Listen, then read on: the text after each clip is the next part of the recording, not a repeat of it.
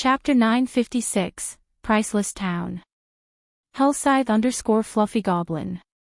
Inside the tattered hotel, aside from a man dressed and cloaked in black sitting on a windowsill and the two dark guards standing beside him, there were no players inside the establishment. There were only two NPCs inside the hotel, a bartender and a waiter. It was difficult to call this establishment a hotel from the moment he entered to the moment he stopped before the black-cloaked man. The two dark guards watched Feng's every movement.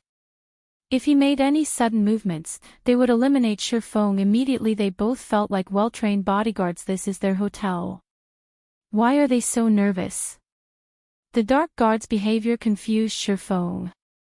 Their behavior furthered his interest in the man named Feng. In his previous life, Feng had never once revealed his true appearance to the world. He had been a complete mystery, even more secretive than the legendary Flower of Seven Sins. Although many people had looked into Feng's background, no one ever learned anything. Feng's identity was so obscured that nobody even knew whether he was a man or a woman. After all, there were many items in God's domain that could disguise a player. Moreover, Feng wore a black cloak constantly. Even if one used an advanced identification skill, they would learn nothing. The only thing everyone knew was that Raven's members referred to their guild leader as Feng. Care for a drink? Feng asked after Feng's Saturday. The beverages here are very good. Unlike the dark guards, Feng's voice was not void of emotion.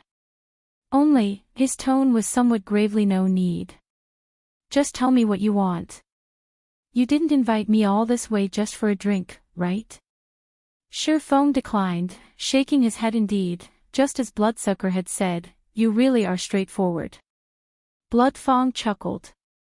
Pointing to the town outside the window, he continued, I'll just get straight to the point. What do you think of this town? It is very shabby. However, the fact that your guild has captured this town shows that there must be something of great interest to your guild here, Feng said honestly. The Dawn Empire was very far from Starmoon Kingdom. Teleporting from Starmoon Kingdom to the Dawn Empire cost 4 gold, 24 silver. Even current expert players would be reluctant to pay this price. In the past, Feng's activity had always remained centered in Starmoon Kingdom. Hence, other than knowing their general location, Feng did not know much about distant kingdoms and empires. Of course, he still had some knowledge of major incidents. Although he had never personally visited these countries, the secret pavilion often reported major incidents that occurred in God's domain's various kingdoms and empires. However, as far as he could remember, nothing significant had occurred in the Dawn Empire at this stage of the game. Your senses are sharp. Indeed, as you've said, this town is quite shabby. However, Raven has paid a huge price to capture it. We've almost invested everything we've accumulated since joining God's domain to do so, Feng said, sighing. I'm ashamed to say this, but although Raven has accumulated a lot of resources so far, constructing this town is too expensive. Feng revealed a surprised expression as Feng explained the situation. He was very familiar with the town's construction. The construction's early stages required a hefty investment. However, to a power like Raven, it should not pose a problem. I don't expect you to believe me. However, I am not lying. This town is somewhat special. Although it looks like this now, this town was initially flourishing. What you're seeing is our second reconstruction. Helplessness tinged Feng's voice as he spoke the second time. Had the town been destroyed? Feng's shock grew. It was common knowledge that a newly constructed city could hire NPC guards to protect it for 15 days. To current players, level 150 NPC guards were invincible. Even if the surrounding level 40+ monsters sought to cause trouble, Raven could take care of them easily. This town was indestructible, that's right. This town has been destroyed once before. Even after hiring so many guards, in the end, we failed to defend it. Raven has invested too much into this town during its early stages. As a result, we can't afford the reconstruction. Hence, I sought to cooperate with Zero Wing, hoping to convince your guild to invest into this town and develop it with us, Feng said, nodding sternly. Confidently, He continued, "No other guild knows about the town's true value. I only discovered it after reading through an ancient document. If Zero Wing invests 100,000 gold, your guild will receive 20% of the town's income. Guild leader Blood Feng, you're talking about 100,000 gold, not 100,000 copper. With that kind of money, you can rebuild this town 6 or 7 times over, or construct 6 or 7 other towns, yet you're only offering 20% of this town's earnings. Even if there were a literal gold mine here, this town would never be worth that much money," Feng said, shaking his head after hearing Blood Feng mentioning the words, ancient document. Feng more or less understood that this town was different. However, he could construct a city's basic structure with 100,000 gold, much less a town. Even if this place had a gold mine, harvesting the ore would require tons of resources and manpower. Furthermore, they would have to smelt the ore into actual gold before they could sell it. Even if the harvest were high, if he only got 20% of the profits, who knew how long he would have to wait just to earn back his initial investment? He could not afford to throw what coins he currently possessed at this town. Elder Feng, don't reject the offer so quickly. I have yet to explain why this town is so special. Feng's refusal did not seem to surprise Bloodfang. Special? What's special about this place? Feng asked. There is a manatite vein here.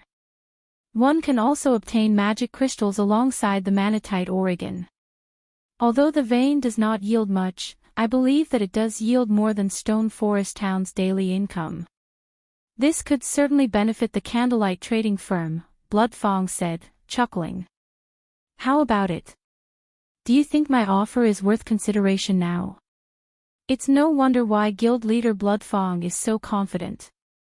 However, why Zero Wing? Wouldn't it be better to work with super guilds? With the financial strength and manpower of a super guild, you would have more than enough to develop the town, Feng said. He had to admit that the offer was tempting. Manatite was one of God's domain's particularly rare minerals. As manatite ore contained dense mana, magic crystals formed as a byproduct in a manatite vein. Although one could collect more mana crystals by grinding monsters in the Stoneclaw Mountains, there was one benefit to harvesting magic crystals from a mine: the absence of danger. As long as they had a sufficient mining level, any player could mine magic crystals. Moreover, the higher their mining level was, the greater their chances were of obtaining magic crystals. Chapter 957, Defense Turret. Hellscythe_Fluffy Goblin. Chapter 957, Defense Turret. In God's domain, many players used mining and herb gathering to get rich. Ordinary players had very few income options.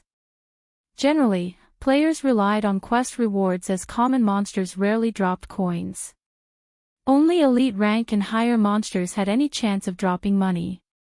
Even so, the chances were only around 2 or 3%. Moreover, they dropped copper coins. As for monsters dropping materials, the chances were even lower. After first joining God's domain, players could mostly afford their repair fees with their earnings from grinding common monsters. However, as their levels increased and the quality of their equipment rose, the money they earned from common monsters wouldn't be enough to maintain their items. Usually, they had to grind elite monsters to cover their costs. If they were lucky and obtained a bronze weapon or piece of equipment, not only could they afford a day's worth of repair fees, but they might also have something to save. Unfortunately, that had only been the case after God's domain had first launched. Every time God's domain evolved, the main God system lowered weapon and equipment drop rates. Now that the game had undergone its 4th evolution, even elite monsters rarely dropped bronze weapons and equipment. One usually had to obtain such items from field bosses or dungeons. It was precisely this reason that lifestyle classes had become popular. Meanwhile, the lifestyle classes' development relied on various materials. As players moved through maps, they usually paid attention to their surroundings. However, they were not only doing so to avoid player or monster ambushes, but to find ores and herbs. A gathering player who was familiar with the environment could earn more money by selling the raw materials they gathered than what guild elite members could earn from fighting monsters in the past. Feng had frequently heard about gathering players obtaining excellent weapons and equipment solely by gathering ores and herbs. Many guilds and trading firms had signed contracts with expert gathering players. As long as these players fulfilled their monthly quota, not only could they sell their materials at market price, but they would also gain bonus credits. Hence, for players in God's domain, both mining and herb gathering were usually very high-leveled. If there truly were a manatite vein beneath this town, they only needed to hire players with high-level mining skills. They could certainly earn far more magic crystals than Stone Forest Town. After all, Stone Forest Town only earned magic crystals from players' repair and hotel fees. The town didn't earn nearly as much as players did in the Stoneclaw Mountains. My initial plan was to earn a large sum in the Dark Arena. However, Zero Wing's abilities have surpassed my expectations. While I have considered cooperating with super guilds before, they are simply too powerful. They might just take the town from Raven. Moreover, even if we form a partnership, with Super Guild's appetite, Raven won't obtain much. Although there are a few more powers aside from Super Guilds that we could approach, these powers cannot provide as many coins as Zero Wing. How about it? By cooperating with Raven, not only would Zero Wing not lack magic crystals, but the Candlelight trading firm would also have plenty of manatite Oregon. You will certainly earn more than 100,000 gold. Feng believed that the conditions he had proposed were quite generous. There was simply no reason for an upstart guild like Zero Wing to reject his offer. Currently, Zero Wing did not have many assets in God's domain. However, it was extremely difficult to invest in the real estate in other kingdoms and empires. The local guilds had long since claimed the available lands. As for kingdom and empire's main cities, although some golden lands were still available, without sufficient reputation in those cities, purchasing those lands was impossible. By the time someone from Zero Wing obtained the required reputation, others would have claimed those lands. In other words, Zero Wing should have a lot of money lying around right now, yet it could not effectively utilize the coins. Spending money to make money. However, this could not be helped. After all, Zero Wing was merely an upstart guild. Its income couldn't even compare to a veteran second-rate guild, much less a super first-rate or super guild. If Zero Wing continued to hold on to its funds, it would eventually depreciate. This was also why, despite earning boatloads of gold, super guilds had very little liquid funds. This was because these super guilds had long since invested the money into something more valuable, particularly various cities' lands with high potential. If Zero Wing invested its excess coins into Raven, it could kill two birds with one stone. Guild leader Feng, as I've said before, 100,000 gold coins are not 100,000 copper coins. Even super guilds can't hand over such a large amount, not to mention Zero Wing, Feng said, shaking his head. And again, you're only offering 20%. It will take ages to earn back our initial investment. God's domain changes each day. Zero Wing cannot make such a huge gamble. Why don't we change our method of cooperation?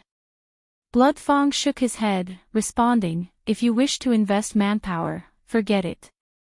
Current players cannot defend this town. With the number and level of monsters attacking this town, we can only rely on NPCs to defend it. In fact, we need a small army. We also need to construct extremely powerful magical arrays and defense turrets before the 15-day protection period is over, all of which requires a large sum of coins. If not for his urgent need for money, he wouldn't have considered cooperating with Zero Wing at all.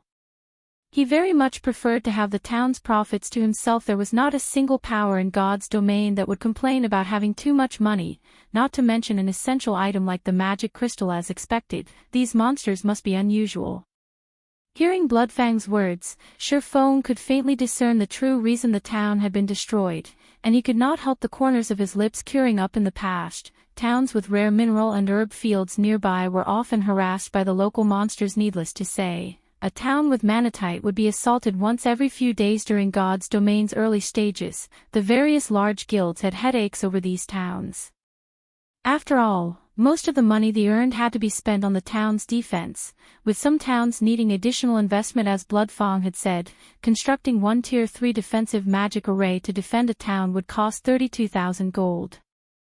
Although the magic array would block any monsters below Tier 4, level 200, it required a lot of mana to operate. As for the defense turret, each one costs 7,000 gold to construct. Generally, monsters would come from all directions when raiding a town. Even if they placed only one defense turret at each of the 4 cardinal points, they needed at least 4 defense turrets. Moreover, the turret's artillery shells were very expensive. At market price, each shell cost 5 gold, with higher quality ones costing dozens. Furthermore, a single defense turret at each corner wasn't nearly enough. They would need at least 2 with this. The total cost was around 88,000 gold. It was no wonder why Feng wanted a 100,000 gold investment. However, players' wisdom was infinite. In the past, after the various large guilds had experimented countless times, they had finally found a method to not only save on the high construction cost, but also resist against the swarms of invading monsters. Chapter 958, Inconceivable Zero Wing. Hellscythe_Fluffy Goblin. If you can't make a decision right now, you can return after discussing it with your guild leader. However, I can only give you a day to consider. Feng did not believe that there was another option for cooperation. He believed that Zero Wing could not afford to hand over that much money in such a short time. 100,000 gold is no small amount. I do not believe that Zero Wing can collect that much money in so little time either. You can pay 40,000 gold up front and the remaining 60,000 in the next 5 days. Raven was currently broke.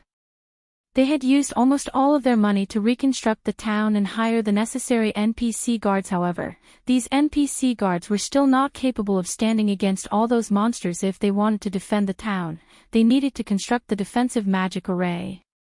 With the magic array and the NPC guards, they should survive through the 15-day protection period. As long as they constructed the defense turrets during the protection period, they could begin mining the manatite vein without issues. Guild leader Feng, 100,000 gold is just too much. Even Zero Wing can't spend that much money. Feng again rejected Feng's offer. Why don't we try a different method of cooperation? Zero Wing will be responsible for protecting the town. However, you will pay us 30% of the vein's income. He still needed a large sum to construct his own city. How could he possibly give Raven his coins? Moreover, even without the defensive magic array and NPC guards, it was possible to prevent monsters from trampling the town. He could simply head to Blackwing City and purchase a monster repellent scroll. The monster repellent scroll was an item that could disperse monsters within a certain area, preventing low-intelligence monsters from actively approaching. Although the effect was temporary, the scroll was very cheap. Each scroll only cost 5 gold. It was much more cost-effective than constructing a defensive magic array or defense turrets in God's domain. The defensive magic array and defense turrets were mainly used during monster raids.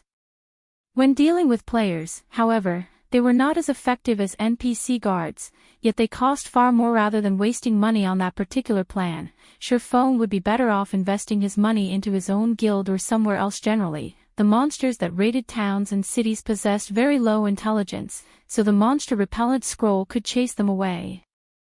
As for using the scroll against the abyss invasion, very few abyssal monsters possessed low intelligence. Hence, the scroll wouldn't be as effective. Let Zero Wing defend the town. Feng could not help but laugh at Feng's proposal. It's not that I am looking down on Zero Wing, but rather, these monsters are over level 100. There are thousands of them. With players' current strength, it is impossible to defend against such an onslaught. And even if you succeed, why should I give you 30% for defending the town when I can ensure its safety for 100,000 gold? Wouldn't that be more of a loss? If this is your offer, I would rather contact several other major powers. I believe that they will be more than willing to cooperate. Zero Wing was not Feng's only option. The only problem was that none of the major powers could afford a 100,000 gold investment. However, he did not necessarily need 100,000 gold. As long as he had the initial 40,000 gold, he could construct a sufficient number of hotels during the 15-day protection period. With a place to replenish their stamina in, his subordinates could mine for magic crystals continuously. He could earn enough money to construct the required defense turrets before the protection period ended. However, Raven would have to be particularly frugal during this period. If so, I have another suggestion. For each monster raid Zero Wing stops, Raven will pay 6,000 magic crystals. What do you think of that? Feng casually suggested, are you serious? Feng asked in surprise. If they utilized this method, the town's income would belong to Raven fully. As long as they could begin their mining operation, Raven wouldn't have any financial problems. They could quickly construct a powerful defense. Only, the initial period would be the most difficult. He hadn't expected Feng to be interested in such an exchange. Had Feng simply handed over 100,000 gold, he could have received 20% of the town's income.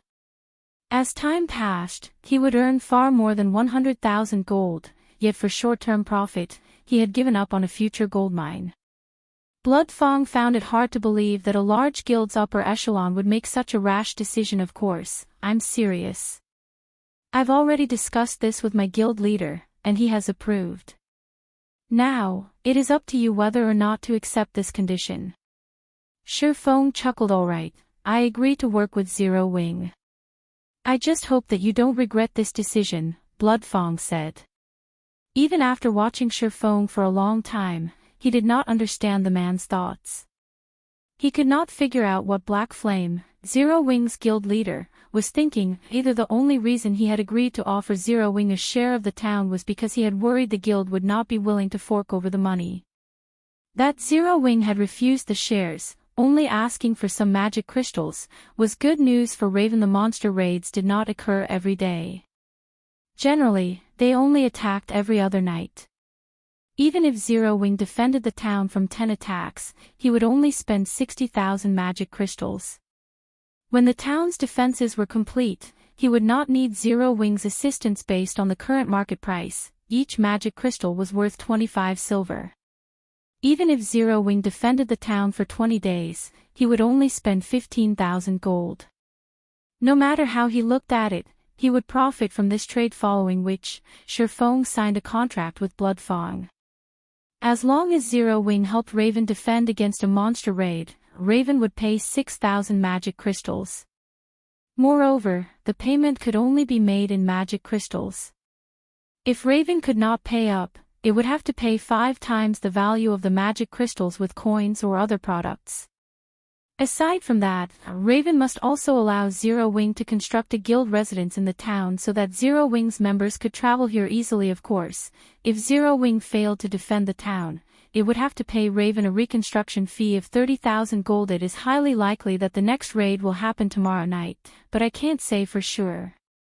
I hope that you will be prepared before then. Although Feng had signed the contract with Feng, he was still worried. Could Zero Wing really defend against that many monsters? Rest assured. Once Zero Wing's residence has been constructed, you won't have to worry about monsters, Feng replied confidently. Now that they had signed the contract, he was in a great mood. Although it seemed as if Raven had just secured Zero Wing's help, dealing with the Dark Guild's biggest concern, Zero Wing would gain far more than 20% of the town's income. However, Feng didn't know this. While the monster repellent scroll was very convenient, it also had a huge flaw. The scroll could only chase monsters away, not exterminate them. As they fled, the monster army would grow. When players stopped using the monster repellent scroll, the subsequent raid would be intense, even horrific. As long as the army grew 4 or 5 times, the town would fall even if they had 30 turrets. Chapter 959, Spirit Seal. Feng had no intention of telling Feng about the monster repellent scroll's flaws. They were collaborators, not friends. They were simply obtaining what they needed from each other. Whether or not Raven could fend off the monster army was none of his concern. After all, he only needed to pay a small price for Raven to endure through the early phases of the town's construction. Moreover, it would be a waste if he did not rip off a magic crystal tycoon like Raven. White River City's teleportation house urgently needed magic crystals. As long as he had enough magic crystals, he could turn them into coins. Once Zero Wing had its first city, it would have a safeguard of its own. As the main god system had administered the contract between them, both parties felt reassured. Feng had initially planned to leave using a return scroll. However, Blood Feng suddenly stopped him a moment. Blood Feng held Feng back. Smiling, he continued, I still have information that I think will be of use to Zero Wing. Saying so, Blood Feng took out a black envelope and passed it to Feng. Feng raised his brows when he saw the envelope. Although the envelope looked normal, it was actually an encrypted message. No one would be able to read the message aside from the intended player. Moreover, after the message was read, it would self-destruct. Even recording the message would not be possible. A video message. After opening the envelope, the message came in the form of a video file. Following which, Feng clicked to open the file. When he finished watching the video, however, he was shocked, and the video displayed numerous players encircling a one-horned humanoid creature that loomed over 3 meters tall and wore a black robe. Numerous crimson runes, resembling flames, decorated this humanoid creature's body. Moreover, the humanoid creature exuded black fog from its body, and players shuddered when its crimson eyes turned towards them. Aside from this monster's level and HP, the video showed nothing about it. Neither the monster's level nor its HP was very high at level 40 with just over 1,000,000 HP. With a rough guess, Feng surmised that the monster was only chieftain rank, yet even it had massacred several hundred elite players. However, rather than the deaths of several hundred level 35+ elites players, the one-horned monster's extraordinary actions were the key points of the video. The monster's combat style was similar to a player's. Moreover, whenever this monster killed a player, not only did it recover some HP, but its attributes also rose slightly. Most importantly, Feng noticed something familiar on the monster's body: the spirit seal used to absorb immortal souls. Charlin had only marked the spirit seal on the back of his hand so that he could complete his quest, and this spirit seal would only shine silver when absorbing an immortal soul. The same spirit seal had been imprinted on the humanoid monster's chest. Every time the monster killed a player, the spirit seal radiated a faint silver glow. From an outsider's point of view, the glowing spirit seal throbbed like the monster's heartbeat. A passing expert assassin had recorded this video. As this assassin had maintained his distance from the battlefield and stayed in stealth, they had been hard to detect. Hence, this video was a record of the entire battle. After the one-horned monster finished killing the elite players, something even more astonishing happened. Usually, monsters didn't pay attention to the items players dropped when they died unless they were quest-related items, yet after killing the players, the one-horned monster looted the drops. Before the monster left the area, several other figures appeared. Among these figures, a few looked like the monster. Not only were they tall, but a single horn also grew from their foreheads. Surprisingly, a player stood among them. However, as this scene had been recorded from far away and due to the player's black cloak and mask, Feng could not even discern the player's gender, much less their identity. Yet, Feng was certain that it was a player due to the green, diamond marker about their head. The marker was unique to players. The assassin expert had tried to follow the monsters. However, he had been discovered. Although the level 38 assassin expert tried, with all his might, to flee, in the end, he failed to escape the one-horned monsters. How can there be such monsters? Feng inwardly shuddered as he watched the monsters kill the assassin. In terms of combat techniques, the assassin could reach the trial tower's 6th floor with his standards. He would be a considerably powerful expert, even in a first-rate guild. After all, the general public recognized players as experts once they had reached the 4th floor. Yet, the monsters' combat standards were stronger than the assassins. Unfortunately, due to a lack of combat footage, Feng could not discern the one-horned monster's true capabilities. Even so, Feng roughly guessed them to be near the half-step refinement realm at the very least. If they had been NPCs, Feng would not be surprised if they had reached this standard. After all, he had encountered NPCs with much higher combat standards than that. However, for God's domain's monsters to fight like this, their intelligence must be extremely high. Even great lords didn't fight like this. The assassin who recorded this video is a red player and a slightly famous one at that. It had been 2 days since he had died, but even now, he cannot log into God's domain, Blood Feng informed Feng. Very few people know about this. From what this player has said, these monsters are extremely powerful. Before these monsters dealt with that elite team, they were roaming the area, killing field bosses. These monsters were also capable of increasing their attributes by killing both monsters and players. Moreover, their intelligence is very high. The assassin reported that, when he had faced those one-horned monsters, it had felt as if he had been fighting expert players. They were so intelligent that they could easily predict his movements and implement the appropriate countermeasures. What does this have to do with Zero Wing? Feng asked. Although he agreed that these monsters were extraordinary, there were many bizarre situations in God's domain. It might be some sort of in-game event. Furthermore, he was already swamped with his own matters. He did not have the time to concern himself with someone else's business. This video was taken in Starmoon Kingdom, only a short distance from Stone Forest Town. Although these monsters are not yet a threat to the NPCs protecting the town, I believe that the town's safety will be a problem once the protection period ends. After all, nobody can say for sure just how powerful those monsters can become, Feng said, chuckling. Chapter 960, Evil God Appears. They are near Stone Forest Town. Feng fell quiet as he pondered the situation. He could not remember such monsters in Starmoon Kingdom in his previous life. This was the first time he had ever seen such a thing. If they were mutants, they wouldn't let any creature live. And they might allow a player to tag along. They were somewhat similar to mutants in that they could grow stronger by killing other monsters and players. Indeed, just as Feng had said, while there was nothing to worry about right now, as the monsters grew stronger, they would become very dangerous. Before I sent Bloodsucker to negotiate with you, I sent him to investigate.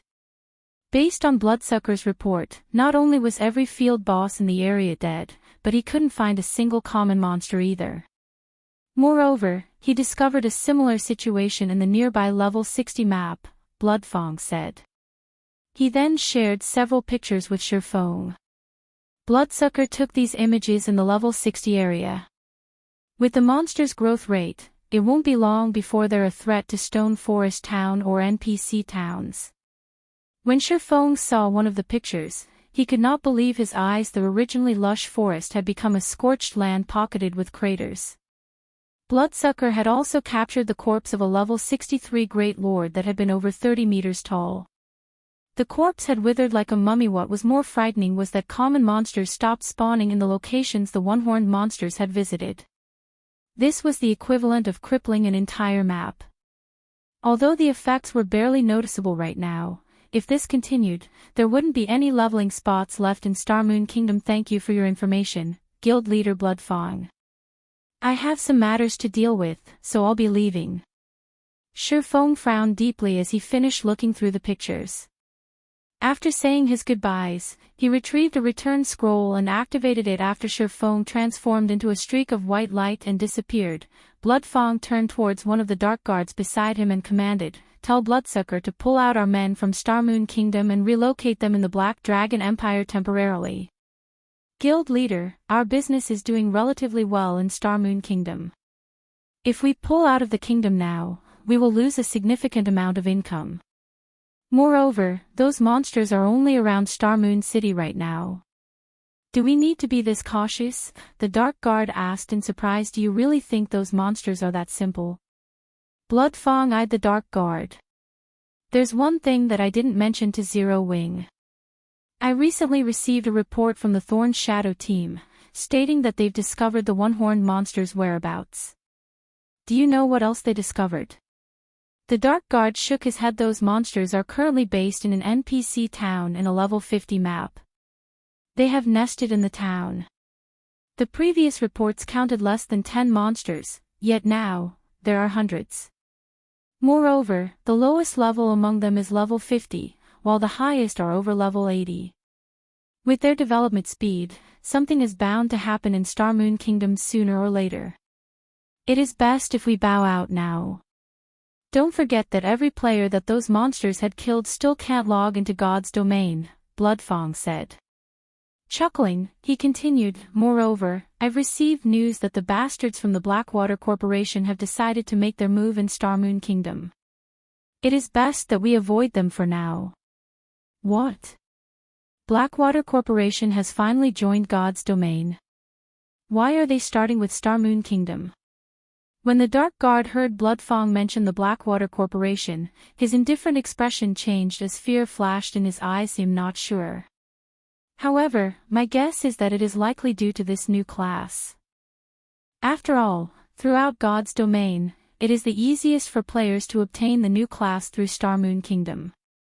A batch of players with this new class would benefit their development in the game, Feng said, shaking his head. Among the many major corporations, I hate Blackwater the most.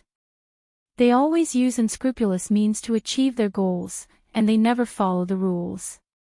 Zero Wing will have to rely on its own power to weather this coming storm. Shortly after Feng issued his command, although the command confused Bloodsucker, he began to move the several hundred Raven members hidden throughout Star Moon Kingdom, shifting their operations to the Black Dragon Empire. As for Feng, rather than traveling to Blackwing City to purchase the monster repellent scrolls, he visited Star Moon City instead. Star Moon City had visibly changed over the past few days. Many of the players roaming the streets were from other kingdoms and empires, all hawking their weapons and equipment. The city had also experienced an increase of their non-combat players. These players were relatively low-leveled, with some even below level 20. However, they were all very rich. These people were merchant players in cities. It was extremely difficult for ordinary players to obtain their own shops. There were also fixed times when players could set up stalls in the free market. As for using the auction house, the handling fees were too high for ordinary merchant players. Hence, these players generally peddled their items on the streets. If they found an interested buyer, they would conduct a trade. Although doing so was somewhat time-consuming and strenuous, every coin an ordinary player earned counted. Merchant players who dealt weapons and equipment, in particular, could earn a nice income after reaching level 10. Merchant players roamed between various cities and countries, purchasing items from players in one city and reselling those items elsewhere. After all, every city and country's prices were different.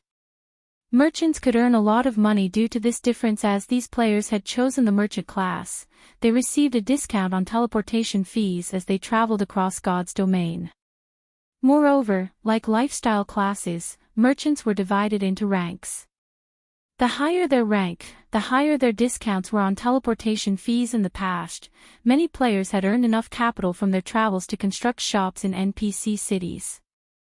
Otherwise, if one relied on an ordinary combat player's income, they could never afford a plot of land, even after a lifetime of saving. Following which, Feng followed the main street to Grand Duke Heartfield's mansion. The NPCs guarding the mansion didn't stop Feng, allowing him to enter the Grand Duke's home. However, Feng had not come here for the Twilight treasure chests this time, but for the one-horned monster. Feng had not initially recognized the one-horned monster's origin.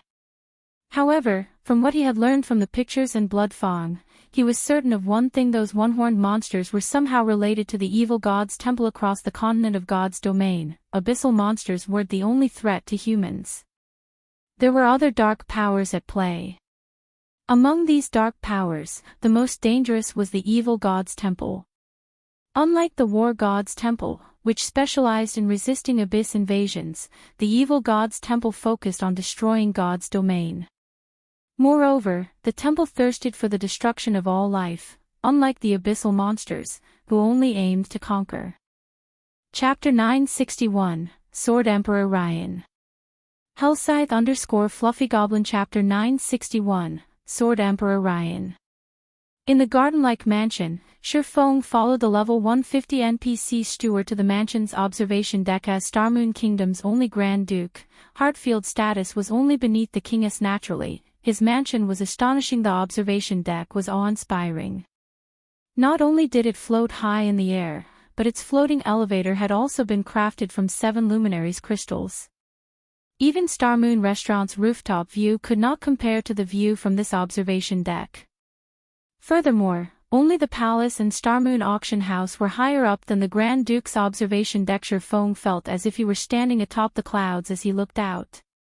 He had an unobstructed view of Star Moon City. The gentle breeze touching his face relaxed him. Despite the relatively normal mana density, He felt utterly carefree. Enjoying a meal here would be the epitome of luxury. In the past, many major guilds had attempted to construct similar observation decks in their own cities, not excluding Shadow. However, only after the attempt did people realize how expensive it was. The floating deck required incomparably precious materials. Although they were not as rare as the 7 luminaries crystals, the floating stones were rare throughout God's domain. On the market, a fist-sized floating stone would sell for dozens of gold. One could imagine just how much it would cost to construct an observation deck the size of a basketball court. Crafting the necessary floating elevator also required 7 luminaries crystals. Those crystals were the core components of mind spaces, and players were more than reluctant to part with them. Very few people could afford to use them to craft a floating elevator. Moreover, the moment the floating elevator was complete, other players would likely attempt to steal it. Next to the level 200, Tier 3 Grand Duke Heartfield stood a middle-aged man in silver armor. A white mantle had been draped over the man's back, and a sword with a gem-encrusted hilt hung from his waist. Golden, divine runes had been engraved on the sword's scabbard, giving it both a sacred and magnificent appearance. Seeing this treasured sword, Feng had no doubt that, when this man walked down the street with that blade, he attracted a lot of attention. Countless female players and sword enthusiasts would hover around him like flies. Oddly enough, Feng recognized this man. The man's name was Reincarnated, and he was the captain of Starmoon Kingdom's royal guard. He was also a level 200, Tier 4 Sword Emperor. He was even stronger than White River City's powerhouse, Weissman, and was known for being the closest person to becoming a sword saint in Starmoon Kingdom. Although there were Tier 5 NPCs in Starmoon Kingdom, none of these NPCs were affiliated with the kingdom. They originated from the several major NPC organizations in God's domain. Eucharis, the Temple Lord of Starmoon Kingdom's War God's Temple, was one such example. Even the king had to show Eucharis respect. There was also the incomparably mysterious Charlene. Although Feng did not know which NPC organization Charlene belonged to, he was certain that she did not belong to Starmoon Kingdom. Hence, aside from the Grand Marshal Adolf Serret, one could say that Reincarnated was the strongest NPC in Starmoon Kingdom. In front of the Grand Duke and the Royal Guard captain standing side by side, any ordinary player would be petrified. Surprisingly, Feng approached them casually. The NPC steward respectfully moved to the side. 2 of Starmoon Kingdom's VIPs are here together. It seems that something serious is really happening in the kingdom. Seeing the 2 NPCs before him, Feng was more confident of his assumptions. The appearance of the evil god's temple hinted that something major would happen soon. This was practically a natural law in God's domain. Feng could remember that nearly half of Lion's Heart Empire had been destroyed in the past due to the evil god's temple's appearance. Even the ruling super guild in the Lion's Heart Empire had suffered severe losses, not to mention the empire's smaller guilds. This incident had shocked all of God's domain. No one had expected an NPC dark organization to be so powerful. After that incident, players exploded into action to remove the evil god's temple the moment any related issues occurred. Even so, every country in which the temple appeared suffered heavy damages. After all, when the evil god's temple appeared, all life and land were forfeit. Even after the threat was eliminated, the area took a long time to recover. Such situations' impact on local players and guilds was massive. Hence, Feng had hurried here. It was very difficult to gain entry into Starmoon Palace. Meeting with Grand Duke Heartfield, however, was easier. Everything would be fine as long as he reported the matter regarding the evil god's temple to Heartfield. The Grand Duke could then travel to the palace and inform the king. With the power of the kingdom's army, eliminating the one-horned monsters should be easy. Young adventurer, we meet again, Grand Duke Heartfield greeted Feng as he approached. Caressing his goatee, Heartfield chuckled lightly before continuing, Weissman has told me much about you.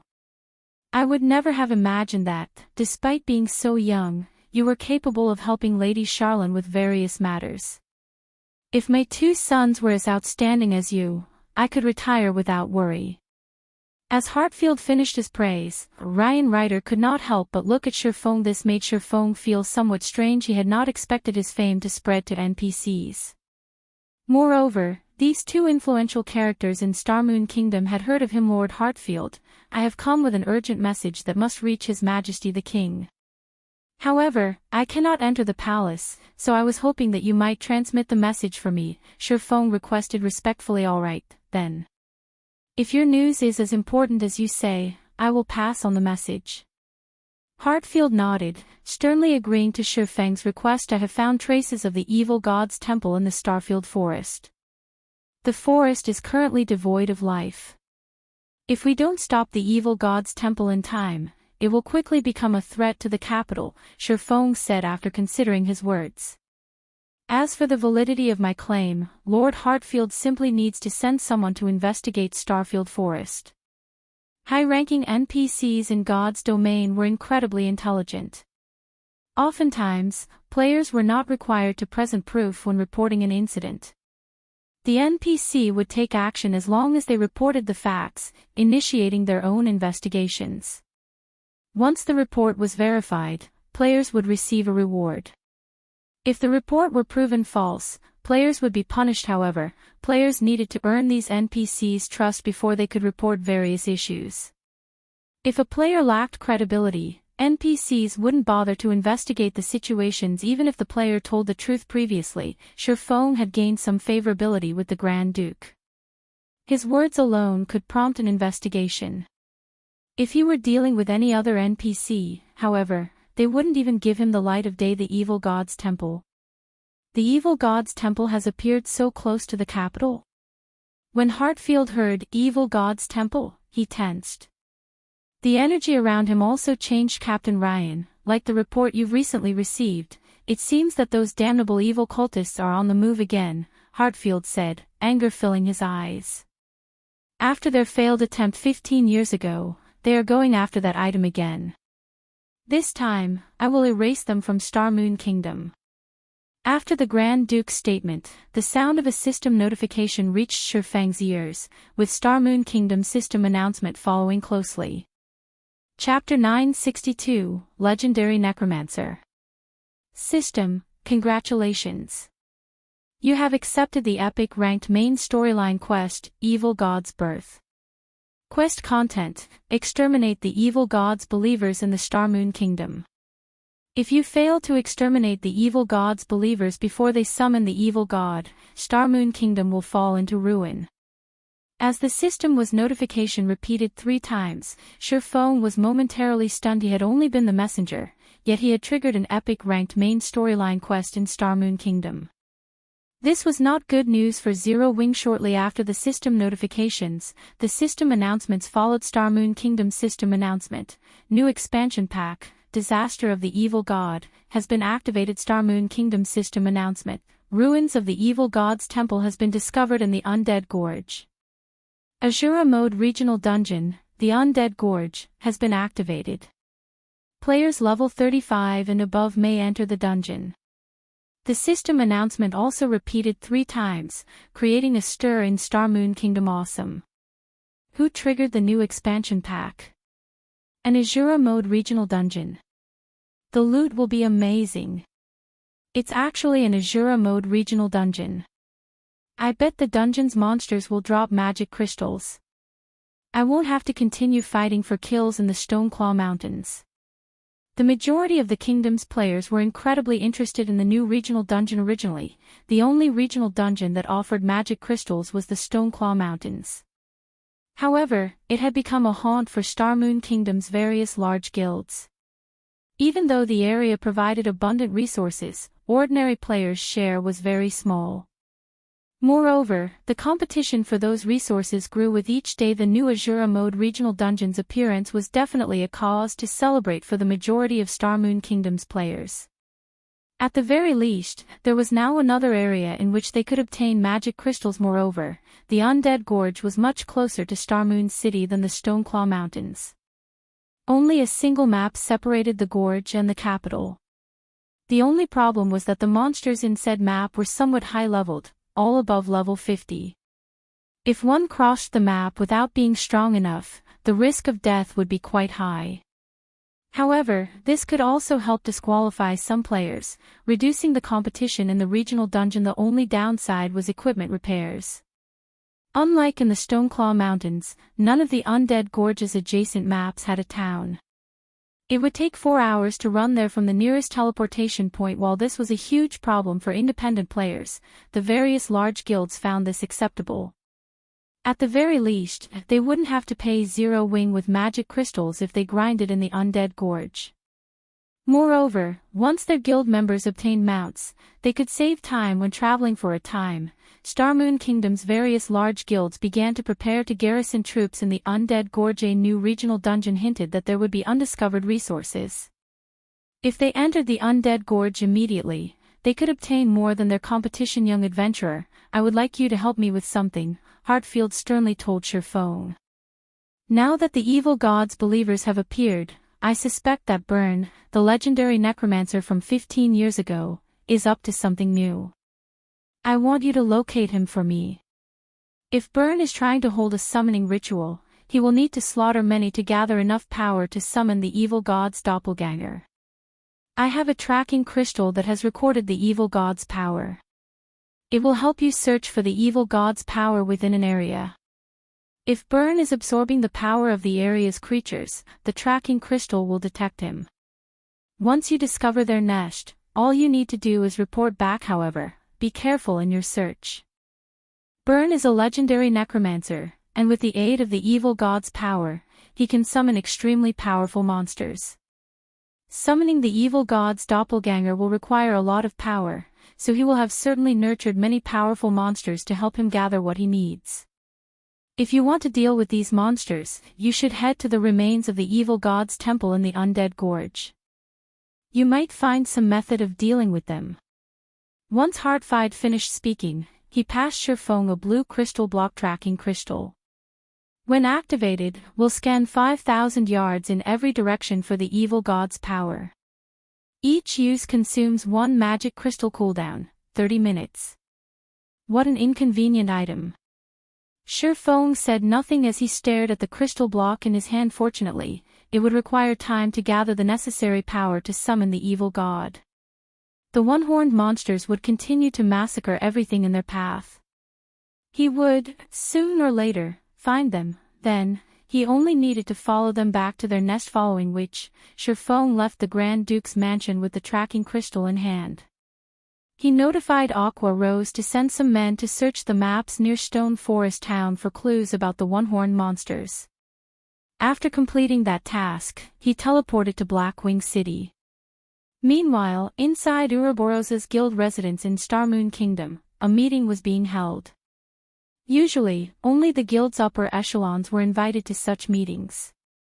This meeting, however, included 3 outsiders. Guild leader Snow, there are many benefits to becoming one of the Blackwater Corporation's subordinate guilds. Won't you consider it? The gloomy, short-haired youth, who headed the group of outsiders, asked, smiling at Gentle Snow. Many benefits. Zhao Yueru repeated from beside Gentle Snow, anger tinging her words. You're asking for management of Ouroboros and 90% of its shares, yet you're offering us less than 1/10 of the market price. These are your so-called benefits. Oh, don't put it like that. With Blackwater Corporation's fame and influence, I am sure that you know how much our management will benefit Ouroboros. The guild will become immensely strong, the short-haired youth said, chuckling. Joining the Blackwater Corporation now is your best choice. Otherwise, you'll run into a dead end in the future. You won't get anything at all. Are you threatening me? Gentle Snow frowned. It is not a threat. I am simply offering a suggestion. I doubt that your investors will want to make an enemy of Blackwater, the youth said. He then turned to Ouroboros's elders, saying, your guild elders are aware of this. Did they not tell you yet? What is going on? Gentle Snow shifted her gaze towards the several guild elders beside her. Each elder represented one of Ouroboros's investors. Their words were the investors' will or companies have already reached a consensus and decided to join the Blackwater Corporation. Snow, please don't blame us. We don't have a choice. Blackwater has been putting pressure on our companies as of late, so our profits are in jeopardy. If this continues, our companies may go bankrupt. We had to compromise, an elder explained softly. Chapter 963, 3 Days. The Blackwater Corporation employees' impressive tactics. Gentle Snow glanced at the short-haired youth sitting opposite of her, listening to several elders' explanations. In the virtual gaming world, third-rate or greater guilds typically split their shares among multiple shareholders. Zero Wing was unique in this, as guilds were rarely under the control of a single entity, much less first-rate guilds. Although a first-rate guild was the equivalent of a corporation and capable of earning its own money, when a guild of such caliber joined a large-scale virtual reality game, it needed a lot of capital to begin developing. God's domain was peculiar among large-scale virtual reality games. Even with a first-rate guild's financial strength, investments from various companies were needed for a guild to spread its influence throughout God's domain as it attempted to dominate one, or multiple, kingdoms. This was precisely the reason that multiple companies held the majority of Ouroboros's shares. If these companies came to an agreement, even she, the guild leader, was forced to accept the decision. However, Gentle Snow had never imagined Blackwater to be despicable enough to force Ouroboros into submission. Generally, major international corporations disdained such tactics, as doing so would only make them a laughingstock. Guild leader Snow, what is your decision? The short-haired youth ignored the snow goddess's ridicule. On the contrary, he sneered and said, I know this is a very difficult decision to make. How about this? We'll give you 3 days to consider your options. If you insist on rejecting our offer in 3 days, we'll be forced to put someone else in the guild leader's seat. After making his threat, the short-haired youth left the meeting room. The 2 level 39 expert players followed him closely. Big Brother Wave, why don't we just get rid of Gentle Snow? It would make it easier to take over Ouroboros. Now that you've given her 3 more days, she might persuade those on the fence or purchase their shares. If she does, it'll be harder to occupy the guild. The 2 robust men asked the gloomy, short-haired youth. The Blackwater Corporation's goal from the very beginning was to take control of Starmoon Kingdom. After turning Starmoon Kingdom into the corporation's playground, they would use it as a stepping stone to dominate the Black Dragon Empire. Even if Gentle Snow agreed to their conditions, they would not let Ouroboros survive. Rather, Blackwater would establish its own guild and absorb Ouroboros, gaining complete control. Hence, they did not need Gentle Snow's consent. Do you really think I will give her 3 days to make a decision? The short-haired youth clicked his tongue. Sneering, he continued, I am just giving Ouroboros's members time to adapt. If I remove Gentle Snow from her position suddenly, it will cause quite a stir in the guild. Not only will it decrease the guild's morale, but I will also have a lot of trouble rectifying the problem. Now that I am giving Gentle Snow 3 days, however, news of this matter will spread throughout the guild. We'll encounter less resistance when we take over the guild's management. Most importantly, young Master Jing has not yet sent me enough experts to take Ouroboros over. In 3 days, we should have enough personnel to assume control. At that time, we will gain control of Starmoon City, and it won't be long before we possess all of Starmoon Kingdom. Big Brother Wave, what about Starmoon Kingdom's number 1 guild, Zero Wing? Are we not negotiating with them? I've heard that Zero Wing is particularly stubborn, and the guild leader alone controls the guild. It will be more difficult to take over. We won't need to worry about that. Young Master Jing has other plans for Zero Wing, the youth named Abandoned Wave responded nonchalantly. How are the people that young Master Jing sent adapting? Big Brother Wave, rest assured, with our guidance, they're improving each day.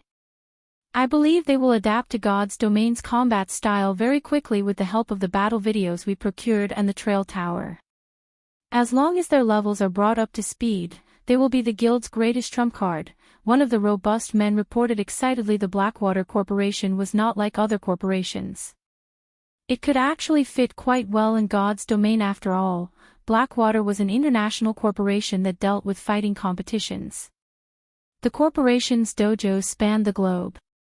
Moreover, the corporation was also one of the World Fighting Competition's main hosts with the amateur fighters in God's domain.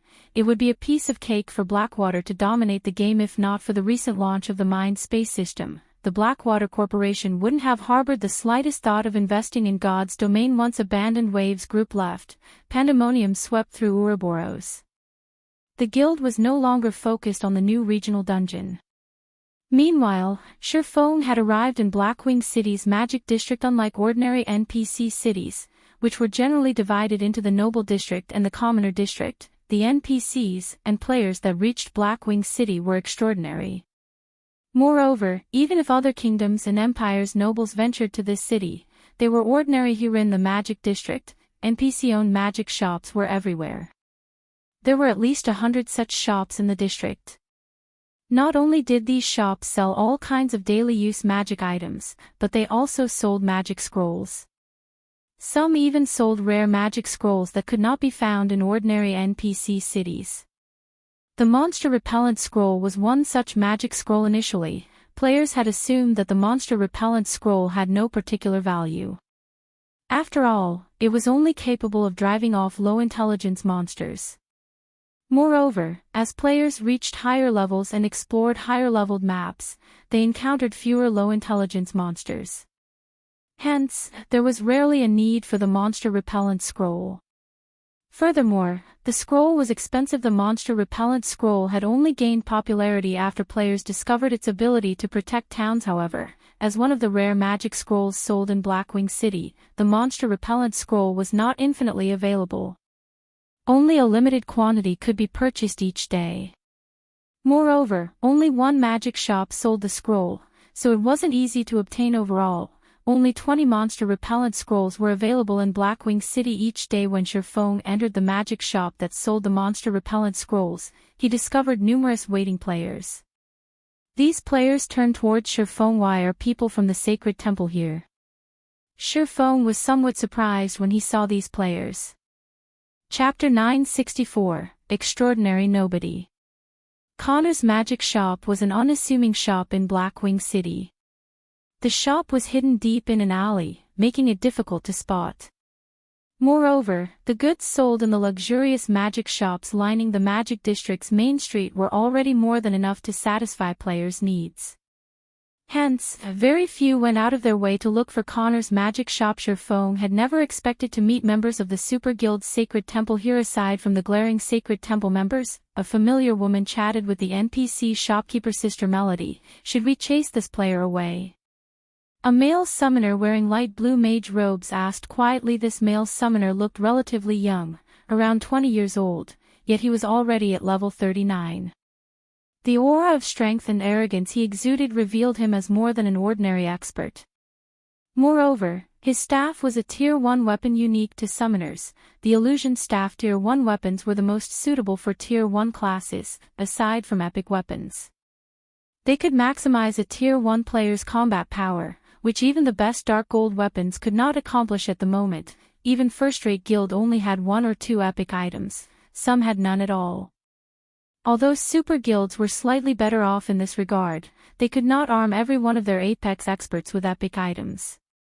Generally, these experts only used dark gold items. Wielding a Tier 1 weapon in the Sacred Temple spoke volumes of the youth's combat standards. No need.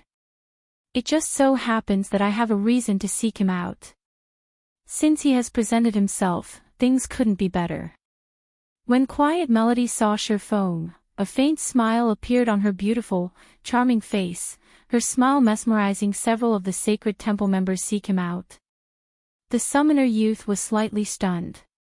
Doubtful, he turned to look at Feng as he wondered, who is he? Quiet Melody was the Sacred Temple's Vice Temple Master. She was also one of the guild's apex experts. Very few in the virtual gaming world could attract her attention. Seeing the summoner's confusion, Quiet Melody chuckled as she explained, Fantasy, you might not know of him since you've recently graduated from the newcomer's training, but he is none other than Zero Wings Yi Feng. So, you're the Yi Feng that defeated Sirius. The youth named Lonely Fantasy addressed Feng, envy blooming in his heart. However, rather than envying Feng's strength, He was jealous of the attention Quiet Melody gave Feng. He was a genius that had been nurtured by the sacred temple. Of the many newcomers who had recently graduated from the temple's training program and become internal members, he ranked within the top 5. The sacred temple was a super guild, and it chose the newcomers it nurtured from the guild's elite members. Those who stood out among these elites were the cream of the crop. In any first-rate guild, these individuals could easily become the strongest combatants. These individuals were the virtual gaming world's blue-blood experts, yet a low-born individual like Feng had defeated one of the Battle Wolves Guild's old monsters. Moreover, Feng received Quiet Melody's attention, whom he admired. Why wouldn't he be jealous? Unknowingly, a hunger for battle-filled lonely fantasies gazed as he watched Feng. We meet again. Quiet Melody took the initiative to greet Feng. If not for your loan to Hidden Cloud, I might have been unlucky. During the last Blackwing auction, the Nine Heavens Pavilion's Hidden Cloud had beaten her in the auction for the Golden Tablet. In the end, however, a mysterious NPC had assassinated him for that tablet. Moreover, Hidden Cloud had not been able to log into God's domain for a long period after that incident. He had become a laughingstock among the super guilds. Even now, Quiet Melody broke out in a cold sweat whenever she thought back to how she had fought so hard for the secret technique tablet. Losing money was one thing. Losing time was crucial. Every minute and second counted to the various guilds' experts. If they could, these experts would spend every minute in the game. If they couldn't log into God's domain for several days, their progress would be wounded. The damage might be less severe for someone like herself, who had lost interest in the battle for the guild leader's seat and was content as a vice-temple master and holding some shares of the guild. However, for an ambitious person like Hidden Cloud, who vied to become the Nine Heavens Pavilion's first hall master, the damage was tremendous. You must be here for some rare scrolls, right? Quiet Melody said, her gaze shifting towards the magic scrolls filling the display cabinets. Smiling faintly, she continued, unfortunately, I have purchased all of the rare scrolls here. If you wish to buy some, you will have to wait until tomorrow. Temple Master Melody is quite impressive. I'm surprised that you found this place, Feng said as he swept a glance over the display cabinets. Indeed, just as Quiet Melody had said, the rare scrolls were gone. Even the monster repellent scrolls, which had no apparent use at this stage of the game, were sold out. It's nothing. I just stumbled upon this shop, Quiet Melody replied casually. She then revealed a few of the rare scrolls she had purchased. Looking at Feng, she said softly, which scroll are you looking for? If you are in a hurry, I can sell a few to you at cost. The Sacred Temple members were shocked. They thought that they were hallucinating. Quiet Melody was the Sacred Temple's vice-temple master. Even if one disregarded her status, her appearance was enough to make countless men and women swoon. Aside from the required respect for the guild leader and the guild's older generation, she almost never expressed goodwill towards anyone. Yet she was doing exactly that for Feng. Even if Feng was a particularly skilled fighter with astonishing strength, that shouldn't warrant Quiet Melody's warmth. After all, they belonged to different guilds. Moreover, their guild possessed many experts who were stronger than Feng's sister Melody. We need these scrolls urgently. If we sell them to someone else, Lonely Fantasy quickly interjected. It's fine. We purchased a few extra as a precaution. Quiet Melody smiled, responding to the summoner youth's advice with indifference. However, Lonely Fantasy knew that these rare magic scrolls were crucial to complete their quest. On the off chance that they ran out during the quest, they may fall on the very edge of success. If that happened, their previous efforts would go to waste. He could not understand why Quiet Melody wanted to befriend Feng. What was so good about this swordsman? Many thanks. I only need 4 monster repellent scrolls. Feng stated, not beating around the bush. His agreement with Bloodfang was extremely important. If the monsters raided the town before he was prepared, without the monster repellent scroll, he would have to pay 30,000 gold. Moreover, a person of Quiet Melody's status had no reason to trick him and no need to use this opportunity to learn why he had come to this shop. Since the woman wanted to befriend him and there was no enmity between him and the sacred temple, he saw no reason to reject her offer afterward. Quiet Melody gave Feng 4 monster repellent scrolls in exchange for 20 gold. After receiving the scrolls, Feng turned to look at Quiet Melody, who had been smiling all this time. Sighing, he said, "Temple Master Melody, just state your business. I'm assuming that you didn't waste so much time talking to a nobody like me just to sell a few unprofitable scrolls." Chapter 965, Super Guild's Attention. Hellscythe_Fluffy Goblin. It's nothing major. I just wish to purchase an item from Zero Wing. Quiet Melody chuckled at Feng's question. What item are you interested in? Feng began to grow curious generally. Any items that Zero Wing sold could be purchased from the Candlelight trading firm with the Sacred Temple's capabilities. Quiet Melody could even easily afford the limited intermediate mana armor kits. Rather than seeking him out personally, she could simply issue a command, and her subordinates would fetch the items and deliver them to her doorstep. The slots to the Holy City. Quiet Melody responded seriously. How do you know about that? Feng's expression immediately darkened. Very few people knew of his acquisition of the Titan City entrance tokens. He highly doubted that Yolan's people would have leaked anything. However, based on Quiet Melody's tone, it was clear that she was certain that he had the entrance tokens. There's no need for surprise. In reality, this news has spread throughout the various super guilds. Quiet Melody smiled. I believe you remember Peerless, right? As a result of his major loss at your hands, Peerless advertised your deeds. He even revealed the secret about Titan City. Moreover, he is very certain that you obtained slots to the Holy City before this incident. I never knew that God's domain had such a holy land. Many super guilds are now watching Zero Wing. It is only a matter of time before they contact your guild. I had intended to visit White River City after I had finished shopping here. However, it seems that won't be necessary. Hearing Quiet Melody's explanation, the Sacred Temple members were stunned. Even Lonely Fantasy wondered if he had heard wrong. They had never imagined that Feng was actually responsible for the Pantheon Elders' suffering. Even newbies knew about Pantheon's Peerless. He was a big shot on the same level as Quiet Melody, yet Feng had killed such a powerful character. It was unbelievable. Field battles were different from the PvP battles in the Dark Arena. Although Peerless was not as powerful as Sirius, one could use various tools in a field battle.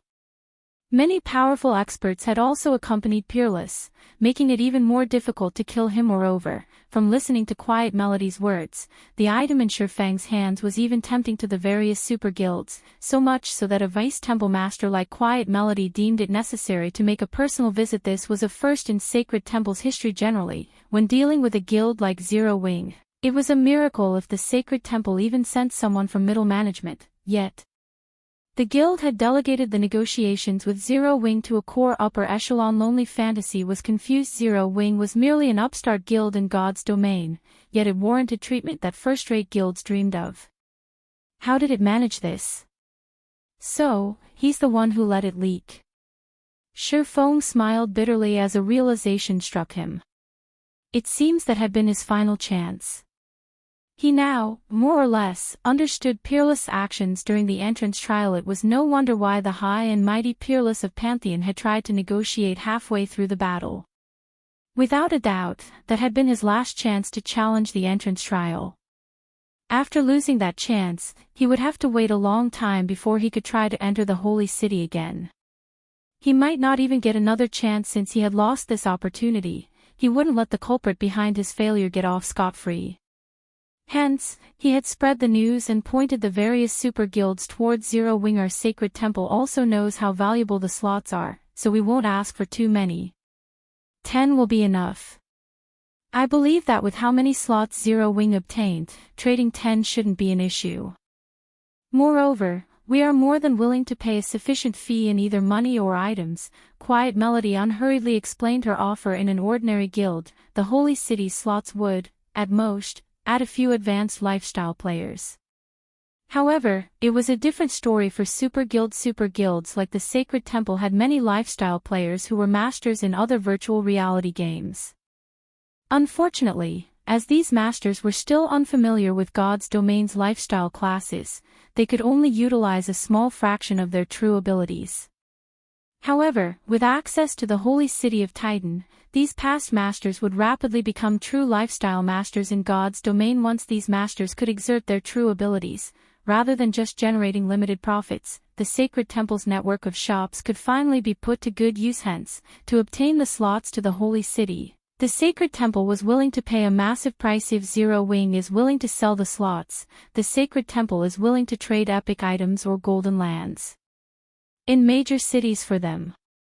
Since Feng had remained silent, Quiet Melody decided to use the Sacred Temple's trump card. Needed more than just money to afford epic items and major cities' golden lands. It was especially true for the lands. Even a fool knew that these lands' value had room to grow. If not for how important lifestyle masters were to the Sacred Temple, the temple would never have considered these bargaining chips. Although I want to agree to your offer, the holy city slots are too precious. I believe that you know just how important they are. Moreover, to tell you the truth, Zero Wing has already used many of our slots. Even if I wanted to trade them to you, Zero Wing doesn't have many left. If you wish to buy them, I'll have to discuss your offer with my guild leader. Feng did not openly reject Quiet Melody's request. After all, the Sacred Temple offered an impressive price. Moreover, based on Quiet Melody had said, it seemed that multiple super guilds were very interested in the holy city's entrance tokens. Even if he told the truth and claimed that Zero Wing had used all of its slots, none of the super guilds would believe him. At which point, Zero Wing would have earned many new enemies for no reason at all. This was all a part of Peerless' sinister plan. I understand. I'll have to request that you speak with guild leader Black Flame, then. If he is willing to trade, our offer will not disappoint. Quiet Melody nodded, not surprised in the least about this outcome. Updated by Novel Foal. Calm. In her opinion, Feng was merely one of Zero Wing's upper echelons, and the holy city's slots could decide the fate of a trading firm. Naturally, such an important decision fell to the guild's leader. As for whether or not Black Flame would agree to the Sacred Temple's offer, she was unsure. However, she didn't believe that it was likely that he would refuse the offer. After all, golden lands in major cities were too valuable. They were also something that Zero Wing needed urgently. There simply was no reason for Black Flame to refuse. Chapter 966, Candlelight Auction. Hellscythe_Fluffy Goblin. After Feng finished his conversation with Quiet Melody, he pretended to contact Black Flame. In reality, though, he contacted Fire Dance. After all, he was Black Flame. How could he possibly contact himself? He had only said something about it to hide his identity. Had he made the decision as Feng, he would have roused Quiet Melody's suspicion. Feng had to admit that the Sacred Temple's offer was tempting. At the same time, it served as a reminder Zero Wing's number of lands couldn't even compare to a first-rate guild's, not to mention super guilds. It had fewer than an ordinary second-rate guild. However, this could not be helped. These guilds had far stronger foundations than Zero Wing. These guilds had joined God's domain with plenty of starting capital. Their members also spanned across many cities. Moreover, these guilds had invested almost all of the coins they earned from their money farming teams into purchasing various cities' lands. Now players had been developing in God's domain for quite some time. These guilds' advantages were beginning to manifest in stark contrast to these guilds. Zero Wing had started in God's domain with absolutely nothing. Its possession of lands in so many cities was already impressive. Now that God's domain had been operating for so long, even if Zero Wing had a lot of money, the various large guilds had already bought out the lands in the various NPC cities. These guilds treated their lands like their babies. It was practically impossible for Zero Wing to purchase these lands at a reasonable price without presenting something that these guilds hungered for. The holy city slots provided a golden opportunity. Currently, the Candlelight trading firm had only spread its influence to a few major cities. By the time the lifestyle players in Titan City reached the advanced rank, the firm's small corner of the market wouldn't be enough to display its true prowess. If the trading firm obtained a few plots of land in Empire's top 10 major cities, it would secure a far larger customer base. If he took into account the strengthening device and the designs unique to Titan City, Candlelight trading firm's profits would make the income from Stone Forest Town look pitiful at the moment. However, Feng did not have any Titan City entrance tokens on hand. Even if he did, he had no intentions of selling them to Quiet Melody right now. Since there were so many super guilds craving their own slots to the Holy City, he had to auction them and obtain the best price. Moreover, by doing so, he wouldn't invoke these super guilds' ire, preventing Peerless' plans from coming to fruition. Currently, his only method of entering Titan City was the Holy City's emblem. However, the emblem had a 7-day cooldown.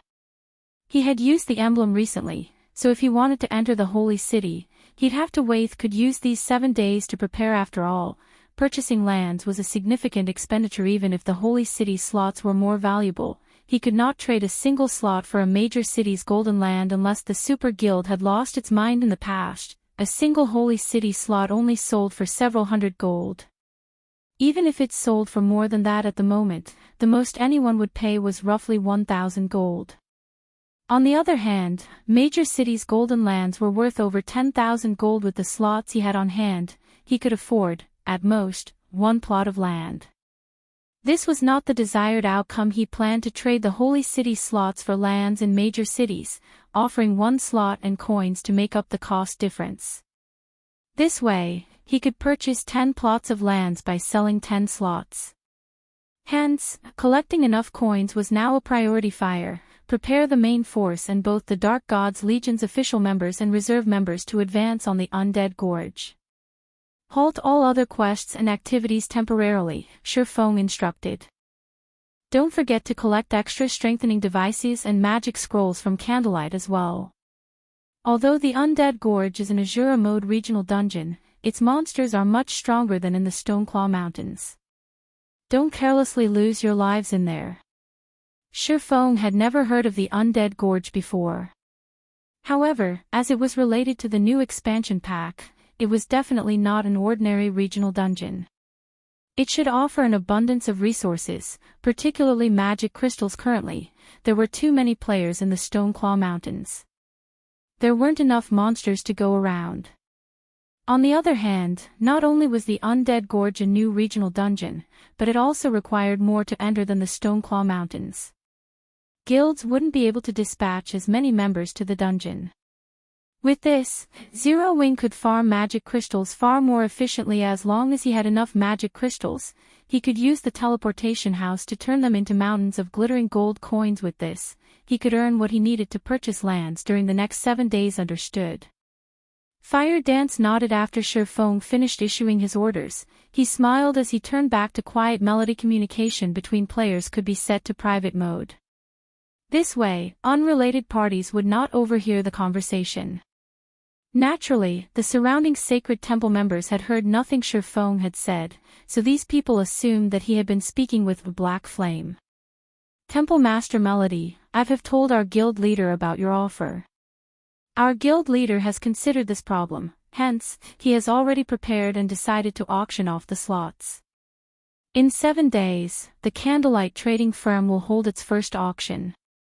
Not only will the Holy City slots be available, but many other unimaginable items will also be for sale, Feng said. To participate in the Candlelight auction, you will need to hold at least 1 deed to a major city's golden land. These lands will be used to bid for the Holy City slots. Of course, Zero Wing will supplement the cost for each land with coins.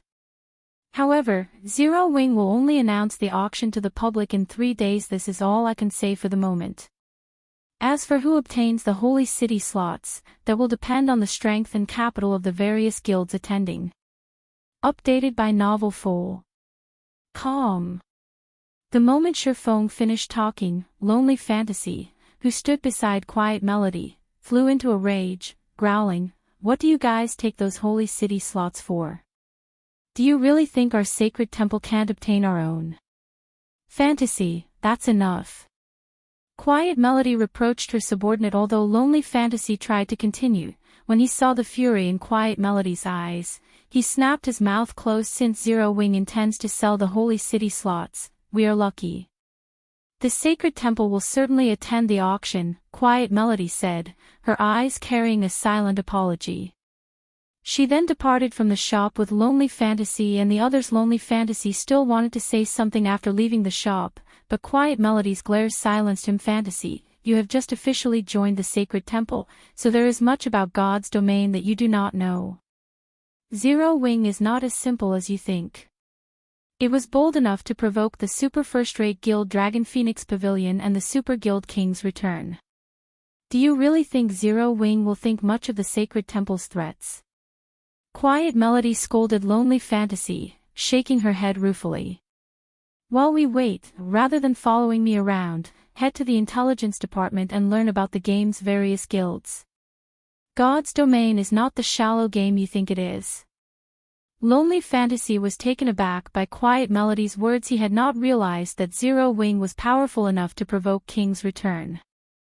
Just what kind of guild was it?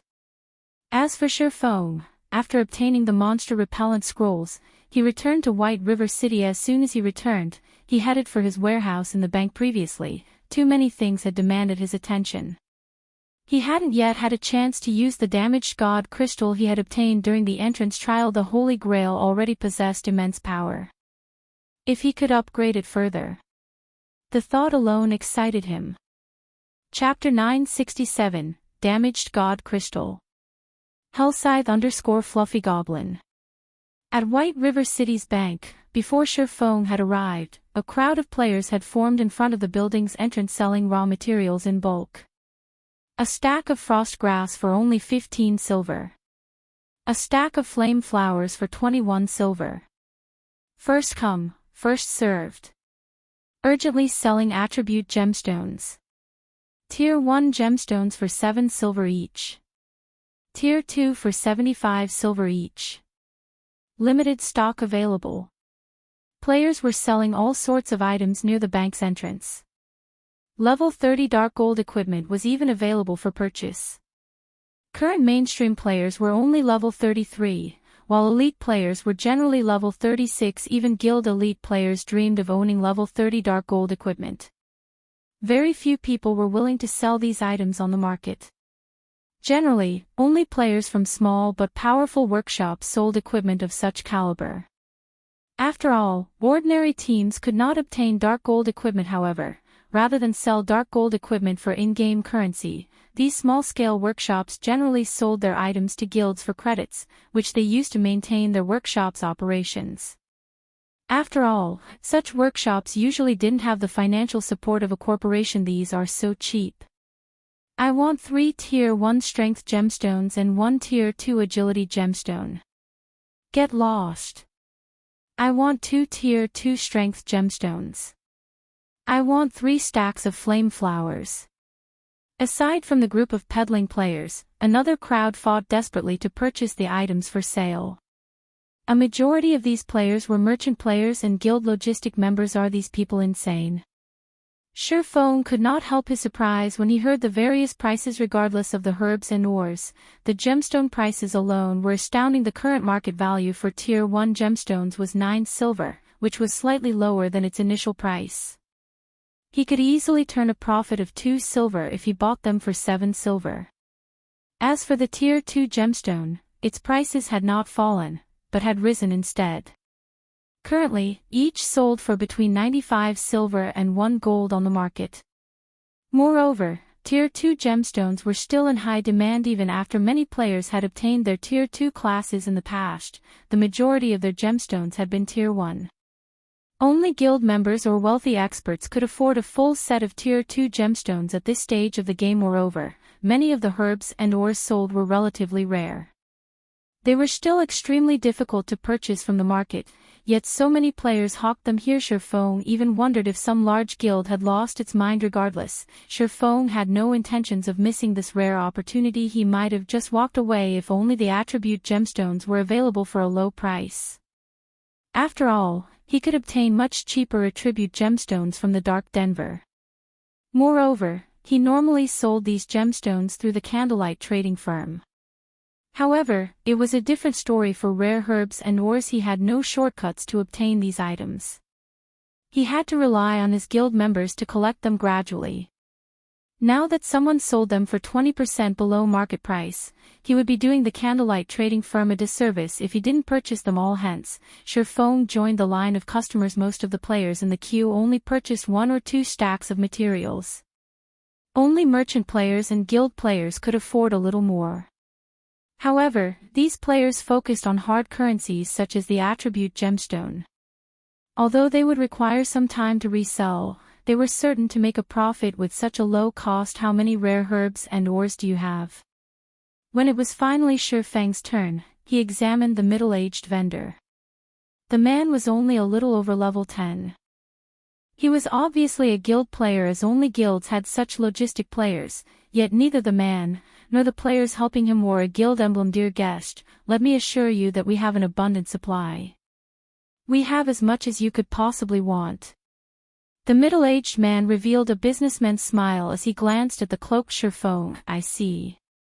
All right, then.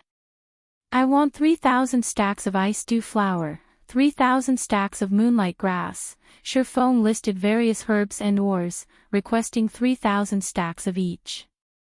Ice dew flowers and moonlight grass were both main materials for producing the ice resistance potion.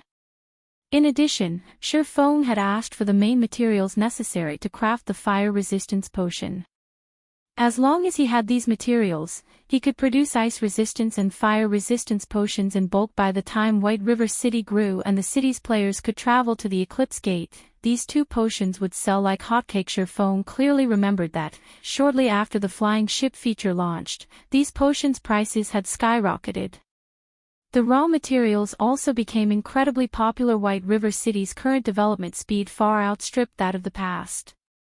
Based on Feng's estimation, it wouldn't be long before the flying ships were available in White River City. If he stockpiled ice resistance and fire resistance potions now, by the time players could travel to the Eclipse Gate, he would make a fortune. Dear customer, are you sure you want so many materials? Shock lit up the middle-aged man's face as he listened to Feng's request. The bag space of 1 or 2 people won't be enough to hold so many. If you really want them, we'll need some time to transfer the materials over from other cities. Even if he emptied his warehouse in White River City, he wouldn't come close to fulfilling Feng's order. Sure, I can wait, Feng said, looking nonchalant. In any case, he had something to do in the bank. If there was money to be made, he could be patient. Hearing Feng's confidence, the middle-aged man smiled brightly. Hurriedly, he said in a respectful tone, please wait here for an hour. I'll send my men to fetch the materials. However, we don't have enough stock of some of the materials you have requested. Do you still wish to purchase them? He could make as much money selling Feng these materials as he had made from all of his previous customers. So be it. In any case, bring as many of the materials I listed as you can. I'll buy everything. As a precaution, let's sign a contract. I'll return in an hour to find you. If you prepare the items early, you can meet me in the bank's main hall, Feng said. He then produced a contract and handed it to the middle-aged man. Please rest assured, I'll have my men bring the materials immediately.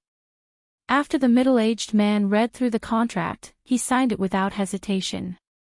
He then began to contact his subordinates. As for Feng, he entered the bank's main hall. Hello, sir, how may I be of service to you today?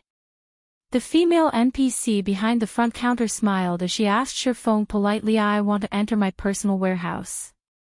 Here is the key, Feng said. He then passed a bronze key to the female NPC. Please follow me, sir. After the NPC received the key, her attitude towards Feng shifted, showing more respect. The key Feng had produced was paired to a large private warehouse. This made him one of the bank's VIP guests. No player could steal information about a private warehouse's contents. This was the reason that Feng had rented one for himself. Upon arrival, Feng carefully opened one of the warehouse's safes. The instant the safe opened, the air in the private warehouse grew heavy as a powerful aura surged from within the safe. The safe contained none other than the legendary ranked Holy Grail. This is. Originally, Feng had intended to retrieve the damaged god crystal from his bag. However, as if this god crystal had been summoned, it flew from his bag without his involvement. As the god crystal hovered before Feng, it radiated a faint, golden glow. The god crystal, which should have lost its power, seemed resurrected. It radiated a powerful divine might that prevented Feng from moving. Chapter 968, Evolving the Emblem. Hellscythe_Fluffy Goblin. How is this divine might be so powerful? Feng could only look at the damaged god crystal. He could not even move a finger. The powerful divine might could even overpower tier 5 NPCs. It was hard to imagine that this was merely a damaged god crystal. Even the complete god crystal he had previously snatched from a tier 4 monster had not been as powerful as this. If he weren't in his private warehouse, the god crystal's divine might be enough to paralyze every player in the bank, causing a commotion in White River City. Although this damaged god crystal was quite powerful, in front of the Holy Grail, it was a sheep for the slaughter. It could only wait for its death. The Holy Grail then radiated a purple aura that spread throughout the warehouse. This purple aura ate away at the divine might rapidly, and Feng's private warehouse was soon void of divine magic. As for the damaged god crystal, it could barely stay afloat while it struggled desperately against the Holy Grail's aura. Suddenly, the sound of a system notification reached Feng's ear. System, do you wish to allow the Holy Grail to absorb the Titan core? This is a Titan core. The sudden revelation surprised Feng. He used omniscient eyes once more to check the damaged god crystal Titan core, the 10 great saints of Titan's greatest masterpiece. The Titan core is capable of supplying a near-infinite amount of energy. It originally served as the Titan Fortress's power core. However, it had been heavily damaged during the war between gods. When Feng finished reading the description, he was thunderstruck. He had heard of this item before. It could be used to construct a war fortress's power core, which was also the most important component in a war fortress. A war fortress was far more difficult to construct than a city, as it was a machine meant for slaughter. Even tier 5 NPCs would flee from a war fortress, as a single, random strike was enough to end their lives. However, moving a powerful war fortress required an astronomical amount of energy. Hence, one needed a very powerful power source. Among the available materials in God's domain, the Titan core was the best option. Speaking of war fortresses, Feng had seen one in the Phissis Canyon. He had also accepted the unique quest, Steel Fortress Borussia. He had nearly lost his life attempting to power the Steel Fortress Borussia with the Titan's heart. However, although the Titan's heart could also be used as a power core, it was far weaker than the Titan core. The Titan core possessed divine might, while the Titan's heart only possessed power. If the Titan's heart were powerful enough to threaten tier 5 classes, the Titan core was powerful enough to invoke God's fear. Moreover, unlike the Titan core, the Titan's heart's energy was limited. Even 100 Titan's hearts were not as valuable as one Titan core. Do I absorb it? Feng hesitated. To a guild, the Titan core was leagues more important than a legendary item. Of the many components needed to construct a war fortress, the power core was the most difficult to obtain. In the past, this had caused many headaches for many of God's domain's major powers. Moreover, even if they obtained a power source, they would not mobilize their war fortress due to the immense energy consumption. However, there was no denying a war fortress's extreme power. If a tier 5 player could defend a town with a player population over 1 million, a war fortress could defend nearly half of a kingdom's territory. Moreover, that was with a limited energy source when it could not be moved casually. Obtaining or producing another power source was immensely difficult. If he could equip a war fortress with the Titan core, the war fortress would have no problems defending an entire kingdom. Even the super guilds in the past had not had such a weapon of mass destruction. Moreover, powering a war fortress was only one of the Titan core's functions. The Titan core could also be used in a player-constructed city to emulate the holy city of Titan. According to legend, 18 Titan cores powered Titan City, granting it infinite energy. In the distant past, a large group of tier 6 gods had attacked the holy city. In the end, however, these gods had failed. Titan City's dense mana and its floating lifestyle association were due to its endless amount of energy. One could just imagine how precious a Titan core was if he allowed the Holy Grail to absorb the Titan core now. It would be nigh impossible to obtain another in the future. After all, Titan City's 10 saints were long gone. There was no one around who was capable of producing another Titan core in the end. After giving it some thought, Feng decided to withhold the Titan core from the Holy Grail. Although the Titan core was damaged and could not be used, there was hope of repairing it. After all, he had the Holy City's emblem. He could enter Titan City any time he wanted. As the Titan core's birthplace, he should be able to learn how to repair it in Titan City. To stop the Holy Grail from craving the Titan core, Feng stored the core in another safe. No one was allowed to open the safes in a private warehouse without the user's approval.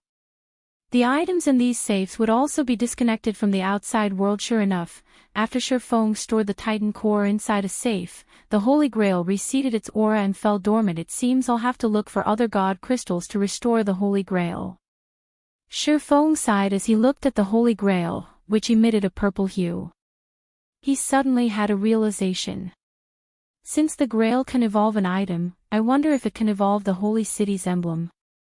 Although there was no indication of the Holy City's emblem having a rank, the Titan City entrance tokens were divided into ranks as black iron entrance tokens allowed wielders to enter the Holy City for 3 days. If players possessed sufficient reputation, they could extend their stay. Silver was the next rank. Wielders of the silver entrance token could stay in the Holy City for 6 days. Similarly, they could extend their stay with sufficient reputation. The highest ranking entrance token was the gold entrance token. It allowed players to stay in the Holy City for up to 10 days. Which token players acquired depended on which difficulty they chose when challenging the entrance trial. Titan City's entrance trial was not limited to one difficulty setting only, as Feng's team was still too low level and only consisted of Tier 1 players. They had not had any other options. When the team had Tier 2 players, the entrance trial would provide a hard mode difficulty. As long as players cleared the hard mode trial, they could obtain silver tokens. When Tier 3 players were present in the team, Hell mode would be made available, from which players could obtain the golden tokens. The normal mode of Titan City's entrance trial was already as difficult, or more, as the Hell mode difficulty of a 100-man large-scale team dungeon, not to mention hard mode and Hell mode. Even in the past, Feng had never heard of a team obtaining the gold tokens, and extremely few teams had managed to obtain the silver tokens. Most had settled for black iron. Novel full. Since the entrance tokens were divided by ranks, the Holy City's emblem should have ranks as well.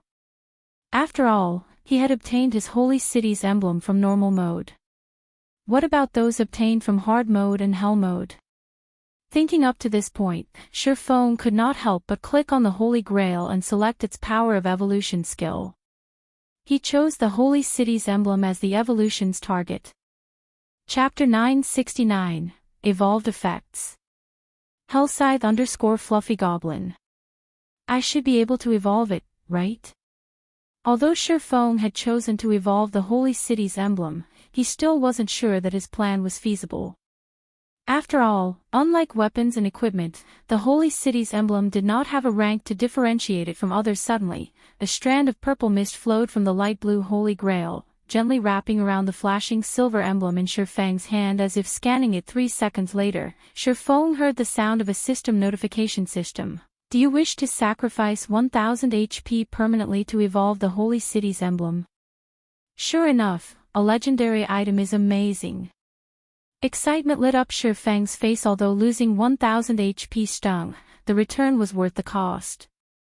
As long as the evolution succeeded, this item would be far more valuable than an epic item. Feng agreed to the evolution. Feng's maximum HP then fell by 1000, from 26,300 to 25,300. However, despite the loss, Feng's HP was still much higher than Cola's. If Feng activated the 7 Luminaries' Rings Aura of Earth, he could even become a sturdier MT than Cola. As Feng's HP decreased, streams of green liquid flowed from his body and into the Holy Grail. In turn, the Holy Grail radiated a dazzling purple glow that gradually melded with the Holy City's emblem. Suddenly, the emblem radiated a dazzling golden glow that enveloped the warehouse. Was it a success? Feng stared at the holy city's emblem, tension tightening his features. If the evolution were a success, the Candlelight trading firm's future would be limitless. While other guilds were expending effort and resources to nurture advanced lifestyle players, he could easily nurture one batch after another, giving the Candlelight trading firm a massive advantage over other trading firms at that time. Even if Candlelight lacked shops, it could easily overwhelm its rivals with a large stock of advanced products. If they could nurture a master rank player, they could earn staggering amounts of money. If the evolution failed, though, he would have to wait another 10 days before he could try again. He would also have to sacrifice another 1000 HP. The thought soured Feng's mood. However, as depressing as it was, he would gladly sacrifice another 1000 HP. After all, Titan City held the key to the Candlelight trading firm's future. After the golden glow dissipated, the originally silver holy city's emblem shone a pale gold. Moreover, tiny divine runes had been carved on the emblem, which gathered surrounding mana. It almost seemed like a faint mist had wrapped around the emblem, giving it an aura of mystery. Following which, Feng inspected the holy city's emblem statistics. Holy city's emblem opens a transfer gate to Titan City. A maximum of 20 people may pass through the gate. Each time the wielder of the holy city's emblem enters the holy city of Titan, they can extend their stay by up to 2 days. Cooldown, 7 days. After Feng finished reading the introduction, he was ecstatic. Although the evolved emblem did not extend a player's stay like the higher-ranked entrance tokens, it now allowed 20 people to enter Titan City rather than 10. Moreover, the wielder could stay in the holy city 2 days more than everyone else. Now, the holy city's emblem was practically a permanent residence permit for Feng. Generally, ordinary players could only stay in Titan City for 3 days, while Feng, as one of the city's honorary citizens, could stay up to 5 days. Including the emblem's new effects, he could extend his stay in the holy city to 7 days, which was exactly how long the cooldown lasted. With this, even if Feng did not raise his reputation, he could stay in Titan City as long as he wanted. Titan City was heavenly for both lifestyle players and combat players. Not bad. With this, I won't have to worry about time constraints when I'm questing in Titan City. Feng smiled at the pale gold emblem in his hand. Titan City was a holy land to both lifestyle players and combat players. Only, as the slots to enter the city were extremely valuable, most guilds that possessed them only used them on lifestyle players who could contribute more to the guild than combat players. However, as more players reached Titan City, combat players would discover the holy city's benefits. They would also discover that they would enjoy just as many benefits as lifestyle players. Only, the various guilds had only discovered late in the game. By then, Titan City's benefits were no longer useful to Apex experts. Starmoon City, Ouroboros's guild residence. Due to the Blackwater Corporation's visit, the entire guild was a mess. Many of the players lounged around the guild residence's main hall, not in the mood to level up. Instead, they chatted among themselves about the guild situation. At the same time, an argument raged in the residence's meeting room. Do your companies really intend to side with the Blackwater Corporation? Have you never considered the fact that Blackwater is simply trying to annex Ouroboros and turn it into one of its toys? At that time, your companies won't have anything to do with Ouroboros at all. Zhao Yue bellowed, furious as she glared at the several guild elders beside her. Won't you reconsider this? The guild elders not affiliated with the company nodded, showing their support for Zhao Yueru's words. The Blackwater Corporation was ruthless and cruel. Before it had even obtained Ouroboros, it was asking its guild leader to step down and relinquish full management rights. One could only imagine what Blackwater would do once it truly secured the guild. Ouroboros's name would vanish from the virtual gaming world. After the Blackwater Corporation obtained 90% of Ouroboros's shares, it would only be a matter of time before it obtained the remaining 10% and devoured Ouroboros.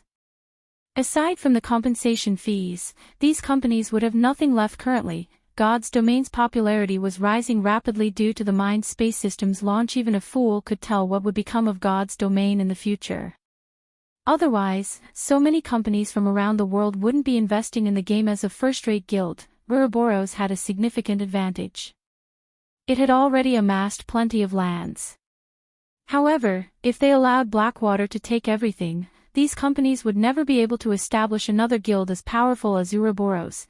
No matter how much money they spent by giving in to the Blackwater Corporation, these companies were ignoring long-term profits for short-term gains. Regarding the problem of your funds, I have begun to sell the materials in the guild's warehouse to collect more.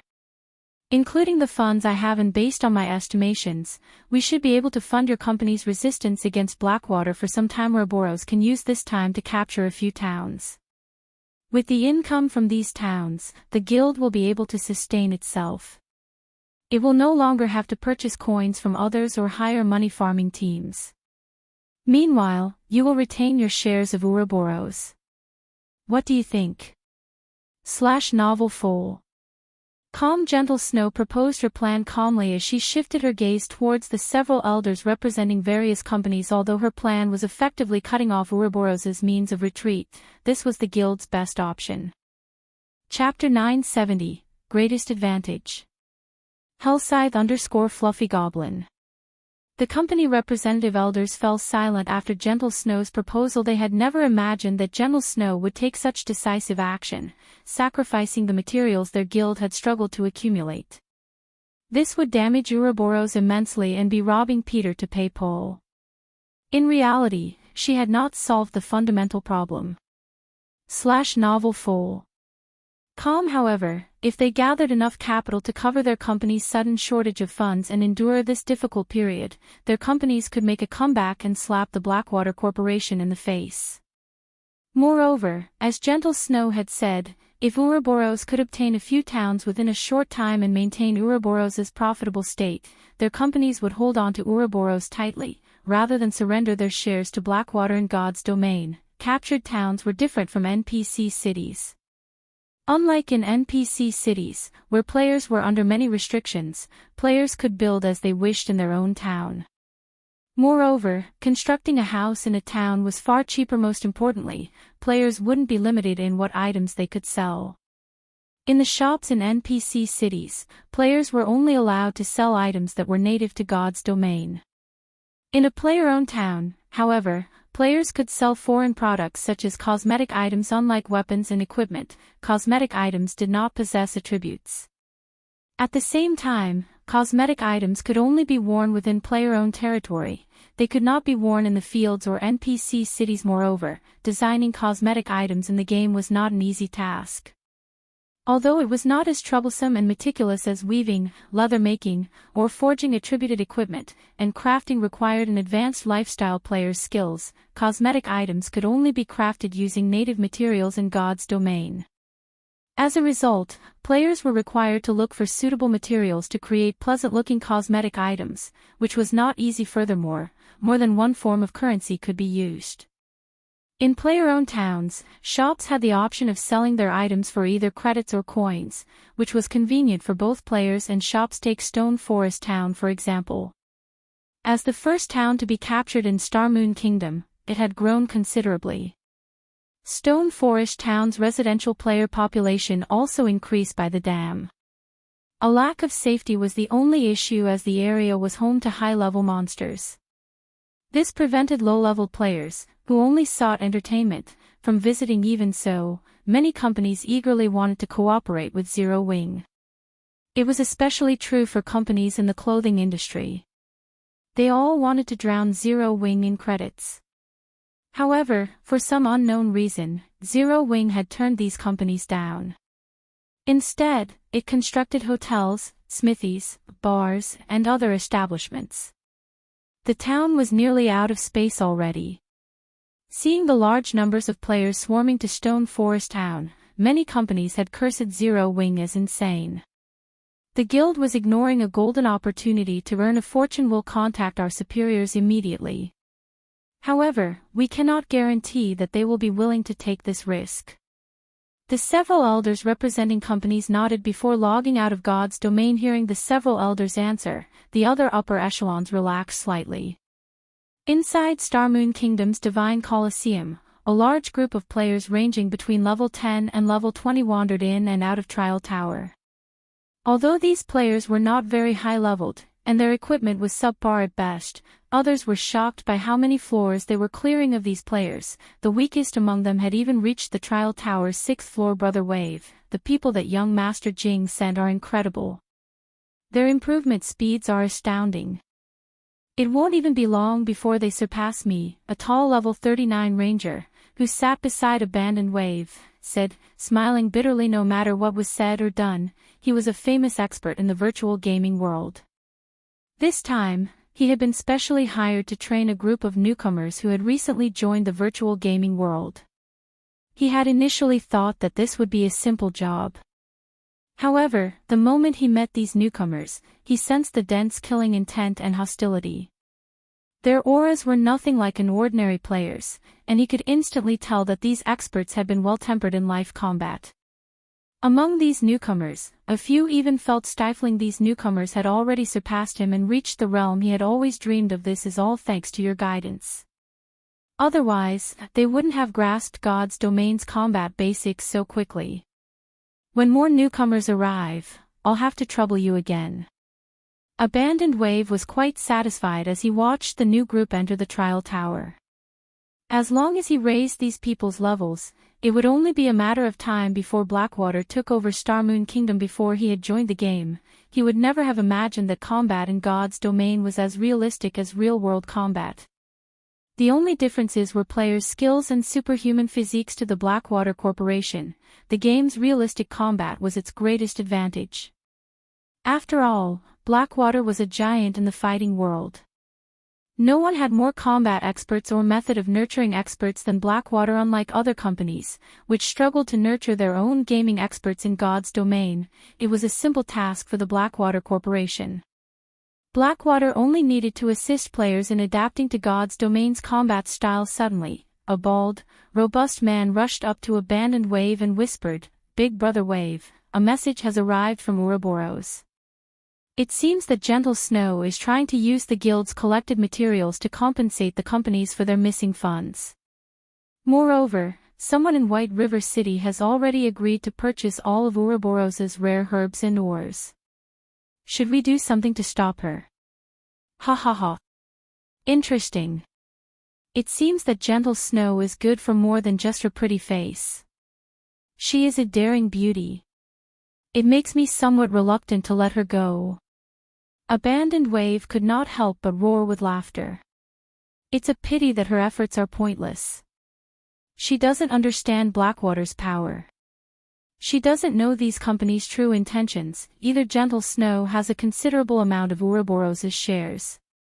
Even if those companies pressure her, they can't stop her from selling the materials.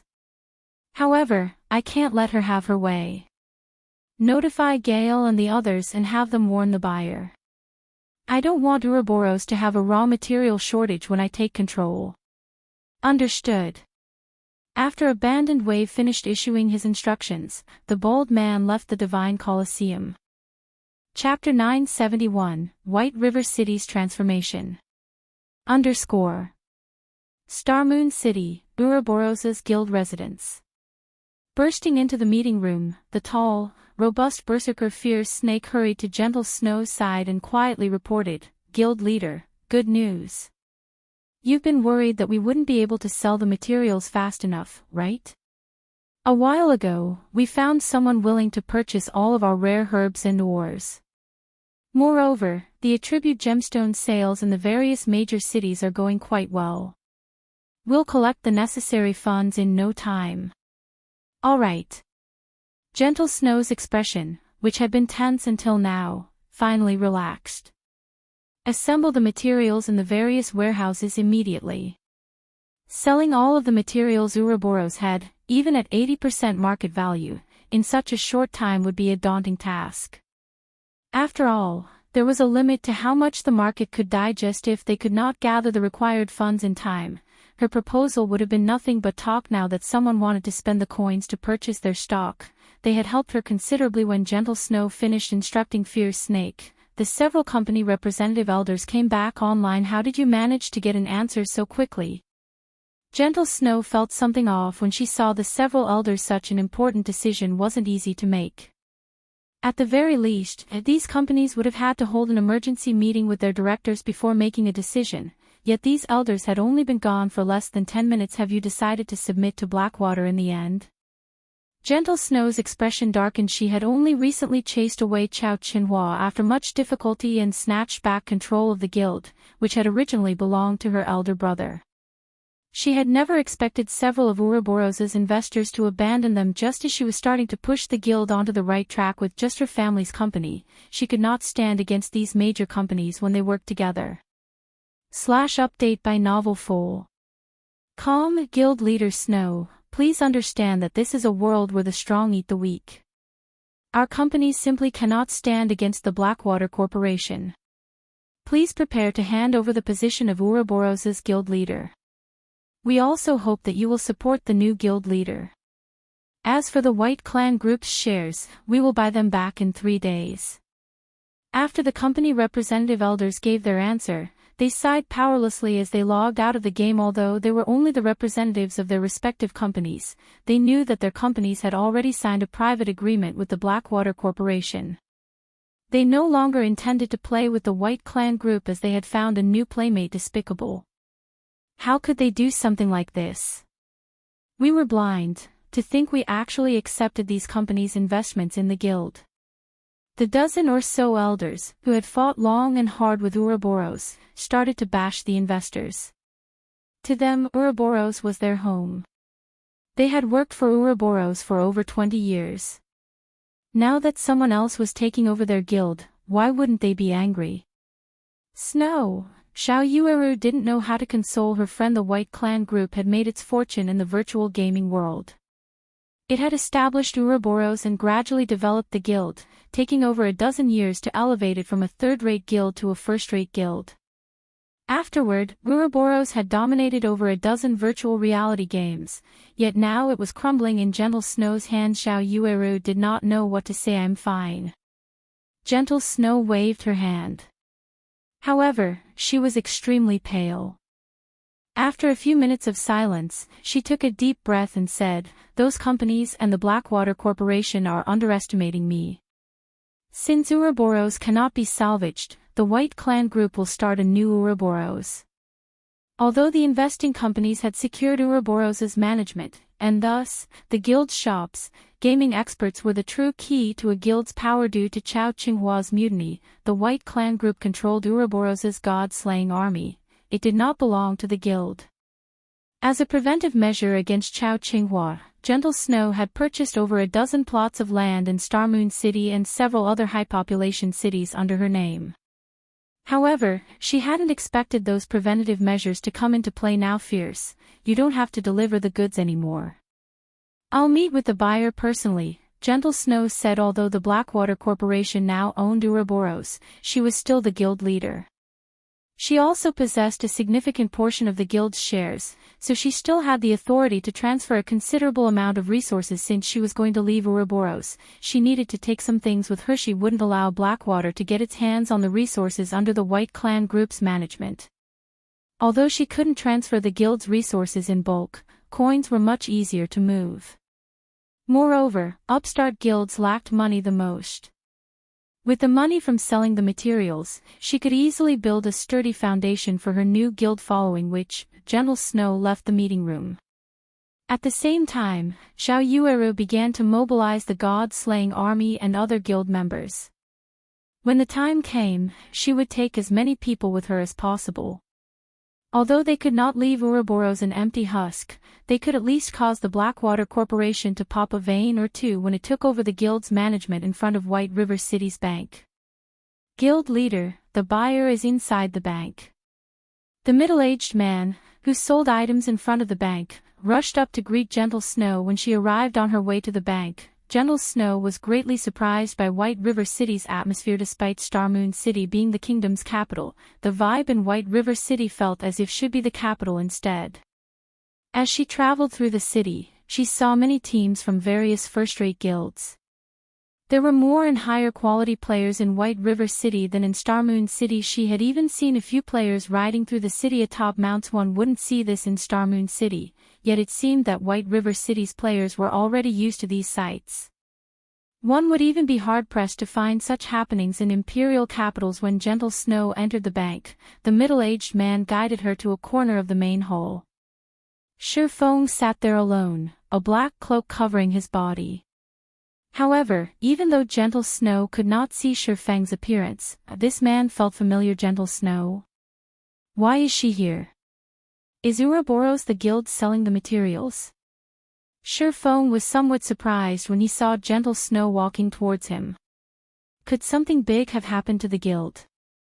With Ouroboros' financial strength, the guild shouldn't need to do something so damaging to gather funds. As Gentle Snow stopped before Feng and the middle-aged man was about to introduce her, 6 tall, burly men radiating hostility cut past Gentle Snow's group and surrounded Feng. Oh, guild leader Snow, I'm sorry, but the Blackwater Corporation has some business with this gentleman.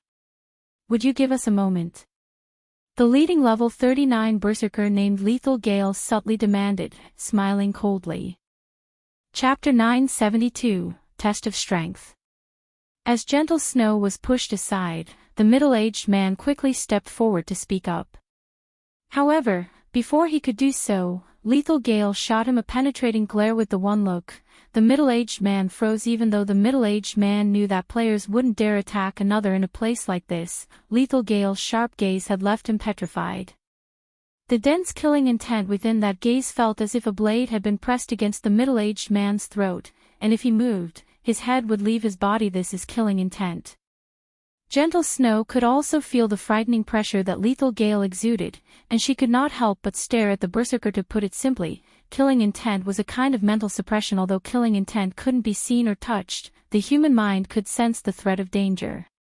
As a person could not perceive the danger with their 5 senses, the mind employed a self-preservation mechanism, halting the body from making any sudden movements. It was the same mechanism that was responsible for small animals freezing when surprised. There was a saying in the real world that looks could kill. Although it sounded like a joke, a person's gaze could indeed transmit certain signals. Take wild animals for example. When 2 wild animals faced off against one another, if one of the wild animals received a ferocious glare from the other, the former would hesitate. Wild animals were born with much keener senses than humans, so they could pick up on these signals easier. Normally, it was very difficult for ordinary players. However, for experts who had experienced many life or death situations, their will and instincts had already been hardened and sharpened.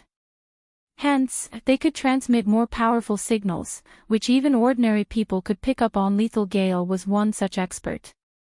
Update by Novel Foal. However, Gentle Snow had not focused on Lethal Gale due to his killing intent, but rather because his was somewhat different from other gaming experts. His killing intent was much colder and sharper. Unlike the killing intent other experts radiated, which only served as a warning signal, the killing intent Gentle Snow felt from Lethal Gale showed that the berserker truly wanted to murder his target. More importantly, the berserker wore a calm and natural expression while he radiated such killing intent. The fact that Lethal Gale could do this told her that his hands were stained with real-world blood. One should always act on a first-come, first-served basis. Do the Blackwater Corporation's people not respect this rule? Gentle Snow asked as she pulled her subordinate away and glanced at Lethal Gale. Sneering, she continued, or do you need me to teach you a lesson in manners? Although Gentle Snow's tone was soft and not particularly loud, everyone who heard her trembled involuntarily. It seems the rumored snow goddess isn't just a pushover. Lethal Gale thought, surprised by Gentle Snow's aura. In his eyes, virtual gaming experts did not know what it truly meant to fight and kill. These people were nothing to them, people who had seen hell and walked the boundaries of life and death. However, the aura Gentle Snow radiated showed that she was not one bit weaker than him. He had not expected this revelation. Sure. Since Guild Leader Snow made the offer, I'm interested to see just how tough you really are. If you can defeat me, my men and I will leave. If I win, however, you will have to wait for us to finish our chat with this gentleman. Although Gentle Snow's aura had surprised him, that was all.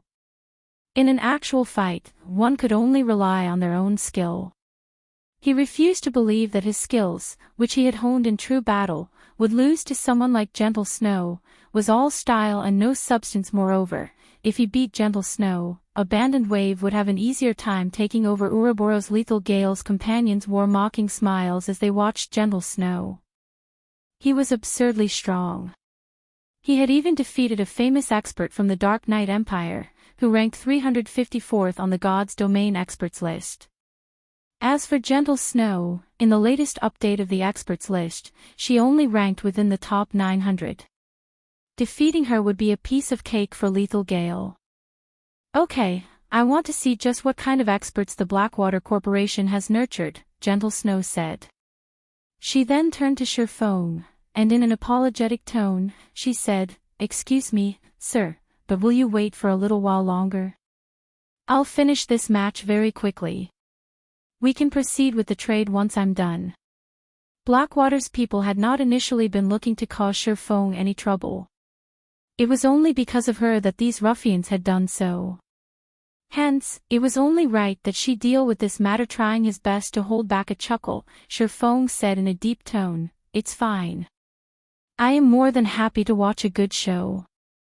He had to admit that the black cloak was an excellent item for hiding one's identity. Even as he stood before Gentle Snow, she didn't recognize him at all.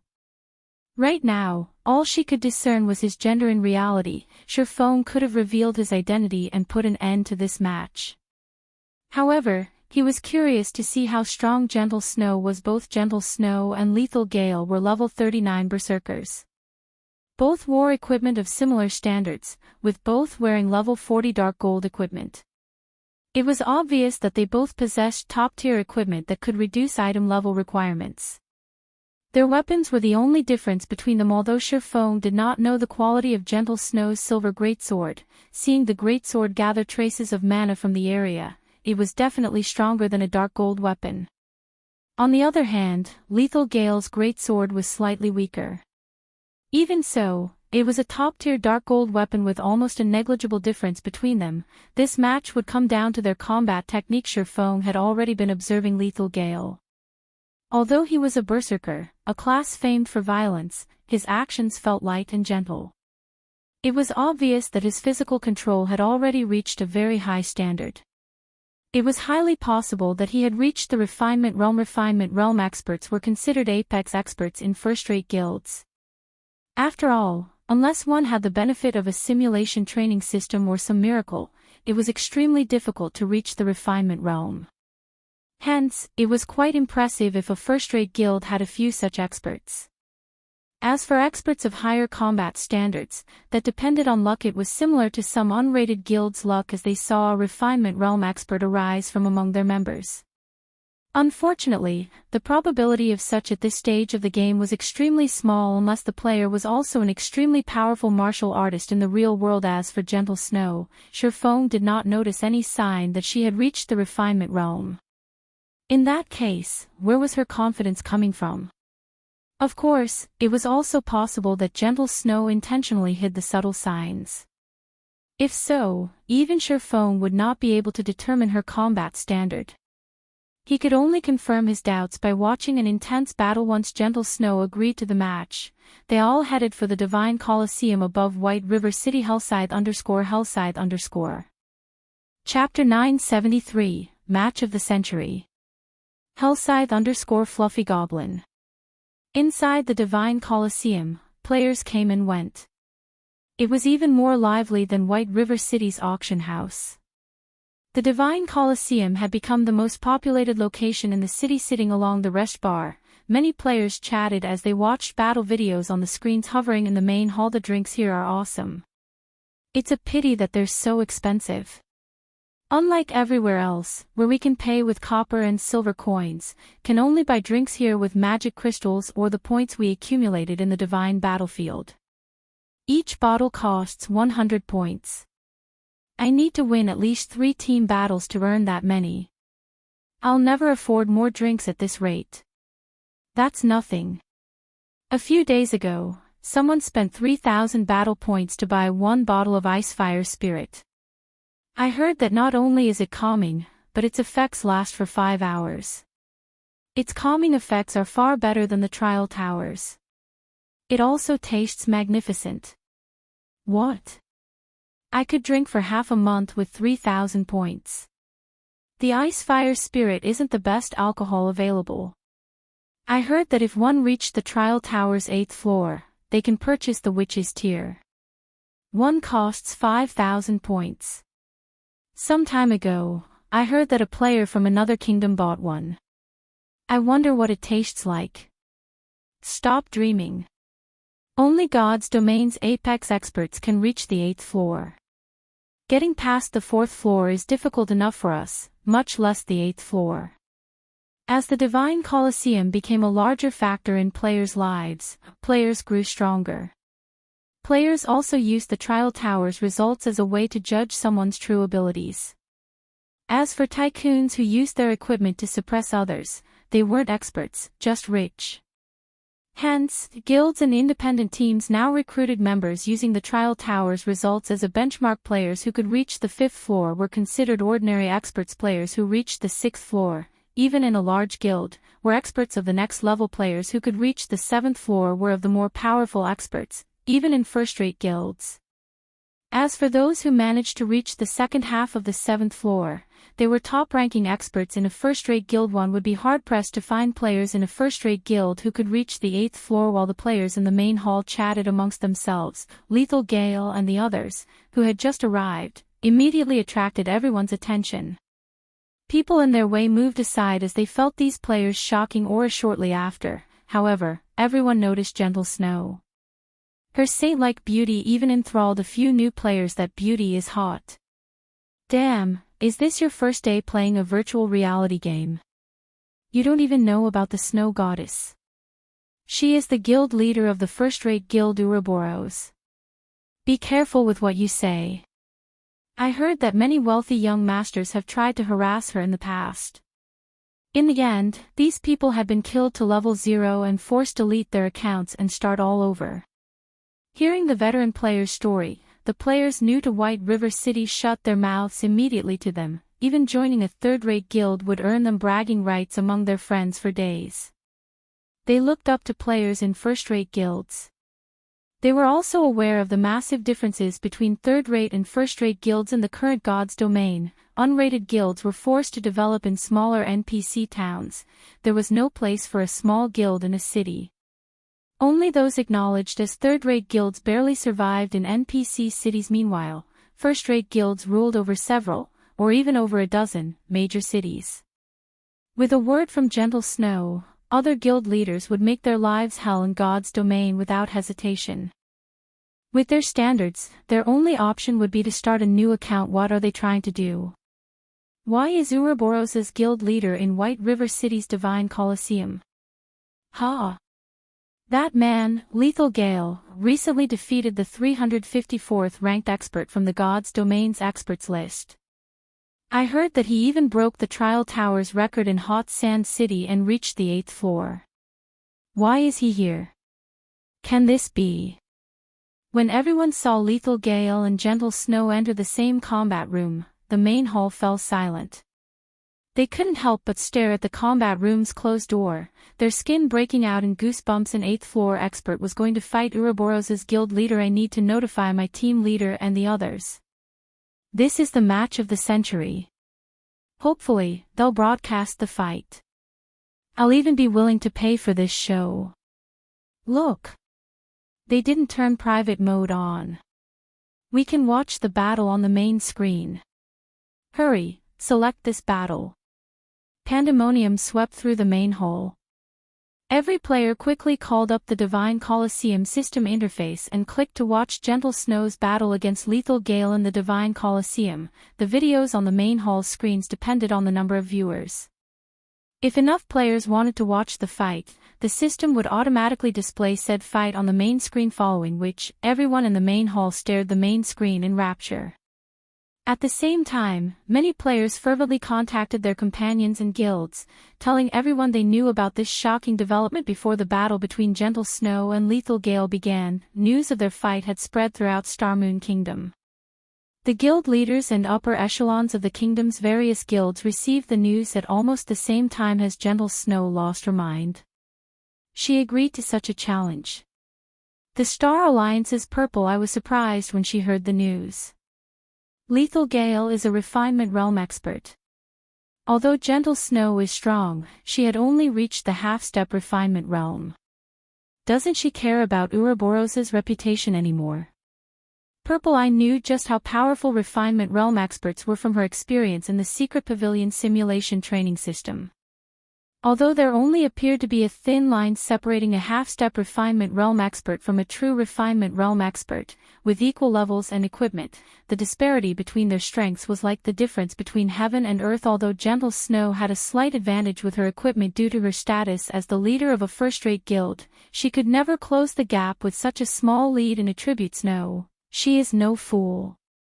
I also heard about Blackwater purchasing Ouroboros.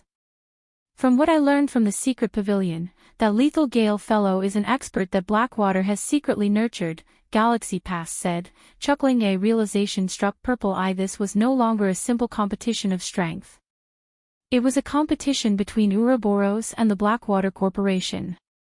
Both of their reputations were on the line. Purple, notify our people in White River City immediately and have them record the battle. We must not miss this opportunity. Galaxy Pass commanded. Other guilds also burst into action. Gentle Snow and Lethal Gale's battle had attracted the attention of Starmoon Kingdom's various large guilds. Chapter 974, War Goddess. Hellscythe_Vampire Cat. Chapter 974, War Goddess. A bald, robust man suddenly burst into an exquisitely decorated room, tension written all over his face. Boss Wave, something has happened with Gale, the bald man reported hurriedly, raising his brows. Abandoned Wave asked, what happened? I don't know what Gale was thinking, but he's about to duel Gentle Snow. News of the fight has already spread throughout the kingdom, the bald man said. Gale is dueling Gentle Snow. The news surprised Abandoned Wave somewhat. A moment later, however, he started laughing before he said, good, very good. Gale's performance this time is excellent. Who would have imagined that, just as I was struggling to think of a way to take over Ouroboros, Gentle Snow delivered herself to my doorstep. Send someone immediately to live stream Gale's battle. I want to see the look of despair on Gentle Snow's face. Although he was not certain of Gentle Snow's true strength, he knew how powerful Lethal Gale was.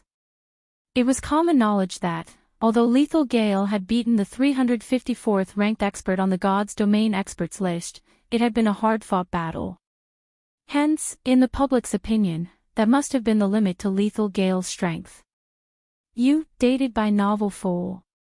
Calm in reality, however, Lethal Gale had held back. After all, he was a member of the battle team that the Blackwater Corporation was nurturing. How could he afford to expose his true strength to the public? He needed to save that trump card to deal other battle teams a critical blow. Although Abandoned Wave had no idea how much strength Gentle Snow had hidden, she was 100 years too early if she thought she could defeat Lethal Gale. Inside White River City's Divine Coliseum, every player in the main hall watched the main screen as if hypnotized. It's finally starting. Sitting at a corner of the rest bar, Feng looked at the timer displayed on the screen, his heart thumping with anticipation. In the past, the strength Gentle Snow displayed during the early stages of the game had been extremely frightening. Many experts had considered her disappearance from God's Domain a shame, as they all believed that she had the potential to become a Tier 6 God-ranked player. Her abilities were clear for all to see just from how she had managed to nurture the cleric god Violet Cloud. The main screen currently displayed a dense forest, which was the perfect environment for assassins and rangers. However, it was an entirely different story for berserkers. Berserkers were the epitome of strength. The Berserker class was a class that solved all problems with overwhelming strength. Unlike a duel between other classes, the one between Gentle Snow and Lethal Gale would undoubtedly be a short battle. Either Gentle Snow would quickly defeat Lethal Gale or the other way around. There was no third possibility. Hence, everyone in the main hall paid close attention to the screen, afraid of missing out on any details of the battle. Let me properly experience the strength of Ouroboros's guild leader. Hopefully, you won't disappoint me too much. As soon as Lethal Gale let out a low shout, a bone-chilling glint flashed across his eyes as he unsheathed the gigantic greatsword slung over his back and entered a fighting stance. However, contrary to everyone's expectations, he did not use charge straight away and rush at Gentle Snow. Instead, he slowly closed in on the female berserker step by step. However, with each step Lethal Gale took, the surrounding air grew heavier. Even the players watching in the main hall could feel the frightening pressure the male berserker radiated. As for Gentle Snow, she unsheathed her silver greatsword and pointed it directly at the approaching Lethal Gale. Her actions were as if victory was already in her grasp. Her calm appearance made her look just like the war goddess of a battlefield. When only 12 yards separated the two berserkers, everyone suddenly saw a shocking scene. Gentle Snow's entire body started releasing a silver glow. In the next moment, 3 pairs of silver metallic wings sprouted from her back. The equipment she wore also underwent a transformation. Her original silver armor turned into a set of pure white robes. In the blink of an eye, Gentle Snow had changed from a plate armor class to a cloth armor class. This sudden development made it seem as if an angel had suddenly descended onto the battlefield. In the next moment, golden divine runes manifested on her robes and even on her unblemished cheeks, adding a few hints of holiness to the war goddess. Meanwhile, the silver greatsword in her hands had also transformed into 2 thin, sharp blades. Golden arcs of electricity were faintly visible, wrapping around the blades of the one-handed swords. Before anyone even reacted, Gentle Snow dashed straight towards Lethal Gale. What just happened? Is she really a berserker? Gentle Snow's sudden transfiguration riveted everyone in the main hall. None of them had expected her to undergo such a change so fast. At this moment, even Feng was surprised. He had never imagined that Gentle Snow had hidden her strength so deeply. Gentle Snow's current speed was already above his. Watching through the large screen, everyone only saw Gentle Snow leaving behind an afterimage in her original position before appearing right before Lethal Gale. Come! Lethal Gale laughed as he activated his berserk skill, Beastification, his skin suddenly turning a deep red. Both his strength and speed also soared. Immediately, he sent a cross slash at Gentle Snow. In response, Gentle Snow swung the sword in her right hand, the blade transforming into an arc of light as it struck at Lethal Gale's greatsword. What a fool! Gale has already activated Beastification. Although the skill's duration is very short, it increases his strength attribute by 120%. In addition, cross slash is a tier 1 sure kill skill. Even great lords won't be able to block this attack, yet Gentle Snow actually dares to receive it directly. Could she have abandoned herself to despair because of losing Ouroboros? Abandoned Wave's lips curled into a smile as he watched Gentle Snow's actions. He could already see the scene of Lethal Gale heavily injuring the female berserker. Has Gentle Snow really lost her mind? She actually made such a rash counter. Purple Eye looked at Gentle Snow with eyes filled with worry. Gentle Snow was a rival of hers. She did not wish to see her losing to anyone but herself at this moment. Purple Eye was wondering whether Gentle Snow truly understood just how powerful a refinement realm expert, who had activated a berserk skill, was. As for Feng, he simply chuckled at this scene. Among everyone present in the Divine Colosseum, most likely nobody, aside from himself, knew what kind of state Gentle Snow was in at present. If one were to say that Lethal Gale was in a berserk mode right now, then the current Gentle Snow was in a twofold berserk mode. The reason for Gentle Snow's transfiguration was her obtaining the Holy Warrior class, one of the 5 great legacies of Star Moon Kingdom. The 5 great legacies of Star Moon Kingdom. Not to mention completing them, just being able to accept the quest for these legacies showed that one was a favored child of the main god system in the past. Only Gentle Snow in the entire Star Moon Kingdom had managed to complete this quest. Feng had never imagined that she would actually succeed in class changing into a holy warrior ahead of time. The 5 great legacies were all peak legacies. The legacy skills that Gentle Snow learned were naturally extraordinary at this moment. The skill that Gentle Snow had used was one unique to the Holy Warrior class, the Legacy Berserk skill Starlight Saint. Not only did the skill increase her attributes significantly, but it also altered the external appearances of her weapons and equipment at the same time. Currently, although it might seem as though Gentle Snow was equipped in cloth armor, in reality, it was holy armor. The soft, white robes she was wearing were tougher than even adamantite. The defensive capabilities of those robes far surpassed those of plate armor. Chapter 975, Taboo Skill Life Return. Hellscythe_Vampire Cat Chapter 975, Taboo Skill Life Return. Although Twofold Berserk could give players the strength to combat existences of a higher tier, it also had a glaring weakness. Legacy Berserk skills all shared the same problem, and that was the side effects. Unlike ordinary Berserk skills, all Legacy Berserk skills would place its user into a weakened state once their durations ended. Moreover, the duration of Twofold Berserk was very short. Even Feng, who possessed one of the 10 Great Saint legacies, could maintain it for only 20 seconds. Once Twofold Berserk ended, he would fall into a weakened state for several hours. However, it was also precisely because of such a drawback that the system allowed the use of Twofold Berserk based on Feng's estimates. Gentle Snow Starlight Saint should have a shorter duration than his Blade Liberation. If she could not finish off Lethal Gale within this period, once her Berserk skill ended, she would lose without a doubt. One could say that Gentle Snow was taking a gamble. Boom. The collision of the two weapons created a shockwave. The ground under both fighters instantly collapsed as the clear sound of metal clashing against metal echoed throughout the surrounding forest. Bang. Half a second later, Lethal Blade's entire person went flying out of the crater, his body breaking several large trees before slamming heavily into the ground. His HP instantly decreased by over -1,800 as well. The difference in strength between both sides was clear for all to see. He flew. How is she so strong? Is this the guild leader of Ouroboros? This scene staggered everyone inside the main hall. The players who had previously entertained unscrupulous thoughts about Gentle Snow now had shivers running down their backs. Lethal Gale, who had defeated the 354th ranker on the God's Domain experts list, actually got sent flying with a single hit. If it were them in the male berserker's place, they would have gotten killed instantly by Gentle Snow's lightning-quick attack.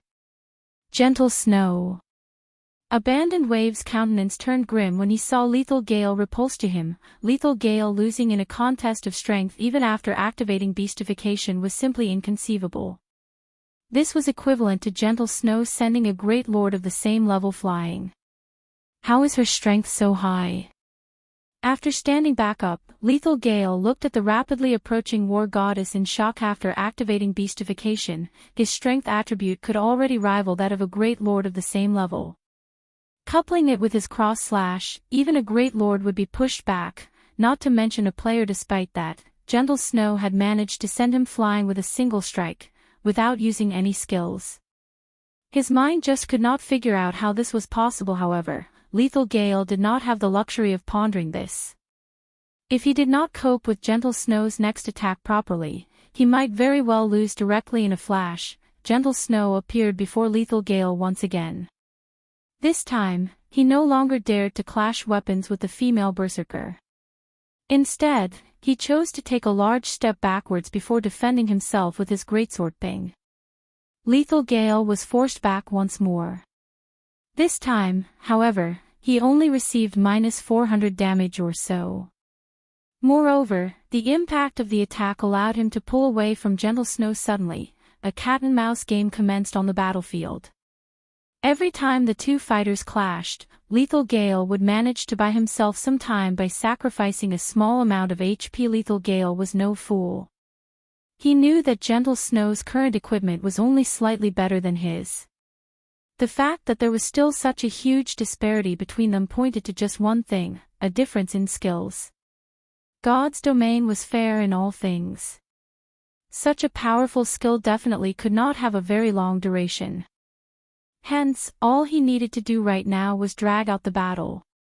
If he managed to last until Gentle Snow's skill ended, victory would be his. He could tell that Gentle Snow had yet to reach the refinement realm and was only at the half-step refinement realm. She did not possess perfect control over her own body. Moreover, she was clearly not used to this sudden increase in power, since she would expose plenty of weaknesses when she attacked. This was the reason why he could deflect the trajectory of her attacks, dampening the collision of the attack significantly and taking only a small amount of damage each time. This lethal gale fellow really is something. Feng was slightly surprised when he looked at Lethal Gale successfully deflecting Gentle Snow's attacks one after another rather than the refinement realm. The combat standard the male berserker was displaying right now already approached the flowing water realm. One could say that he had reached the half-step flowing water realm. Players at the refinement realm would have precise control over their own bodies. Even in high-speed combat, they would be capable of impromptu changes. However, just having such a combat standard would not be enough for one to deflect Gentle Snow's attacks. One also needed to understand the Holy Warrior's every action and predict her attack trajectories in advance. Only with this would one be able to keep up with Gentle Snow's superior attack speed and turn aside her attacks. Although it sounded straightforward, experts at the refinement realm would find such a feat extremely difficult to achieve. Had Gentle Snow not activated twofold Berserk, she really wouldn't have any chance of victory against Lethal Gale. The seconds ticked by quickly. 10 seconds after the battle began, over half of the terrain of the combat room lay ravaged. At this moment, Lethal Gale was in a very miserable state and only a quarter of his HP remained. Gentle Snow would need just a few more seconds to defeat the male berserker. Dated by Novel Foal. Calm, I have to admit, you are by far the strongest opponent I have faced in battle since I entered God's domain. However, I believe your skill's duration should be almost up. Originally, I did not intend to use this move. However, I acknowledge that your strength indeed deserves my going all out. Lethal Gale said excitedly. Lethal Gale's HP began recovering rapidly. At the same time, the aura he exuded also strengthened apace. Not good. That's the Tier 1 Taboo skill Life Return. Feng immediately recognized the skill Lethal Gale used when he noticed a green mist circling the male berserker's body along with his growing aura. As a Tier 1 Taboo skill, Life Return was very powerful. When activated, the skill completely recovered its user's HP within a short period. Moreover, the more HP the user lost previously, the more bonus strength and agility attributes the user would gain, up to a maximum of 600 strength and 600 agility. 600 strength was practically equal to the total strength of a well-equipped level 40 berserker. With such a massive increase in strength, even if Lethal Gale's strength attribute was still not a match for Gentle Snow's, there would no longer be such a great disparity as before. With Lethal Gale's standards, it would be enough for him to defeat Gentle Snow. To make matters worse, Gentle Snow's twofold Berserk was already nearing its end. Ha ha ha. Gentle Snow, I admit that you are amazing.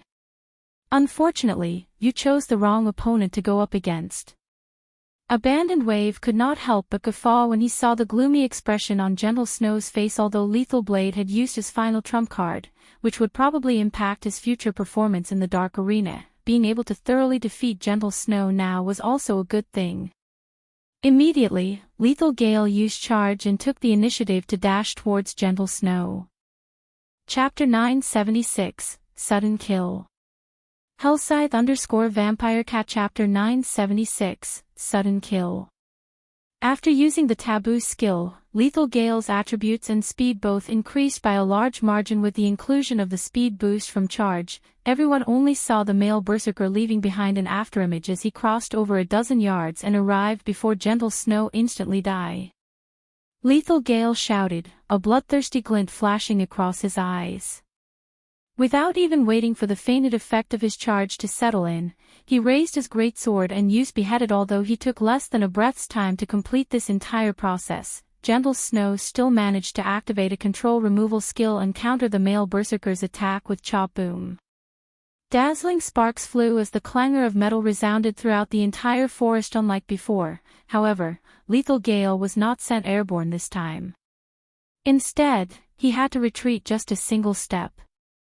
The impact of the collision also cost him only around 100 HP. To Lethal Gale, who had recovered back to full HP, this loss was barely a scratch. Although his attack had failed to finish off Gentle Snow, Lethal Gale did not mind one little bit. He had long since figured out how powerful Gentle Snow's current attributes were. This first attack of his was merely to gauge how much of a difference there remained between their strength attributes. In a quick follow-up to his attack, Lethal Gale's body flashed. Then he appeared beside Gentle Snow and abruptly swung his greatsword upwards, the massive weapon slashing straight at her blind spot. U.P. Dated by Novel Foal. Calm as Gentle Snow was still unaccustomed to her greater strength, the clash with Lethal Gale had thrown her stance off. Hence, her defense was full of holes right now. Had Gentle Snow reached the refinement realm, even with the suddenness of the increase in strength, she would have been able to control it skillfully. Unfortunately, that was not the case. Lethal Gale's greatsword suddenly split into 4 afterimages, each one striking at one of Gentle Snow's weak points. Caught off guard, Gentle Snow no longer had the time to adjust her stance to defend against Lethal Gale's attacks. In the end, she forcefully used Whirlwind Slash. In the next moment, a silver whirlwind suddenly formed around her. When the 4 afterimages of Lethal Gale's greatsword collided against the silver whirlwind, they immediately got dispelled into nothingness. Meanwhile, Lethal Gale himself had to take a step back, giving Gentle Snow a chance to catch a breather. What a terrifying expert. After Gentle Snow retreated to a safe distance, she could not help breaking out in a cold sweat when she thought back to Lethal Gale's previous attack. The difference between their combat standards was clear for all to see. Despite her advantage in strength, Lethal Gale always managed to maintain his stance after receiving her attacks. Moreover, even after his attributes had increased significantly, he was still able to receive all her attacks without fail, as well as launch attacks from various positions. On the other hand, it was taking her all just to handle her sudden increase in strength, which made it very difficult to maintain her stance after a direct clash. Unlike ordinary computer games, fights in virtual reality games were no different from fights in the real world. In many cases, an attack that one could easily block while in a proper stance would become very difficult to handle if one lost their stance. This was true even with a very normal attack. Fights between experts were all high-speed battles. Deciding the outcome took only an instant. Losing one's stance in battle was a fatal matter. Although Gentle Snow had repelled Lethal Gale, the latter had no intention of letting up on his attacks. He immediately charged at her once more and let loose a barrage of violent strikes. In the main hall, all anyone could see between the clashes of Gentle Snow's one-handed swords and Lethal Gale's greatsword were afterimages. Is this a battle between true experts? For a time, the players in the main hall even stopped blinking, afraid that they would miss out on the moment where victory and defeat were decided. If it were any other player going up against either of the two fighters right now, most likely, they would have already fallen numerous times to either Gentle Snow's or Lethal Gale's attacks before they could even react. Inside the combat room, although Gentle Snow seemed to hold the advantage in both speed and strength, in reality, she was actually at a disadvantage. In order to maintain her combat stance, Gentle Snow kept having to retreat.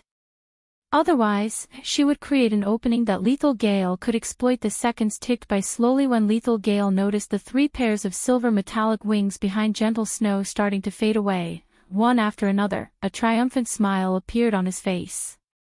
At this moment, he could sense that her strength and speed were both starting to wane. Will I be able to make it? Gentle Snow looked at the last remaining pair of wings on her back. The outcome of this battle was already plenty obvious. With Lethal Gale's combat techniques, even if she did not enter a weakened state after Starlight Saint ended, she would still end up losing the battle. However, she was not willing to simply give up. From the moment Lethal Gale activated the Tier 1 Taboo skill Life Return, she already knew just how powerful the Berserker was. The only reason she had fought desperately up until this point was for this final strike. When the 3 pairs of metallic wings generated by Starlight Saint started disappearing, it was not a warning to the user that their bonus attributes were about to expire. Instead, the moment all 3 pairs of wings disappeared, the skill would at last display its true power, releasing its final brilliance. However, this final power only lasted for one attack. If Lethal Gale managed to deflect or dodge her attack, her fate would be sealed. Hence, if Gentle Snow wanted to win, she needed to stay calm like never before. She needed far more precise control over her own body. She also had to push her mental concentration to its very limits. Thus, when her wings began fading, Gentle Snow had deliberately repressed her own strength to the point where she could control it perfectly. Meanwhile, from Lethal Gale's perspective, it seemed as if Gentle Snow's strength was continuously deteriorating. Upon seeing the final pair of metallic wings disappear, Lethal Gale immediately used the Tier 1 skill Energy / not only increased the power of an attack but also extended the attack range by 5 yards. 6 ultimate flashes. Gentle Snow, on the other hand, had forsaken all her excess power and concentrated the remainder into one final attack. The collision of swords and greatsword generated a blinding glare, followed by a thundering boom-bang. Feng! Feng! As the glare dissipated, the shrill of metallic armor being pierced echoed throughout the entire forest, as well as the entire main hall of the Divine Colosseum. 5 penetrating cuts appeared on Lethal Gale's armor. His HP had also instantly fallen to 0. As for the victor of this battle, Gentle Snow, her complexion looked somewhat pale right now. The extraordinary concentration she displayed at the final moment depleted her mental strength, so much so that she was on the brink of collapse. With the side effects of the Starlight Saint kicking in, she appeared extremely frail. The players in the main hall of the Divine Colosseum, however, clamored at this. "Sini, it's over?" What happened in that instant? I didn't even manage to see anything. Gentle Snow won, just like that. This is a lie, right? All hail the goddess. Everyone simply could not figure out what had happened in that final moment. Lethal Gale clearly had the upper hand just then and was about to finish her off, yet such a shocking reversal had actually taken place. The tables had turned so suddenly that even Lethal Gale himself did not know how she had defeated him. With the end of the duel, Gentle Snow and Lethal Gale both walked out of the combat room. Due to their previous agreement, even if Lethal Gale was reluctant, he no longer had the face to look for trouble with Feng at the moment. He could only watch as Gentle Snow slowly walked over to Feng. Defeated. Gale was actually defeated. He even lost while every guild in Starmoon Kingdom was watching. When Abandoned Waves saw the outcome of the match, he threw the bottle of Witch's Tear, which was worth 5,000 battle points, to the floor. Immediately notify Gale and the others. Since they've embarrassed the Blackwater Corporation, they need to make up for their actions. Have them think of a way to get rid of Gentle Snow within White River City. Currently, Gentle Snow's complexion was pale, and she looked extremely weak. She was clearly suffering the backlash of using that powerful skill from before. With her in such a weak state, even with the deterrence of the city guards, killing her would be child's play for Lethal Gale's party of 6. As long as the Blackwater Corporation killed Gentle Snow inside White River City, they would be able to regain the reputation they lost before in one fell swoop. As for Lethal Gale's party members getting jailed by the NPC guards, that was irrelevant to Abandoned Wave. Understood. Lethal Gale accepted to the instructions he received without hesitation. A cold glint flashed across his eyes as he shifted his gaze towards Feng and Gentle Snow, who were chatting with each other. Chapter 977, Feng takes action.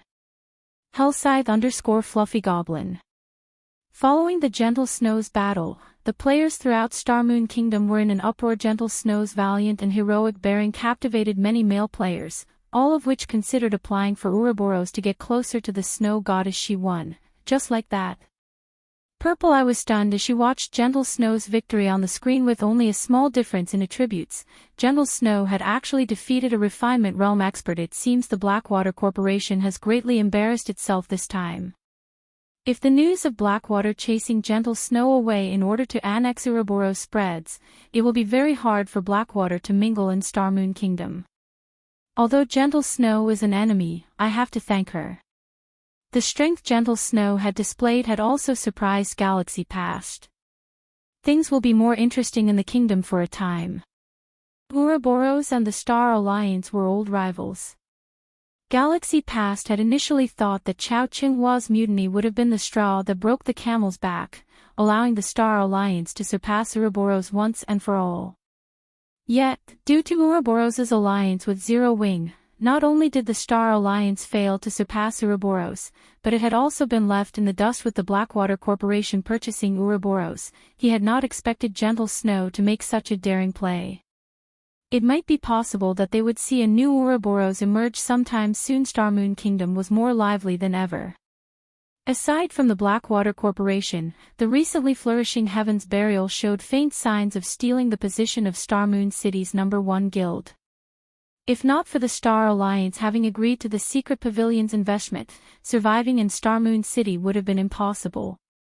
"Boss Gale, are we going to attack here?" A level 39 ranger beside Lethal Gale asked worriedly as he surveyed their surroundings. Even the weakest NPC guards in the Divine Colosseum were level 200, Tier 2 classes, not to mention the roaming Tier 3 NPCs. If they made a move among so many NPC guards, these NPCs would kill them instantly. Although someone had successfully killed one of King's Return's upper echelons in the Divine Colosseum, not just anyone could replicate that. Even now, that person was a legend among players and had the nickname Frost Eye. Quite a few super guilds had attempted to contact this Frost Eye to hire him to assassinate other major powers' upper echelons. God's Domain super guilds had no lack of experts. Theoretically, they should be capable of dispatching their own men for such assassinations, yet in the end, they wanted to hire Frost Eye. Why? It was precisely because these super guilds weren't capable of doing so, which was why they were willing to pay such a high price. Although they, Blackwater's people, were experts, they could not contend with God's Domain's apex experts. If they attempted to kill another player in the Divine Colosseum, there was over an 80% chance that the guards would kill them before they could finish off Gentle Snow. "We can't make a move here. Fortunately, it won't be too late for us to take care of her after they leave the Divine Colosseum." Lethal Gale immediately dismissed the notion of attacking now after noticing the party of guards stationed a short distance away from Gentle Snow. "When we strike later, Stone and Tooth, you two coordinate with me to take Gentle Snow down. The rest will hold the NPCs off as long as possible. With Gentle Snow's current state, the three of us should be able to finish her off in 1 or 2 moves." Lethal Gale's party members nodded. They then began to simulate the assassination in their mind. Stone and Shattered Tooth were both level 39 assassins. The assassin class specialized in ambush. If an assassin successfully ambushed a berserker, there was over a 60% chance that said berserker would lose over half of their HP instantly. If 2 assassins worked together, a berserker of the same level would die instantly. With this lineup and a berserker like Lethal Gale acting as a distraction, Gentle Snow's fate was sealed. Furthermore, both Stone and Shattered Tooth were relatively powerful assassins, even in the Blackwater Corporation. Both had already reached the refinement realm. Only, they had slightly fewer achievements than Lethal Gale. They could even defeat Gentle Snow in a one-on-one fight if they had the same weakened attributes that she did right now. Killing Gentle Snow would be child's play if these 3 worked together. Guild Leader Snow is as amazing as expected. I had not expected you to reveal such a trump card in the end. Lethal Gale has defeated the 354th ranking expert on God's Domain's experts list. With this, your rank will rise significantly. Feng praised the woman as he watched the snow goddess approach.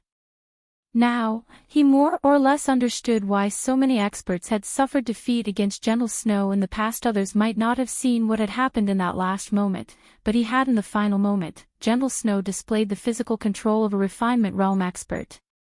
Hence, she had managed to control the 6 vicious sword strikes perfectly, finishing Lethal Gale off.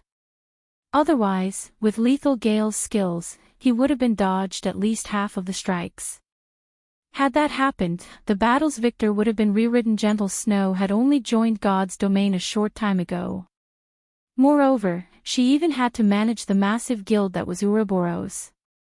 Yet, without any guidance, Gentle Snow had reached the refinement realm. She was devilishly talented. Feng had only reached his current realm after experiencing 10 years of fights in God's Domain and the many miraculous encounters he had chanced upon. Even Violet Cloud, whom he had taught carefully, had only recently reached the refinement realm. Meanwhile, Aqua Rose still had not done so. I was just lucky. Gentle Snow shook her head. There was not a hint of joy on her face. Rather, more worry than before gripped her heart. The Blackwater Corporation had yet to join God's domain officially, yet it had already dispatched an expert like Lethal Gale to take her out. Now that she had confirmed that the corporation would start its conquest in Starmoon Kingdom, it would not be as easy for her and her companions to start a new guild as she had expected. I assume that guild leader Snow hasn't sought me out just to trade the small stock of herbs and ores, right? Sure, Feng asked, chuckling. Indeed, as you say, I would like to discuss some other with you. However, this is not a place for such a conversation. Why don't we continue our chat in the high-class restaurant below? Gentle Snow nodded. She did not try to hide the reason for her visit. She had many more resources on hand that she could sell. Unfortunately, it was impossible to find someone who could afford so many resources in a short time. In her opinion, if Sure Feng could afford her stock of herbs and ores, he should be able to purchase her other resources as well. Let's go, then. Sure Feng agreed with Gentle Snow's sentiment. With so many eyes on them right now, this was an inappropriate place for their chat, following which, as Sure Feng and Gentle Snow left the Divine Coliseum, Lethal Gale's party followed closely behind. Although guards patrolled White River City streets, the patrols were sparse. Moreover, the city guards were much lower leveled than the Divine Coliseum's guards. Once they found an opportune moment, Lethal Gale's party approached Gentle Snow silently. As for Stone and Shattered Tooth, they had long since gone into stealth when there were only 30 yards separating Lethal Gale and Gentle Snow. The former used charge guild leader Snow. I am sorry for this, but you must die today.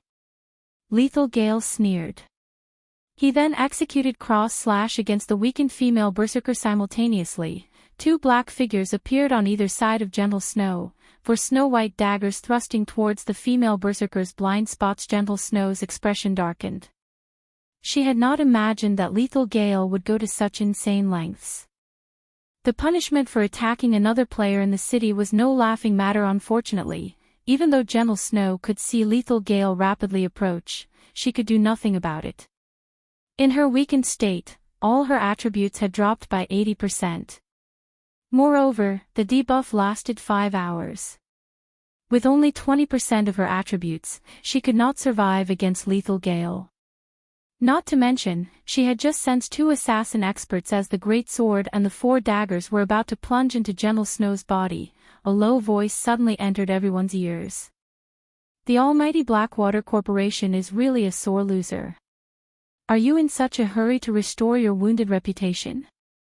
As his voice faded, 5 streaks of blue light surrounded Gentle Snow. Feng! Feng! The clang of metal colliding echoed down the street 5 times.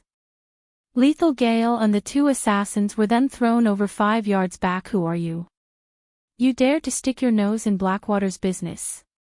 Lethal Gale glared at the cloaked swordsman. However, his eyes contained a hint of fear. When experts fought, one clash was enough to gauge the opponent's strength. Lethal Gale could tell that the swordsman was stronger than him. The fact that the swordsman had repelled all 3 of their attacks told him that this man was more than an ordinary expert. Who am I? This is White River City. You dare to make a move in my territory and still ask who I am? Sure Feng sneered as he glanced at Lethal Gale and the 2 assassins. Chuckling, he took off his black cloak. Feng. Gentle Snow was shocked when she saw who had hidden beneath the black cloak. Although the man had felt familiar, that did not help her to identify him. After all, he could be any random person she had met before. Now that she knew her mysterious buyer's identity, her previous questions had been answered. Who could possibly be richer than Zero Wing in Starmoon Kingdom? You're Zero Wing's Feng. This is between the Blackwater Corporation and Ouroboros. I advise you to stay out of it. If you don't, you will regret it. Lethal Gale's face twisted into an ugly expression when he heard this man's name. To the Dark Arena's participants, Feng was a familiar name. Even with Stone and Shattered Tooth's help, beating Feng was impossible. He had no choice but to use the Blackwater Corporation as a threat. With this, he might still have a chance to finish off Gentle Snow. Chapter 978. Great trees are good for shade. After Lethal Gale's group launched their attack, a commotion erupted among the players on the street. Have they lost their minds? They are attacking someone in White River City. Are they not aware of the severe punishments for assaulting people inside a city? Amazing. Who are they? How long has it been since someone tried to kill another player in a Star Moon Kingdom city? The players stopped to watch the show. NPC cities were different from NPC towns.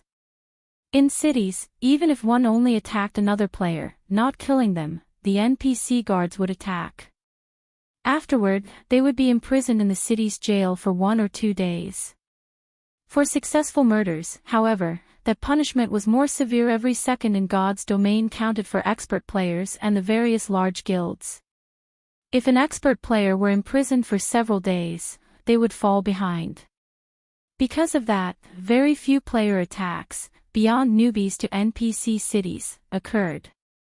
After issuing his threat, the Berserker's 3 other party members joined the ambush on Gentle Snow. Their task was one of no return. Moreover, the nearby NPC guards had discovered their transgression and were heading their way. If they could not kill Gentle Snow before these NPC guards arrived, it would be much harder to kill her later. Ivy already stated that this is Zero Wings territory.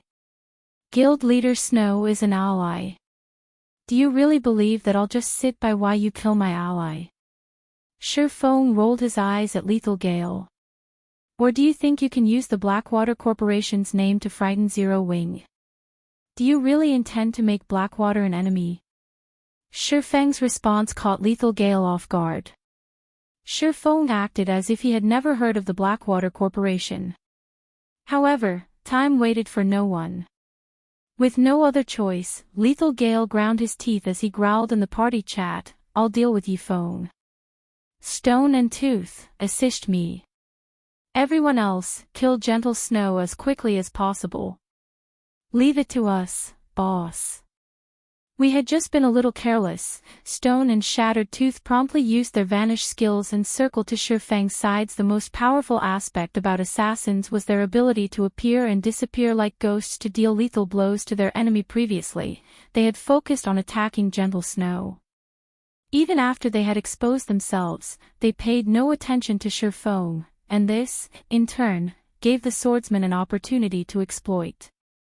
If they were in stealth, however, they were confident that even Apex experts wouldn't detect their presence. I'll create an opening for you.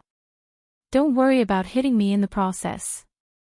After Lethal Gale calmed himself, he lifted his greatsword and charged towards Feng. He was very familiar with Stone and Shattered Tooth's strengths. He had also watched Feng's fight in the Dark Arena. In terms of combat techniques, he was weaker than Feng. However, live combat was different from a competition. Many factors could affect the battle's outcome. The cooperation of several experts, in particular, would raise their combat power exponentially. Even he would find himself in trouble when Stone and Shattered Tooth worked together. Their psychedelic footwork allowed them to move silent, only revealing themselves, barely, as they struck. Although Feng was strong, if 2 assassins that he could not perceive attacked him, his mental state would suffer an immense pressure. Even if he tried to ignore it, his subconscious would constantly search for the sudden appearance of enemies, and this would affect his focus. He could use this opportunity to kill Feng. If he killed both Ouroboros's guild leader and Zero Wings Feng, even if the NPC guards imprisoned him, the fight would be worth the loss. Feng, you need to be careful. Those 2 assassins are strong. Gentle Snow warned the swordsman as Stone and Shattered Tooth disappeared. Although she was in a weakened state, her perception had not dulled.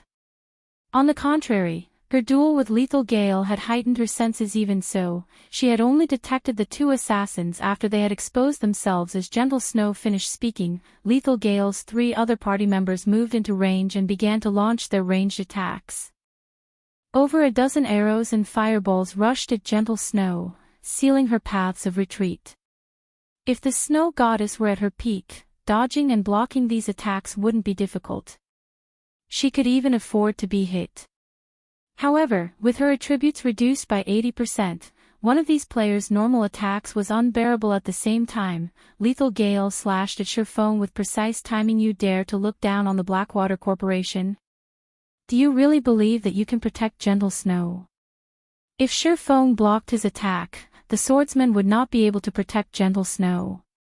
On the other hand, if Feng defended Gentle Snow, the swordsman would receive his merciless blow. Moreover, he still had Stone and Shattered Tooth's assistance. If Feng slipped up, they could very well take his life in one fell swoop. Once the hindrance was gone, it would be much easier to kill Gentle Snow suddenly. Feng madly brandished his sword, tracing one trajectory after another in the air. This move was none other than the combat technique he had inadvertently learned in the Titan Library, Sword's Orbit. By tracing the 32 sword trajectories with his blades, Feng formed an impenetrable defense around him. Although a swordsman did not have a long attack range, his attacks could cover a 5-yard stretch in front of him, which just so happened to envelop Gentle Snow, who stood roughly 3 yards from him. While Feng had yet to master the sophisticated Sword's Orbit, his combat techniques were more than enough to block Lethal Gale and his people's attacks. As the incoming arrows, fireballs, and Lethal Gale's beheaded skill came within 5 yards of Feng, he blocked them. None of the attacks struck Gentle Snow or Feng's skill. Lethal Gale's heart pounded as he watched Feng block all of the attacks from his prior attack. He knew when his greatsword was within 5 yards of Feng, and it felt as if he had struck a protective barrier. He hadn't been able to push his greatsword an inch further. On the contrary, a powerful force had repelled his blade, preventing him from launching further attacks. As for Gentle Snow, who had stood, frozen, this entire time, she stared at Feng with an awed gaze. Unlike Lethal Gale, however, she did not think Feng had used a skill. When she stood within Sword's Orbit's protective field, she could feel that Feng's every swing was a normal attack, yet this combination of strikes looked like an in-game skill. The technique was divine. How did he do it? Gentle Snow was baffled. Despite only executing normal sword attacks, as if following some sort of rule, he managed to block the attacks that came at him from all directions. As Feng fended off a wave of attacks, Stone and Shattered Tooth took the opportunity when he withdrew his swords to use shadow steps. After appearing behind Feng, both assassins stabbed their daggers towards the back of the swordsman's neck viciously. The process was complete within an instant. However, when the daggers were an inch away from Feng's neck, all 4 weapons stopped abruptly. No matter how much strength the 2 assassins employed, they were unable to push their daggers any further. Your footwork is impressive. Feng glanced at the 2 assassins in admiration. Unfortunately, you tried to take me on. Due to their footwork technique, even Feng found it hard to notice them. If not for omniscient eyes, he might have fallen prey to their sneak attack. He would not have had the time to activate Defensive Blade to defend himself. Knowing that Feng had activated a life-saving skill, Stone and Shattered Tooth began to launch rapid attacks in hopes of depleting his Defensive Blade's block counts quickly. However, Feng did not give them the chance as he used Sword's Orbit once more. Suddenly, with Feng as the center, a storm raged.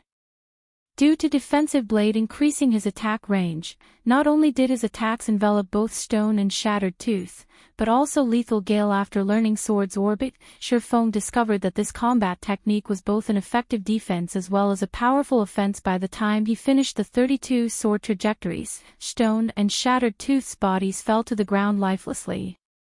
Meanwhile, Lethal Gale, who stood some distance away from Feng, had less than 10% of his HP remaining.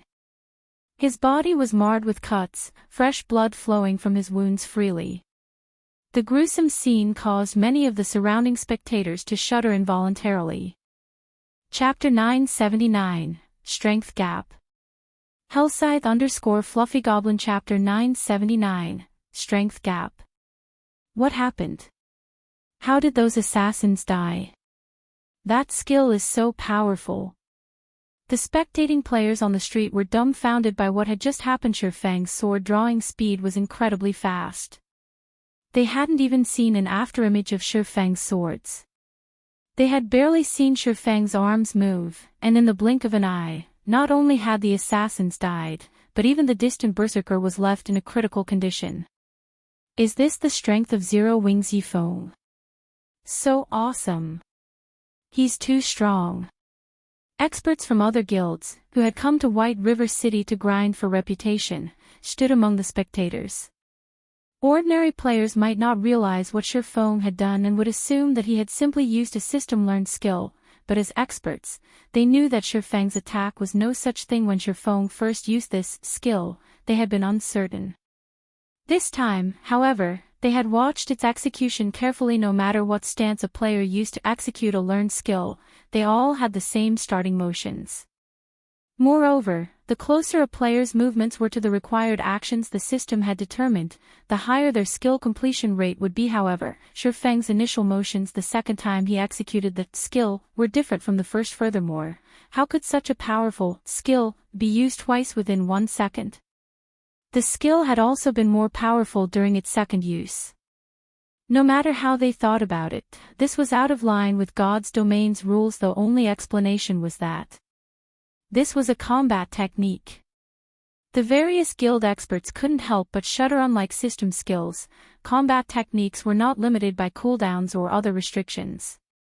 Even while silenced, they could use their combat techniques with normal attacks. The only downside was the burden on a player's stamina and concentration. Those who attacked using special combat techniques knew that the more powerful a technique was, the more of a burden it had on stamina and concentration. Meanwhile, of the 2 assassin experts Feng had defeated, both were level 39. Both could easily rank among the top of any kingdom's ranking list. As for the berserker Lethal Gale, they were even more familiar with him. After all, he was the berserker who had dueled Gentle Snow just some moments ago. With Lethal Gale's combat standards, he could rank highly even among Super Guild's experts. Yet, even when all 3 players had worked together, they had been beaten so badly. However, among the watching players, no one was more shocked than Gentle Snow. Is this really the Feng I know? She had personally experienced Lethal Gale's power. If not for her peak legacy, there was no way in hell she would have defeated the male berserker. In spite of that, Feng had ended the battle in 3 moves. Gentle Snow was even under the false impression that Lethal Gale and his assassins were, in fact, quite weak. She knew that wasn't true. Feng was just that strong. Despite such fierce attacks, not only had Feng nullified the attacks, but he had also dealt Lethal Gale and his companion such a devastating blow. Before this, Gentle Snow had never seen Feng's true strength. Now, she finally understood that they were no longer on the same level. Focus your attacks on Gentle Snow. Lethal Gale, who looked pitiful, hurriedly commanded as he retreated from Feng. He then took an ancient, black magic scroll from his bag. To think I would be forced to waste this. Although it seemed as though both sides had been fighting for a long time, their exchange had only lasted a moment. The NPC guards were still quite a distance away from them. He still had time to use his precious Tier 3 magic scroll. Life Seizure. Life Seizure was a single target attack spell that could even severely wound a Tier 3 class. It would be a small matter to instant kill a Tier 1 player. As Lethal Gale unfurled the magic scroll and began to activate it, a violent vortex of mana appeared above them. Even a fool could tell that this magic scroll was extraordinary. Lethal Gale's 3 remaining companions launched their attacks once more. This time, their attacks were more vicious. All 3 hurled over 20 attacks at Gentle Snow. However, their attacks focused on quantity over quality. After all, even a low-damage skill like Ice Spear could deal frightening amounts of damage to Gentle Snow. In addition, the increased number of attacks would also make it more difficult for Feng to guard Gentle Snow. Despicable. The bystanders cursed at Lethal Gale's group as they watched. If this were a fair and proper battle, Lethal Gale's group would be no match for Feng. However, if Feng were forced to remain by Gentle Snow's side, the incoming Tier 3 spell would no doubt kill him suddenly. However, Feng appeared beside Lethal Gale, arcs of blue electricity circling his body faintly. Feng then sent a slash at the berserker, who was invoking the magic scroll. What's going on? Lethal Gale had not predicted that Feng would leave Gentle Snow to the wolves to come for him. However, as he glanced at Gentle Snow, he discovered Feng standing beside the female berserker. Lethal Gale wasn't the only one seeing this. Every other player on the street stared in wonder as well. There are 2 of him. How can there be 2 of him? Is it a doppelganger skill? As everyone tried to figure out what was going on, Lethal Gale's vision started to fade to gray.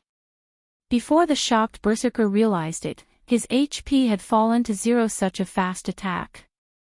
When Feng had appeared beside him, Lethal Gale saw a blue flash leave the swordsman's hand just before he activated Whirlwind Slash to fend off the attack. In the next moment, his body stopped responding to his commands as his vision dimmed into darkness. He noticed the Feng before him dissipate into nothing. It was as if the attack hadn't happened, as if this had all been a bad dream. Meanwhile, before anyone realized it, another Feng had appeared behind Gentle Snow. Even more surprisingly, this new version of Feng blocked all 20+ attacks aimed at the snow goddess. Moreover, when he executed Sword's Orbit again, it was even more powerful than before. He struck down every spell and arrow before they had come within 10 yards of Gentle Snow. How did he do that? Everyone was shocked. Even the guild experts from other kingdoms and empires were speechless. Feng was like a ghost, appearing wherever he wanted in reality. However, Feng had pushed himself to his very limits to execute this phantasmal attack first. He had used Instant Strike to finish off Lethal Gale. He then activated Silent Steps to appear behind Gentle Snow. He had completed these two moves almost at the same time. Later, he executed Sword's Orbit. Although Feng appeared calm, he had exhausted most of his concentration. His head was starting to ache. You guys have had your fun. It's my turn now. Looking at the 3 ranged members of Lethal Gale's party, Feng raised Killing Ray high before swinging it forward violently. Lightning Edge. Suddenly, streaks of blue lightning arced across the 50 yards ahead of him. Not only did the arcs of lightning devour the players' attacks, but the lightning also devoured the players. All 3 players transformed into particles of light, leaving behind only 3 items. Not even their corpses remained. Chapter 980, Yi Feng's Deterrent Force. Chapter 980, Yi Feng's Deterrent Force. Every spectator was shocked as they watched Feng instantly kill 3 level 39 expert players. What a powerful AoE attack skill. Is this Zero Wing strength? After seeing this, the guild experts from other kingdoms and empires began to fear Zero Wing. If Feng decided to ambush their guild's elite teams in the field with such a powerful skill, the consequences would be unimaginable. He was practically a human cannon.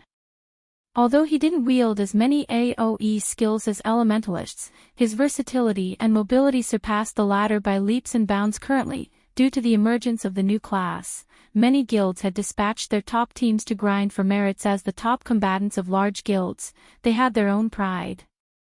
Due to that, they didn't pay any attention to White River City's ruler, Zero Wing. After all, they were not grinding around White River City. They were simply using the teleportation array within the city. Once they reached the Twin Towers Kingdom, Zero Wing would lose the home ground advantage. If Zero Wing wanted any level of authority in the Twin Towers Kingdom, it would have to rely on its team's strength. However, the strength Feng displayed a moment ago was beyond terrifying. He was fully capable of threatening their progress in the Twin Towers Kingdom. From now on, if they accidentally provoked Zero Wing, they would have to take into account the possibility of Zero Wing's teams annihilating them immediately. The various large guilds' top teams reigned in their arrogance and re-evaluated their opinion of Zero Wing. They had notified their teams in the Twin Towers Kingdom, warning them to avoid conflict with Zero Wing's teams as much as possible. Although they had their own experts, fighting Zero Wing would gain them nothing. Moreover, Zero Wing had another major advantage over the other large guilds. The teleportation house was located in White River City. Their foreign guilds did not have a residence here. They had to foot the additional fee of teleporting from their respective cities to White River City. Of course, it was a different story for wealthy tyrants like super guilds and super first-rate guilds. Super guilds and super first-rate guilds had far more powerful backgrounds than first-rate guilds. It was especially true for their connections. These guilds could set up a residence in any city in God's domain. After which, they could dispatch their guild members en masse. Unlike first-rate guilds, these superpowers didn't need to struggle to obtain land. This was why the various large guilds feared super guilds and super first-rate guilds. Not only could these major powers dispatch apex experts to assassinate their guild's upper echelons, but they could also send swarms of elite players to obliterate the guild members. After Lethal Gale's party had been annihilated, the NPC guards, who had been rushing to the scene, stopped and resumed their patrols. It was as if the surprise attack had never happened. As for Lethal Gale's party, who had initiated an attack within the city limits, they would not escape the system's punishment just because Feng had killed them. Once they revived in half an hour, the NPCs would arrest them in the Resurrection Temple. After taking care of Lethal Gale's party, Feng collected his spoils of war. Although the weapons and equipment Lethal Gale's party had dropped were useless to him, they could still enrich Zero Wing's guild warehouse. After Feng finished with the loot, he caught an advanced horse carriage with gentle snow and proceeded towards a high-class restaurant in the Nobles District. From beginning to end, not a single player had dared to step forward to snatch Feng's loot. Only after Feng was truly out of sight did these players launch into heated discussions. What? Zero Wing's Feng wiped out Gale's party. How is that possible? Abandoned Wave was dumbfounded as he listened to his subordinate's report. He could not believe his ears. He then asked, "What about Gentle Snow? Did she die?" Lethal Gale's people were one of the top-ranking parties among those under his control. Usually, he tasked the party with assassinations and dealing with experts that made themselves a hindrance. Until now, they had never failed a job. They had always triumphed. Even against a Void Realm expert. Field battles were different from PvP competitions. There were many factors that could affect a player's combat power, not to mention the combat power of a group. Thus, it had been easier to send Lethal Gale to warn away Gentle Snow's mysterious buyer. If words could not sway the buyer, Lethal Gale's party would convince the buyer to submit by force. However, after giving it some thought, this task had been quite dangerous. If he had help from the NPC guards, it wouldn't be impossible for Feng to annihilate Lethal Gale and his companions. Gentle Snow did not die. Gale's party couldn't even lay a finger on her before Feng slaughtered them, the bald, middle-aged man said as he nervously played a recording for Abandoned Wave. The video clip showed the entire process of Feng wiping out Lethal Gale's party. Many curious spectators had recorded the entire battle. This video was already a popular topic on Starmoon Kingdom's official forums. Not only had this incident boosted the fame of Zero Wing's Feng, but it also made a mockery of the Blackwater Corporation. Abandoned Wave's expression darkened as he watched the video. The dense killing intent he radiated could be felt over 30 yards away. Sensing this killing intent, several strong and talented youths rushed over, asking, "Big Brother Wave, what happened? What has you so riled up?" Although these youths' levels were not high, they were greatly admired by the Divine Colosseum's regulars. It's nothing. Abandoned Wave closed the video, enraged. A cold glint flashed in his eyes as he said, "I've had to make some minor adjustments to my plans. Although young Master Jing has told me that there is no need to bother with Zero Wing, if I don't teach the guild a lesson, be it Black Flame or Feng, neither will acknowledge the Blackwater Corporation's power. I've heard that the Heavenly Dragon Pavilion's Pavilion Master, Nine Dragons Emperor, has quite a grudge against Zero Wing and has been eager to teach Zero Wing a lesson. You travel to the Black Dragon Empire and tell Qin Muyun this. If Nine Dragons Emperor wants to deal with Zero Wing, I will lend him a hand. Also, dispatch 3 parties to trail Gentle Snow. If there is an opportunity, kill her." Understood. After receiving his instructions, the bald man rushed out of the VIP room. Inside a high-class restaurant in White River City's Nobles District, Zero Wing's elite members filled the restaurant. Furthermore, several of Zero Wing's core members surveyed the area from the establishment's main hall. The high-class restaurant had become an impenetrable fortress. Meanwhile, Feng and Gentle Snow chatted with each other on the top floor. "The Blackwater Corporation is quite eager to take your life," Feng commented as he gazed out the French windows. From his position, he could see at least 8 people stalking the restaurant. While there was a chance that he had earned his own stalkers, it was far easier to believe that these players were hunting Gentle Snow after all. The Blackwater Corporation had ambushed her once before. Moreover, Gentle Snow was still weakened. He wouldn't be surprised if they tried another 3 or 4 assaults. Chapter 981, Difference Between Guilds. As expected of the Blackwater Corporation.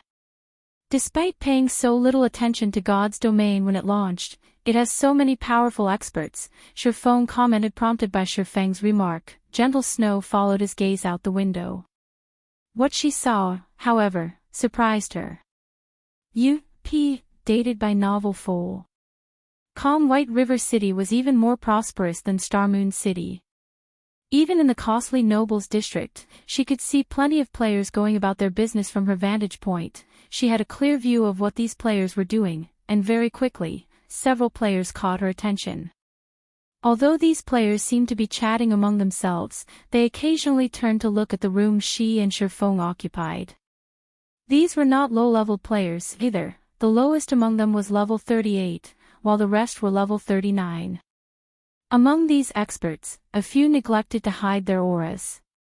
Hence, she could feel just how much of a threat these people posed if she left the building. Needless to say, she wouldn't leave White River City alive. The Blackwater Corporation had not prepared overmuch for the first ambush. Feng's presence must have also been unexpected. However, the corporation would prepare from here on out. Relax. As long as you're in here, they can't touch you. If you stay here until you recover from your weakened state, they will eventually give up and leave, Feng assured Gentle Snow. On his way here, he had purchased the latest information regarding Ouroboros from the secret pavilion. Although the purchase had cost him a pretty penny, he had learned both bad and good news. He discovered that the Blackwater Corporation now focused fully on God's Domain. In fact, it had already dealt with the companies that had backed Ouroboros. To put it simply, Blackwater now owned Ouroboros. Although it had not yet declared so publicly, the good news was that he could finally recruit Gentle Snow. The bad news was that the Blackwater Corporation was not to be trifled with. Among the various international corporations, Blackwater was relatively overbearing.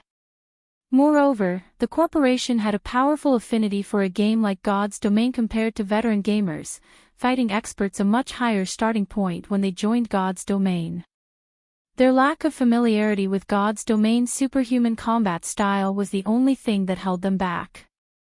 However, once they were comfortable with this combat style, they would quickly become experts in God's Domain with the combat techniques they had learned in the real world. The Blackwater Corporation had a perfected system to nurture fighting experts.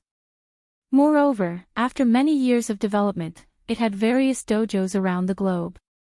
Given enough time, even super guilds would be no match for the Blackwater Corporation. Even in the past, shortly after the Mind Space system had launched, the Blackwater Corporation had forced itself into God's Domain. Although Blackwater had started later than everyone else, it was one of the first corporations to upgrade its own established guild into a super guild. In contrast, corporations like Open Source could only invest in super guilds and super first-rate guilds to establish themselves in God's Domain.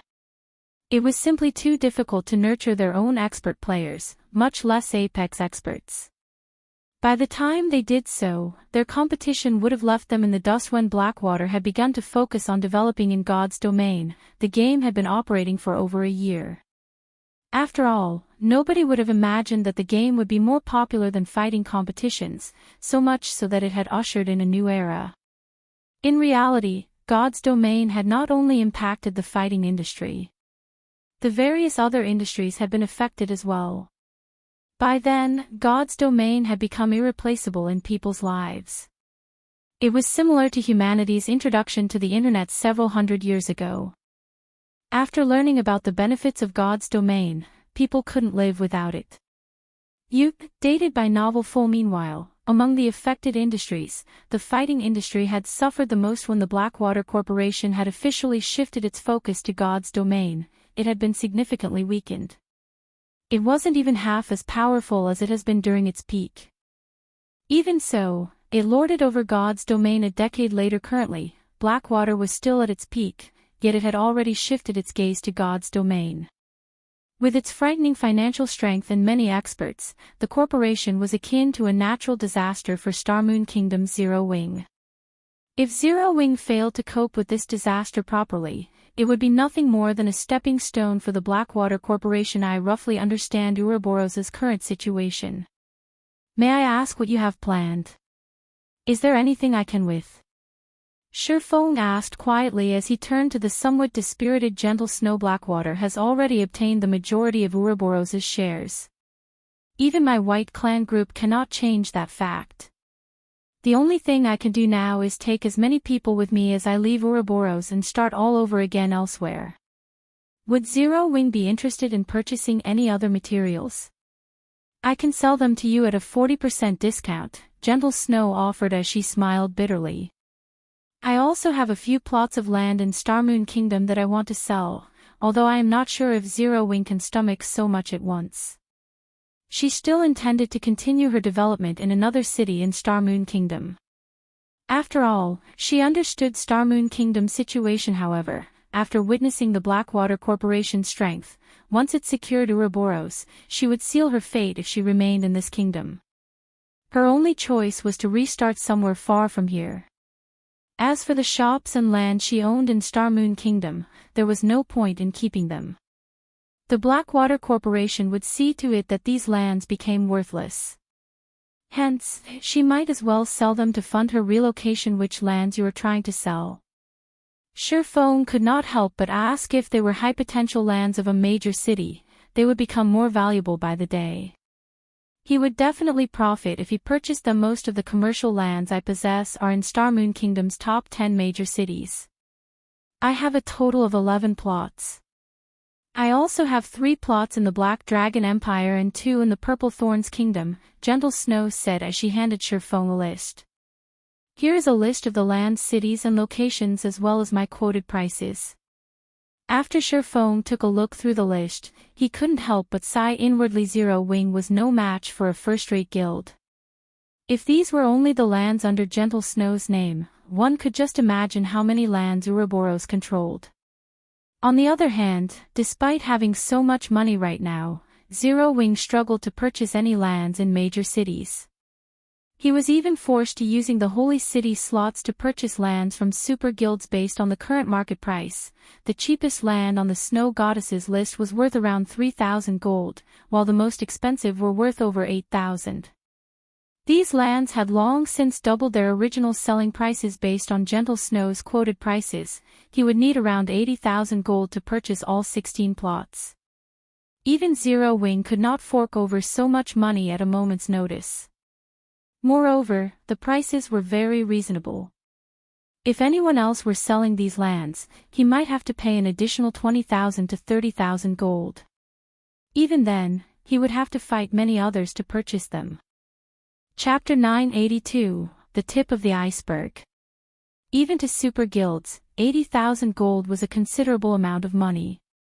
They couldn't collect so much money within a short period, much less the smaller guilds. Gentle Snow had little hope that anyone could afford to purchase all of her lands. She would just sell as many plots as she could. Once she collected enough coins, she could proceed with the next part of her plan more smoothly. While Feng carefully inspected the commercial lands, Gentle Snow received a call from Zhao Yueru. Snow, the guild has called an emergency elder meeting and has officially announced that Abandoned Wave will be replacing you as the guild leader. Aside from the raw materials you have, Abandoned Wave has frozen the guild's assets. Furthermore, many of the God-slaying army's members have reported ambushes in the fields and outside of dungeons. They've suffered grievous damages, Zhao Yueru reported, shaking with rage. The Blackwater Corporation was too vicious. The God-slaying army was their asset as they left Ouroboros. The guild had spent many years nurturing these experts. If these experts came them and they had enough funding, the new Ouroboros could quickly establish a firm foothold in another kingdom. Initially, hiding the locations of the army's members had not been an issue. After all, every member was an expert. With their equipment, killing these players would not be easy now. However, the Blackwater Corporation had somehow recruited an army of its own experts and slaughtered the God-slaying army scattered throughout Starmoon Kingdom.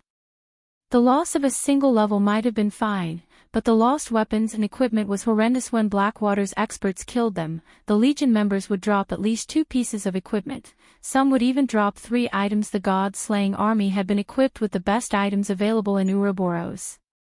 If several hundred members lost an item each, it would severely wound the army, much less if they lost 2 or 3 items. They would need a lot of time to recover from the loss. Normally, the god-slaying army could simply replenish their equipment from the guild's warehouse. However, the Blackwater Corporation had already limited their authority. Now, they could not even take a piece of common equipment from the warehouse. With the god-slaying army suffering such a blow, rising in another kingdom in a short time would be impossible. I understand. For now, have the army's members be extra careful. Gentle Snow's frown deepened after receiving a more detailed report. Even Ouroboros' old rival, the Star Alliance, couldn't kill so many of the god-slaying army's members so quickly. Guild leader Snow, you don't look too well. Has something happened? Feng asked curiously when he noticed Gentle Snow's troubled expression. Ivy just received news that Blackwater has already begun to exact its revenge. The god-slaying army that I command has suffered over 700 deaths. Although reports say that they've been ambushed by groups of cloaked players, I'm sure that these players are experts from Blackwater, Gentle Snow helplessly explained, not bothering to hide this fact from Feng. Moreover, it was impossible to keep a tight lid on such a major incident.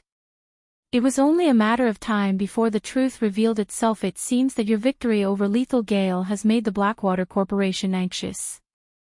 Otherwise, they'd have no reason to make such an excessive move. The news surprised Feng. No matter what was said or done, the Blackwater Corporation had already purchased Ouroboros.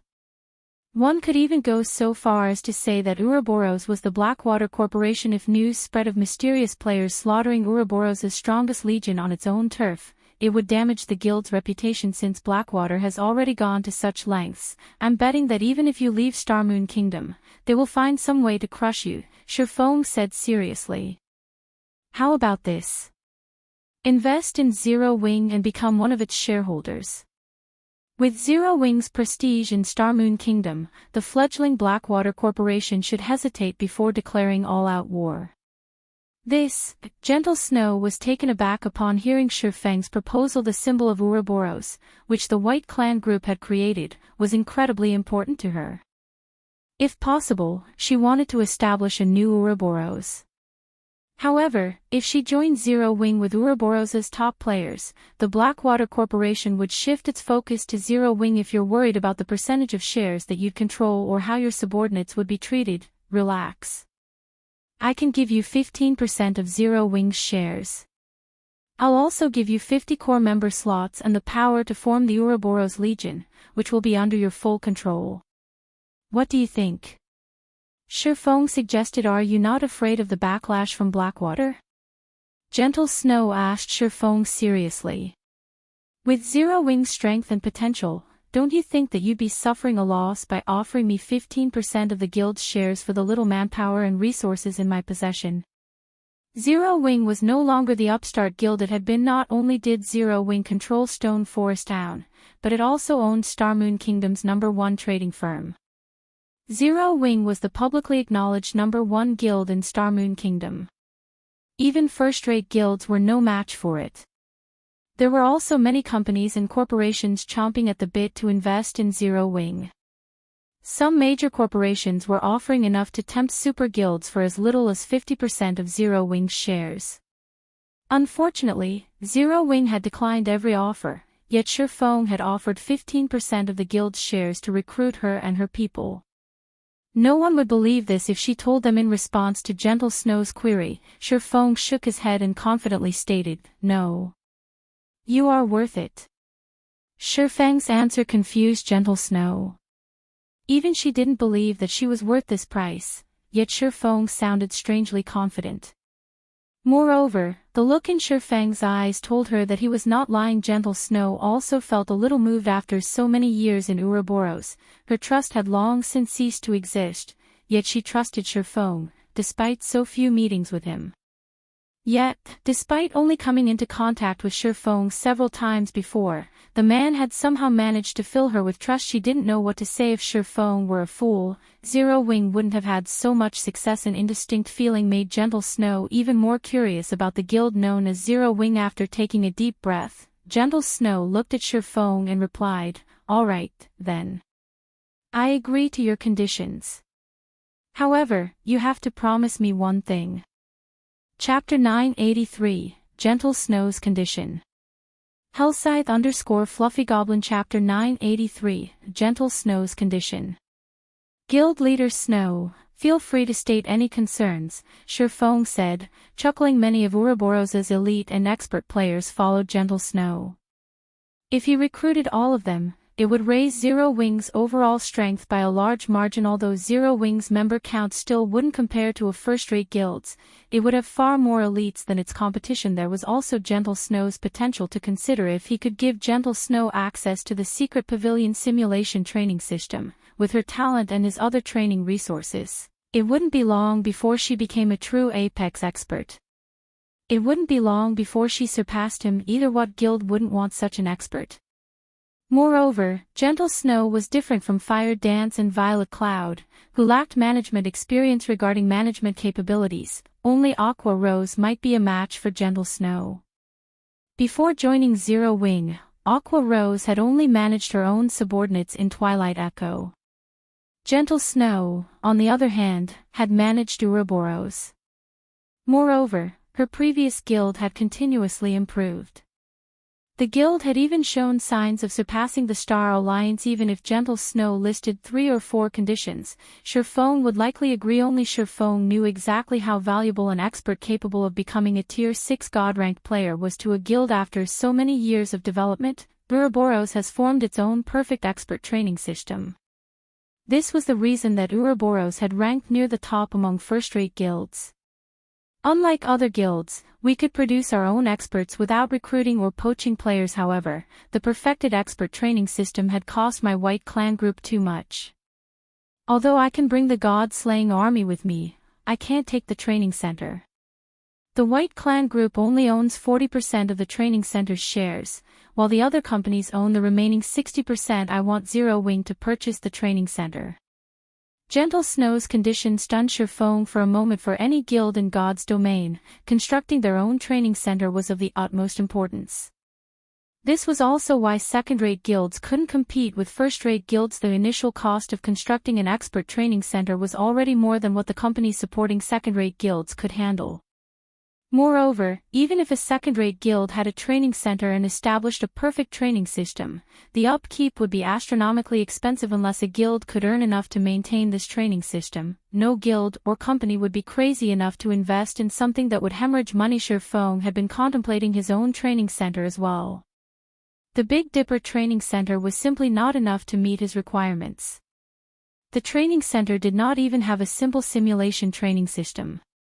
However, as constructing a training center was immensely expensive, he had to tackle this problem gradually. He had never imagined that Gentle Snow would ask him to purchase Ouroboros's training center. He would have been lying if he had said he wasn't pleased with Ouroboros's training center. Zero Wing could save several years of effort. Unfortunately, there was one big problem: he didn't have enough money. Feng had served as the guild leader of a second-rate guild in the past. He had been personally involved in establishing and constructing Shadow's training center. It had happened shortly after Shadow had officially become a second-rate guild. Hence, he knew just how much money a training center's construction required.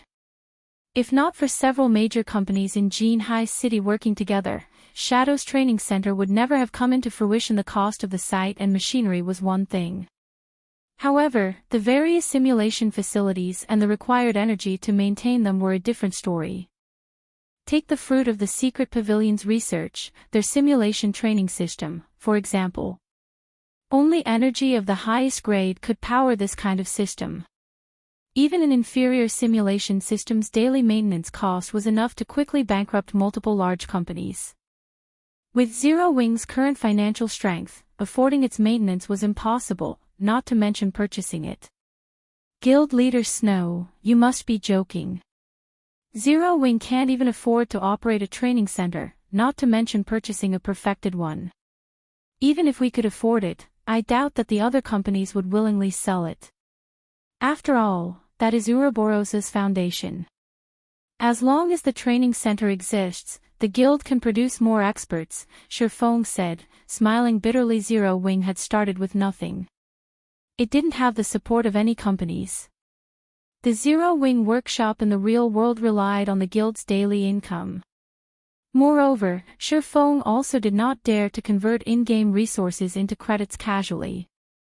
More major companies were joining God's domain by the day, and the competition was becoming more intense. The resources in God's domain were also becoming more valuable. Converting coins into credits would be a devastatingly foolish move. I understand that I am being somewhat unreasonable, but now is the best opportunity to buy it. Gentle Snow was also aware of how expensive it was to purchase a training center. Although Blackwater has purchased Ouroboros's training center is nothing to the corporation. Meanwhile, the training center's daily operation is a huge burden to those companies. They will try to get rid of it as quickly as possible. If we don't buy it now, another corporation, that wants to nurture its own experts, will. If Zero Wing is willing to buy it, I can try to lower the price as much as possible. I understand. Please wait a moment. I have to contact the guild leader about this first, Feng said, creating an excuse to leave the room. It would be much more convenient to purchase a training center than establishing his own. If he purchased it now, he could save himself a lot of trouble in the future. Zero Wing would not have to risk stagnation as Shadow had in the past due to a lack of experts. With the training center, he could nurture a large number of experts rapidly, sending them out afterward to capture and defend towns. He could then use the money and resources these towns generated to sustain the training center. However, Zero Wing couldn't gather so much money in such a short time span. Forget it. Let's give it a try. After Feng left the room, he contacted Aqua Rose. Chapter 984, Qualifications for Cooperation. Hellscythe _ Fluffy Chapter 984, Qualifications for Cooperation. Although Aqua Rose was Zero Wing's vice guild leader, her family owned its own large business. Twilight Echo was a first-rate guild with an even longer history than Ouroboros. Aqua Rose's family was one of Twilight Echo's major shareholders in the past. Feng had learned that Aqua Rose's family owned the Sun and Moon Group. In 10 years' time, the Sun and Moon Group would join the Fortune 500 list. Of course, Aqua Rose had been the main contributor to the company's success. The Sun and Moon Group and the Open Source Corporation were both involved in the energy industry. Hence, Aqua Rose's family had been afraid of the Open Source Corporation when they had threatened the family to persuade Aqua Rose. Open Source was one of the industry's giants. On the other hand, Sun and Moon struggled within the middle ranks.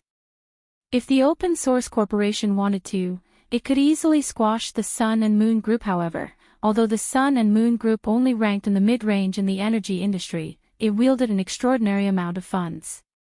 After all, the most profitable resource in the world was energy, as it was used in nearly every aspect of life. It was also precisely this reason that Twilight Echo's members had treated Aqua Rose like a treasure, even making her the guild's honorary elder.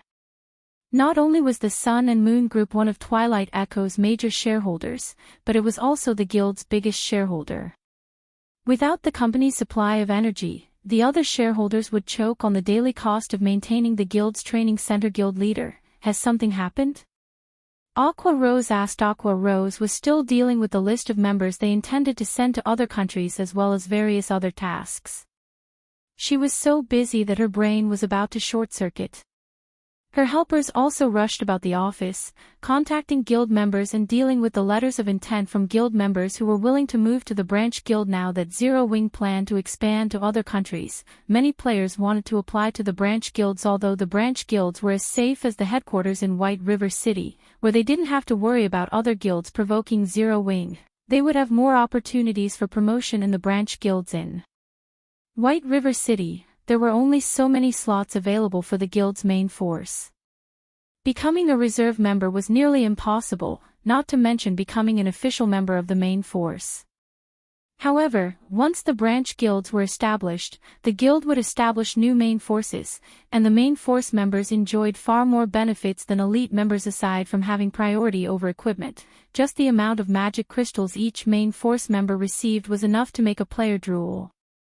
Main force members also had the opportunity to obtain the rumored 100-berry wine. According to rumors, the 100-berry wine was even more effective than the Divine Colosseum's Icefire Spirit. It could help players improve their skill completion rates. Currently, not one bottle was available on the market. No one knew how to obtain their own. Only official members of Zero Wing's main force qualified to compete for the 100-berry wine. Since members of the branch guild's main forces would receive similar benefits, why wouldn't Zero Wing's elite members be tempted? When Aqua Rose had announced the news, many elite members frantically applied to join the branch guilds. Although Aqua Rose looked battered, inwardly, she was elated. She dreamed of helping Zero Wing grow stronger. Because of Zero Wing's extraordinary performance, her family now saw her in a different light. In fact, they even cancelled her engagement to brilliant Wargad. As Zero Wing's performance reached new heights, her status in her household rose. Many large companies had secretly sent upper echelons to ask her family members to contact her, desperately wanting to invest in Zero Wing and offering many impressive perks. As a result, every time she visited home, her parents instantly pushed for her to meet with the company's representatives. She was even busier than the Star and Moon Group CEO. It's nothing major. Didn't you say that your family has wanted to invest in Zero Wing? And that other companies frequently pester you to negotiation or cooperation? Feng asked Emblem. More representatives have been showing up lately as well. My family is also constantly on my case. I swear they are even more diligent now than when I had been forced into the engagement with Brilliant War God. They almost annoy me to death these days. Do you have a plan to deal with them, guild leader? Aqua Rose asked. Just discussing this topic made her head ache. She knew where Feng stood on the matter. Thus, she always rejected the offers. To avoid these people, she had no choice but to hide in her virtual gaming cabin. Only in God's domain would her family leave her alone. I have a method. It also isn't a solution to always have uncle and auntie pressing you for an answer. I can offer them an opportunity to work together, Feng said, chuckling. As for whether or not they want to cooperate with us, that will be up to them. Really? Aqua Rose froze, surprised by Feng's declaration. She couldn't believe this was true. Zero Wing was very famous in God's domain. This was because it had rejected countless investment offers. Other guilds dreamed of having their own investors, yet Zero Wing turned them away. Zero Wing was already known as one of the most difficult guilds to work with. I intend to rent some plots of land, so I would like you to find a few partners. However, each company must first invest 1 billion credits. I will choose a total of 10 partners. Gentle Snow had already given Feng a rough estimate of the cost. If he wanted to take over Ouroboros's training center, he needed at least 7 or 8 billion credits. Moreover, this was only the initial estimate. After all, Ouroboros's training center was massive. It even had its own independent research team. The training center was also located in a top-tier city. Considering Gentle Snow's price was exceedingly low, guild leader, are you talking about Stone Forest Town's lands? Aqua Rose was so shocked that she had to ask for confirmation. Feng nodded, replying seriously, that's right. Guild leader, although the player traffic in Stone Forest Town is high, as expensive as the town's lands are, they will never be worth as much as the golden lands in kingdoms and imperial capitals.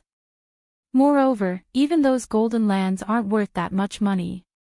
Only a sucker would accept your offer. No one will agree to that, Aqua Rose said helplessly. For some reason, Aqua Rose constantly had the feeling that Feng lived in a different world. She was clearly the rich heiress here, yet when Feng talked about 1 billion credits, it sounded as if he were talking about chump change. That was 1 billion credits they were talking about. While the Sun and Moon Group could collect that much money, the other companies would likely hesitate. What if I have this item? Feng laughed as he retrieved an old parchment from his bag. This parchment was none other than the Star Moon Kingdom city building order. With this, he could claim one unassigned location within Star Moon Kingdom and construct a city. Chapter 985, Shocking Star Moon Kingdom. Hellscythe_Fluffy Goblin Chapter 985, Shocking Star Moon Kingdom. This is... Aqua Rose was astonished when she took a closer look at the old parchment's information on the screen. A city building order. This item was far more valuable than any captured town yet. While super guilds were investing time and effort into capturing towns, Feng had procured a city building order. Aqua Rose rubbed her eyes. She was sure that they were playing tricks on her. What was a Star Moon Kingdom city building order? That was proof that one had the rights to construct a player's city in Star Moon Kingdom. Currently, player towns in God's domain generally accommodated 30 to 50,000 people. However, none of the guilds that had captured various towns allowed had built houses in their towns. They had all built hotels. This way, the towns would accommodate more mobile players, which would, in turn, generate more income. Aside from guild members, players had practically no options to become permanent residents. Even so, a player town could only handle a limited amount of traffic. Take Stone Forest Town for example. Stone Forest Town was very close to the Stoneclaw Mountains. Because most of God's domain's players had already reached level 30, the town's traffic grew with each passing day, giving it an even livelier atmosphere than White River City. In the end, Zero Wing had no choice but to limit the amount of time each player could reside in Stone Forest Town's hotels. This was also why many companies desperately wanted to work with Zero Wing. However, a town had its limits. Not only was the area around Stone Forest Town small, but the local environment also posed a huge problem. It was not suitable for players seeking entertainment, which greatly limited the benefits a real-world company could reap from setting up a virtual shop. A city, on the other hand, was many times larger than a town. Generally, a town could house over 200,000 resident players, not including mobile players. If they chose an appropriate location, they could easily attract many entertainment seekers, who disliked adventuring and fighting, to live in the city. You've seen the city building order for yourself. Companies that cooperate with Zero Wing will be given priority when purchasing a large plot of land in the city. As for the 1 billion credits, that is only a deposit. However, before you let them in on this secret, find companies that truly intend to cooperate. Moreover, they must sign a confidentiality agreement. I don't want news of this to leak, attracting everyone's attention, Feng explained. In truth, he did not want to sell any of the city's lands because of how much more valuable they would become in the future. If he nurtured his city to have a population in the millions, he could drown Zero Wing in money each day with the profits from renting the city's lands. Unfortunately, he had no avenues to earn so much money in such a short time. I understand. I will see to the necessary arrangements right away. Aqua Rose nodded excitedly. Currently, the value of Stone Forest Town's lands could rival those with high potential in major cities. However, if they chose a strategic location to set up their city, the city's lands would easily surpass Stone Forest Town's by several, or even over 10 times. If she advertised this news, many corporations would be eager to work with them. How many days do you need to get this done? Feng asked. I'm in somewhat of a hurry for the money right now. Roughly 3 to 5 days. After all, most major companies would be hard-pressed to collect so much money on such short notice. After giving it some thought, Aqua Rose suggested, if you are in a rush for money, I can have my family pay for you first, or offer them a few more plots of land in the new city. I believe they will be more than willing. Although the new city had yet to be built, if a company could enter the city and construct its own virtual shop immediately, it would massively benefit the company's development in God's domain. After all, once the new city was complete, plenty of entertainment seekers were bound to visit the city. If a company could leave a deep impression on these players, more people would recognize them as they started shops in other cities. This would create brand awareness. All right. I await your good news, Feng said. As long as he gathered the necessary 10 billion credits, he was satisfied, following which, Aqua Rose logged out of the game and hastened to make the necessary arrangements. As for Feng, he went back into the room. Guild leader Snow, Zero Wing agrees to your conditions. However, we'll need some time to collect the required credits. It is unlikely that we can do so in 1 or 2 days, Feng explained. That won't be a problem. In any case, the training center won't sell quickly. That will also give me more time to drive down the price, Gentle Snow said, smiling. Initially, she had expected Zero Wing to reject her condition. Either that, or the guild would need a very long time to gather the required funds. She hadn't expected the guild to raise the money so quickly. As she experienced more, she realized how little she truly knew about the guild, following which, Feng and Gentle Snow discussed the details of their contract. First, Gentle Snow would join Zero Wing with the elites and experts under her command. At the same time, Gentle Snow would transfer all lands in her control to Zero Wing. In return, Gentle Snow would receive 15% of Zero Wing's shares and become one of Zero Wing's vice guild leaders. Simultaneously, she would serve as the captain of the Ouroboros Legion and manage all of the Legion's affairs. After both parties signed the contract, Gentle Snow logged out of the game and to initiate her plan to purchase Ouroboros. Feng, on the other hand, headed to White River City's City Hall and took ownership of the 16 plots of land Gentle Snow had owned. Afterward, he simply needed to construct the Candlelight trading firm on these 16 commercial lands. With the additional coverage, the Candlelight trading firm's income would increase significantly. Gentle Snow's insight is impressive. Of the 3 lands in the Black Dragon Empire, one is in Emerald City. I won't have to hunt for an emerald source. After Feng visited the 11 plots of land in Starmoon Kingdom, he could not stifle his grin as he looked at the deeds for the 3 lands in the Black Dragon Empire. Emerald City was one of the Empire's top 10 major cities. It was in no way less prosperous than White River City. Players could find many ores around Emerald City, and emeralds were the most common, hence the name Emerald City. Emeralds were generally used as raw materials to produce ornaments, as the ore possessed relatively good mana-storing capabilities. It was rarely ever used to produce other items. However, aside from requiring mana stones, Titan City's magic light set equipment needed plenty of emeralds. With a shop in Emerald City, he could purchase emeralds long-term. His guild members wouldn't need to travel back and forth from the city constantly, following which, Feng traveled to the Black Dragon Empire via Starmoon City's teleportation hall. Shortly after Feng left, a shock tore through Starmoon Kingdom's various guilds. What did you say? Zero Wing now owns Gentle Snow's lands? How can this be? Abandoned Wave was flabbergasted when he received the news. Chapter 986. War of First-Rate Guilds. Boss Wave, there's no mistaking it. If you don't believe me, take a look at these pictures. Our shops in these locations are now owned by the Candlelight trading firm, the bald, middle-aged man reported as he displayed the pictures his subordinates had taken. Abandoned Wave's expression darkened as he looked through the images. Gentle Snow. Abandoned Wave slammed his palm on the wooden table. The impact shook the wine glass and bottle of Witch's Tear, nearly sending them to the ground. He had never imagined that, as soon as he forced Gentle Snow out of her position and killed her subordinates, the woman would counter with such a move. He hadn't even had a moment to enjoy his victory. In reality, Abandoned Wave wasn't the only person that Gentle Snow's actions had infuriated. The upper echelons from Starmoon Kingdom's various large guilds wore twisted expressions when they heard the news. What, exactly, is Gentle Snow trying to do? Has she lost her mind? She actually sold so many high-potential lands to Zero Wing. The various guilds loathed Gentle Snow's latest decision.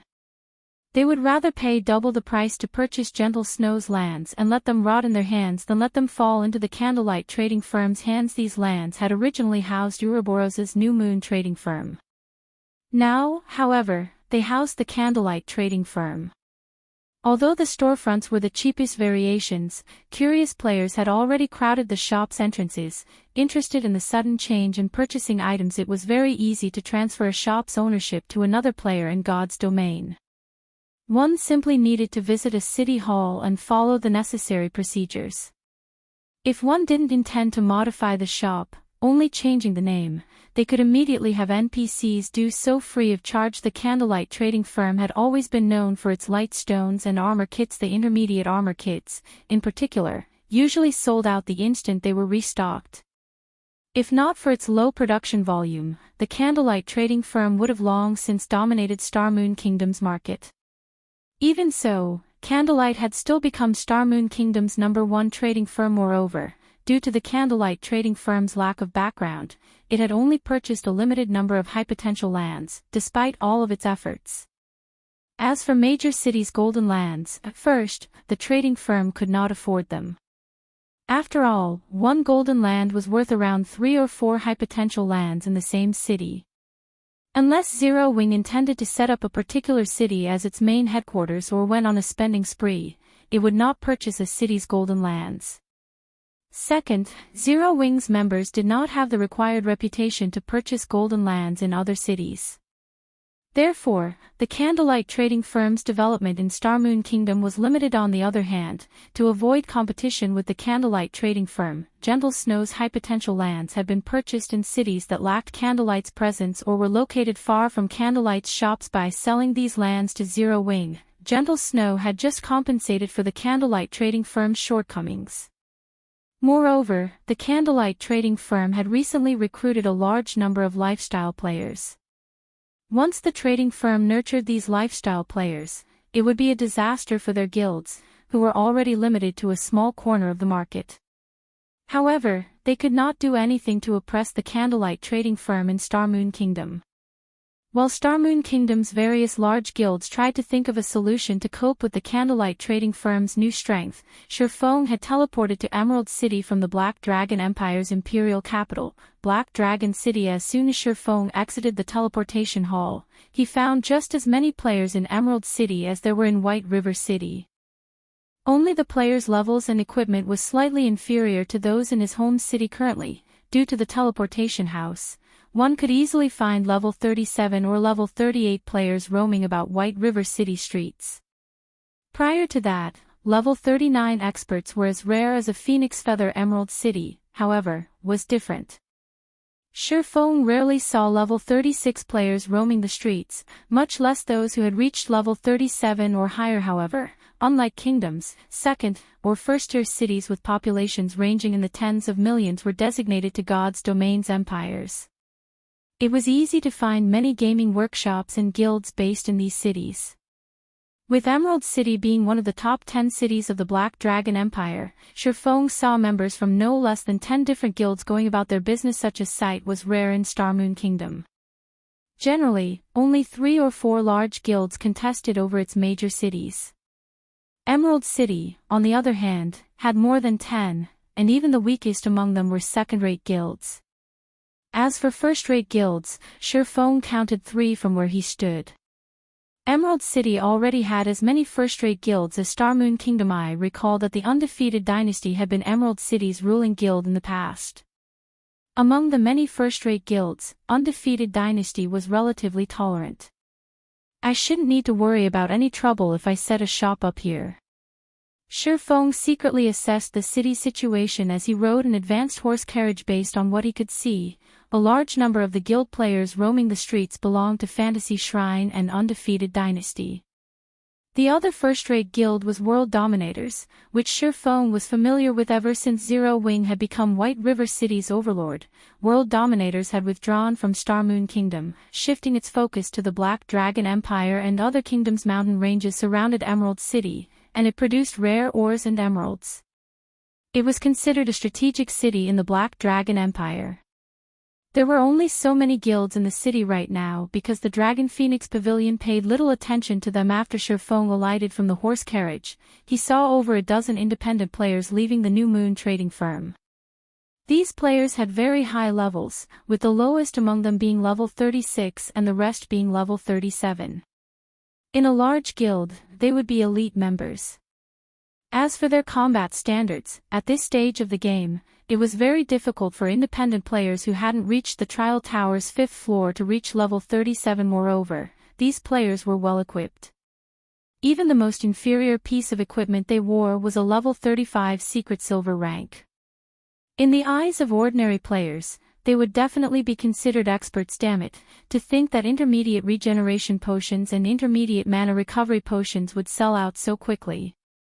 If I had known that something like this would happen, I would have stockpiled. Now, I won't be able to earn a little bounty reward no matter how much I try. There's nothing we can do. Who would have expected Fantasy Shrine and Undefeated Dynasty to start a war against each other in Emerald City?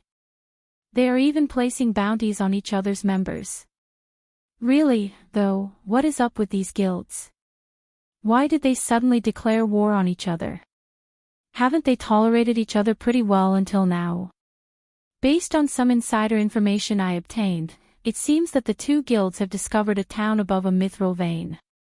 If the town is captured, players can mine the vein freely. A mithril vein.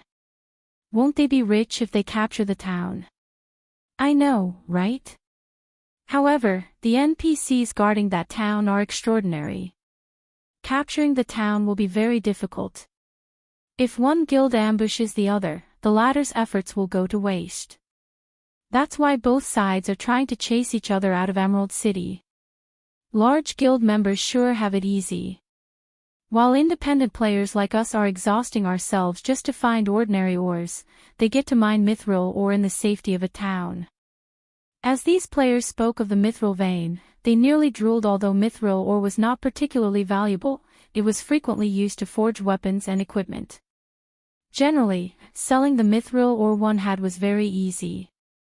If they could harvest a steady supply of the ore, they could earn more money than they could imagine a mithril vein. Feng's lips curled into a smile as he watched the departing independent players. Chapter 987, Branch Residence. Hellscythe_Fluffy Goblin Chapter 987, Branch Residence.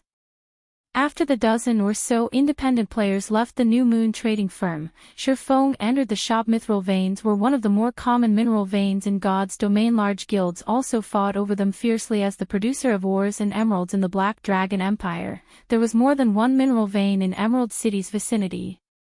This was also why Undefeated Dynasty, Emerald City's ruler in the past, had amassed a fortune. Meanwhile, the only mithril vein Emerald City's players knew of was beneath Whitebone Town. Whitebone Town had been relatively famous in the past because the mineral vein beneath it was a rich vein, and players could reach it easily to mine mithril ore.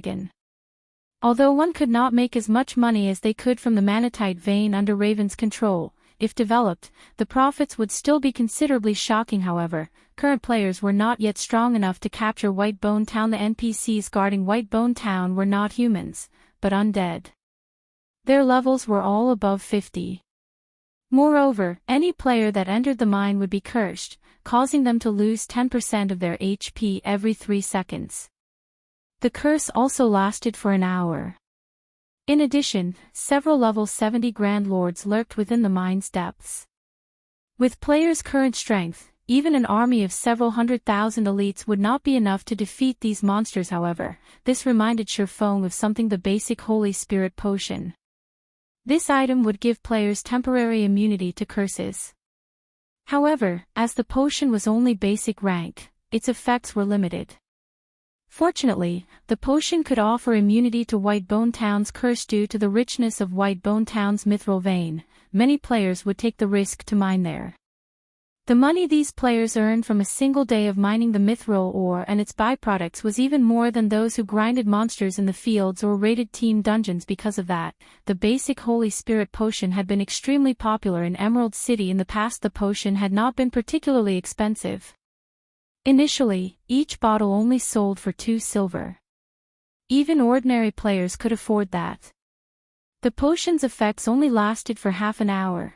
In that time, one could easily earn more than 2 silver while mining underneath the town. Although Whitebone Town's monsters were very high-leveled, the mine's entrance was located in the town's outskirts.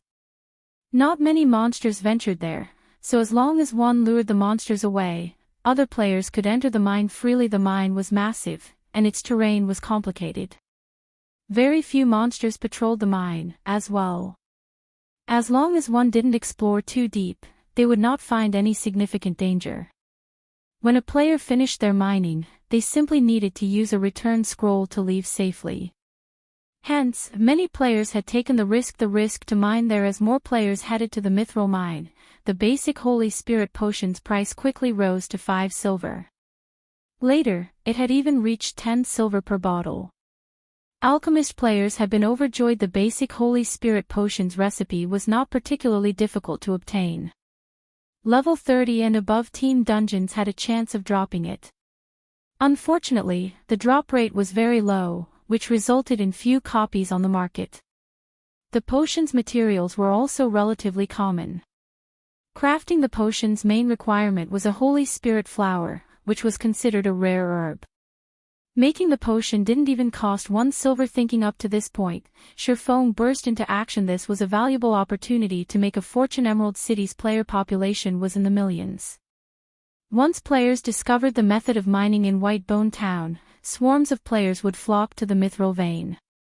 One could just imagine how large the market would be for the basic Holy Spirit potion, following which, Feng changed the New Moon trading firm's name to the Candlelight trading firm and removed the lifestyle players and products in the shop. He then made a trip to the city hall and spent 1,000 gold to upgrade the shopfront to the highest ranking available. He also hired NPCs to purchase various kinds of ores, herbs, and emeralds. As for the Candlelight products that would be sold in this shop and the shop's personnel, Feng passed the responsibility to the Candlelight trading firm's management team. Meanwhile, he visited the auction houses in the Black Dragon Empire's various cities to purchase the basic Holy Spirit potion recipe and Holy Spirit flowers. After spending most of the day like this, Feng finally bought all the recipes on the Black Dragon Empire's market. He had managed to collect a total of 776 recipes. Although the method to obtain the recipe was easy, its drop rate was painfully low. The recipe's current market price wasn't high. Feng only spent around 35 to 40 silver coins for each copy. Overall, he had not even spent 300 gold to buy all of the copies. The low price was mainly due to players not having a major use for the basic Holy Spirit potion. It simply wasn't one of Alchemist's hot items. If you were looking for the intermediate regeneration potion and the intermediate mana recovery potions recipes, however, they would be much more expensive with so many recipes. Even after every alchemist in the Candlelight trading firm learned it, he would still have plenty to spare. Feng had also bought over 6,500 stacks of Holy Spirit flowers, with 20 flowers per stack. Currently, each stack sold for around 12 to 13 silver. In total, Feng had spent over 800 gold on the Holy Spirit flowers. For a while, I'll have Candlelight purchase Holy Spirit flowers. Feng was mostly satisfied with how many Holy Spirit flowers he had procured. At the end of the day, the Holy Spirit flower was a rare herb. Rather than sell it, most guilds usually opted to store the flowers in their guild warehouses. Only independent players sold the herb, thus the limited supply on the market. If he turned these 6,500 plus stacks of Holy Spirit flower into basic Holy Spirit potions, he would have enough to last Emerald City's players for quite some time. As long as the Candlelight trading firm's acquisition of Holy Spirit flowers could keep up with the potion's demand, Emerald City would become a stable source of income for the trading firm for a relatively long time. Feng had also spent 3,000 gold to construct an advanced guild hall in Lakeheart City. Although the land he bought from Phoenix Rain could not compare to Zero Wing's main guild residence, the towering advanced guild hall was still impressive enough to shock Lakeheart City's players. Wow! This guild has style. I wonder which guild this is. To think that anyone would want to develop in this backwater city. It shouldn't be a large guild, right? Maybe it's some third-rate guild. I guess you're right. There is no way a large guild would fancy our Lakeheart City. There were not many players residing in Lakeheart City due to its location on an island. There were not many good leveling spots around, either. The city's current population was slightly over 100,000. No first-rate guild would waste their efforts on a desolate city like this. As a result, only a second-rate guild ruled over Lakeheart City. Moreover, its main headquarters wasn't located in the city. Rather, it was based in a major city with a player population of over 500,000. Furthermore, the guild residences in Lakeheart City. They were a far cry from Zero Wing's magnificent advanced guild hall. Wait a minute. Look at the emblem on that guild flag. Doesn't that look like Zero Wing's six-winged emblem?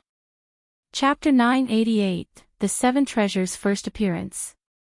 Hellscythe_FluffyGoblin Chapter 988, The Seven Treasures First Appearance.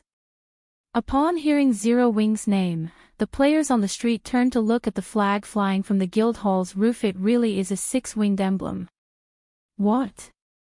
Starmoon Kingdom's #1 guild is actually starting a branch guild here. Many people felt chills crawl down their spines, excitement overwhelming them as they stared at the guild flag. None of them could believe their eyes. Although Lakeheart City was in the Black Dragon Empire, the empire neighbored Starmoon Kingdom. They were up to date about the nearby kingdoms. They also frequently purchased a copy of the God's Domain Experts list. Everybody knew about Zero Wing's guild leader, Black Flame. Moreover, the ruler of the Black Dragon Empire's imperial capital, the Dragon Phoenix Pavilion, had suffered at Zero Wing's hands. With such a powerful guild appearing in Lakeheart City, how could they contain their excitement? Since Zero Wing is coming here, does this mean we'll have a chance to join Zero Wing? I guess so. When a guild develops in a new city, it normally recruits some of the local players to expand gradually. I heard that the benefits Zero Wing offers are awesome. They are even better than what first-rate guilds offer.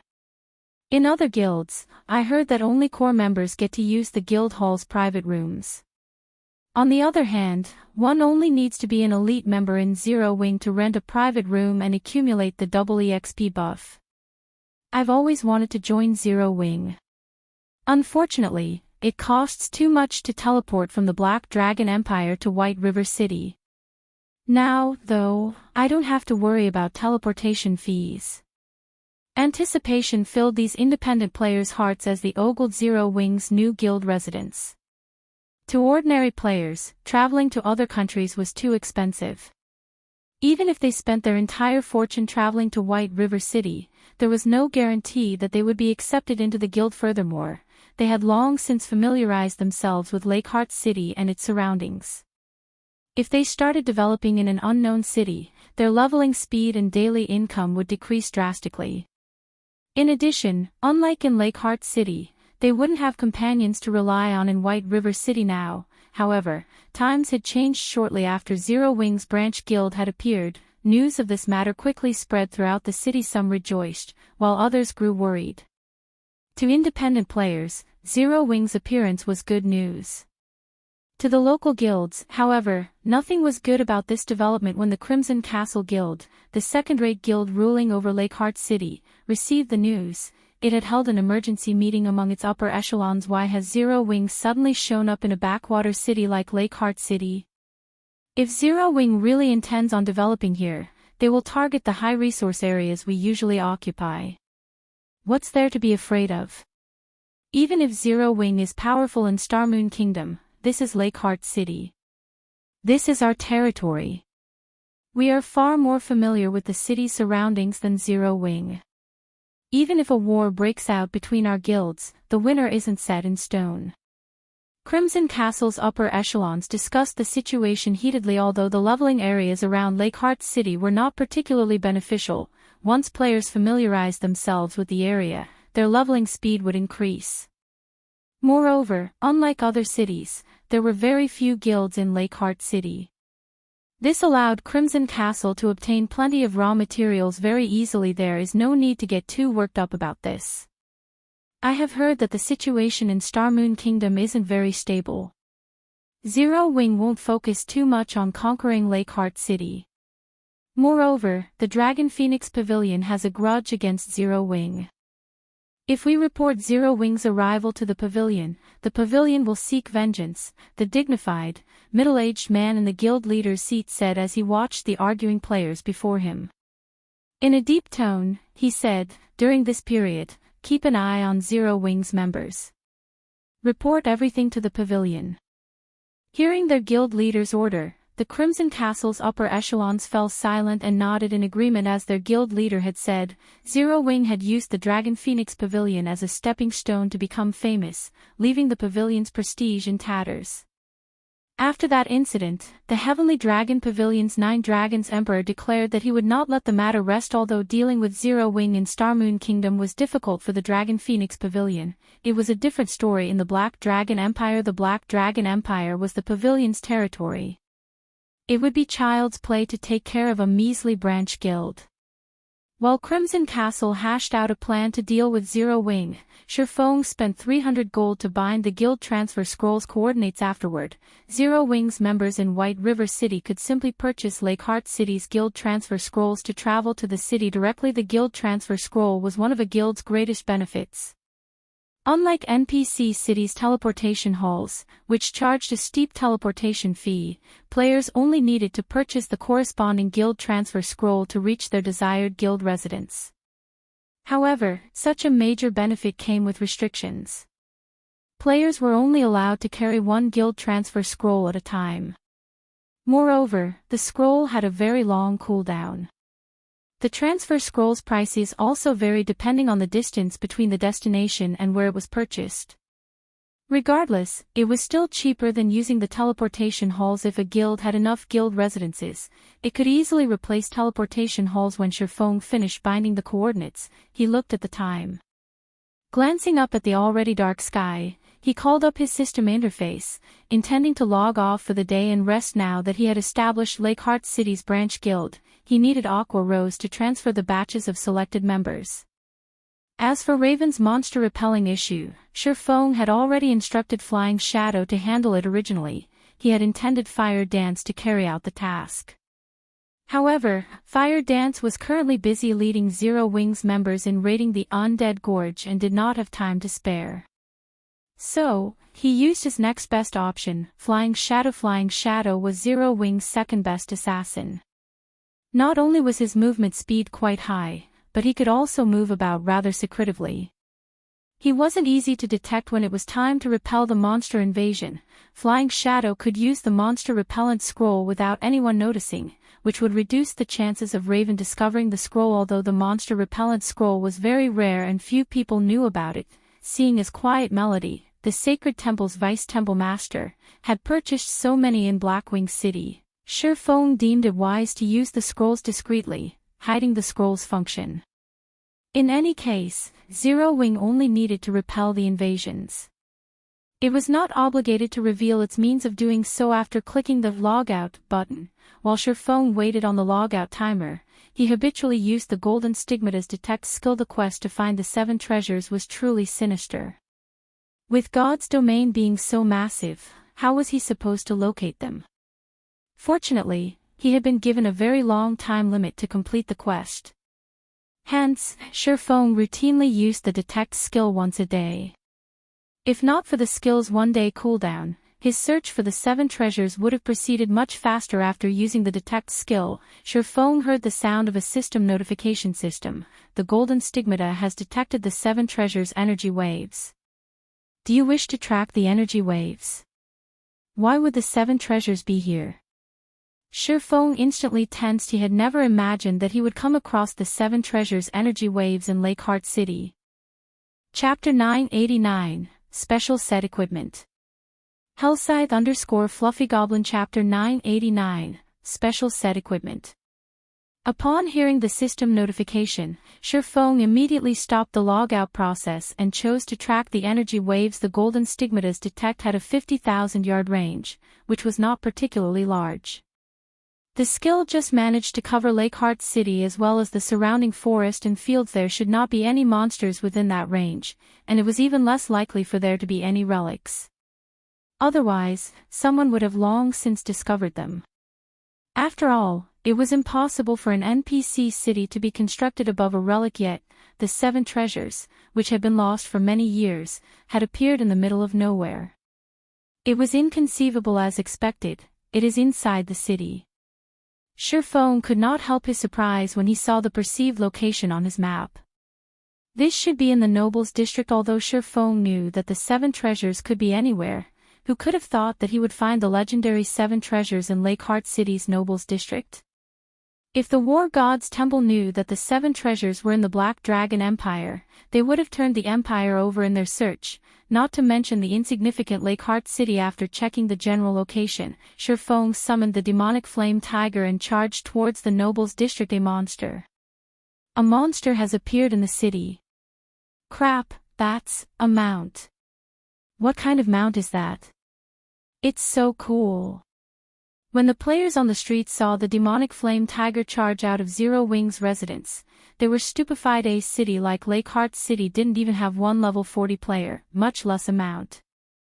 Hence, when these players saw the majestic, towering demonic flame tiger, they grew more enthusiastic to join Zero Wing. Black Dragon Empire, Dragon Phoenix Pavilion's guild residence. Entering the guild leader's office, a beautiful, tall female summoner reported respectfully, "Vice Guild Leader, the Crimson Castle's guild leader requests a meeting with you. He claims that it is related to Zero Wing." I understand. It seems that quite a few people are displeased with Zero Wing today. Blood Dragon, the guild leader of the Dragon Phoenix Pavilion's Black Dragon Empire Branch Guild, said, chuckling. "Ghost, bring him in." The female summoner, Beautiful Ghost, nodded. She left the office to guide Crimson Castle's guild leader. Inside the Dragon Phoenix Pavilion's reception room, a robust man, standing about 2 meters tall, waited patiently. This man was none other than the Crimson Castle's guild leader, Crimson Fox. "Why haven't they met with me yet?"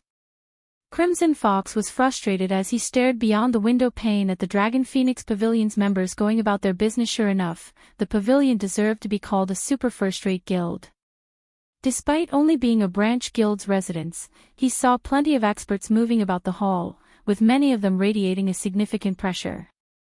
Among these experts, he envied a few players' equipment. The Crimson Castle could never compare to a guild like the Dragon Phoenix Pavilion. Crimson Fox had originally intended to send one of the guild's upper echelons to the pavilion. However, when he thought about the violent and arrogant temper of the pavilion's vice guild leader, Blood Dragon, he felt that it would be safer if he visited the guild personally. Once he reached the pavilion's guild residence, he firmly believed that he had made the right decision. His guild's representative would never have been allowed through the pavilion's gates. Moreover, not long ago, he received another message from his subordinate stating that Zero Wing's demonic flame tiger had appeared in Lakeheart City. The upper echelons of God's domain's various guilds were no strangers to the demonic tiger. After all, the demonic tiger was known as the best mount in God's domain. Many even suspected that it might be a fine gold mount. Besides, this powerful mount's owner was none other than Zero Wing's Feng. Those who understood Zero Wing knew that Feng's position in the guild was definitely among the top 3. He might even be second only to Zero Wing's guild leader, Black Flame. Such an important figure in Lakeheart City stressed Crimson Fox.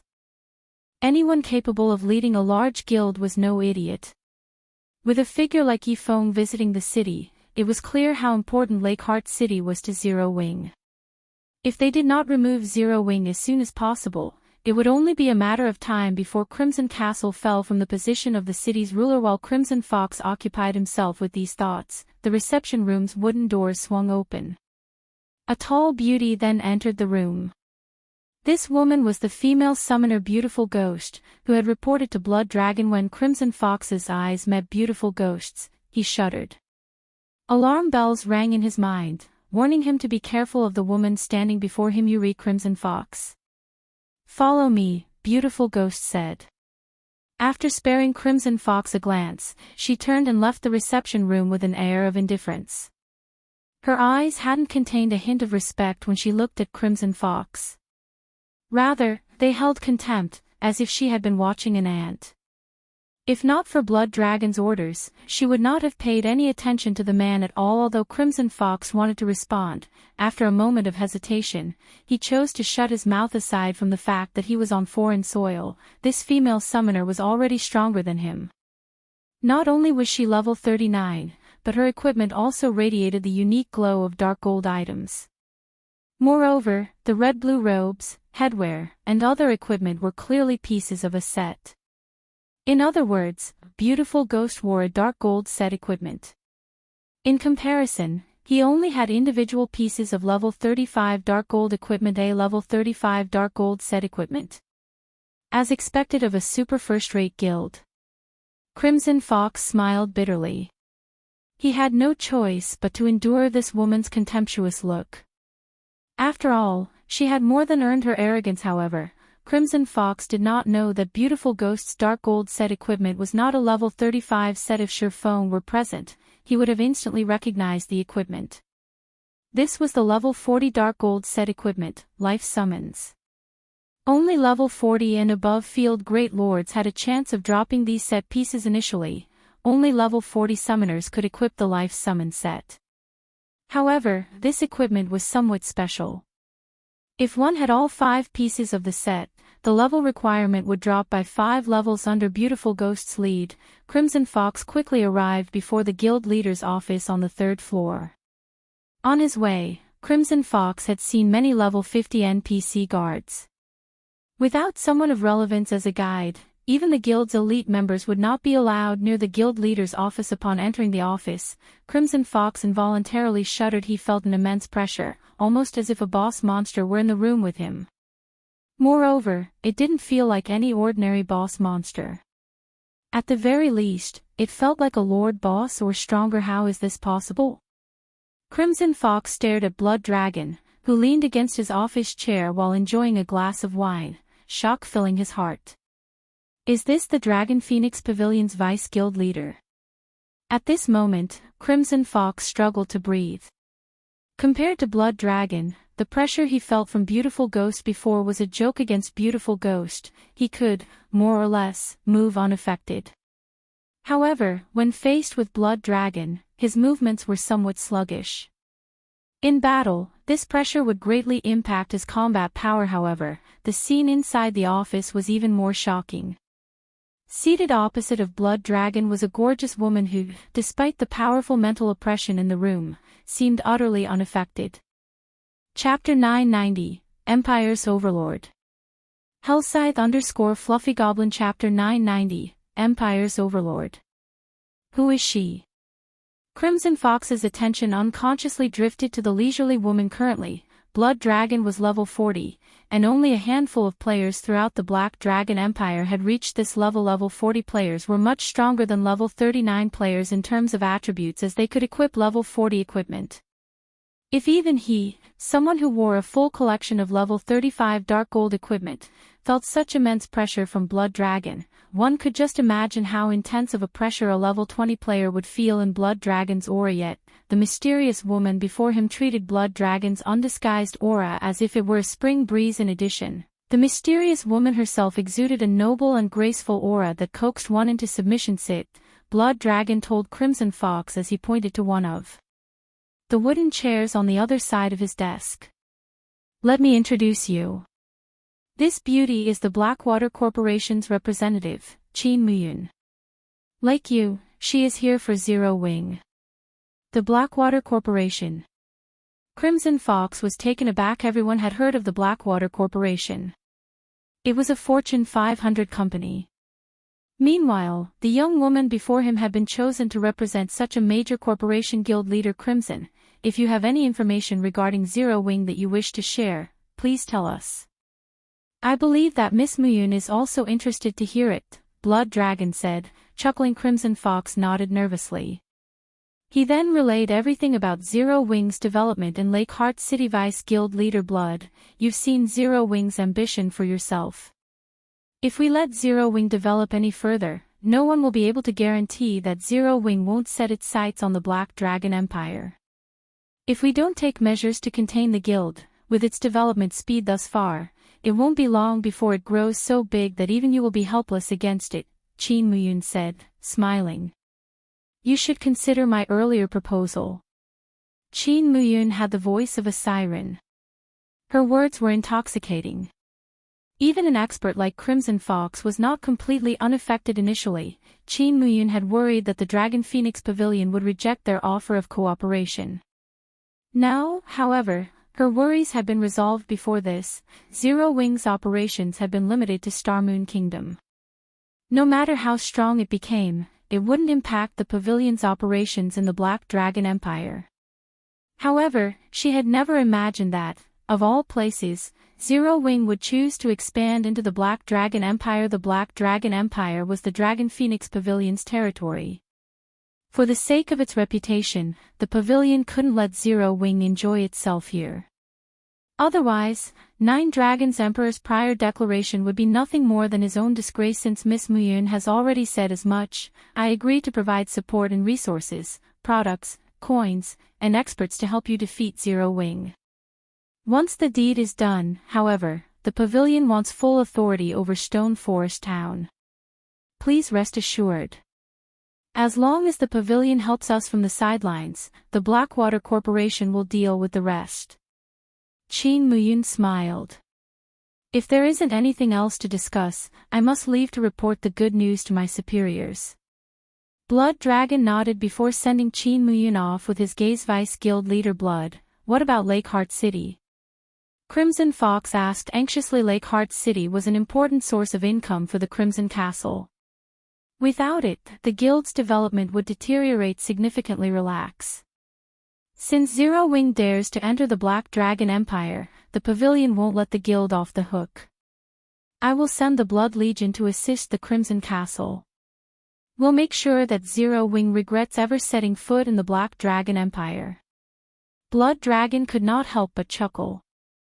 Turning to Crimson Fox, he spoke in a domineering tone, I'll appoint my aide, Beautiful Ghost, to command the operation. I believe that you do not have any arguments, right? Of course, of course. Crimson Fox said excitedly. The Blood Legion was a legion of expert assassins that everyone in the Black Dragon Empire knew about. Not only did these experts possess excellent equipment, but every one of them was also adept with ambushes in the fields. Although the Blood Legion was not the Dragon Phoenix Pavilion's strongest force, it was the one that the various large guilds feared the most. Even first-rate guilds were afraid of the Blood Legion out in the fields. Even a single expert assassin was a force not to be reckoned with. Knowing that a team of 1,000 expert assassins waited for them, who would possibly be bold enough to venture out to grind monsters?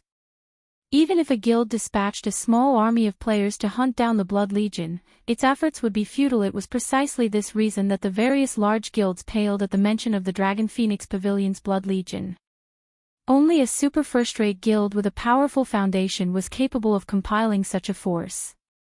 For a first-rate guild, even forming a team of 100 expert assassins was impossible. Now that the pavilion intended to dispatch the Blood Legion, Zero Wing's members should not even consider leaving Lakeheart City. If they did, they should not dream of returning alive. If this persisted, Zero Wing would not survive in Lakeheart City. Eventually, it would be forced to withdraw. I'll leave the rest to you, Blood Dragon told Beautiful Ghost. Vice Guild leader, do not worry. I will gather the men right away.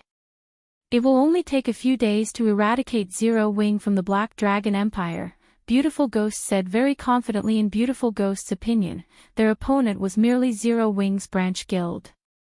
Dispatching the Blood Legion was simply making a big fuss over nothing. Lakeheart City's Nobles District. Not many players wandered down the street of Western European buildings. Only NPC nobles. When Feng arrived before a luxurious mansion atop the demonic flame tiger, he noticed a team of 20 players gathered at its gates. He also spotted a few familiar figures among the team members. These people were none other than Thoughtful Rain, Blue Bamboo, Gunfire, Death Wind, and Autumn Goose. Big brother Feng. Why are you here? Blue Bamboo noticed Feng and the towering demonic flame tiger immediately, surprise flashing in her eyes. Hearing Blue Bamboo's exclamation, Thoughtful Rain and the others turned towards the demonic tiger by the entrance. Feng was even more shocked by the sudden development than Thoughtful Rain and her companions. He had only arrived before this mansion due to the 7 treasures. At this point, the golden stigmatas tracker pointed to the 7 treasures' exact location.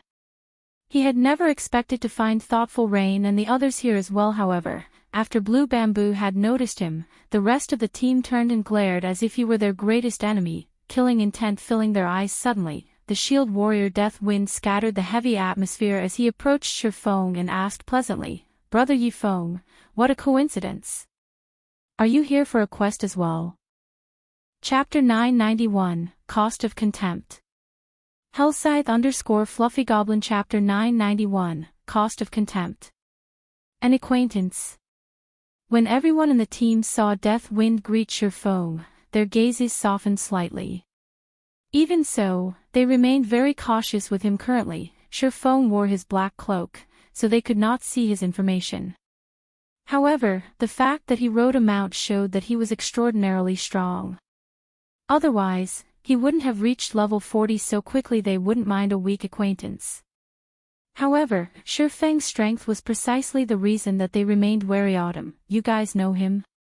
A robust man asked Autumn Goose, who stood beside him. This robust man, weathered appearance spoke of years of life's vicissitudes. A suit of silvery gray knight's armor protected his body, and he carried a tower's shield that was nearly as tall as he was. At his waist, he carried a luxurious golden knight's sword. Furthermore, he had already reached level 40 MHM. He's one of Zero Wing's elders. He is incredibly strong. It was thanks to him that we had completed our previous quest. Autumn Goose nodded to the robust man's question. She did not try to hide anything as the man beside her was none other than the commander of the Wind God's Spear, Fallen Wind. If we can convince Feng to help us, we'll have a much higher chance of completing this quest. Hearing Autumn Goose's words, Fallen Wind could not help but re-examine Feng. Although Autumn Goose seemed approachable on the surface, she was arrogant to the bone. In her eyes, very few people were worth Autumn Goose's recognition. Autumn, aren't you giving him a bit too much credit? Isn't he just some expert a large guild nurtured? How strong could he possibly be? If we take him with us, he'll probably only hold us back, a frosty youth in brown leather armor said dismissively. Aside from Wind God Spear's brilliant battle records and the multiple confrontations they have had with several large guilds, their several new experts were already many times stronger than first-rate guilds' pampered experts. As for the members here today, they were the creme de la creme of the Wind God Spear. Every Wind God Spear member here was a top-class expert with a list of illustrious achievements. How could someone like Feng possibly compare to them? To further his point, the youth had never seen Feng's name on God's domain's experts list. Disregarding the cold youth's words, Autumn Goose looked directly at Fallen Wind and said, "Commander, I believe that Big Brother Deathwind will also support my point." At Autumn Goose's strong recommendation of Feng, Thoughtful Rain's beautiful eyes sparkled with anticipation. Although she did not understand why, whenever she was with Feng, she felt indescribably safe. She didn't even feel like this when she traveled with someone as powerful as Fallen Wind. This is interesting. Fallen Wind could not help but watch the cloaked Feng, curiosity flashing in his eyes. Naturally, there was no need to mention Feng's level. However, the swordsman's combat standards were unknown. Generally, one could judge a person's strength based on the aura they radiated. The stronger a person was, the stronger their aura was. Such a phenomenon was due to the confidence they gained from experiencing countless battles. Yet, even after observing Feng for a long moment, Fallen Wind could not sense any aura that hinted at Feng's strength. As to whether or not Feng concealed his aura, this was unlikely. After all, even experts would find it extremely difficult to conceal their aura completely unless their mental fortitude had reached a certain level. However, experts capable of doing so were generally in their 30s or 40s. Some only reached this refinement in their 50s. To put it simply, it was impossible for a youth to have enough control to hide their aura. However, both Autumn Goose and Deathwind seemed to admire Feng. This was strange indeed. Autumn, let's pass on asking him this time. If the opportunity presents itself, we can invite him in the future. We've already determined our team's roster. Sudden adjustments to the team will increase our chances of failure, Fallen Wind said after giving it some thought. We cannot afford to fail this quest. If we complete this quest, the Wind God's Spear's strength will climb to a new level.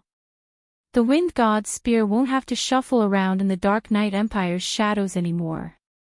Instead, the Empire's large guilds will have to hide like rats. I understand, Autumn Goose dejectedly replied. She understood Fallen Wind's sentiment. They had invested a lot of effort into this quest. Now that they had reached the final phase and were prepared, they would be taking unnecessary risks if they replaced one of the team members our commander knows best. If we allow a half-assed expert into the team, I'll constantly have to worry about him dragging me to the grave, the cold youth said, nodding when Thoughtful Rain and Blue Bamboo heard Fallen Wind reject Autumn Goose's proposal and Ordinary Blades. The cold youth, ridicule. They were annoyed, however, as they were members of Zero Wing. They did not find it appropriate to intervene in Wind God Spear's internal matters yet. Ordinary Blade's disrespect of Feng made the somewhat angry commander. Fallen, I apologize, but Blue and I won't be participating in this operation. After all, this is the Wind God Spear's affair. It wouldn't be proper for us to take part. Thoughtful Rain announced they had simply tagged along for this quest due to Fallen Wind's invitation and their friendship with Autumn Goose and the others. Now that Zero Wing's elder had been belittled, how could they, members of Zero Wing, remain on the team? Ordinary apologized to Miss Rain and Miss Blue. Fallen Wind growled as he glared at the frosty youth. How could he not understand the meaning behind Thoughtful Rain's words? This sudden development stupefied Ordinary Blade. He was simply trying to make himself look good before Thoughtful Rain and Blue Bamboo. How had things ended up this way? What was going on here? Miss Rain and Miss Blue are members of Zero Wing. Fallen Wind softly reminded the boy this was the first time Ordinary Blade had met Thoughtful Rain and Blue Bamboo. In addition, as the two women were participating in the quest as individuals, they had not worn their guild emblems. Hence, Ordinary Blade had not realized that the duo was from Zero Wing. Miss Rain, I misspoke. Please, forgive me, Ordinary Blade quickly apologized after realizing his blunder. He very much felt like digging a hole and jumping in, saying Ordinary Blade's distress. Autumn Goose, who was familiar with the youth, could not help but giggle. In the Wind God Spear, Ordinary Blade was famous for his indifference. However, when the youth had met Thoughtful Rain for the first time, his eyes had nearly fallen from their sockets. It was obvious that the youth was interested in Thoughtful Rain. Unfortunately, his attempt to impress her had backfired magnificently this time. Even their commander couldn't save him. She and Thoughtful Rain were as close as sisters. She was very familiar with Thoughtful Rain's personality. When Thoughtful Rain made a decision, even a force of nature wouldn't change her mind. She remembered Thoughtful Rain's decision to join Zero Wing. No matter how much she had tried to dissuade the girl, hadn't Thoughtful Rain still joined the guild? Chapter 992, Legendary Difficulty. Hellscythe _Vampire Cat. Chapter 992, Legendary Difficulty. Thoughtful Rain's resolute refusal gave Fallen Wind a headache. Ordinary Blade truly knew how to give him trouble. Thoughtful Rain was a God's Domain player who had come into contact with virtual reality games just recently.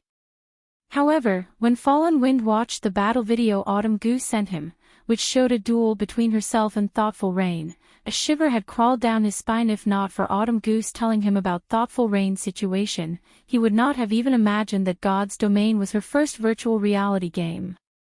Within just a few months' time, she had actually managed to grow to a point where she could hold her own against Autumn Goose.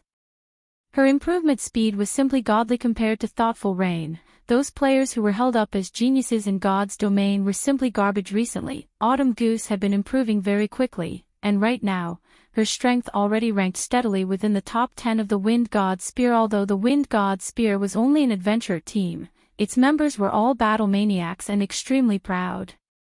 Members of the team would frequently spar with each other. They would also often pick fights with members of large guilds.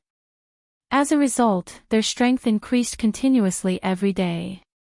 Rather than passing their time leisurely in God's Domain, they desperately sought all sorts of means to improve themselves. Hence, ranking within the top 10 of the Wind God Spear was a challenging proposition, not to mention maintaining a position there yet. When Autumn Goose reunited with Thoughtful Rain after not meeting her for a short time, Autumn Goose had actually lost to Thoughtful Rain, who was significantly weaker than herself before, in a duel. Moreover, when Thoughtful Rain defeated Autumn Goose, it was obvious she had not used her full strength. Fallen Wind found it truly hard to fathom what heights Thoughtful Rain's combat power had already reached. However, he estimated that she should be able to rank within the top 5 of the Wind God Spear.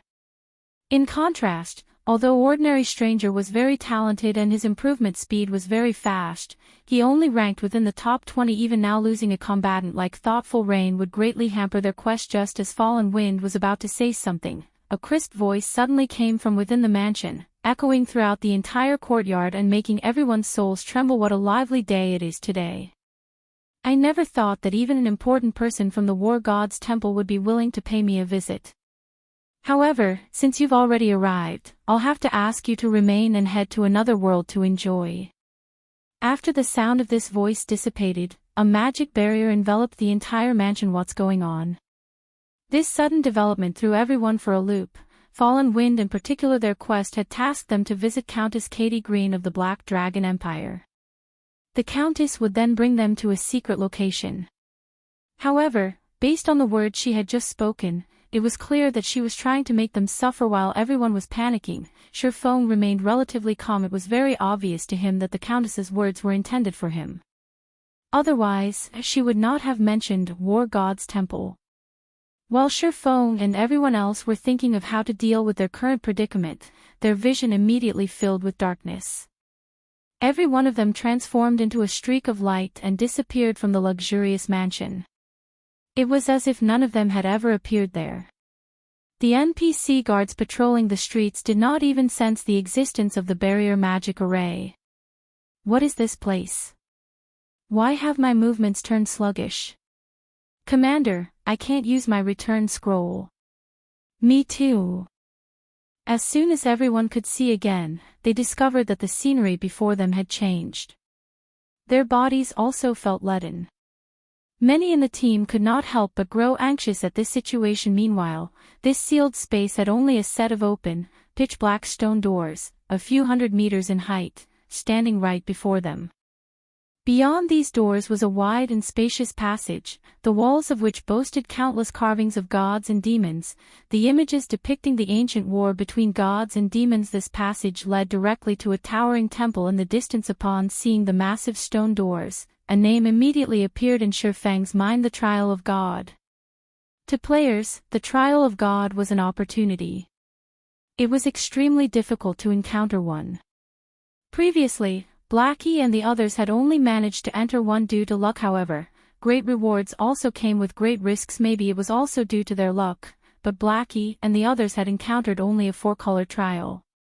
It was also precisely because it was only a 4-color trial that they had managed to deal with the challenges and safely clear the Trial of God. However, the Trial of God before him right now was no 4-color trial. Generally, players could determine the rank of the trial they were taking through the transfer gate in the outside world. However, after entering a trial, there was still another method to determine its rank, and that was the size of the trial gate. Trial gates that were around 10 meters tall signified that one was undertaking a 1-color trial, after which came 20 meters, 30 meters, 50 meters, 100 meters, 300 meters, and 999 meters. Meanwhile, the trial gate before them was clearly over 100 meters in height, perhaps around 300 meters in all. In other words, this was a 6-color trial, and its difficulty could rival legendary quests. Shortly after Feng realized that this place was the Trial of God, Fallen Wind and several other experts came to the same conclusion. Immediately, their expressions turned very gloomy. Why is it a 6-colored Trial of God? As calm as he was, even Fallen Wind's mouth twitched involuntarily when he noticed this fact: the Trial of God was no secret in God's domain. With so many players playing the game, there were bound to be quite a few players who had encountered it. As more and more players discussed the trial on the official forums, details about the Trial of God became public. After the others heard Fallen Wind mentioning the Trial of God, they promptly looked it up on the official forums. However, once everyone understood what exactly a 6-color trial was, their hearts grew very heavy. Commander, what should we do now? Many members of the Wind God's Spear asked worriedly. There were only 2 methods to leave a Trial of God. One was to clear the trial, while the other was to give up on it. There was no third possibility. Those who died inside the trial would be resurrected and forced to continue. Those who completed the trial would be showered in glory, their strength increasing significantly. However, those who chose to give up would have to pay a heavy price. Moreover, the higher the rank of the trial, the greater the price exacted if one forfeited a 6-color trial. The consequences were unimaginable. There was a great chance that their account would be crippled permanently. Hence, most players who encountered a trial of God would first determine the trial's difficulty before deciding whether or not they should challenge or distance themselves from it. In their case, however, they had been forcibly transported to this place. They did not even have a say in the matter. To the Wind God's spear, if the trial had the difficulty of only an epic quest, they would still be confident of clearing it. However, for a trial whose difficulty approached that of a legendary quest, they had no confidence whatsoever that they would succeed. After taking a deep breath, Fallen Wind said, "Calm down. Since we've already entered the trial of God, what we need to do now is think of a solution to clear it. We don't have any other choice." As soon as Fallen Wind finished speaking, numerous silver-armored knights with glowing red eyes started emerging from the walls of the passage. In the blink of an eye, the entire passage was packed full of knights, every one of them charging towards Feng's ground undead fanatic, dark creature, elite, level 50 HP 200,000/200,000. This scene caused everyone's scalps to go numb. Form a defensive formation. Feng shouted hurriedly at this time. Everyone finally reacted. Currently, everyone no longer considered whether they could succeed or not. Instead, they wondered how long they could survive. When the tide of undead fanatics reached the team, the MTs at the front felt greatly pressured. Despite these undead fanatics being elite rank only, they possessed great strength. Not only was every one of their attacks capable of pushing the MTs back, but it also caused nearly -1000 damage even when blocked. With multiple undead fanatics attacking at the same time, the MTs lost HP by the thousands. The healers standing at the rear simply couldn't keep up. Although everyone from the Wind God's spear was doing their best to retaliate, their attacks inflicting several thousand damage to the undead fanatics, there were simply too many monsters. No matter how much they attacked, their efforts did not seem to be making a difference. When the team was close to succumbing, a streak of light suddenly cut across the monsters. A large number of undead fanatics in a cone-shaped area died instantly. Everyone was stupefied by this scene. At this time, everyone could not help but shift their gaze towards the cloaked Feng, the origin of this phenomenon. Chapter 993, Soaring Life Force. Hellscythe _Vampire Cat. Chapter 993, Soaring Life Force. Is this the person that caught Autumn Goose's eye? Fallen Wind was astounded at the sight. He was a level 40 Guardian Knight as well as the lead MT of the team. He had been fighting at the front line all this time, so he knew very clearly just how powerful these undead fanatics were. If there was just one of these elites, anyone on their team could easily solo it. Although the undead fanatics possessed great strength, far surpassing even that of their team's level 40 Berserker, Autumn Goose, their attack speed and reaction speed were not particularly fast. Given enough space, even an MT could slowly wear one down by themselves. However, it was terrifying if they had to go up against over 10,000 of these elite monsters. The tide of undead fanatics surrounding them gave them no room to maneuver whatsoever, so they had no choice but to clash directly against these elites. Moreover, the undead fanatics possessed 200,000 HP, above average HPs for level 50 elite undead. In addition, the inherent magic resistance of undead was very high. Even when someone in their team used an AoE attack spell, they only managed to deal around -2000 damage to the elites. Even after multiple applications, they barely did any damage to the undead fanatics. It was only a matter of time before the team would get annihilated. Yet, with just a single swing of his sword, Feng had vaporized nearly 1,000 undead fanatics. Aside from Fallen Wind, everyone else in the team was stupefied by Feng's performance as well. Autumn, just how did you get acquainted with such a monster? A level 39 female Necromancer asked softly. I met him when I was doing a quest with Rain. Back then, just like you guys, we thought that guild experts were merely pampered players. When Autumn Goose recalled how she had the same thoughts that the members of the Wind God's spear had right now, she could not help but feel ashamed of herself. Hearing the conversation between the Necromancer and Autumn Goose, thoughtful Rain and Blue Bamboo felt a surge of pride overwhelm their earlier anger. Ivy said it before, right? Big brother Feng is very powerful. Some time ago, Big Brother Yi Feng managed to kill a level 50 field Great Lord with just me and Rain in the party. It is naturally not a problem for him to deal with these level 50 elite monsters right now, Blue Bamboo said proudly, puffing out her chest. Although they had relied mainly on Feng's 2 personal guards to defeat the level 50 Great Lord, Blue Bamboo considered the personal guards part of Feng's strength. After all, she had never seen anyone else with the ability to recruit such powerful personal guards. What? He managed to solo a level 50 field Great Lord with just you 2 magical classes. That's impossible, right? Previously, even after our Wind God's Spear had gathered a team of 100 players, we managed to defeat a level 40 field Great Lord only after utilizing many rare tools.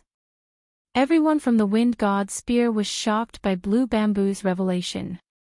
The feat of killing a level 50 Great Lord was much more amazing than directly wiping out hundreds of undead fanatics after entering God's domain. They had fought against plenty of monsters. Hence, they knew full well just how frightening a level 50 field Great Lord could be. Current players simply had no chance of contending against such a boss. Level 50 was a major milestone. Players could begin challenging their Tier 2 class change at this level and greatly improve their attributes. Their skills could reach Tier 2 as well. Overall, upon reaching level 50, players could receive a tremendous boost to their combat power.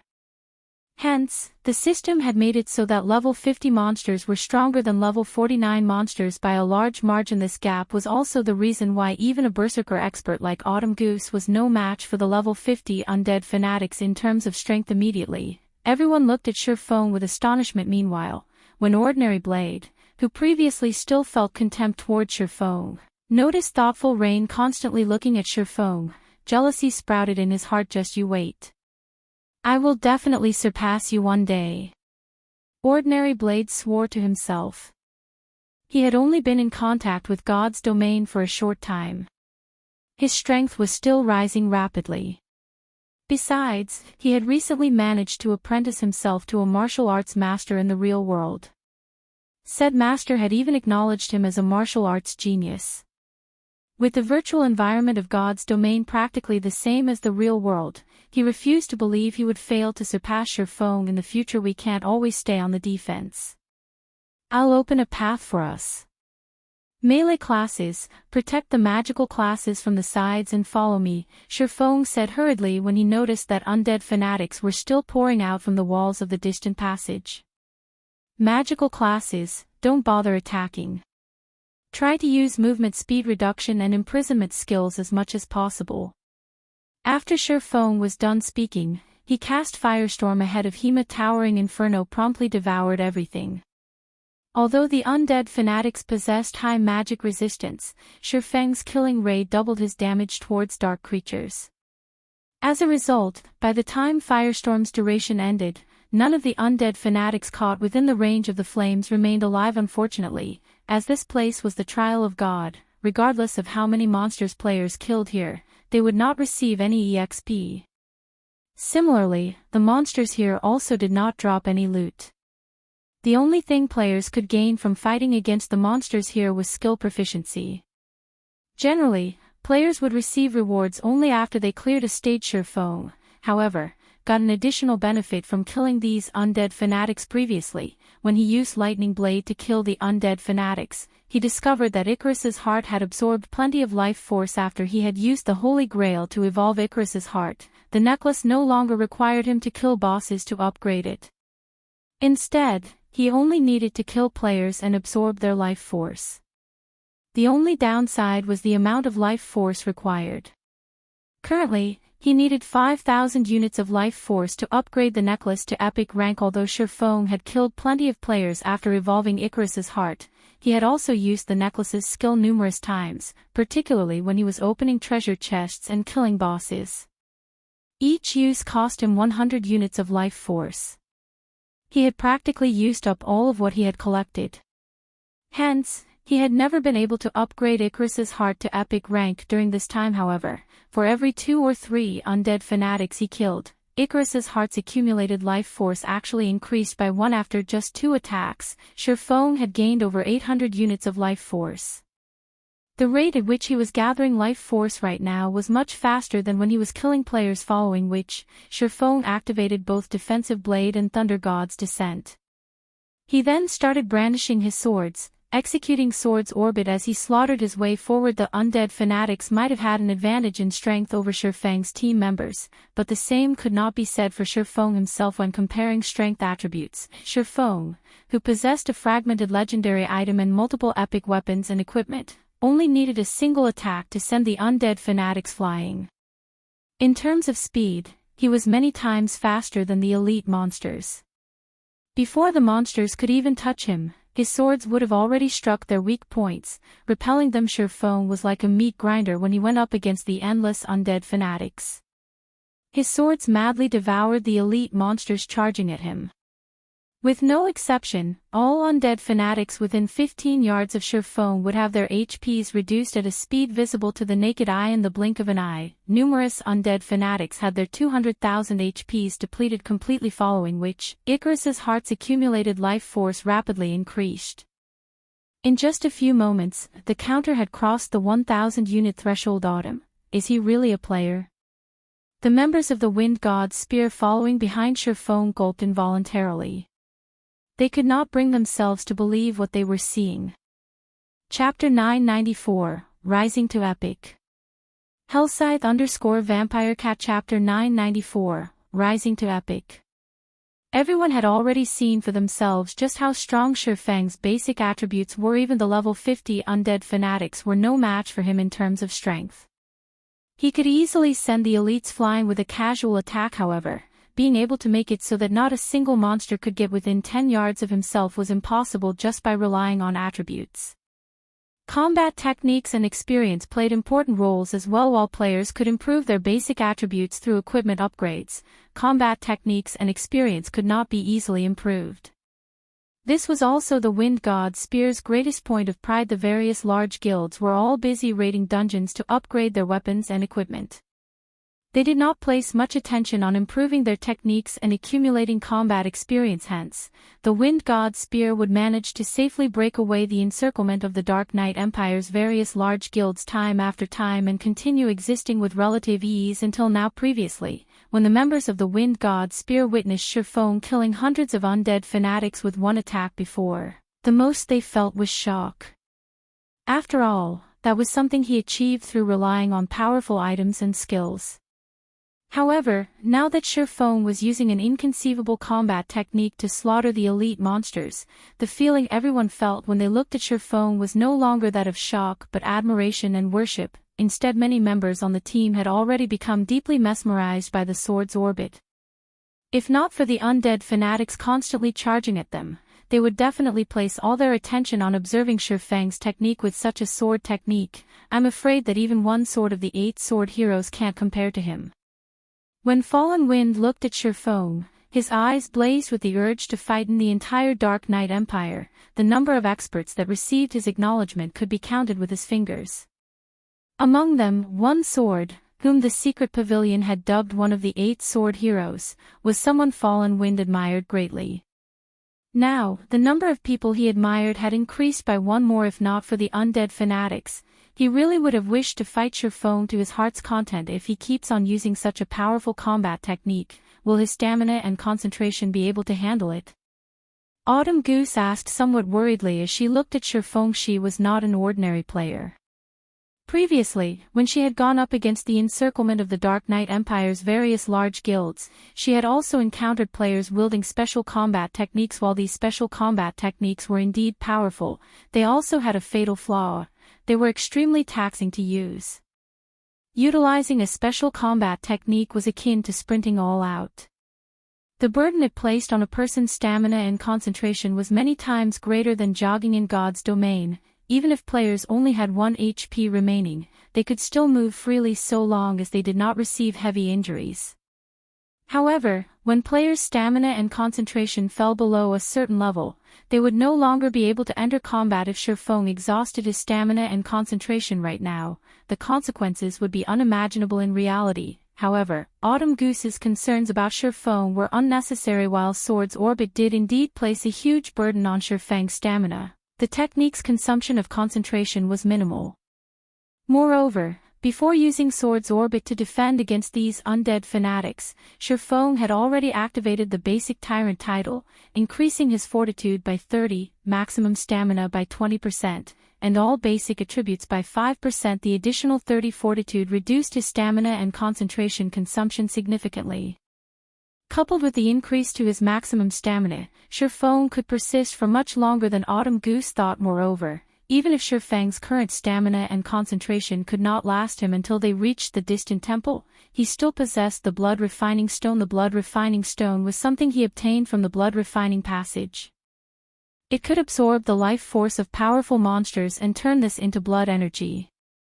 He could use every 100 points of blood energy he accumulated to produce a drop of life essence. When consumed, the life essence could increase a player's stamina and concentration recovery speed rapidly for 2 hours. Moreover, the effects were stackable up to 3 times. This was an item Feng always kept on his person. Although not every elite or above monster provided him with blood energy, after long periods of accumulation, he now had 827 drops of life essence. He did not need to worry about running out of stamina and concentration anytime soon. Time passed quickly. Whenever everyone thought that Feng's stamina would not hold up, Feng would consume life essence. However, the recovery speed provided by a single drop was not enough. Only after consuming 3 drops would his recovery speed exceed his consumption speed. As Feng continued slaughtering the undead fanatics, the amount of life force Icarus's heart accumulated increased rapidly. 2,000 points. 3,000 points. 4,000 points. By the time the team arrived before the dazzling, Golden Temple, Feng had long since accumulated 5,000 units of life force without hesitation. Feng upgraded Icarus's heart, necklace, epic rank, equipment requirement. All attributes 120 level 40, level 100, currently level 44, all attributes plus 44 luck plus 18. Additional skill 1, Divine Providence, temporarily increases player's luck by 50 points for 30 seconds. Cooldown, 30 minutes. Luck, duration, and cooldown can be increased, prolonged, and reduced by sacrificing life force. Maximum of 200 points of life force allowed to be sacrificed at a single time. Additional skill 2, God's Blessing, forcefully upgrades all lifestyle classes learned by the user by 1 rank, up to a maximum of Master rank, for 1 hour. Cooldown, 5 hours. Duration and cooldown can be increased, prolonged, and reduced by sacrificing life force. Maximum of 500 points of life force allowed to be sacrificed at a single time. Passive skill, Life Storage. Player can accumulate up to 10,000 units of life force.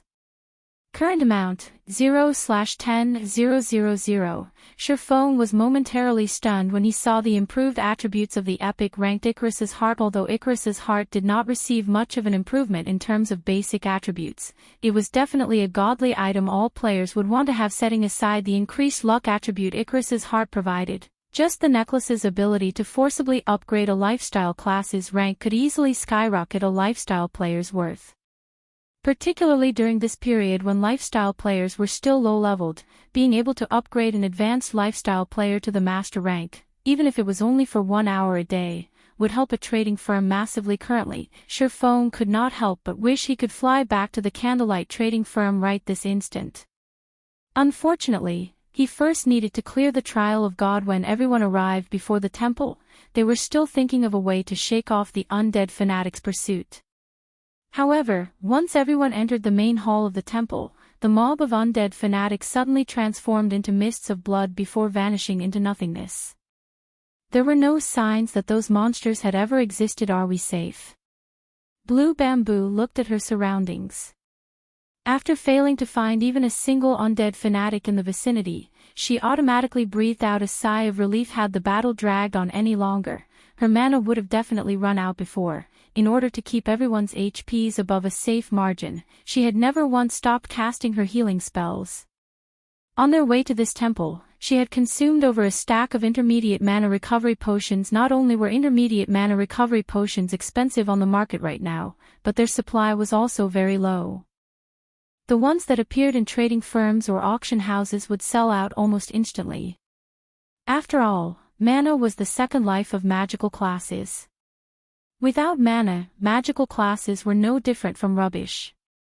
Hence, those who played a magical class would always carry around 3 or 4 bottles of basic or intermediate mana recovery potion at the very least. She had obtained these intermediate mana recovery potions using the guild contribution points she had earned with great difficulty. Now, however, she had used up half of her stockpile in just this short time. Truly a disheartening situation just when everyone thought that they were finally safe and could obtain the 7-colored treasure chest sitting atop the towering altar located at the very back of the main hall. The steps of the staircase leading up to the altar suddenly released red beams of light, which then formed into 3-meter-tall, fully armored undead guardians. Undead guardian, dark creature, chieftain, level 50. HP 2, 400, 000/2, 400, 000. Although there were only several hundred undead guardians standing on the staircase, a far cry from the endless flood of undead fanatics from before, everyone could clearly sense that these undead guardians were many times more powerful than those elite monsters currently. 3 undead guardians stood on each step of the staircase, and if the team attempted to lure any one of the chieftains, no doubt the other 2 undead guardians would follow. In other words, the team had to go up against 3 undead guardians simultaneously. At the very least their team's average level was 10 levels lower than the undead guardians. In addition, each level 50 undead guardian could most likely rival a level 40 high lord in strength, only their HPs were lower. With so few players on the team, going up against 3 level 40 high lords at the same time would be extremely difficult. It seems we won't be able to clear this stage without defeating those guardians, Feng said. He could not help but wet his lips as he looked at the 7-colored treasure chest sitting atop the staircase. This was not his first time challenging a trial of God. However, having a lucrative reward like the 7-colored treasure chest appearing in the first stage of the trial was definitely a first for him. Chapter 995, Guardian. Hellscythe ___ Fluffy Goblin. Chapter 995, Guardian. Commander, these undead guardians are too close to each other. Even if we lure them over, we'll have to fight a minimum of 3 at a time, Deathwind said, frowning. While he might be able to hold his ground against a level 40 high lord for a short time, he couldn't handle 3. He would be lucky if he did not die instantly. Meanwhile, their team only had 2 MTs, himself and the team's leader, Fallen Wind. However, even an expert like Fallen Wind couldn't hold off 2 undead guardians simultaneously. Starfish, can you handle kiting one? Fallen Wind asked as he turned to a lean, muscular ranger. The ranger class possessed high movement speed. In addition, the class had quite a few control skills. Rangers were perfect for kiting monsters. Starfish happened to be one of the top-ranking rangers in Wind God's Spear. If Starfish could lure one guardian away from the team, the MTs could handle the rest. If control skills work on these monsters, it should be doable, Starfish said after observing the hole. He had plenty of space to run, so kiting the undead guardian shouldn't be a problem for him. I don't think control skills are effective against them. None of our control skills worked on the undead fanatics. Only the elementalist's ice walls slowed them down. The stronger undead guardians should have the same settings as the undead fanatics, Autumn Goose said. The other team members agreed with Autumn Goose's deduction. Generally, unless a control skill were very high-tiered, it would have no effect on boss-level monsters. We don't have another choice. Use a Tier 2 summoning scroll, then, Fallen Wind said, gritting his teeth. He had thoroughly prepared to tackle this quest. The Tier 2 summoning scroll was one of his trump cards. Unfortunately, Tier 2 summoning scrolls were rare, and he had only brought 4 with them. Suddenly, Feng offered a suggestion. No need. I can handle one of them. However, we will need to prioritize killing mine. Are you sure? That's a level 50 chieftain we're talking about, Fallen Wind questioned. As high as Feng's basic attributes were, they should not be higher than a level 50 chieftains. Moreover, a swordsman was not an MT. The class's impact resistance and damage reduction were far weaker than the tank classes. I can handle it, Feng said, shrugging. Commander, leave it to Brother Feng. While he might be a swordsman, He is even more capable as a tank than I am, the shield warrior Death Wind piped in during one of their last meetings. He had watched Feng tank a level 44 Lord ranked Ice Cheetah. A lot of time had passed since that day. Feng's equipment had definitely improved during this period. He should have no problems tanking a level 50 chieftain alright. I'll have to trouble you with it, then, Fallen Wind said. After hearing Death Wind's confidence and witnessing Feng's shocking performance earlier, Fallen Wind could not help but believe in Feng. Once everyone knew their responsibilities, the team began to move to start things off. The Ranger Starfish stretched his bow into a full moon and fired 3 arrows at the undead guardians patrolling the staircase's first layer. Not only did his arrows hit all 3 undead guardians, but the arrows also struck the 3 chieftains when they were furthest from the second level. As a result, the attacks had not attracted the second level's guardians the instant the arrows struck the 3 undead guardians. A damage of around -500 points appeared above each of their heads. Their defense was frighteningly high. Aside from the high defense, these chieftains were also very fast. When they moved, they were as swift as cheetahs. If not for Fallen Wind using Justice Roar in time, pulling the 3 undead guardians aggro, Starfish would not have been able to escape. As the 3 undead guardians turned towards Fallen Wind, Death Wind used charge from another side. The shield warrior then slammed his sword into the nearest undead guardian _ Feng _ The sharp sound of clashing metal echoed throughout the hall. The undead guardian had blocked Death Wind's slash with its greatsword, not receiving a single point of damage. On the other hand, the impact forced Death Wind to retreat by 2 steps, and a damage of over -5,000 points appeared above his head. The shield warrior instantly lost a quarter of his HP. Everyone watching was appalled. Among the MTs in Wind God's spear, Death Wind's equipment was only second to Fallen Wind's.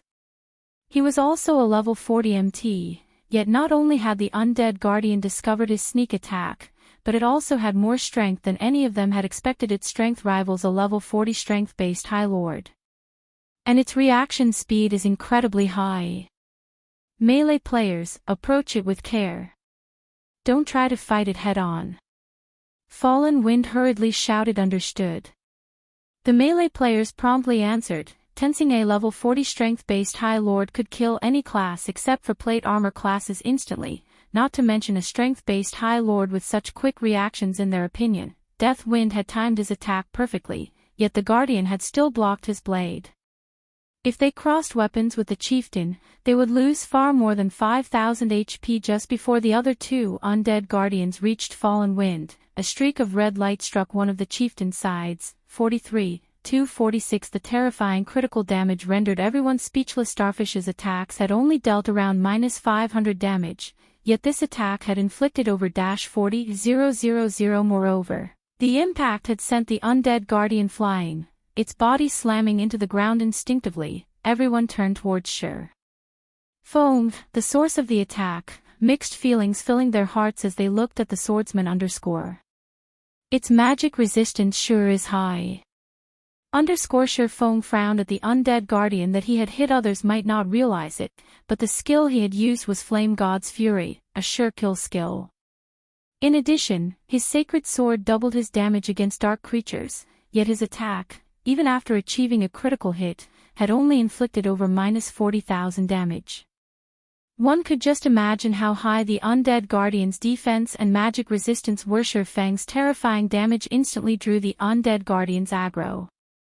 Raising its great sword, the chieftain leaped into the air and landed before Feng. Suddenly, crimson flames burst from the undead guardian's originally silver greatsword as it swung the weapon at Feng in a horizontal arc. Tier 1 skill, Flaming Cross Slash.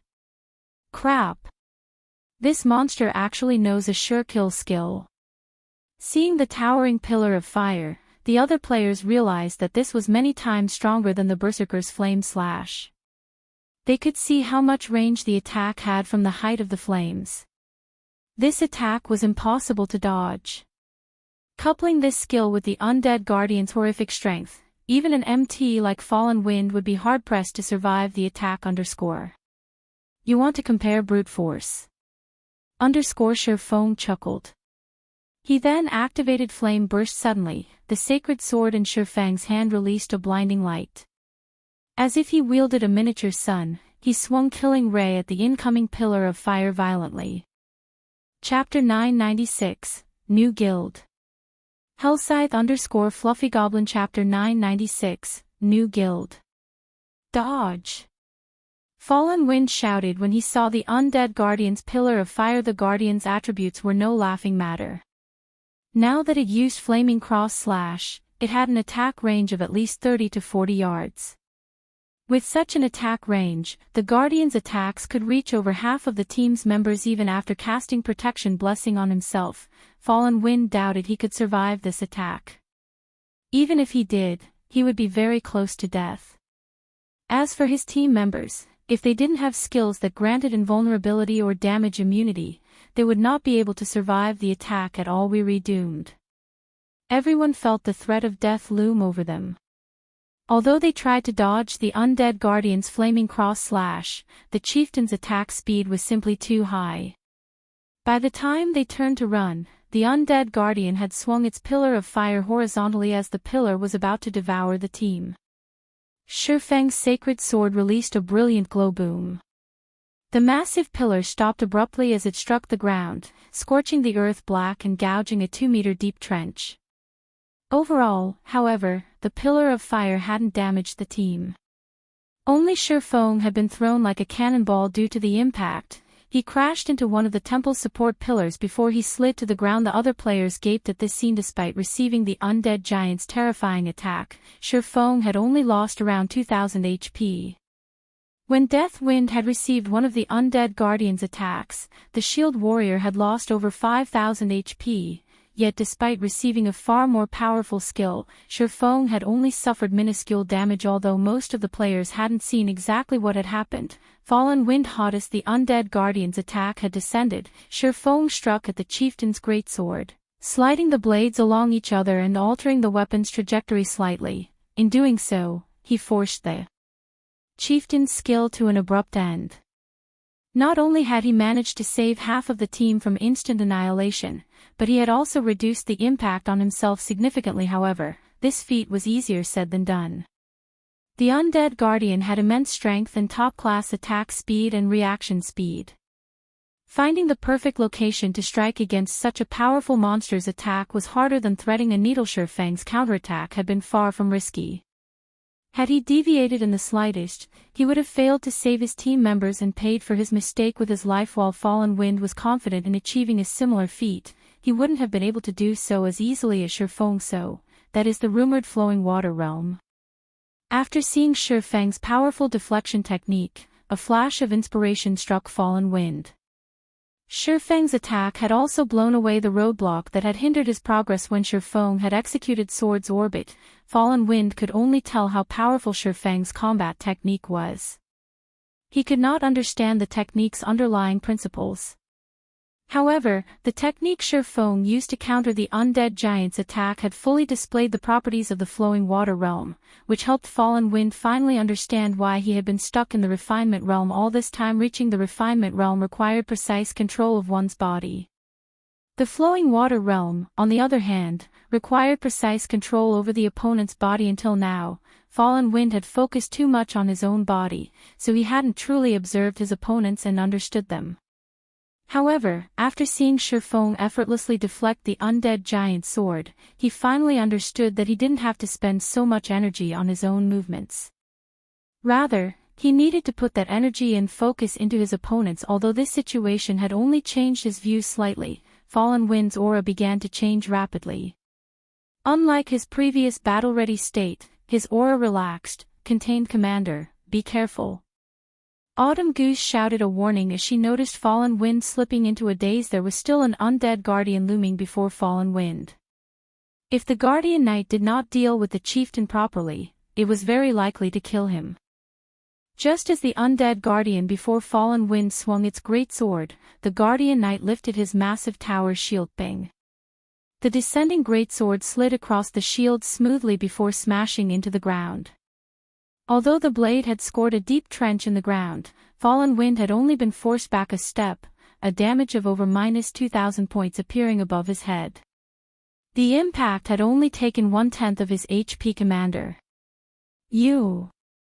Did you? Autumn Goosey's jaw dropped in shock. She couldn't believe her eyes. Although it wasn't as refined, Fallen Wind had used almost the same defense technique that Feng had employed. Seeing Feng easily handle his undead guardian in the distance, Fallen Wind bitterly commented, "Sure enough, it's difficult. However, the flowing water realm really is something. It's no wonder why I couldn't defeat one sword. This is the most I can handle for now. I'll have to adapt to this new sensation." Now, he could barely estimate the undead guardian's attack trajectory to defect it. Even so, it made his fight against the chieftain a lot easier. Fallen Wind's sudden rise in strength alleviated the healer's burden slightly. They could now shift more focus to keeping Death Wind alive.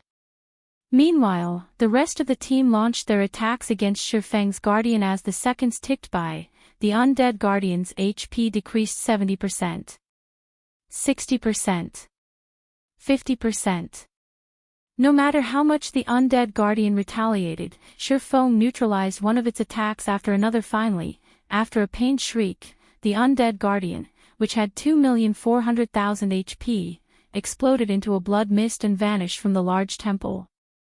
The players released sighs of relief after the undead guardian disappeared. Icarus's heart absorbed a large amount of life force, climbing from 0 accumulated units up to 30. Although we won't find any loot or gain any EXP here, this is a good place to collect life force. Feng was somewhat surprised when he saw his stored life force after Icarus's heart had risen to epic rank. Its description no longer stated whether life force could be collected from players or monsters. It simply stated that it was capable of storing life force. In other words, he should be able to gain life force from both. Unfortunately, it was unlikely that he would gain anything from lower-level players and monsters. Learning that the undead guardians would provide so much life force, it would be a waste if he did not take advantage of this situation to farm them properly. Following which, Feng rejoined the battle and dealt with the remaining undead guardians gradually. Unknowingly, 2 days passed outside the trial. The team finally defeated all of the undead guardians and arrived at the top of the staircase. We're finally here. Feng breathed a deep sigh of relief. Contrary to expectations, the temple's undead guardians could respawn. A few new ones would appear every once in a while. The team had fought day and night, afraid that they wouldn't keep up with the chieftain's respawn rate. Only after 2 days did they finally reach the top of the staircase. Unknowingly, Feng had also filled his life force storage.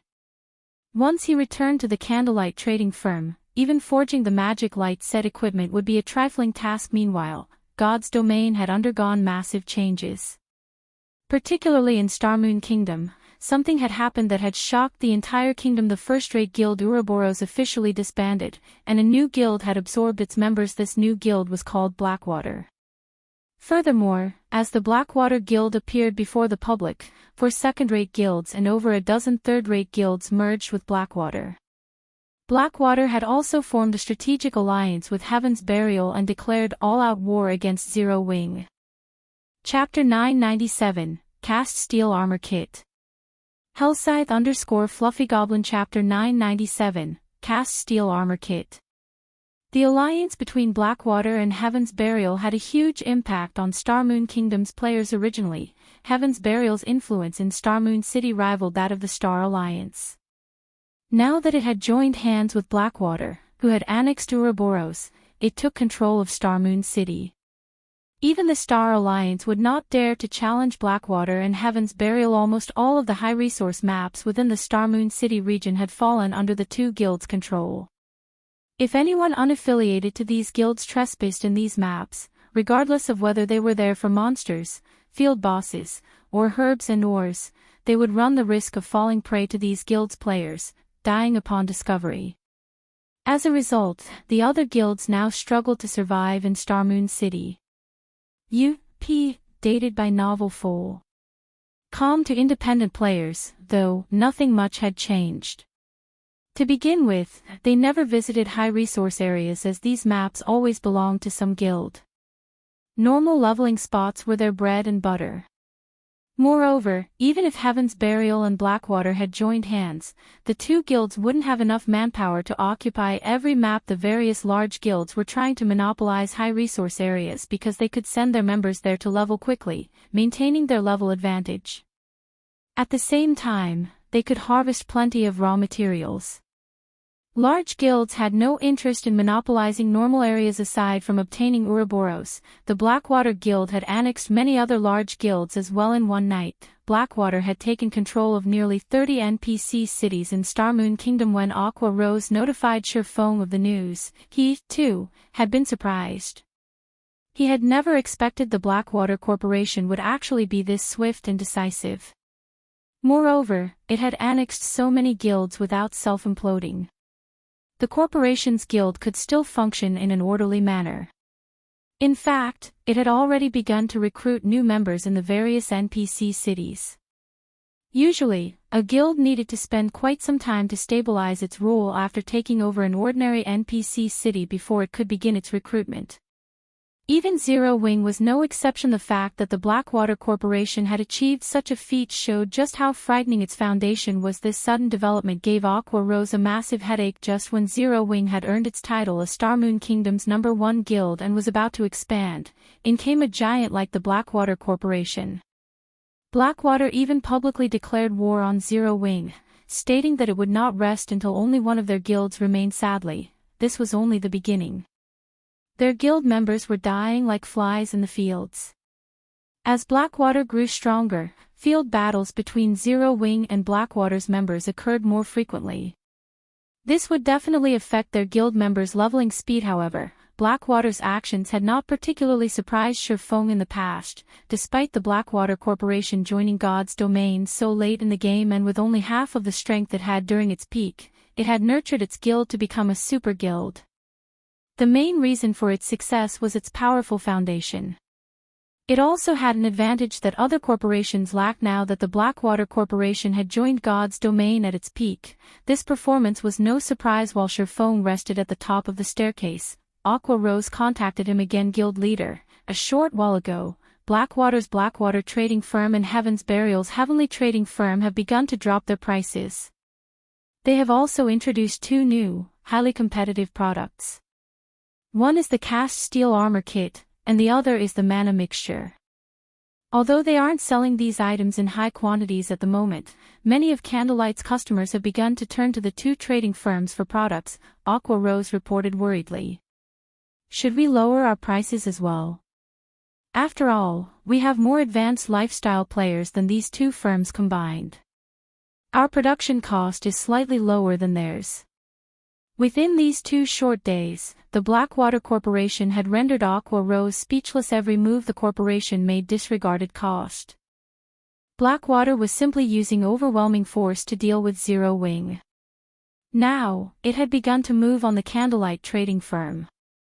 If Zero Wing lost this revenue source, it would only be a matter of time before it fell to the Blackwater Corporation. Now that she was in this predicament, Aqua Rose had to admit that, while guilds with starting capital were amazing, guilds with both strength and capital were incredible. Blackwater even produced its own armor kit and potion. Even the Candlelight trading firm's advanced lifestyle players hadn't accomplished this. The cast steel armor kit was much stronger than the basic strengthened armor kit. Each cast steel armor kit increased defense by 180 points. It could already rival the intermediate mana armor kit. As for basic attributes, it increased roughly the same amount as the basic strengthened armor kit. However, the basic strengthening armor kit could not replicate one aspect of the cast steel armor kit: damage reduction. With each kit that players bound to their armor, they could reduce the damage they received by 1%.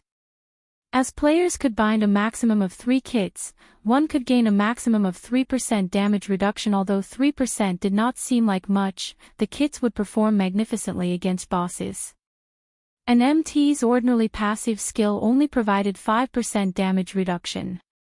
Unfortunately, such passive damage reduction skills were extremely rare and precious.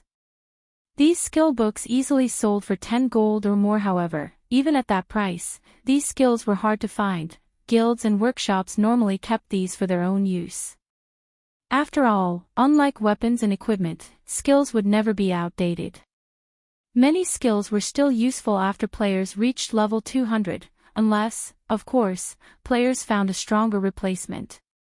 However, doing so was easier said than done. As for the mana mixture, it was invaluable to magical class players when consumed. The mana mixture increased a player's maximum mana capacity by 10% for 2 hours.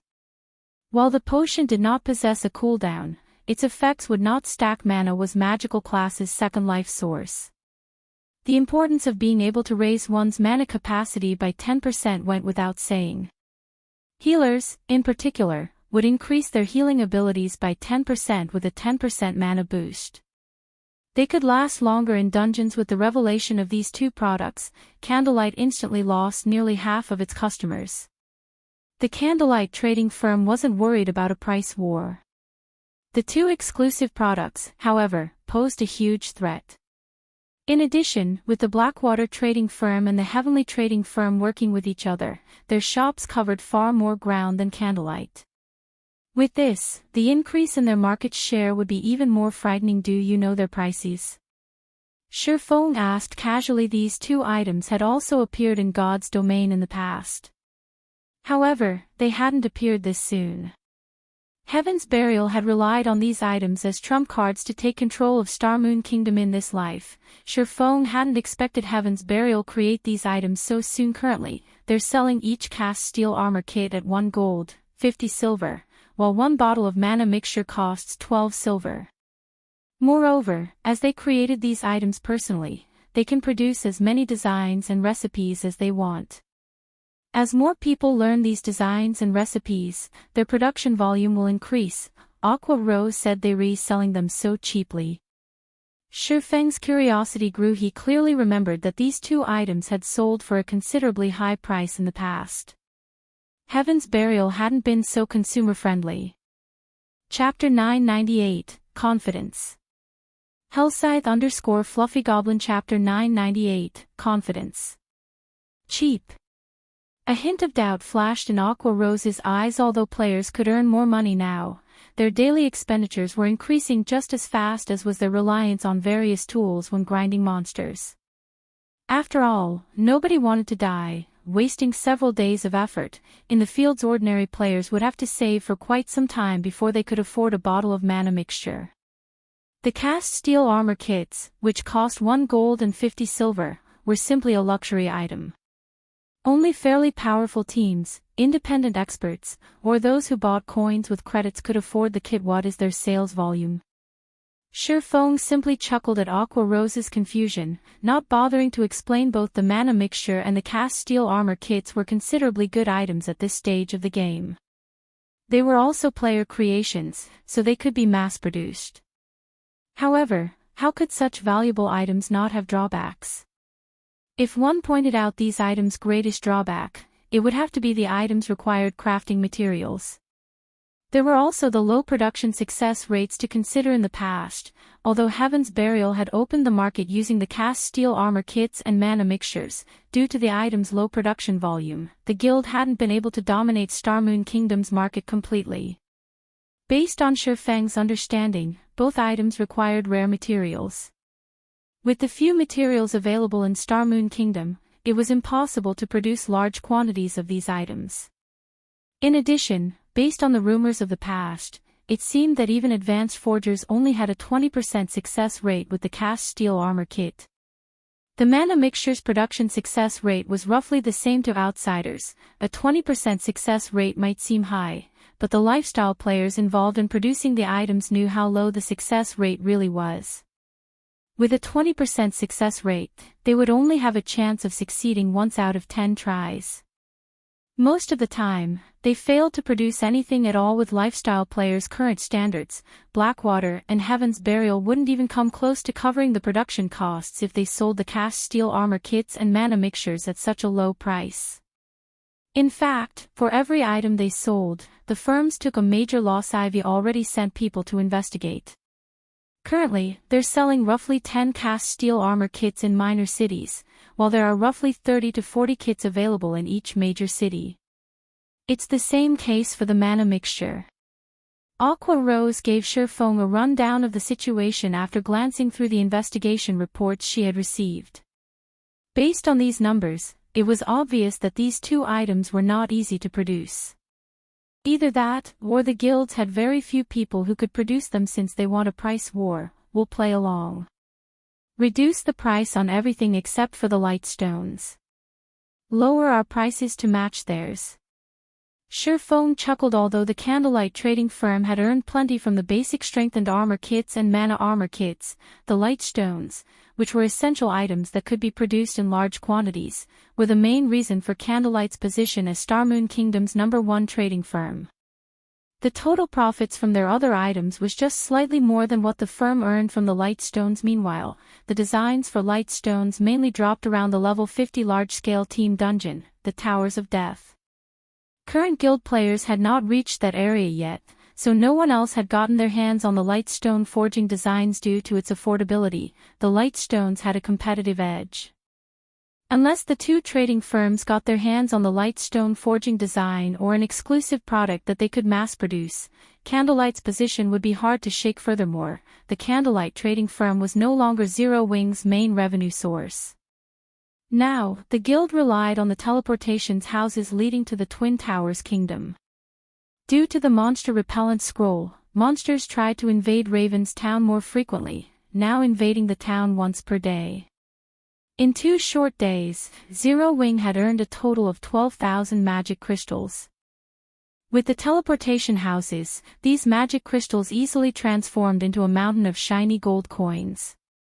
Even after deducting the cost of the magic crystals, they earned close to 6,000 gold every day. The Candlelight trading firm's current income was nowhere near to catching up with the teleportation houses. I understand. Also, guild leader, when will you be returning? I've already found several companies who wish to meet with you to discuss our cooperation. After all, you are asking for a large investment. They could easily establish their own guilds or invest into multiple large guilds with that kind of money. They were also not very optimistic about Starmoon Kingdom's current state of affairs. Now that Stone Forest Town's protection period has ended, other guilds could attack and capture it at any time. They have expressed their concerns, and they hope that you can provide some assurance. At the moment, they are only willing to consider your offer until they have a clearer view of the situation. When the Sun and Moon Group had taken the lead, many major companies were desperate to cooperate with Zero Wing, even after hearing Feng's conditions. However, due to the Blackwater Corporation's sudden appearance and Stone Forest Town's protection period ending, these companies had become cowardly. At this point, she could only name a few companies that were willing to work with Zero Wing. Moreover, this was only due to the revelation that the Sun and Moon Group had joined hands with the guild, insinuating that there were profits to be gained. Otherwise, these companies would have long since ghosted them. They want assurance. Feng smiled disdainfully. Sternly, he commanded, "Tell them this. If you want me to reassure you, sure, but you must sign the cooperation agreement first. Otherwise, don't bother." The Starmoon Kingdom's city building order was a core secret. Aside from himself, only Aqua Rose knew of its existence. If this information got out to the public, the consequences would be unimaginable. Feng had no doubts that even super guilds wouldn't be able to sit idle if they learned of this matter, much less the Blackwater Corporation. They would try to eliminate Zero Wing at all costs. At that time, Zero Wing would be on a one-way trip to hell. Currently, Zero Wing only dared to provoke super guilds because the latter had already deemed that dealing with the guild was a waste of energy. Moreover, if they weakened themselves in the process of dealing with Zero Wing, other super guilds would have an opportunity to strike. However, the city building order was enough of a temptation for the super guilds to take the risk. Whether it was in the real world or a virtual reality game, even an innocent man would find trouble with enough money. Feng still had much to prepare. He still needed to build his strength. Otherwise, he would have started the city's construction long ago. Feng's words left Aqua Rose dumbfounded. If she really relayed this to the company representatives, they would most likely explode with anger. But she also understood why they couldn't reveal their trump card. However, there were too few companies that were both trustworthy and capable of investing such a large sum. If they chased these people away, it would be very difficult to find other collaborators within a short time. After all, Star Moon Kingdom's situation had changed. Don't worry about it. Just tell them, sure, Feng said, shaking his head. If it didn't work out, he'd find someone else to work with. All right, then. I'll contact them right away, Aqua Rose said, sighing. She had to admit that Blackwater's timing was truly horrendous. Had the corporation established its guild a few days later, Zero Wing would be in this predicament, following which, Aqua Rose contacted the representatives of the several major companies. Inside a certain high-class restaurant's VIP room. Miss Aqua, our companies understand your current predicament, hence we have thought of another method. If Zero Wing is willing to hand over 60% of its shares to our management, our companies will invest 2 billion credits. What do you think? A tall, thin man proposed. The upper echelons of the other companies nodded their agreement with the Blackwater Corporation's sudden appearance. Zero Wing wasn't as attractive as it had been. Regardless, it was Star Moon Kingdom's #1 guild, so it still had some value. Aqua Rose was stunned. She had not expected these companies to change their minds so quickly and try to strike at Zero Wing while the iron was hot. 2 billion credits was a lot of money. It was enough to purchase prime corporate real estate in a major city center in the real world. One could even establish a large guild with plenty to spare. However, Zero Wing was no ordinary large guild. It was a large guild capable of challenging super guilds. Currently, its foundations and number of lands were only slightly inferior to first-rate guilds. It was also the ruler of White River City, Star Moon Kingdom's most populated city, and controlled the strategic Stone Forest town. Zero Wing was worth far more than 2 billion credits. Including its potential, even an offer of 20 billion was an insult. I think you have misunderstood something. Zero Wing is not selling any of its shares. Here is our previous proposal. If you are not willing to sign it, Zero Wing won't force you. If that is all, I'll be taking my leave, Aqua Rose said, smiling. After placing the agreement on the table, she turned and left the VIP room without hesitation. Aqua Rose's extraordinarily calm performance stupefied these company representatives. The Blackwater Corporation had already allied with Heaven's Burial to deal with Zero Wing. Just where did Zero Wing find the confidence to speak to them like this? Aqua Rose's behavior is out of line. She dares to treat us like this. Has she forgotten that she approached us, not the other way around? Now, she isn't even willing to offer any guarantees. Does she think Zero Wing is a super guild? Humph. I want to see just how long Zero Wing will last. Once Zero Wing's funds run out, it will come running back to us. That's right. We're not in a rush. I refuse to believe that anyone other than fools or spendthrifts would be willing to work with Zero Wing. When the time comes, we only need to spend a little money to take over Zero Wing. The several representatives sneered. In their opinions, Zero Wing only behaved as such because of its pride. Once the Blackwater Corporation gave Zero Wing a beating, the guild would crawl back to them, begging for help. Chapter 999, Divine Treasure Chest. Hellscythe_Fluffy Goblin. Chapter 999, Divine Treasure Chest. Star Moon City. After dismissing Ouroboros, Blackwater took over the guild residence. Compared to Ouroboros' residence, Blackwater's was far more lively. Among the players moving about the residence, quite a few were only between level 10 and level 20.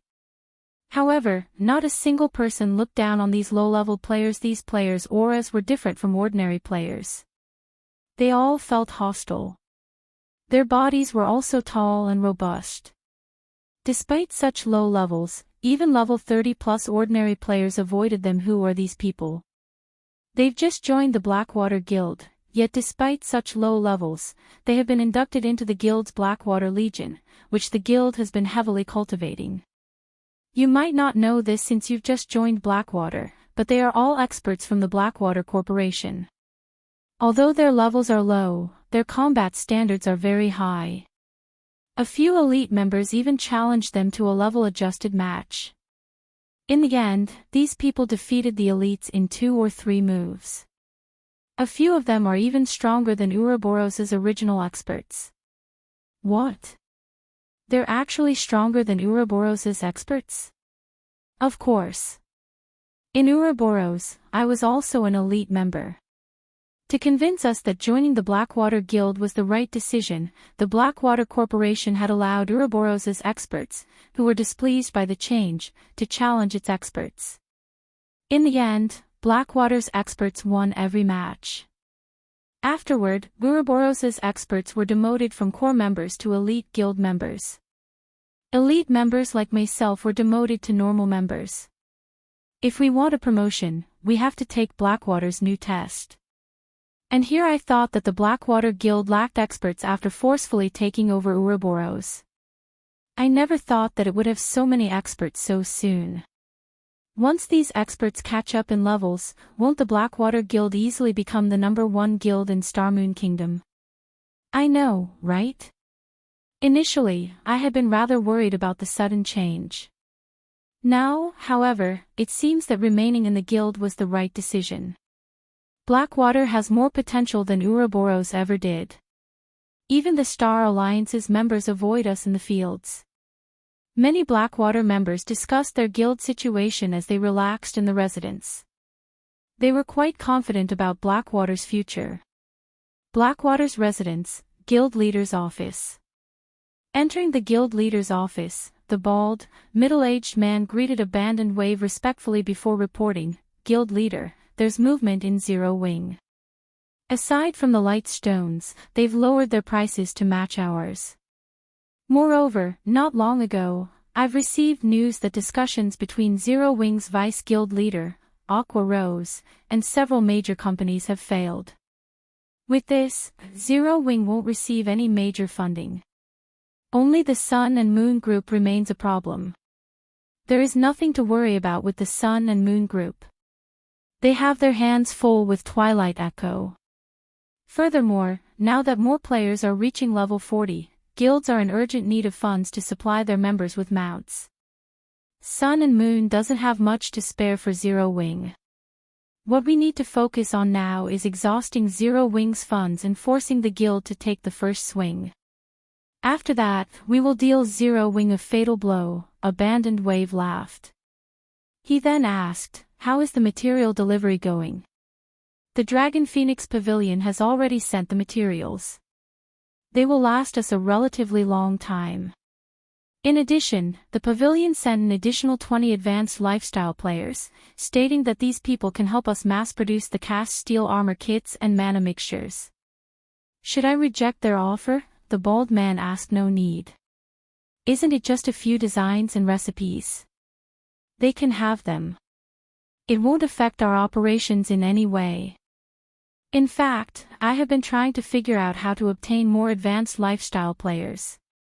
Blood Dragon is simply helping the Blackwater trading firm.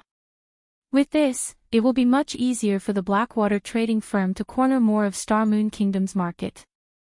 Abandoned Wave shook his head and laughed coldly. "However, we can't let the pavilion learn those designs and recipes for nothing.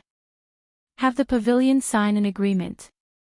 After learning the designs and recipes, they have to remove Zero Wing's branch guild from Lakeheart City immediately. I don't want Zero Wing to have any chance of making a comeback." "Understood. I'll get it done right away." The bald man bowed before leaving. Inside the Trial of God's Temple, Feng and the players from Wind God's Spear were trying to think of a way to deal with the undead commander that had suddenly appeared before the 7-colored treasure chest. The undead commander wore exquisite golden armor. 2 long swords radiating cold area hung from the commander's waist. Despite standing quite a distance away from the undead commander, the team members could feel the chill from the 2 swords. As long as the team came within 100 yards of the undead commander, they immediately gained the debuff Chilling Field, which reduced their movement speeds by 50% and their attributes by 20%. In addition, their stamina consumption and the frost damage they received doubled. Undead commander, dark creature, Great Lord, level 50 HP 27,000/27,000,000. For a level 50 Great Lord, the undead commander's HP was relatively low. However, the Great Lord's chilling field gave everyone a headache. Their levels were already lower than the undead commanders, but now that their basic attributes had decreased by 20%, they were even less of a match for the Great Lord. They also had to deal with double the frost damage. Even a level 40 MT like Fallen Wind couldn't tank the Great Lord. If nobody could tank the undead commander, they would have no way of clearing this trial. Sure enough, a 7-colored treasure chest isn't easy to obtain. Feng smiled bitterly as he observed the undead commander in the trial of God. Every stage would provide rewards.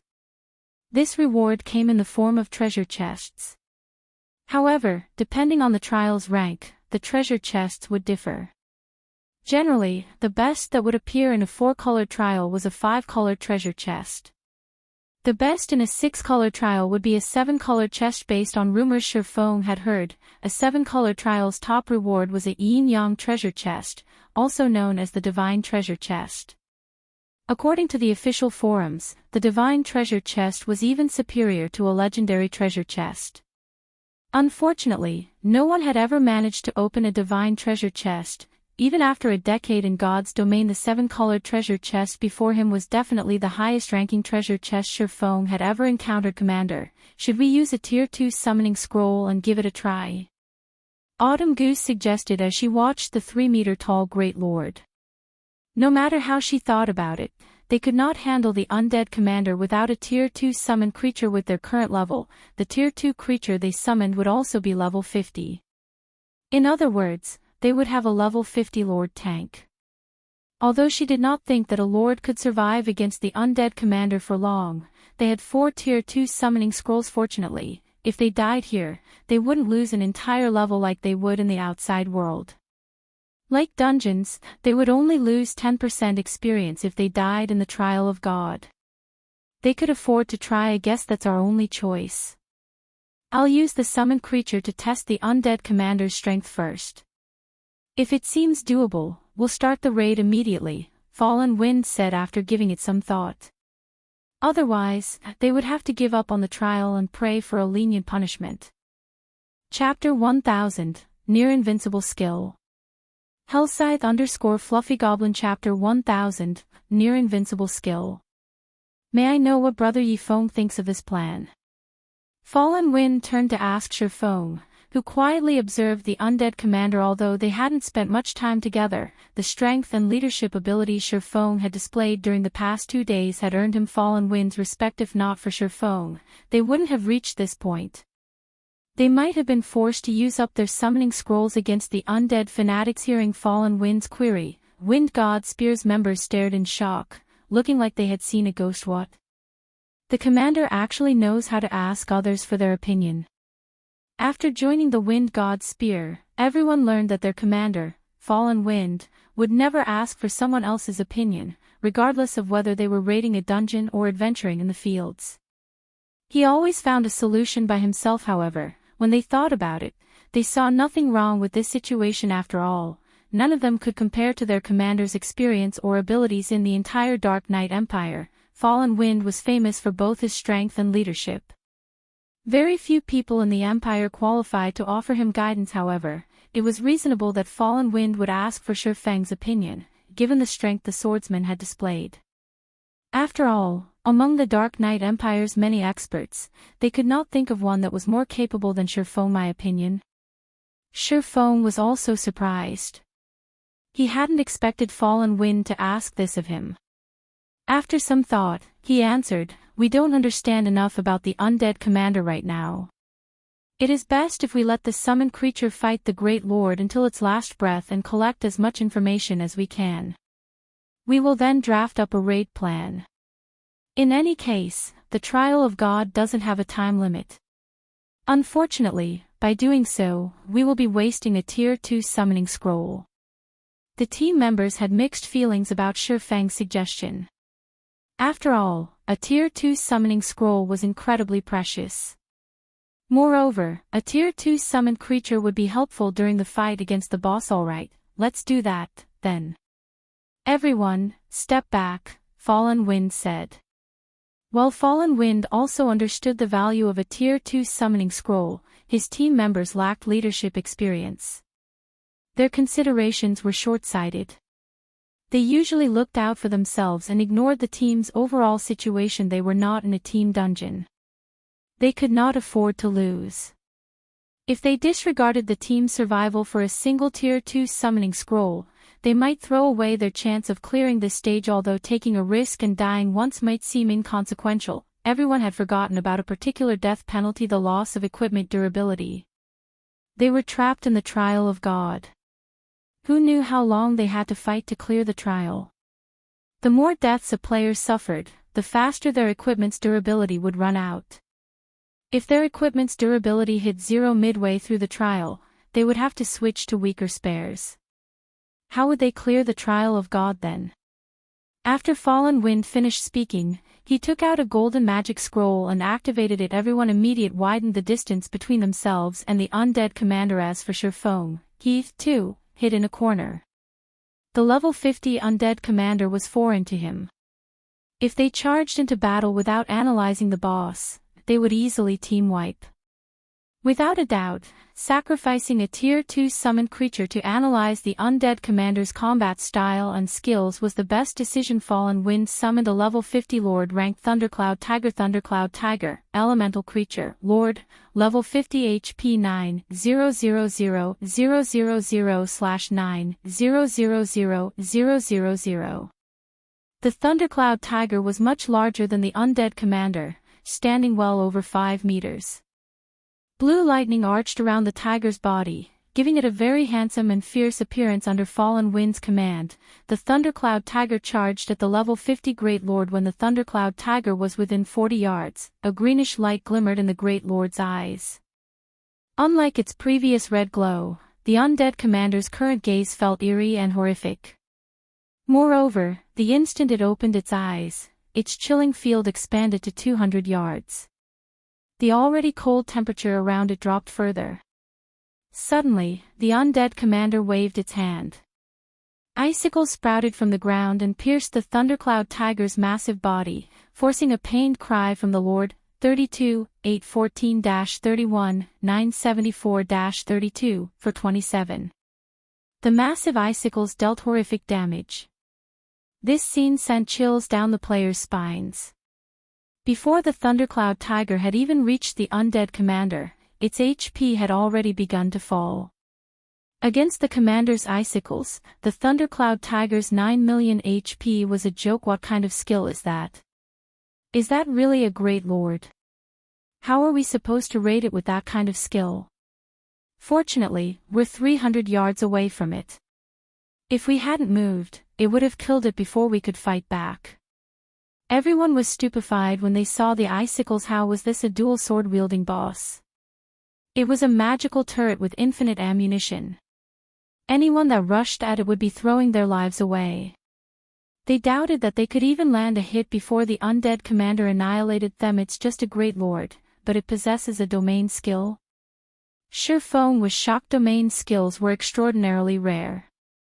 This held true for both players and monsters. Any monster that had learned a domain skill was practically invincible among the same level and tier.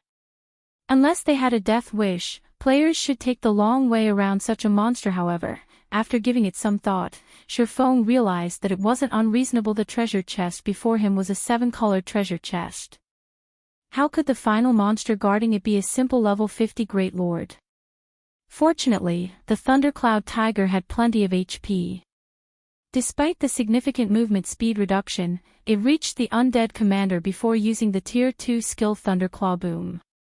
The Thundercloud Tiger's Thunderclaw struck an icicle that had suddenly appeared, shattering it. However, the undead commander, who stood behind the icicle, remained unharmed. The Great Lord hadn't even drawn its swords yet. It waved its hands gracefully before more icicles lanced into the Thundercloud Tiger. Although Fallen Wind controlled the Thundercloud Tiger to the best of his ability, launching one attack after another, the undead commander had no interest in fighting the Lord. It focused on evading the Thundercloud Tiger's attacks and using its icicles to deal damage very quickly. The Great Lord whittled down the Thundercloud Tiger's 9 million HP to a critical low. With no other choice, Fallen Wind cancelled the summoning and allowed the Thundercloud Tiger to disappear, dispelling the majority of the aggro he had on the Great Lord. As for the remaining aggro, he dealt with it swiftly by using an isolation scroll and the Cleric's Disperse spell. Once he dropped the Undead Commander's aggro, the Great Lord returned to its original position and reverted to its calm state. It is simply too powerful. Not only does it have such a powerful skill, but its intelligence is also high. Defeating it is impossible. The corners of Autumn Goose's mouth twitched as she stared at the motionless Undead Commander. Although she had seen more powerful monsters than the Undead Commander, this was the first time she had seen a boss with such an outrageous skill. If they did not have an appropriate method to cope with these icicles, they would have no hope of defeating the Undead Commander. Everyone began to consider giving up on the trial. Big brother Feng, do you have any ideas? Are we really going to just give up? Blue Bamboo turned to Feng, who was in deep thought. Chapter 1001, Monster Grades. Hellscythe_Fluffy Goblin Chapter 1001, Monster Grades. In Blue Bamboo's opinion, the Undead Commander was terrifyingly powerful. However, for reasons unknown, she felt an indescribable sense of security whenever she stood beside Feng. She always felt like Feng had some sort of solution to her problems. The Undead Commander's fighting style resembled the kiting method that players commonly used. It was simply toying with players as if they were random monsters. This was the first time she had seen a monster use such a combat method. Hearing Blue Bamboo's question, the other team members shook their heads and laughed. Not one among them was an ordinary player. In a large guild, they would be top-class experts. They had faced plenty of powerful bosses before. However, the Undead Commander before them was, without a doubt, the most powerful Great Lord they had encountered so far. Unlike other Great Lords, which were strong in terms of attributes, the Undead Commander was strong in terms of combat techniques. Fallen Wind had controlled the Thundercloud Tiger personally. Even if the Thundercloud Tiger could not defeat a Great Lord of the same level, it should have been more than capable of dodging the boss's attacks with the combination of its powerful attributes and Fallen Wind's operation skills. However, even a Thundercloud Tiger under the control of Wind God Spear's #1 player had been helpless against the Undead Commander's icicle attacks at this point. Even Fallen Wind felt helpless against the Undead Commander. Nobody knew more about Undead Commander's power than him. The Undead Commander was strong in both attributes and skills. Unfortunately, its combat techniques were even more frightening. Despite him having already reached the Flowing Water realm, even if he couldn't control the Thundercloud Tiger as smoothly as his own body, the Tiger's combat standards should be significantly stronger than most of the team's experts, yet the Undead Commander had predicted his moves.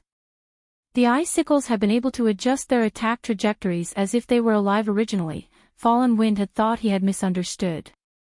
However, after numerous attack and dodge attempts, he was certain that the Undead Commander had definitely reached the refinement realm.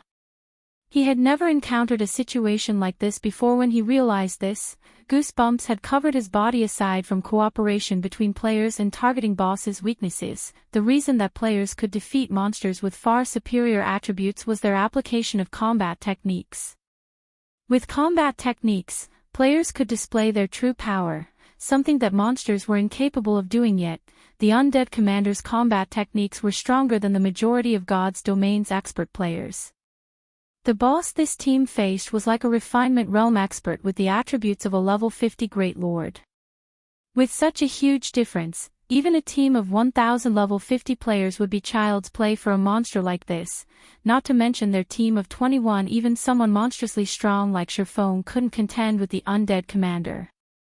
Unless they were all promoted to their Tier 2 classes right now, they had no chance of defeating the Undead Commander. While I do have a plan, executing it is a little too costly, Feng said, frowning at the Undead Commander. To God's Domain's current players, a monster with the combat standards of a refinement realm expert might be inconceivable, but Feng had long since grown accustomed to such things. The monsters and NPCs in God's Domain were different from those in other virtual reality games.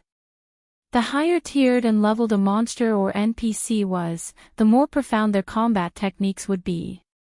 Otherwise, once players gained their Tier 3 classes, wouldn't defeating great lords of the same level be too easy?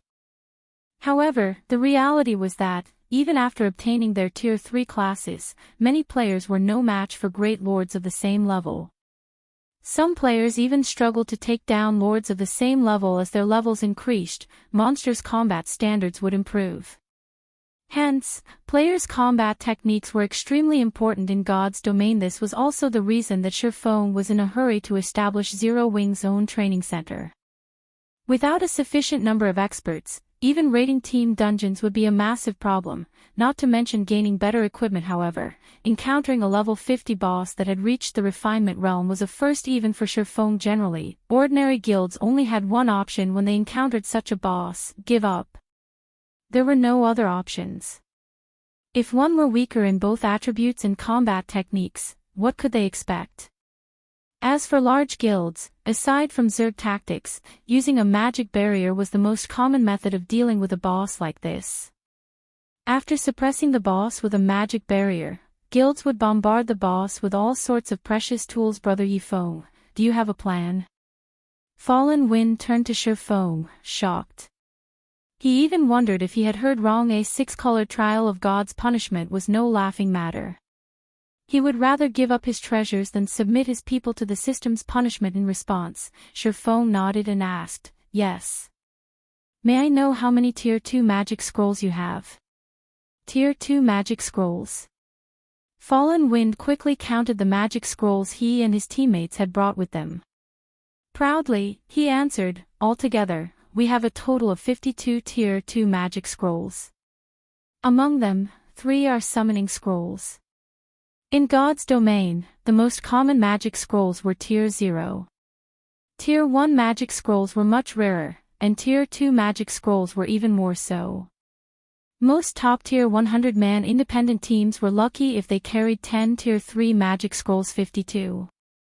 After some thought, Feng said, "Aside from the summoning scrolls, hand me your Tier 2 scrolls. I'll leave these 9 with you. Once I have the undead commander's attention, use them." Saying so, Feng handed 9 9-star polar domain scrolls to Fallen Wind. As an intermediate magic array, the 9-star polar domain could easily suppress a level 50 Great Lord. Although Fallen Wind had no idea what Feng intended to do, he handed over all of his Tier 2 magic scrolls, keeping the summoning scrolls. Since they were going to die anyway, they might as well give it a try. If they succeeded, they would walk away with massive profits. However, after Fallen Wind accepted the 9-star polar domain scrolls, he was shocked. Intermediate magic array scrolls. Fallen Wind stared at Feng, who gradually approached the undead commander, in disbelief. Even basic magic array scrolls' value could rival Tier 2 summoning scrolls. However, unlike Tier 2 summoning scrolls, one needed many copies of a magic array scroll to use it. Even until now, the Wind God's Spear had only collected half a set of basic magic array scrolls.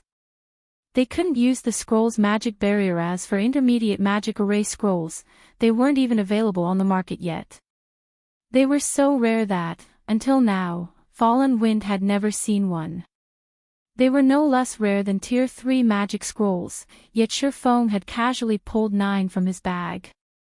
They were even identical. Even large guilds couldn't afford to expend so many, not to mention an adventurer group like the Wind God's Spear. The rest of the team was just as shocked when they saw the intermediate magic array scrolls. Not only was Feng so strong of his own right, but he also had such precious tools. Following which, Fallen Wind distributed the 9-star polar domain scrolls to 9 of his team members. He then instructed them to spread out and stand ready. There is no need to be nervous. After I damage the undead commander, you guys need to close in. Once you reach the maximum range, wait for my command, Feng said in the team chat after confirming their positions. Understood.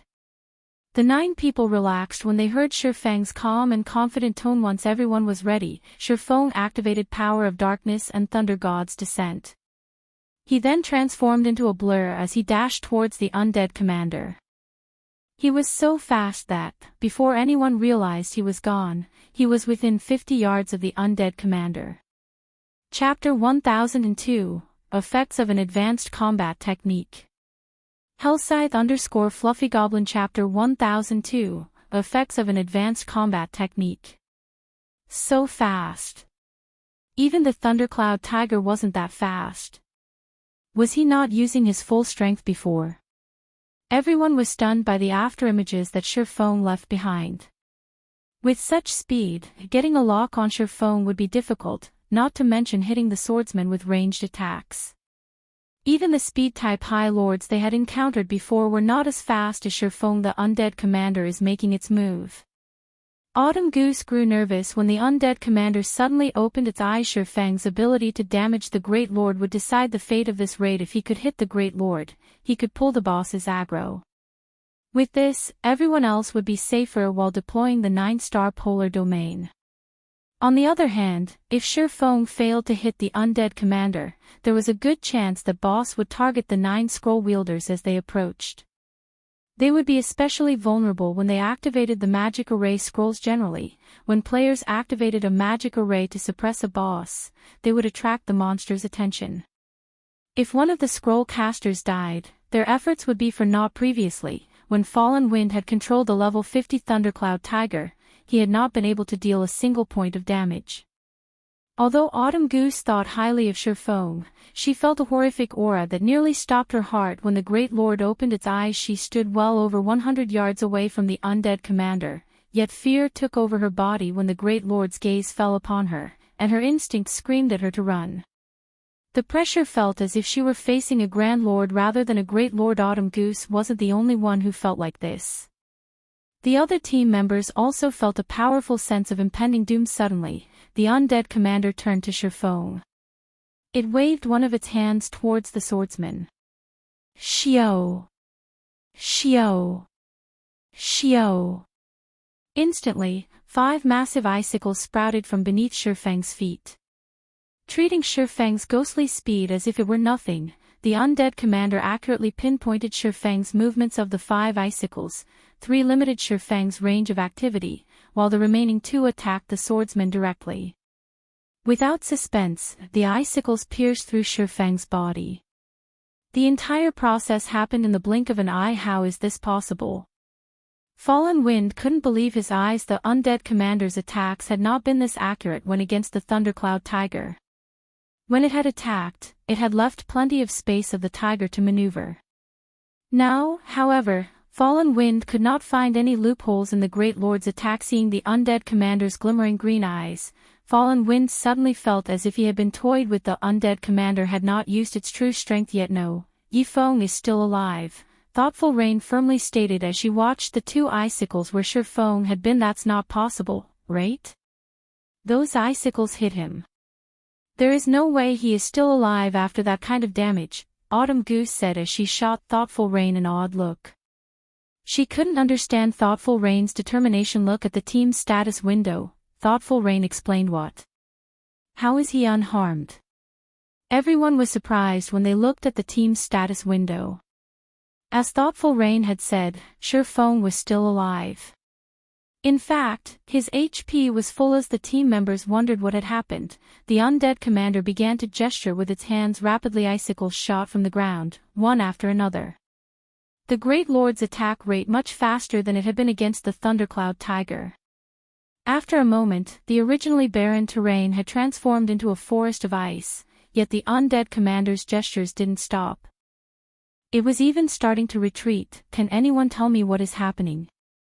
Blue Bamboo asked, watching the boss with wide eyes. All she could see is the undead commander launch random attacks, filling the battlefield. She refused to believe that such a powerful boss had suddenly lost its mind. While the other team members wanted to answer Blue Bamboo's questions, they didn't know what was going on either. Brother Feng is fighting the undead commander. Only, our eyes can't perceive him, Fallen Wind said uneasily as they were relatively far away. He couldn't see the battle clearly either. However, based on the undead commander's movements, he could tell that the Great Lord could sense Feng. I get it. He's using void steps, Thoughtful Rain declared. After hearing Fallen Wind's explanation, realization dawned on her. Void Steps was a footwork technique that only Zero Wings core members had an opportunity to learn. It was also the specialty technique of Zero Wings guild leader, Black Flame. However, this advanced footwork technique was complex. Even now, she didn't even understand a fraction of the technique Void Steps. Thoughtful Rain's explanation confused the players from the Wind God's spear. Even Autumn Goose felt as if she and Thoughtful Rain lived in different worlds. Hadn't she been the one to guide Thoughtful Rain in the past? Following which, Thoughtful Rain explained the footwork technique as best as she could. What? Zero Wings core members get to learn an advanced technique like that? Wind God Spears members were flabbergasted. To them, learning combat techniques was a dream. They had no access to that kind of training. And yet, in Zero Wing, the guild's core members were handed the opportunity to learn such powerful maneuvers. Wind God Spears members suddenly envied Thoughtful Rain and Blue Bamboo. To battle maniacs like them, nothing was more tempting than improving their combat standards. Even legendary weapons and equipment were not as valuable as Void Steps in their opinion. After all, weapons and equipment were external. As long as one was strong enough, they would, sooner or later, obtain these items. However, combat techniques were a different story. As everyone from the Wind God's spear admired Thoughtful Rain and Blue Bamboo, the undead commander stilled its hands abruptly.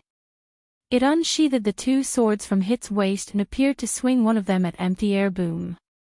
Suddenly, the clang of metal on metal echoed throughout the battlefield, the resulting shockwave unbalanced Fallen Wind and the others from over 100 yards away. Meanwhile, a figure appeared where the undead commander had aimed its attack. This figure was none other than Feng. It sent its strength a little too high. Feng was inwardly shocked. He had used parry to block the undead commander's attack. Although he had not received any damage, the sturdy stone floor beneath him had shattered. The shock of the impact had also numbed his hands. The undead commander had far more strength than a level 50 Great Lord should have. Based on Feng's estimation, it has as much strength as a Grand Lord at the very least. Fortunately, he had activated Power of Darkness before engaging the boss. Without the boosted attributes, he would have been dead on the floor. However, he had achieved his goal. Scram. Feng then launched Dragon Breath at the undead commander. A beam of silver light devoured the Great Lord. Caught by surprise, the undead commander failed to evade the attack and received over -30,000 damage. Moreover, he had triggered Dragon Breath's knockback effect, shoving the undead commander back by 10 yards. Following which, Feng took a silvery gray, dilapidated magic scroll from his bag. The instant he unfurled the magic scroll, the surrounding mana flow froze. Tier 3 Magic Scroll, Mana Seal. Chapter 1003, Advanced Title.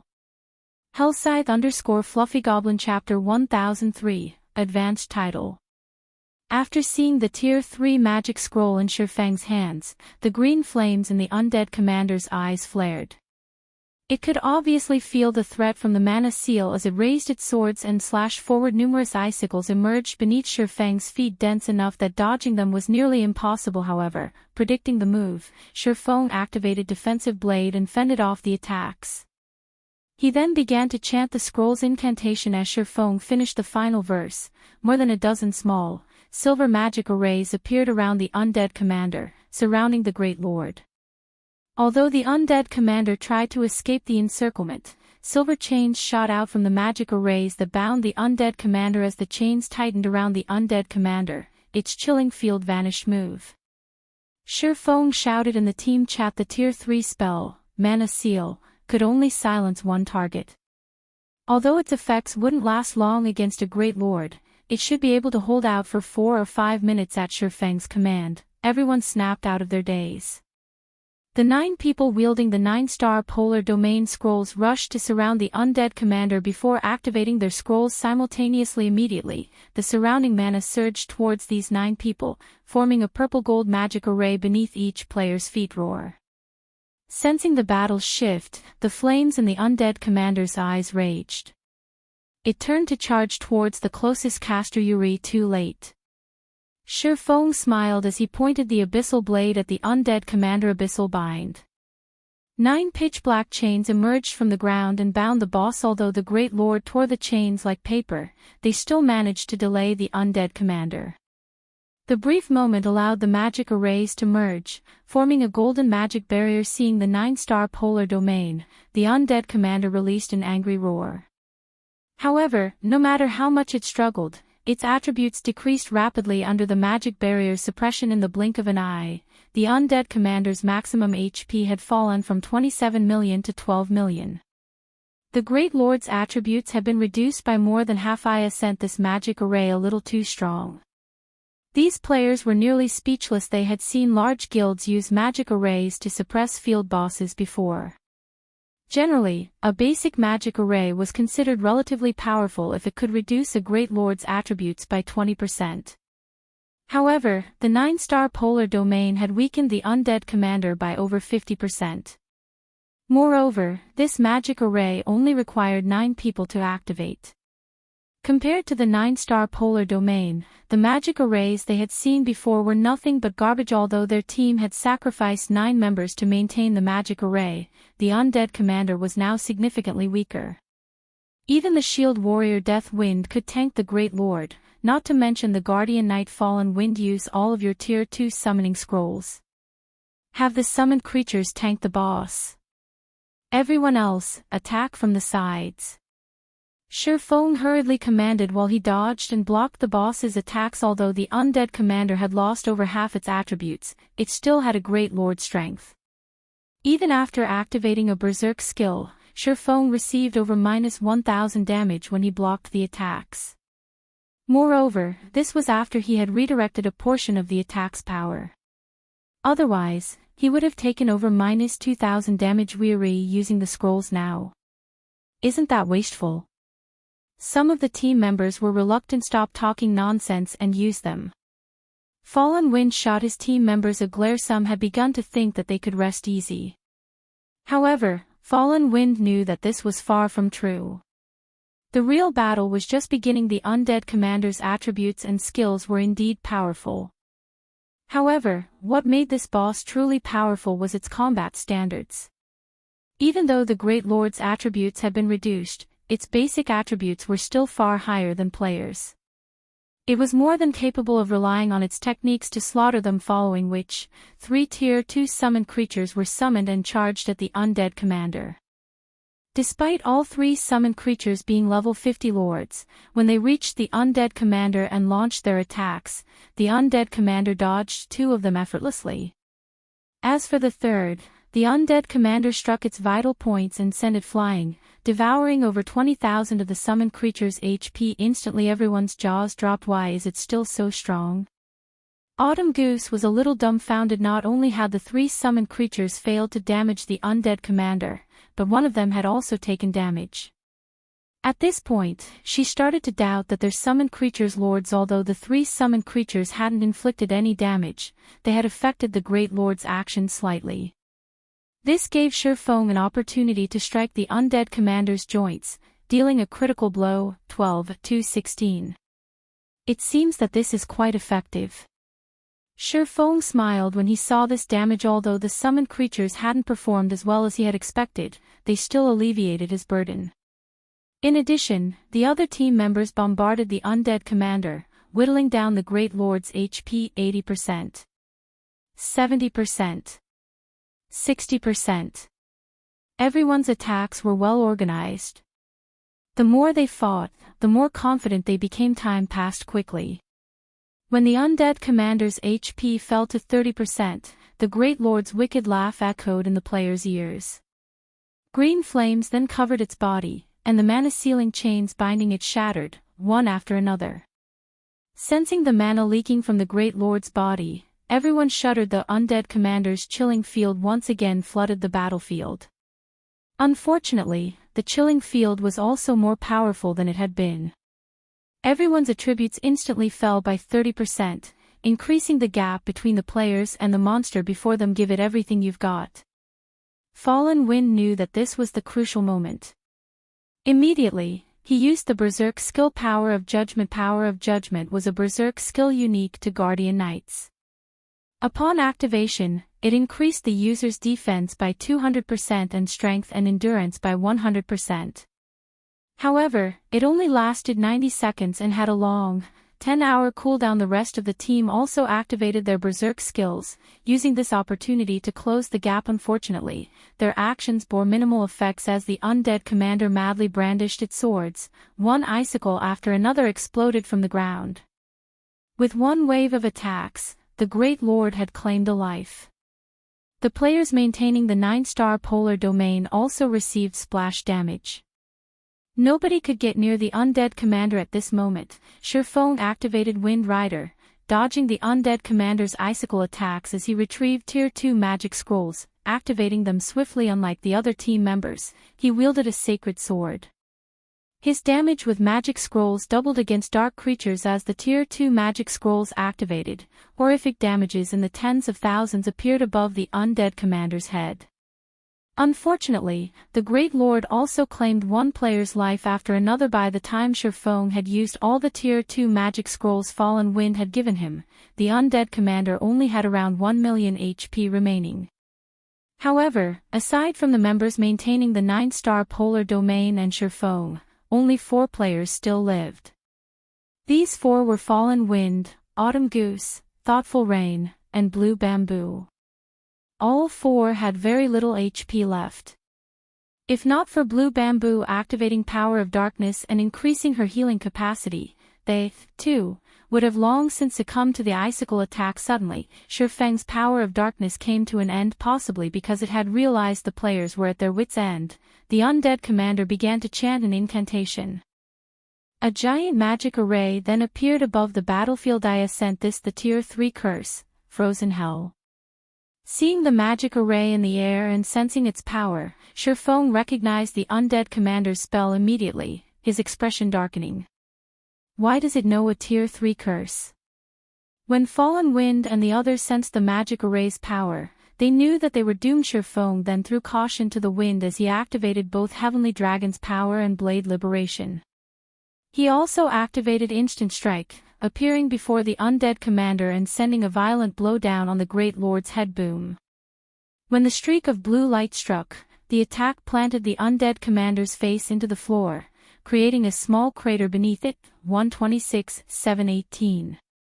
Not only had Feng's attack triggered Killing Ray's lightning effect, but his powerful damage had also interrupted the Great Lord's casting. However, Feng was far from done. Streak after streak of blue light passed through the undead commander's fallen body. Although the Great Lord tried to defend itself with its icicles, the blue lights shattered the frosty lances. By the time Instant Strike ended, the undead commander had less than 200,000 HP remaining. Lifting Killing Ray high, Feng used Flame Burst on the heavily damaged undead commander. 15 dazzling flames devoured the undead commander, burning it until nothing was left except for its suit of golden armor system. Congratulations. You have killed the immortal. Rewarding the advanced title, Spirit Slayer. Chapter 1004, 4-star treatment. Is it dead? Is he really a human? He actually gave the undead commander such a violent beating. Everyone stared at the undead commander's ashy remains, astonished. The undead commander was simply too powerful. While inside its chilling field, the team had been forced to deal with the icicle attacks. Although the attacks aimed at them were not as strong or fast as those targeting Feng, one mistake could lead to an instant death. They had no leeway to launch their own attacks either, as it had taken everything they had just to stay alive. If not for Feng's continuous assault on the Great Lord, none of them would have survived this ordeal. An advanced title. After sheathing his swords, Feng stared at the system notification before him in shock. He had intended to save some of his strength to deal with the following Trial of God stages.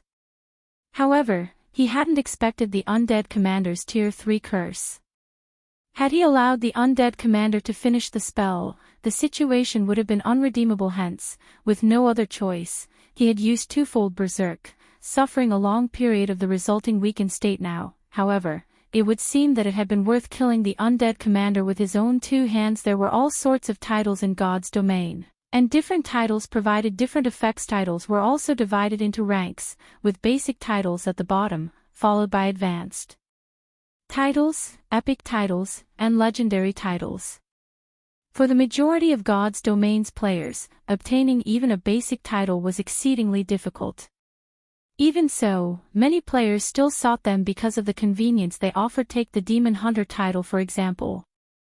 It gave Feng the perks of a noble in God's Domain's major cities. There were also titles like the basic Tyrant title, which increased a player's combat power. If even basic titles provided such useful effects, there was no need to mention advanced titles.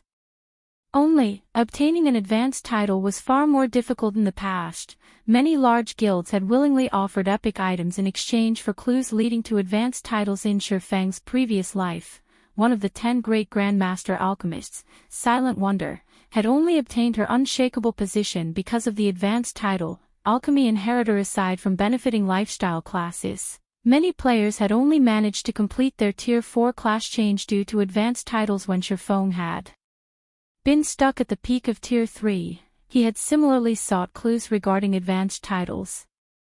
Unfortunately, he never found anything after all. Advanced titles were no less rare than fragmented legendary items. Now that he had just obtained one, how could he not be surprised? Following which, Feng clicked to check the Spirit Slayer's information. Spirit Slayer, advanced title, the proof of vanquishing the immortal. When equipped, this title suppresses nearby dark creatures. All dark creatures within 200 yards will fear the holder, preventing weak dark creatures from approaching. Dark creatures within 100 yards will suffer a 20% decrease to their basic attributes. Holder of the title will also enjoy 4-star treatment when interacting with the Adventurers Association. What an amazing title! Feng was breathless when he finished reading the title's introduction. It's no wonder why those experts from large guilds were so desperate for an advanced title. The Spirit Slayer's suppression effects against dark creatures was one thing, but the rise in position one enjoyed with the Adventurers Association was over the top. The Adventurers Association's importance to players was self-evident. The majority of the quests players received were from the Adventurers Association. This was especially true for guild players.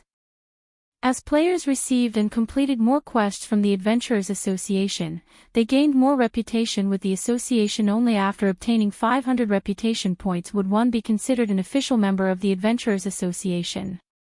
Before this, players were only outer members. Their status with the association, and the way they were treated, was average at best.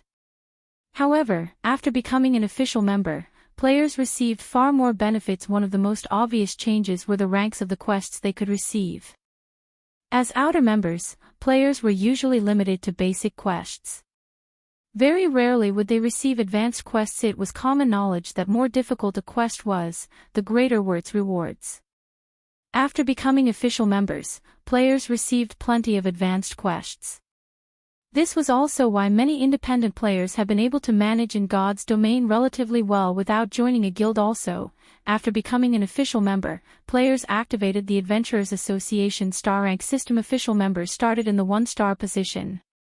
Only after completing a sufficient number of 1-star quests could they challenge the promotion test to become 2-star adventurers. 2-star adventurers were the equivalent of Adventurers Association's elite members. Needless to say, they enjoyed far more benefits. 3-star adventurers were equivalent to core members, while 4-star adventurers were equivalent to the Vice Branch Association Masters, and 5-star adventurers were equivalent to Branch Association Masters. In the Adventurers Association, the Branch Association Masters were the equivalent of the War Gods Temple's branch temple leaders and the magistrates in major NPC cities. Meanwhile, the Spirit Slayer title allowed him to enjoy a 4-star position in the Adventurers Association. In the past, the furthest Feng had gotten was the 3-star status. After all, gaining a rank promotion in the Adventurers Association took more than completing quests. One also needed to be strong enough to pass the association's test. Now that he was considered a 4-star adventurer, even NPC cities' major nobles would have to treat him with great respect. He could even enter a palace freely. Feng was inspired, thinking of new plans for the future. Although he knew many of God's Domain secrets, uncovering these secrets required sufficient standing and special conditions. Now that he had the Spirit Slayer title, he could do more. As the battle with the undead commander came to an end, Blue Bamboo and the other healers began to resurrect the dead in the Trial of God. Players would not be sent out of the trial upon death. If no healers were available to resurrect them, the system would respawn them at the trial's starting point after 30 minutes. While Feng carefully considered his future plans, Blue Bamboo walked over and asked eagerly, "Big brother Feng, we've mostly recovered. Should we activate the treasure chest now?" Now that the guardian boss was dead, the magic barrier protecting the 7-colored treasure chest had vanished after the long fight to defeat such a powerful boss. The team was eager to learn what rested in the treasure chest that this boss guarded. Feng had contributed the most to the boss's defeat. The team had also relied on Feng to get this far.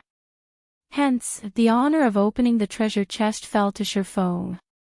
No one disagreed with the decision. "I'll open it, then." Feng laughed. In reality, it did not matter who opened the treasure chest as the trial of God tested all of them.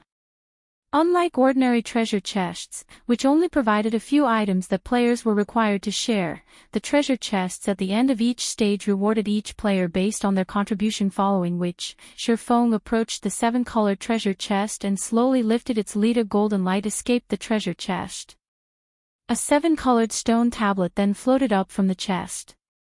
As the golden brilliance dissipated, words appeared on the 5-meter-tall, 7-colored tablet. This tablet would evaluate players' performances in the stage. Everyone stared, entranced, as the first name appeared on the stone tablet: Team Leader, Fallen Wind Evaluation, B rank reward, 1 basic strength fruit, 1 secret silver mastery book, and 1 fine gold treasure chest. Chapter 1005, Divine Artifact.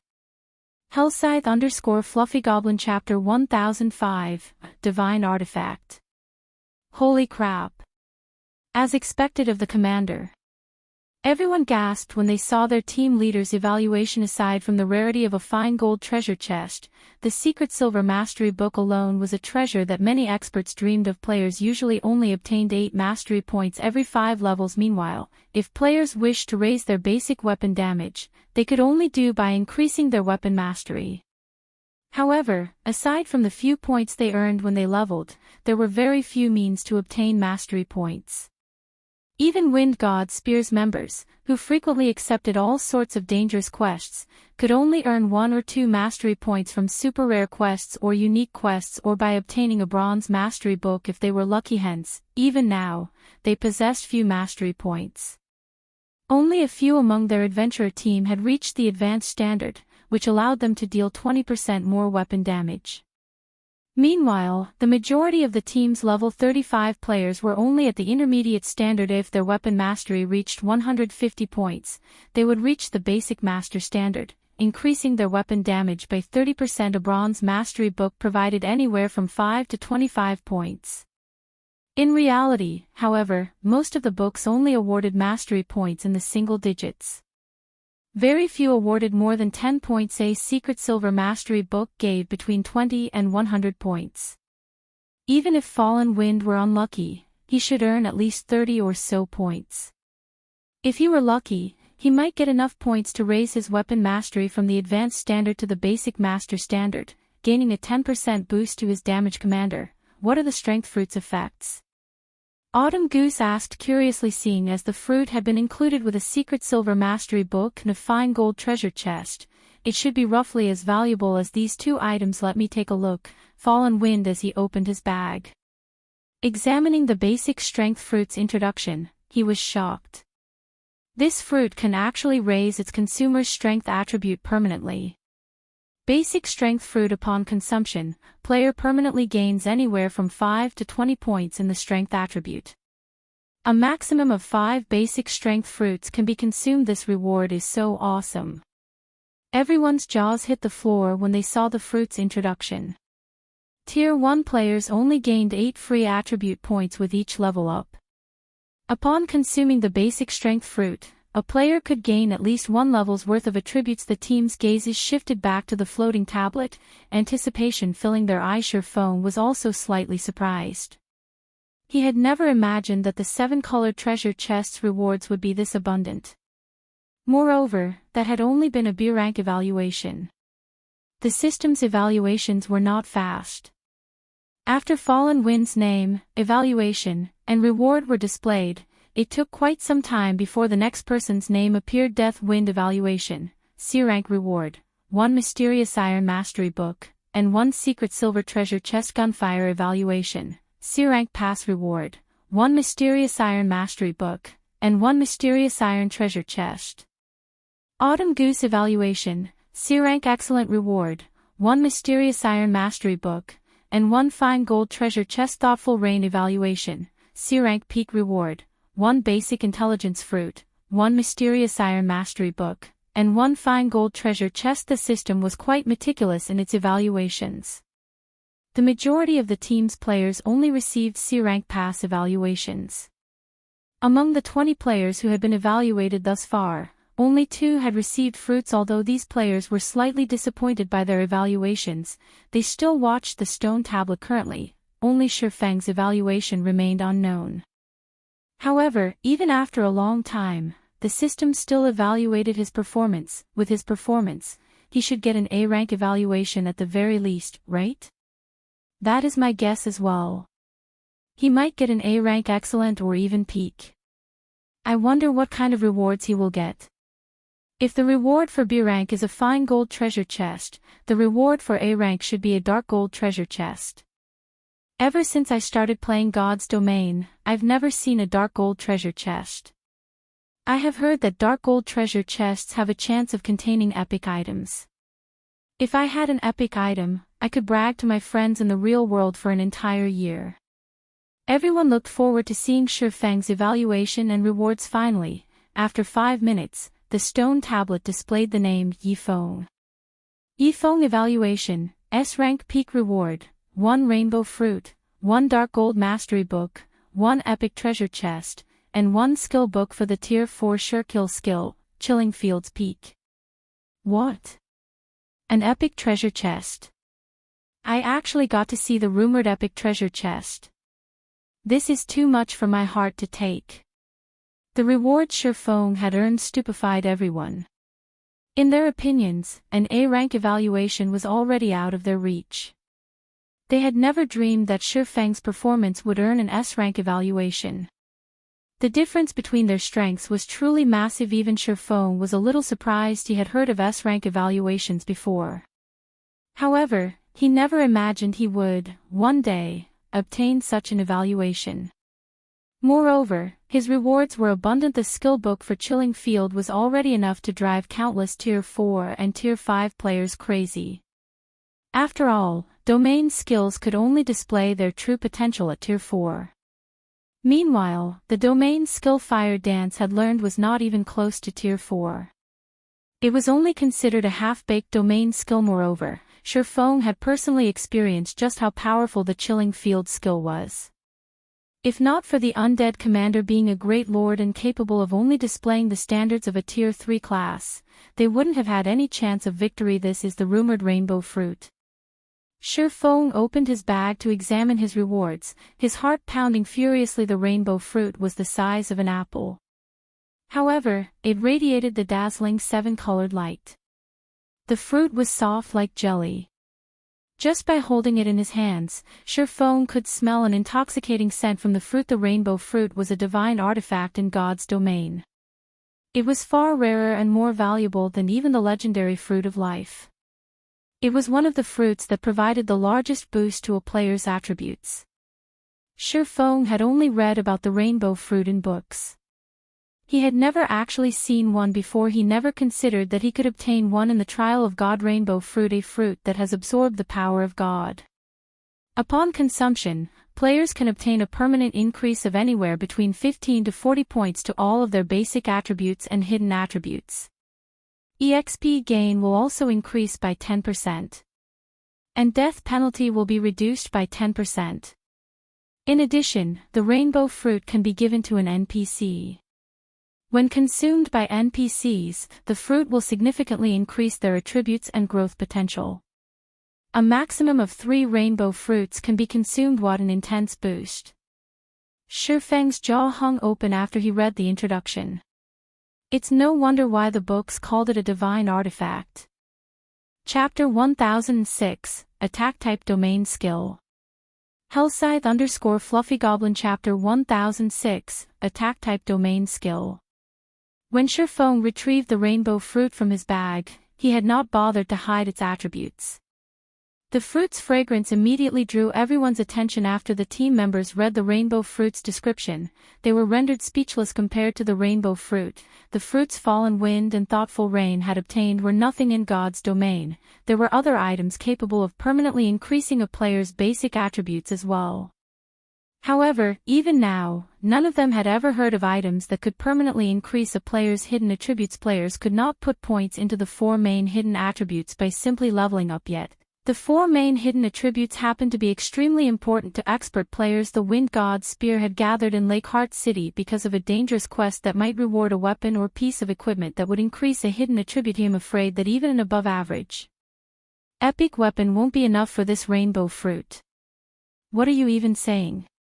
If I had a rainbow fruit, I wouldn't trade it for an entire set of epic equipment.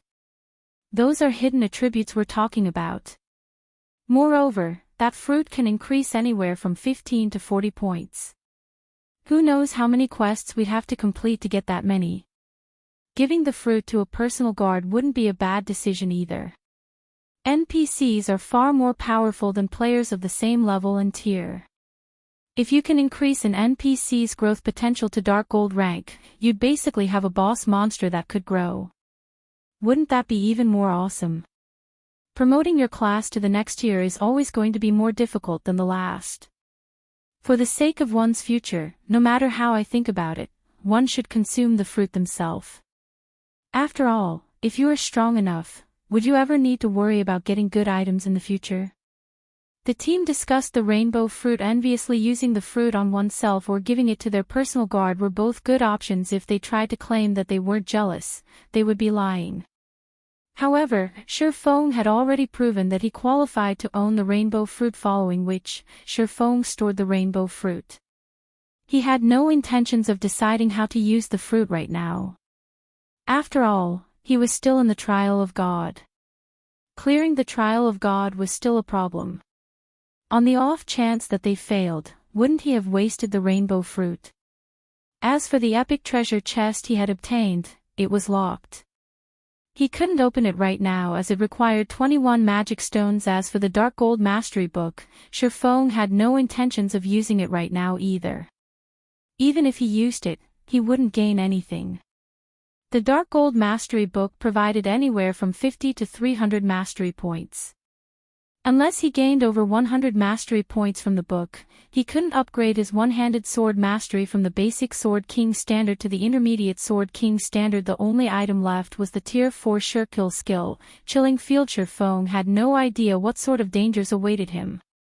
Meanwhile, Chilling Field could increase his combat power significantly, far more than what the rainbow fruit right now. After all, the hidden attributes would only be useful in the long term. They provided very little short-term gains, following which, Feng clicked to learn Chilling Field. Chilling Field Tier 0, Level 1, requires 400,000 EXP to upgrade to Tier 0, Level 2, coverage radius of 30 yards. When activated, user may wield the power of frost within range to attack and defend. Attacks and defenses contain 70% of user's strength. Can attack up to 6 targets simultaneously. Main target will receive 160% damage, while other targets will receive 100% damage. All enemies within Chilling Field will suffer a 10% attribute decrease, 20% movement speed decrease, and 10% increased stamina consumption. When using this skill, user cannot move from their position. Moving instantly cancels Chilling Field. Duration, 5 minutes cooldown.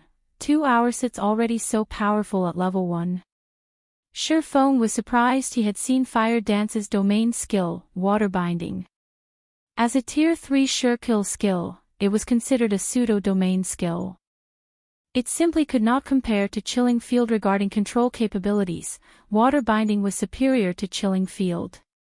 However, Chilling Field had the absolute advantage regarding offense and defense in God's domain. Domain skills were divided into many types. There were attack types, defense types, and control types, among which were more detailed subcategories such as single-target or AoE attack types. The same was true for defense types. To put it simply, all domain skills had their own strengths and weaknesses. There was no issue of weak or strong domain skills of a particular tier. It was only a matter of how suitable a domain skill was for a player. Obviously, Chilling Field was an AoE attack type domain skill. As for Water Binding, it was a control type domain skill that could only affect 2 targets at a time. In addition, the EXP required to level Chilling Field was double that of Water Binding. It would not be easy to upgrade it to Tier 4. However, Feng did not pay too much attention to that right now. Immediately, he upgraded Chilling Field to Tier 1, Level 2.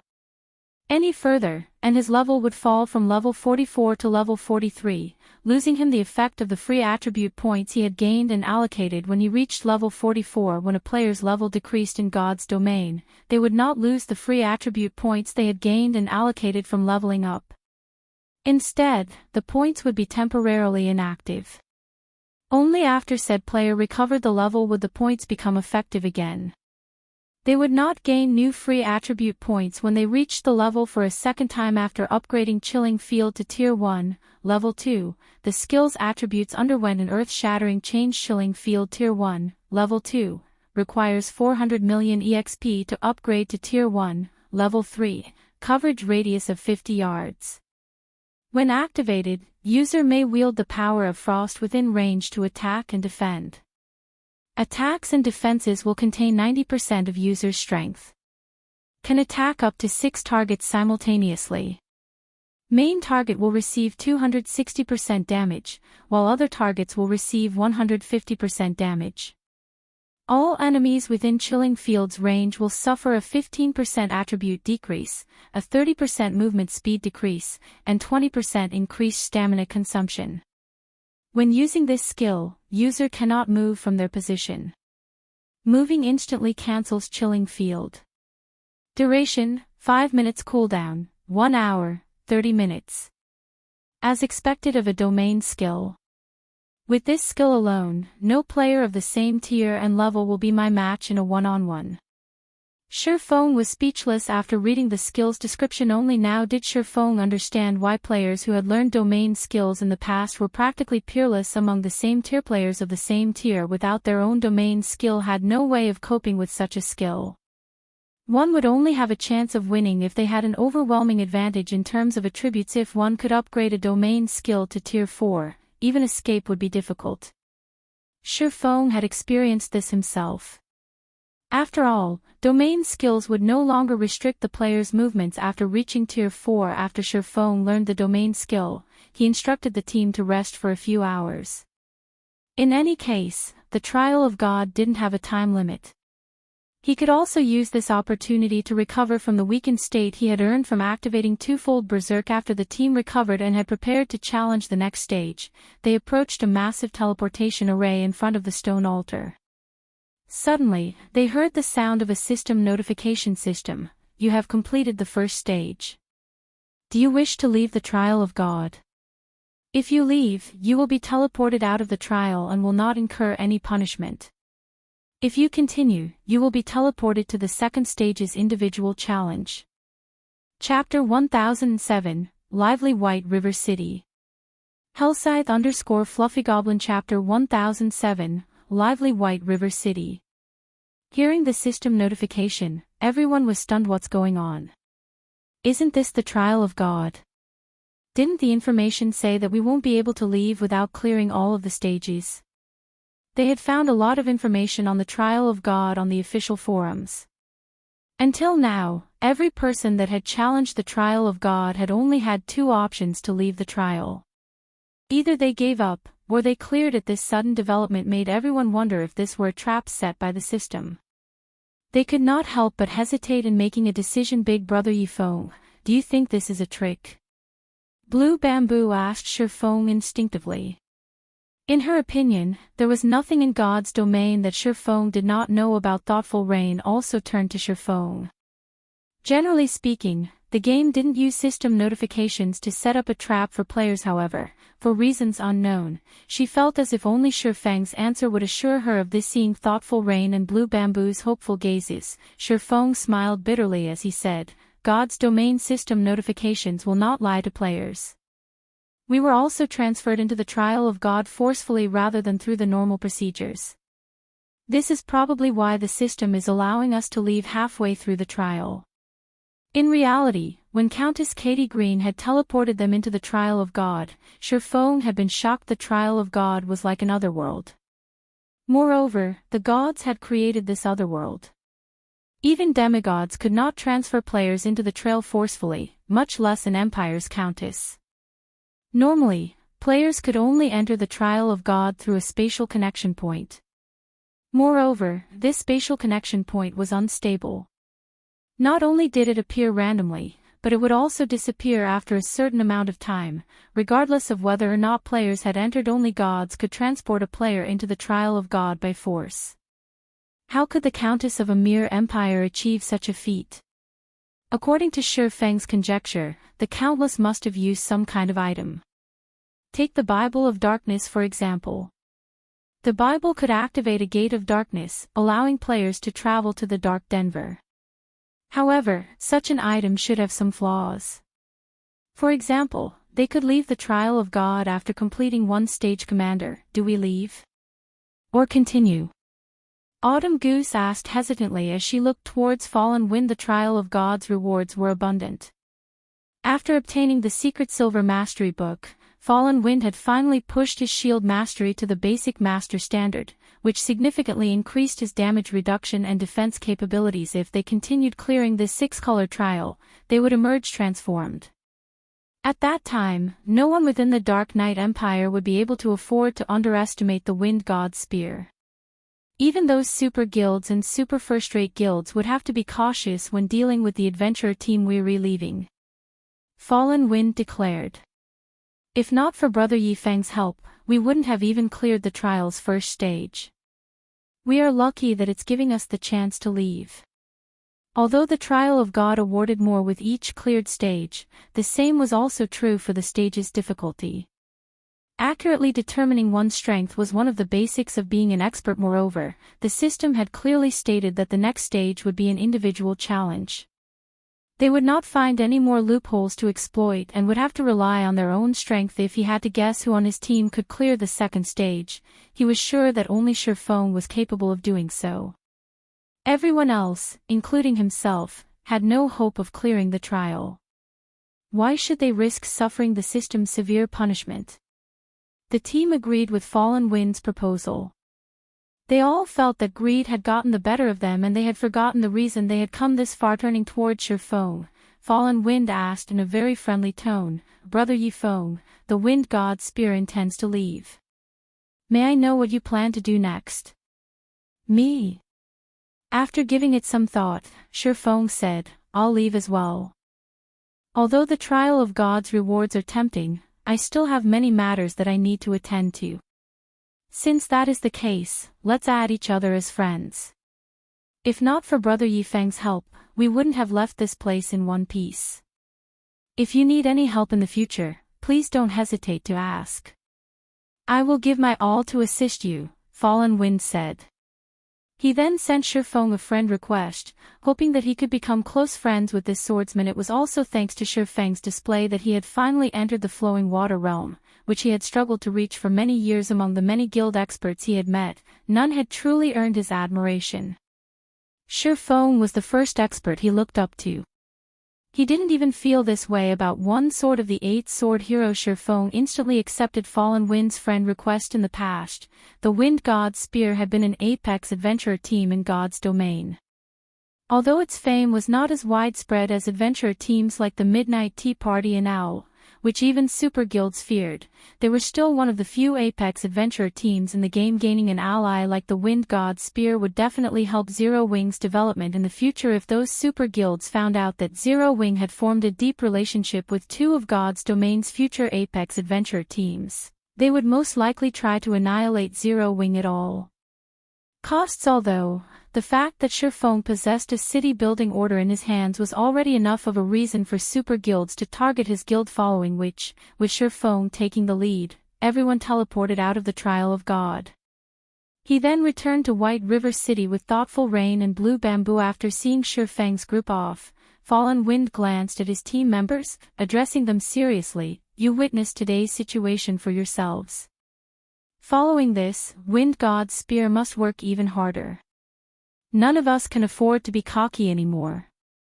God's Domain is a far more amazing game than we assumed. Nobody knows just how many hidden experts are here. Although the Wind God's spear fared relatively well in the Dark Knight Empire, in the end, the Dark Knight Empire was only one of many empires in God's Domain. It was truly laughable that they took pride in their current achievements. The adventuring players nodded in response to Fallen Wind's words. Setting Feng aside, they could already see how powerful Zero Wing was as a guild based on thoughtful Rain's strength. Moreover, Zero Wing's core members had the opportunity to learn advanced combat techniques. This was not something their Wind God's spear could hope to compete with. Before this, they had all been proud of their ability to pick fights with large guilds. Star Moon Kingdom, White River City. Ever since Blackwater and Heaven's Burial had declared war on Zero Wing, the atmosphere in White River City had become somewhat tense. Blackwater and Heaven's Burial's members roamed the city. There were also plenty of players hidden under black cloaks. These people had a predator's gaze when they looked at Zero Wing's members. If not for the severe consequences of attacking another player within the city, there was no doubt that these people would have already made their move. Zero Wing's guild residents. These red players are getting increasingly brazen. They are bold enough to eye Zero Wing's members openly on the streets. What can we do? I don't know what Blackwater did, but it has persuaded many dark guilds to join hands against Zero Wing. Not only do we have to be wary of ambushes from Blackwater's teams, but our elite parties also have to look out for sneak attacks from red players. Those bastards only know how to use cowardly tactics. Once they see us rush at them, they scatter and flee. If I get my hands on them, I'll give them a good beating. A few core members in Zero Wing's residence angrily discussed the situation. Chapter 1008, Different Playstyle. Hellscythe _ Fluffy Goblin. Chapter 1008, Different Playstyle. After leaving the Trial of God, Feng returned to Zero Wing's residence in White River City. Originally, Feng had intended to pay Countess Katie Green another visit. However, after recalling what the Countess was capable of, he decided against it. He did not have the time or energy to risk getting sent into the Trial of God once more.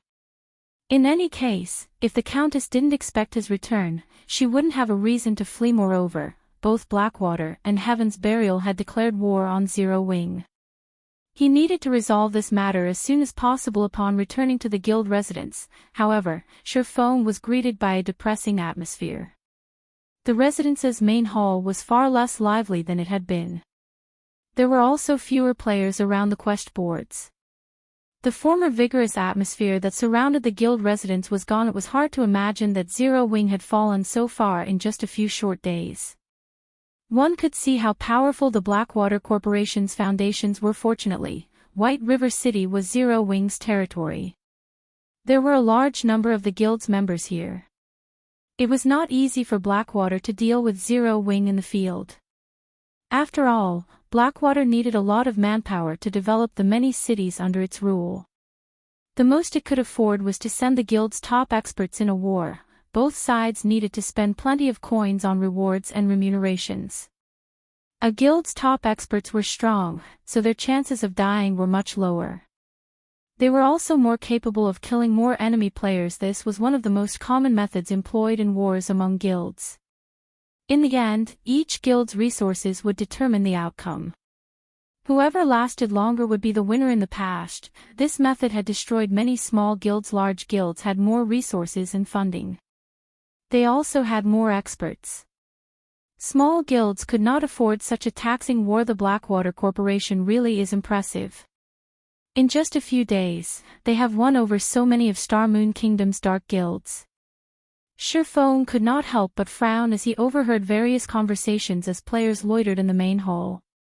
It seems that I can't let the Dark Gods Legion continue its expedition in the Undead Gorge. Are those dark guilds very strong?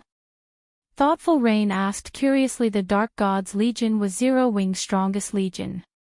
If he recalled the Dark Gods Legion, it would impact the Legion's development. Wars between guilds generally lasted a very long time. Having the Dark Gods Legion waste its time on skirmishes around White River City wasn't a good idea. They're very strong. Unlike regular guilds, dark guilds have an abundance of battle maniacs who love PvP and plundering weapons and equipment from other players. They are very familiar with field battles. Moreover, the skills they learn, the weapons and equipment they wear, and the techniques they possess all focus on PvP. Most importantly, the conditions to join a dark guild are far stricter than regular guilds. To join a regular guild, you only need to pass the guild's test. However, dark guilds are different. Not only do you need to pass the guild's test, but you also need to complete the systems test. The systems test. Thoughtful Rain was even more confused now. This was her first time hearing about such a thing. The systems test to join a dark guild isn't exactly difficult. You are only required to kill 10 players who are no more than 3 levels lower than you. However, remaining in a dark guild is far more difficult. The system will periodically task you with killing a certain number of players and NPCs. By doing so, you will gain a large amount of EXP and various weapons, equipment, and tools. If you fail, however, you will be expelled from the dark guild. Because of that, players who remain in the dark guilds are incredibly strong. In addition, unlike regular players, dark guilds members are very discreet. They are not easy to deal with.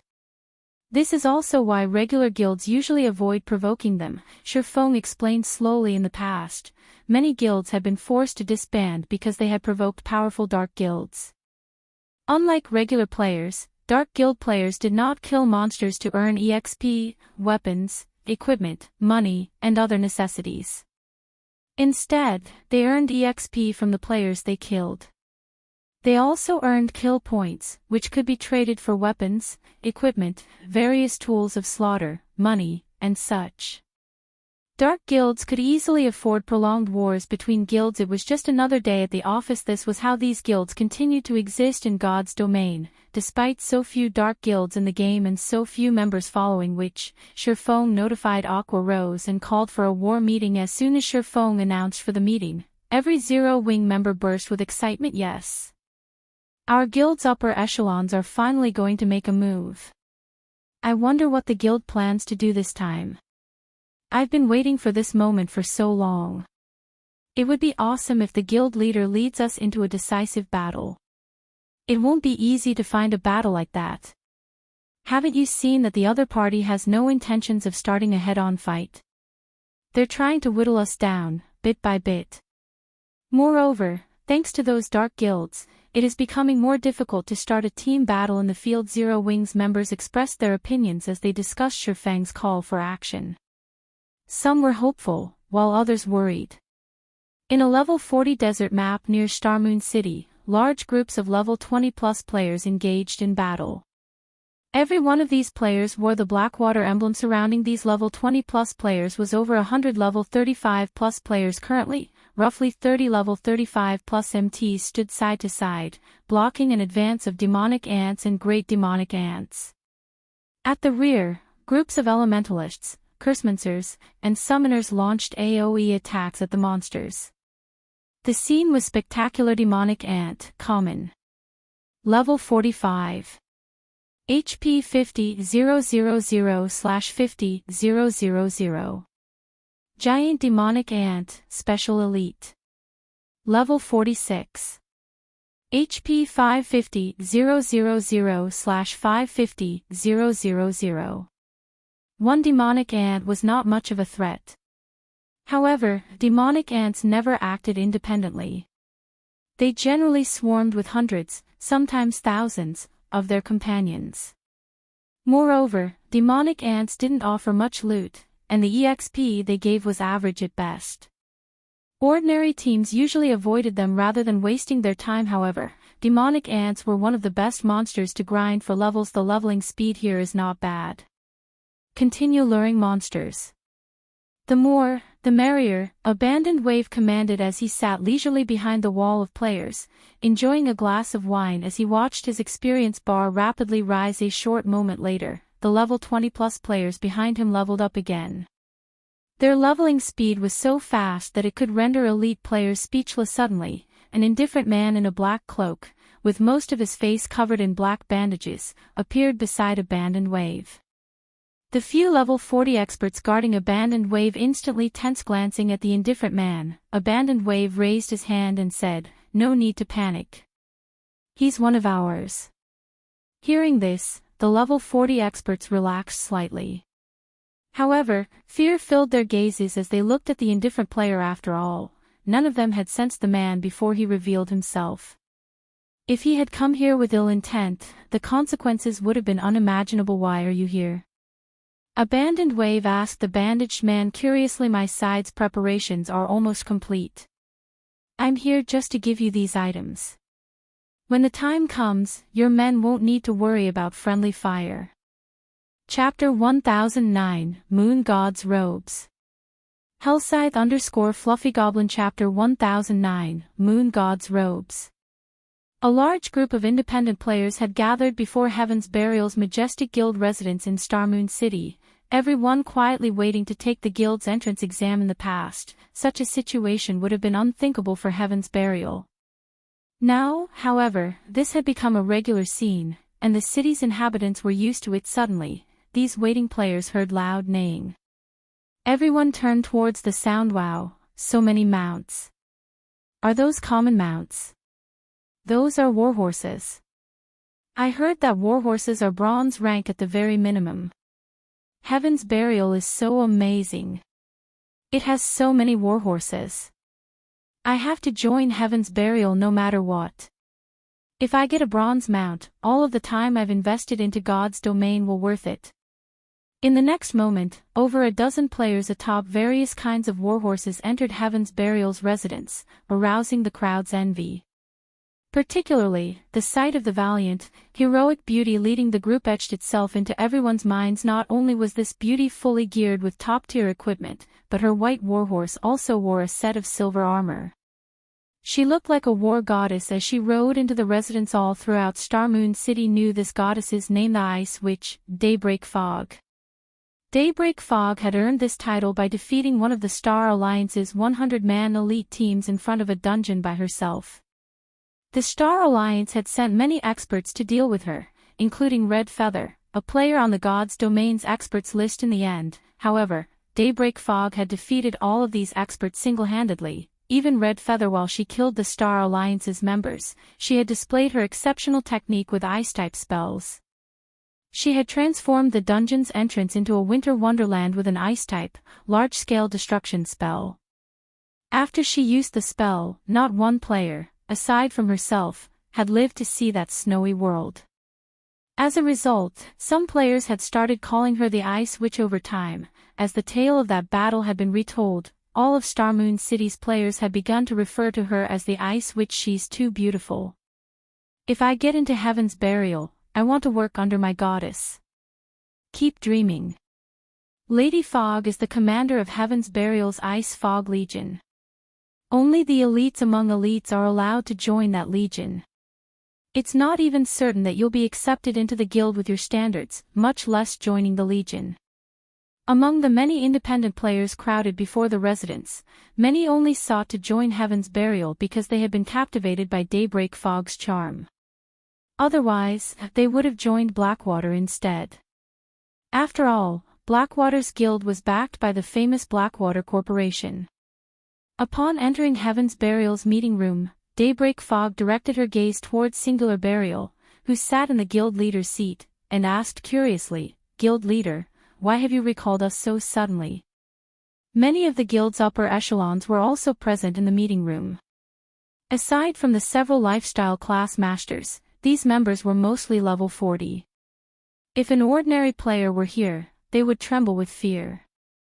Among the level 40 experts present, everyone was considered a top tier in Starmoon Kingdom. Even the guild leaders of other large guilds had to treat them with respect. Take a seat. I'll explain soon, Singular Burial said as he pointed towards the vice guild leader's seat. Hearing Singular Burial's words, Daybreak Fog's confusion grew. Practically every upper echelon was here, only a few preoccupied members were missing. Yet, Singular Burial's comment seemed to suggest that they were waiting for someone. What's going on? When Daybreak Fog reached her seat, she noticed an additional, empty seat beside Singular Burial. This seat had been placed parallel to the guild leader's seat. Daybreak Fog wasn't the only person who wondered. The rest of the upper echelons were also curious. In Heaven's Burial, Singular Burial was their one and only leader. He had single-handedly supported the entire guild. No one sat as his equal. That hadn't even changed when Blackwater's guild leader, Abandoned Wave, had visited. After waiting for a little over 10 minutes, the meeting room's heavy doors swung open. Who is she? Everyone turned towards the doors, discovering a peerless beauty. The dazzling young woman wore a set of luxurious purple robes that reached the ground, vividly highlighting her graceful curves. The girl had silky black hair that reached her willowy waist. Every step she took felt as if she were stepping on their aspirations, inadvertently driving their gazes to the floor. How does such a person exist in this world? Daybreak Fog's eyes widened in shock. She had never dreamed of this world having such a beautiful girl. Even Daybreak Fog acknowledged that she was no match for the girl's beauty, and she could not help herself from being captivated. The instant this young woman appeared, she had become the center of attention. Is she wearing the moon god's robes? The cleric Flame Blood commented, shocked, when he saw the young woman's luxurious, purple robes. When everyone else heard the comment, they were also shocked. Ordinary players might not know what the moon god's robes were, but the equipment was relatively famous in Blackwing City's high-class auction house. As epic-ranked mage robes, the starting bid was already a whopping 4,000 gold. Its price could already rival that of an epic weapon. In the end, however, a mysterious player had purchased it for 7,600 gold. Many players had ridiculed this mysterious player. After all, this player had spent so much money to compete with the NPC nobles over a single piece of epic equipment. Had that person spent a little more money, they could have afforded a major city's golden land. It would have been easy to earn back the cost. Then they had never dreamed that such a peerless beauty had been the mysterious player who purchased the moon god's robes. These guild members instantly activated their identification skills, hoping to discover this beauty's identity. However, even after using advanced identification skills, they had failed to learn anything. Sorry for the delay. I had some matters to deal with, the young woman apologized after taking her seat. All right, since everyone is here, let me introduce you. This is the Blackwater Corporation's representative, Miss Ling Jingxian. She has come here to discuss the raid on Stone Forest Town, Singular Burial said, respect filling his voice as he introduced Ling Jingxian. Although the introduction had been simple, everyone was shocked. Singular Burial's respect for Ling Jingxian was one thing, but they had not expected that their discussion would involve raiding Stone Forest Town. Chapter 1010, High-Profile War Declaration. Hellscythe _ Fluffy Goblin Chapter 1010, High-Profile War Declaration. Guild Leader, are you really planning to do this? Flame Blood asked, slightly confused. There were no NPC towns close to Stone Forest Town. If they attempted to raid Stone Forest Town, they wouldn't be able to dispatch reinforcements quickly. On the other hand, Zero Wings members could utilize the guild transfer scroll to reach the town in an instant. Even when they died, they would revive inside the town. To put it simply, this town was easily defensible. Although Stone Forest Town's protection period was over, players could hire NPC guards. Although the levels of the enlisted NPCs would not be as high as the level 150 NPC guards hired during the protection period, recruited NPCs were still 10 to 15 levels higher than current players, with Stone Forest Town being one of Zero Wing's primary revenue sources. After its protection period had ended, Zero Wing had hired 500 level 50 and above Tier 1 NPC guards to defend it. In addition, many of Zero Wing's members were garrisoned in the town. Zero Wing had also constructed basic mana pulse cannons, which the guild had used in its war against the Star Alliance. Around the town in the last war, Zero Wing had introduced everyone to the weapon's attack range and destructive power, hence, raiding Stone Forest Town would not be easy. It was likely that they would have to sacrifice a significant number of players to take the town. The other Heaven's Burial members also turned to Singular Burial, wearing confused expressions. While they had considered raiding Stone Forest Town before, it was too early for that. God's domain was only starting to transition into the era of mounts. They should wait a little longer. I understand your concerns. However, I have already considered this problem. Since we are going to make a move, I am confident in our success. Singular Burial chuckled. However, I would like to invite Miss Ling to elaborate on this point. Everyone shifted their gaze towards Ling Jingxian, questioning looks filling their eyes. CV received news that Zero Wing has recently contacted several major companies to gain financial support. In addition, the Dragon Phoenix Pavilion has begun to move against Zero Wing and is dealing with Zero Wing's branch guild in Lakeheart City. In response, Zero Wing has dispatched quite a number of their members to the Black Dragon Empire. Hence, the guild's member population in Stone Forest Town has decreased significantly. However, most importantly, Zero Wing has begun to show signs of activity in White River City. They have even recalled their guild's strongest Dark Gods Legion. As long as Zero Wing is focused on hunting down Dark Guild members, the latter will think of a way to pin down Zero Wing's main forces for as long as possible. After that, both Blackwater and Heaven's Burial can take the opportunity to attack Stone Forest Town. Ling Jingshuan's explanation had caught these upper echelons' interest. If Zero Wing pitted everything it had to defend Stone Forest Town, they would never be able to capture the town. However, now that Zero Wing's members were scattered, it would be a piece of cake to take Stone Forest Town with the strength of both guilds. I have a question. Daybreak Fog suddenly declared. If Zero Wing's members use their guild transfer scrolls, they can easily gather in Stone Forest Town. Regardless of how fast we assemble our forces, we're not faster than Zero Wing. As if she had expected this question, Ling Jingxian took out over a dozen old, tattered scrolls, displaying them on the table. Those are. Curiously, everyone examined the scroll's introduction. Immediately, everyone's jaws dropped.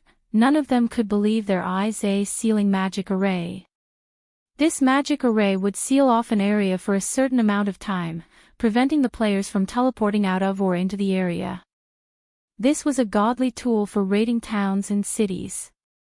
If Zero Wing could not teleport players into Stone Forest Town, with a small number of players garrisoned in the town, they could successfully raid it. As long as they took Stone Forest Town, Zero Wing would lose its main source of income.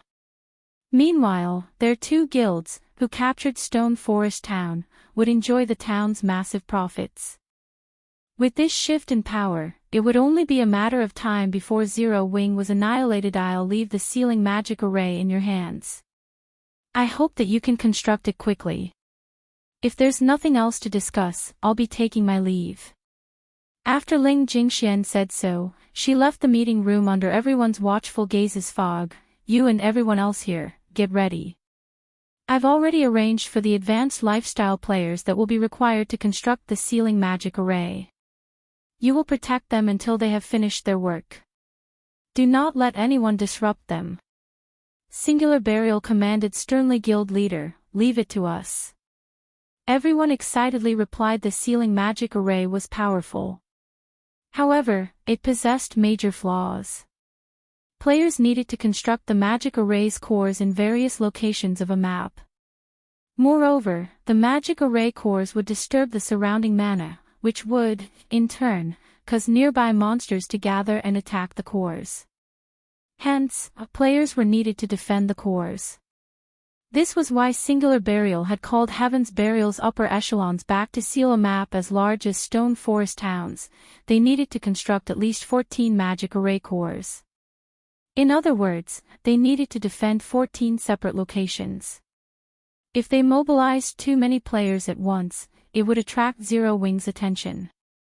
Hence, dispatching experts to defend these locations was the best option. When the time came, they simply needed to replace these experts with a large number of elite players. Meanwhile, inside Zero Wing's residence in White River City, after Feng recalled the Dark Gods Legion, he had fired Dance rally the guild's experts and elites, officially announcing their crusade against the Dark Guilds in Starmoon Kingdom that targeted their guild. Every player in Starmoon Kingdom noticed this sudden announcement. In a few short minutes, Feng's post rose to the very top of Starmoon Kingdom's official forums. This is insane. Zero Wing has gone insane. Zero Wing is awesome. It has openly declared a crusade against Starmoon Kingdom's dark guilds. With their temper, these dark guilds won't let this rest. All hail Zero Wing. Zero Wing's latest declaration dazzled God's Domain's ordinary players.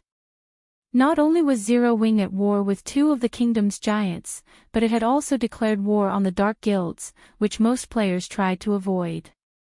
Only a lunatic would make a move like this. The various guilds were even more shocked by Zero Wing's declaration of war. Ordinary players might not realize the truth about Dark Guilds, but they were perfectly aware. Although Dark Guilds had very few members, these people were extremely obstinate.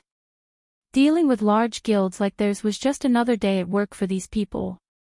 Moreover, even if these players died, their dark guilds wouldn't compensate them for any losses.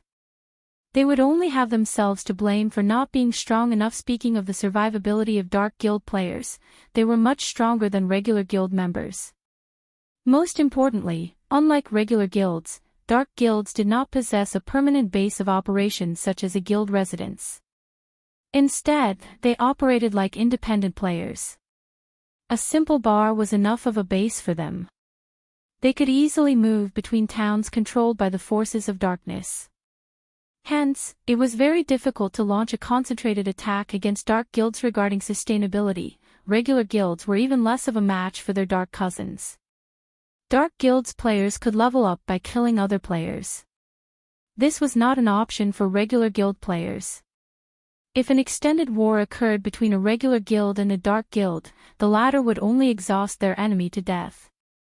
Hence, regular guilds generally overlooked dark guilds as none of them wanted an unnecessary confrontation. Logically, Zero Wing should have been more focused on dealing with Blackwater and Heaven's Burial after it realized that its enemies had hired dark guilds to take action. After all, dark guilds were merely hired guns. It was easy enough to hold them at bay. Once their employers were gone, they would go back to their normal lifestyle. Yet, not only had Zero Wing ignored Blackwater and Heaven's Burial, but it had also provoked the various dark guilds deliberately. Zero Wing's priorities were clearly skewed. Chapter 10-11, High Alert Mode. Hellscythe_Fluffy Goblin Chapter 1011, High Alert Mode. A measly guild like Zero Wing dares provoke all of our dark guilds. They must be tired of living. If we don't annihilate Zero Wing, the other guilds will start to think that we're weak. I had only planned to humor the Blackwater Corporation. However, now it's personal. Our dark guilds will not rest until Zero Wing's name has been erased from Starmoon Kingdom. Shortly after Zero Wing announced its crusade, the various dark guilds' upper echelons issued their response. Originally, there hadn't been many dark guild players in White River City. However, after Zero Wing's declaration, cloaked players began to flood into the city. Moreover, Zero Wing's members experienced more ambushes in the fields around White River City. Guild leader, now that the members from the various dark guilds have gathered, our guild's parties can't leave the city. Only larger teams have any sense of safety in the fields. Some of those dark guilds have even begun to boldly stalk our guild residence's entrance, trailing anyone who leaves and finding an opportunity to ambush them, Aqua Rose reported, frowning. She didn't understand what Feng was trying to do. They could deal with a single dark guild. Now, however, members from over a dozen dark guilds had gathered in White River City. The city was practically a hub for red names now. Yet Zero Wing couldn't do anything about it. As long as these red players wore cloaks and disguised themselves with various items, they could easily trick the NPC guards. Even if they were discovered, as long as they escaped to the fields, they would vanish without a trace. Although she had dispatched Zero Wing's core members to kill some of these Dark Guild players, they barely made a scratch. If they continued this war of attrition, these Dark Guilds would wear Zero Wing down. Furthermore, Blackwater and Heaven's Burial were watching their guild closely. They gathered in White River City. Nodding, Feng smiled and said, "We should celebrate. With this, we won't have to waste time looking for them." Aqua Rose was confused. Despite the increasing number of enemies, Feng thought this was a good thing. However, Feng did not bother to explain. He simply led Aqua Rose and Fire Dance to the Adventurers Association. In the end, Dark Guilds were still Dark Guilds. They were no different than street rats that were forced to hide in dark corners. Now that they were acting so bold inside an NPC city, they had to pay the price. "Hello, sir, how may I be of service to you today?" The blonde NPC beauty behind the counter asked as she watched Feng's group approach. "Hello, I wish to purchase a blood aura crystal. Also, I want to activate White River City's high alert mode." Feng said neither Aqua Rose or Fire Dance had any idea of what was going on. They had never heard of the blood aura crystal or the so-called high alert mode. "Sir, you'll need to be at least a 2-star adventurer to purchase the blood aura crystal. As for activating White River City's high alert mode, you need to be a 3-star adventurer to apply for that," the NPC beauty explained. "Will this identity be enough?" Feng chuckled as he switched to the Spirit Slayer title. The Spirit Slayer title was an advanced title that allowed him to enjoy 4-star benefits in the Adventurers Association. His status was equivalent to that of a Vice Branch Association Master, so it is Lord Spirit Slayer. Here is the Blood Aura Crystal. As you are a 4-star adventurer, you will receive a 30% discount. You may purchase the Blood Aura Crystal for 700 gold. As for applying for the city's high alert mode, you must pay a 1,400 gold application fee. Upon seeing Feng's title, the NPC beauty adopted a more respectful tone and posture as she spoke with Feng. "All right," Feng said. He then handed 2,100 gold to the NPC. Both the Blood Aura Crystal and the city's high alert mode were red players' nemesis. This was why players from the various dark guilds avoided NPC cities. The Blood Aura Crystal could detect players' blood aura within a certain range.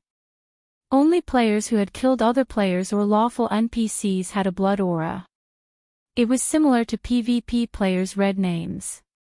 It also took a long time for a player to get rid of their blood aura. In the past, the Blood Aura Crystal had been commonly used to target dark guilds.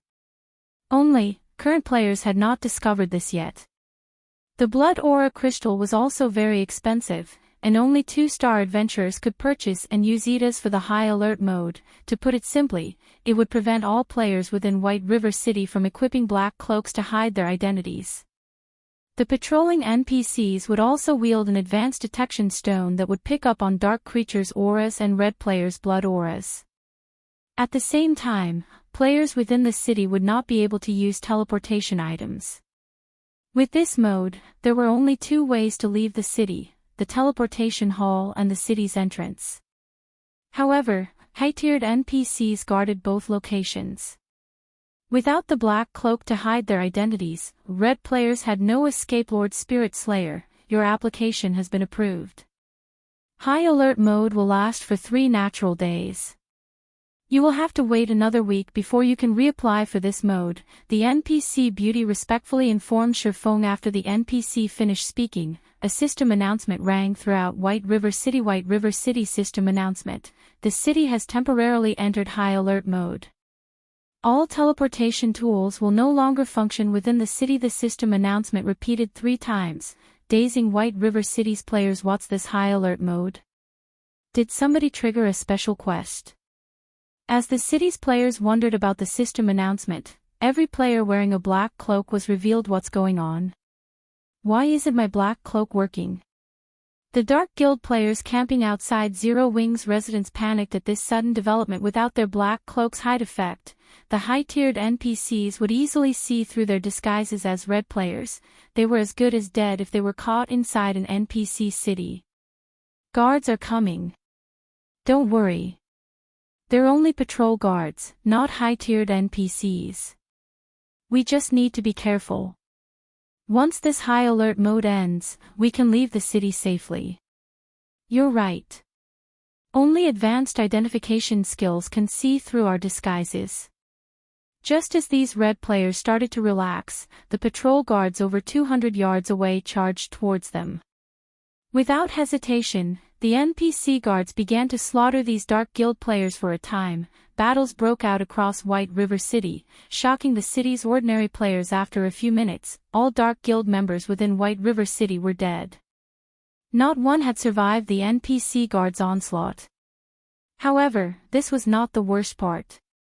It was common knowledge that, in White River City, the punishment for attacking another player was quite severe. If the city's NPCs caught these Dark Guild members, who had killed countless players, these players' only real option was to delete their accounts and start all over. Chapter 1012, Profitable Investment. Hellscythe_Fluffy Goblin Chapter 1012, Profitable Investment. Ha ha ha. Now that Zero Wing has provoked so many Dark Guilds, I can't wait to see how the guild gets out of this. Even I am starting to pity Zero Wing. Gentle Snow can't get her priorities straight either, refusing to join Underworld. I wonder how much she's regretting that decision. Young Master Feng, should we head to White River City and take care of Zero Wing's members, too? That's a nice idea. Now that so many guilds are targeting Zero Wing, we can disguise ourselves and use this opportunity to rake in some profit. If we can get rid of 10 or so Zero Wing core members, we can upgrade everyone's equipment. If we're lucky, we might even get a cut of White River City.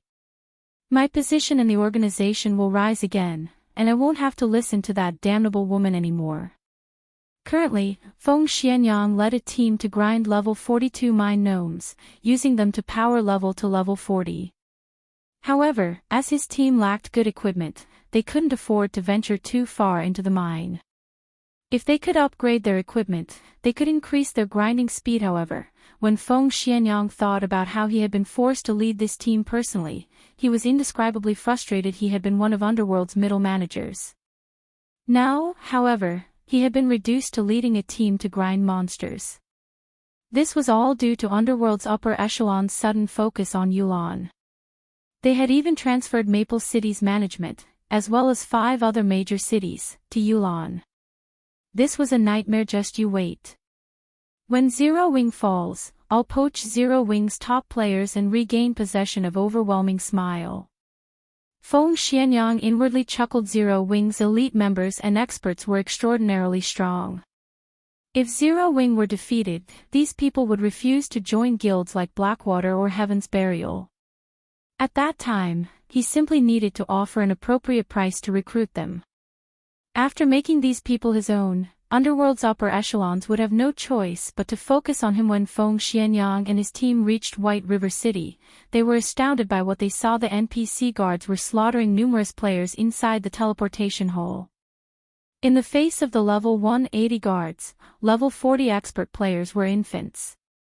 The NPCs only needed one hit to defeat each player.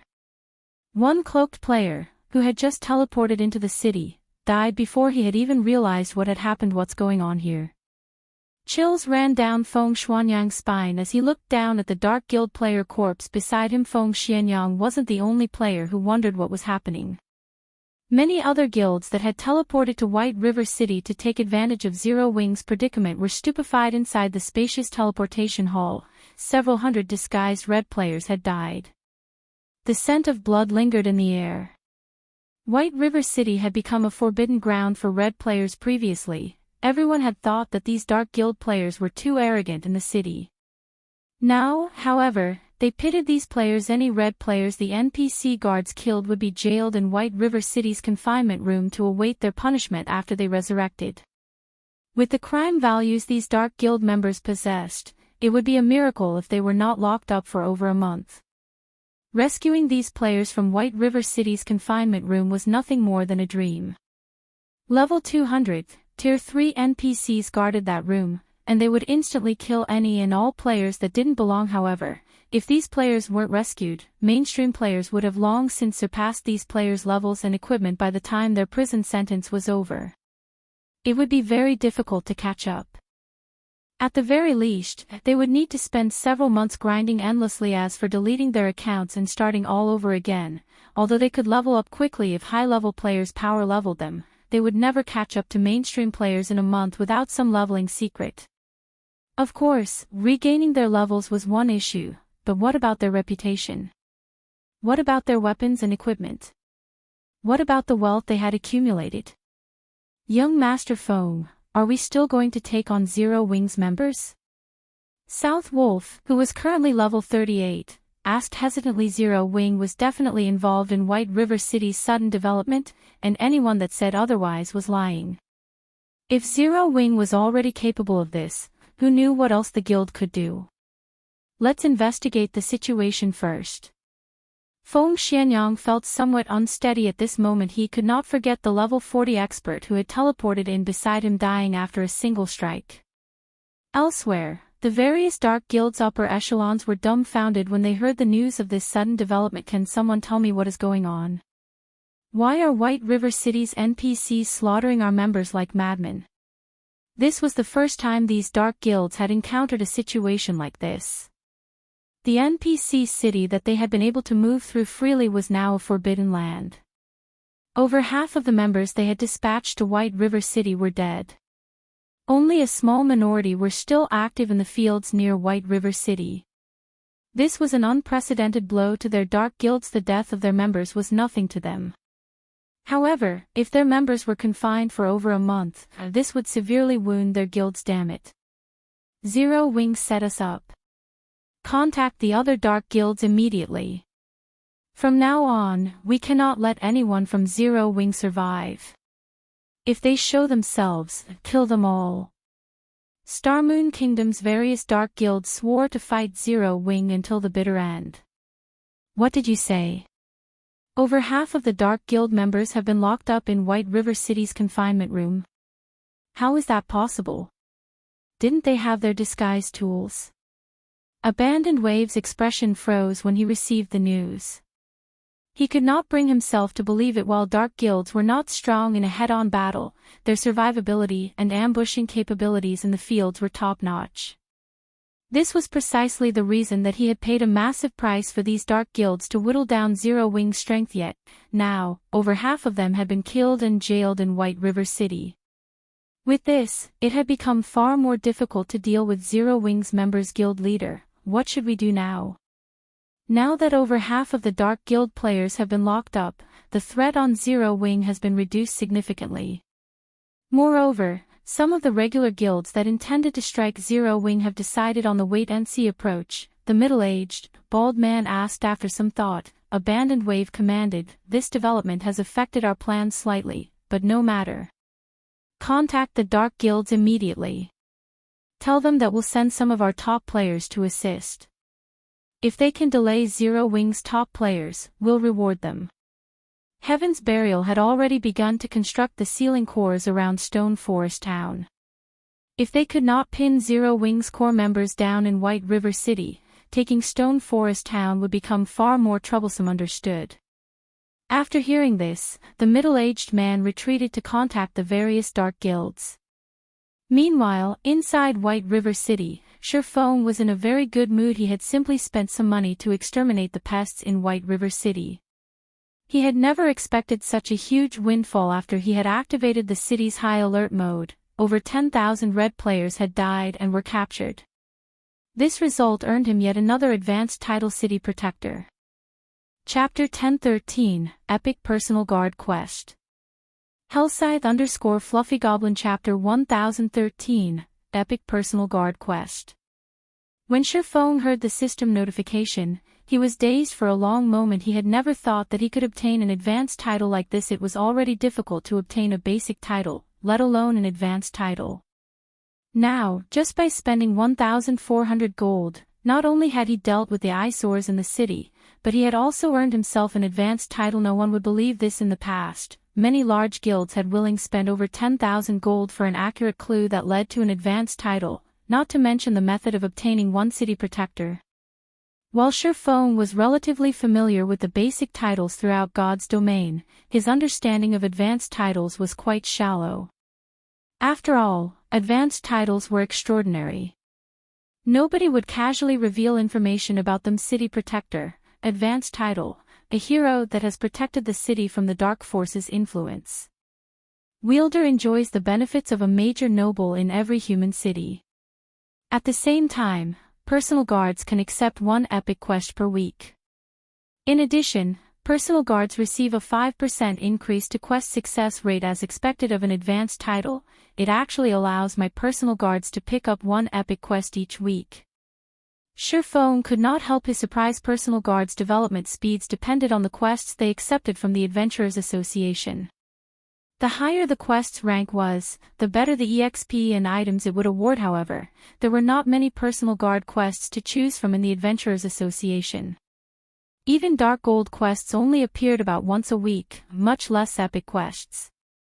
One would be extremely lucky if they picked up an epic quest once a month. If his personal guards could complete an epic quest once a week, their improvement speed would be unimaginable.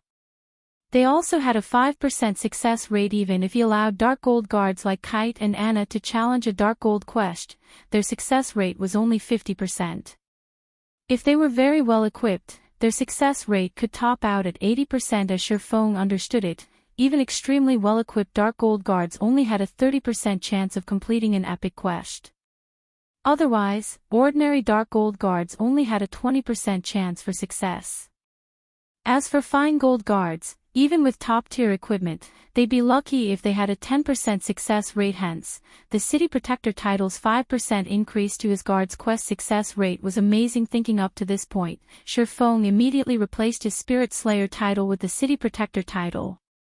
He then summoned Kite and Anna to his side. Both Kite and Anna had leveled up significantly after some time away from Feng. The last time he saw the two NPCs, both were only level 60. Now, however, both had reached level 65. Meanwhile, Aqua Rose and Fire Dance, who stood beside Feng, were shocked upon seeing Kite and Anna. How are they so strong? Aqua Rose asked curiously. She had long since become a Viscount of White River City and could recruit her own personal guard. After mobilizing the guild strength and Feng's guidance, she had managed to recruit a Fine Gold guard.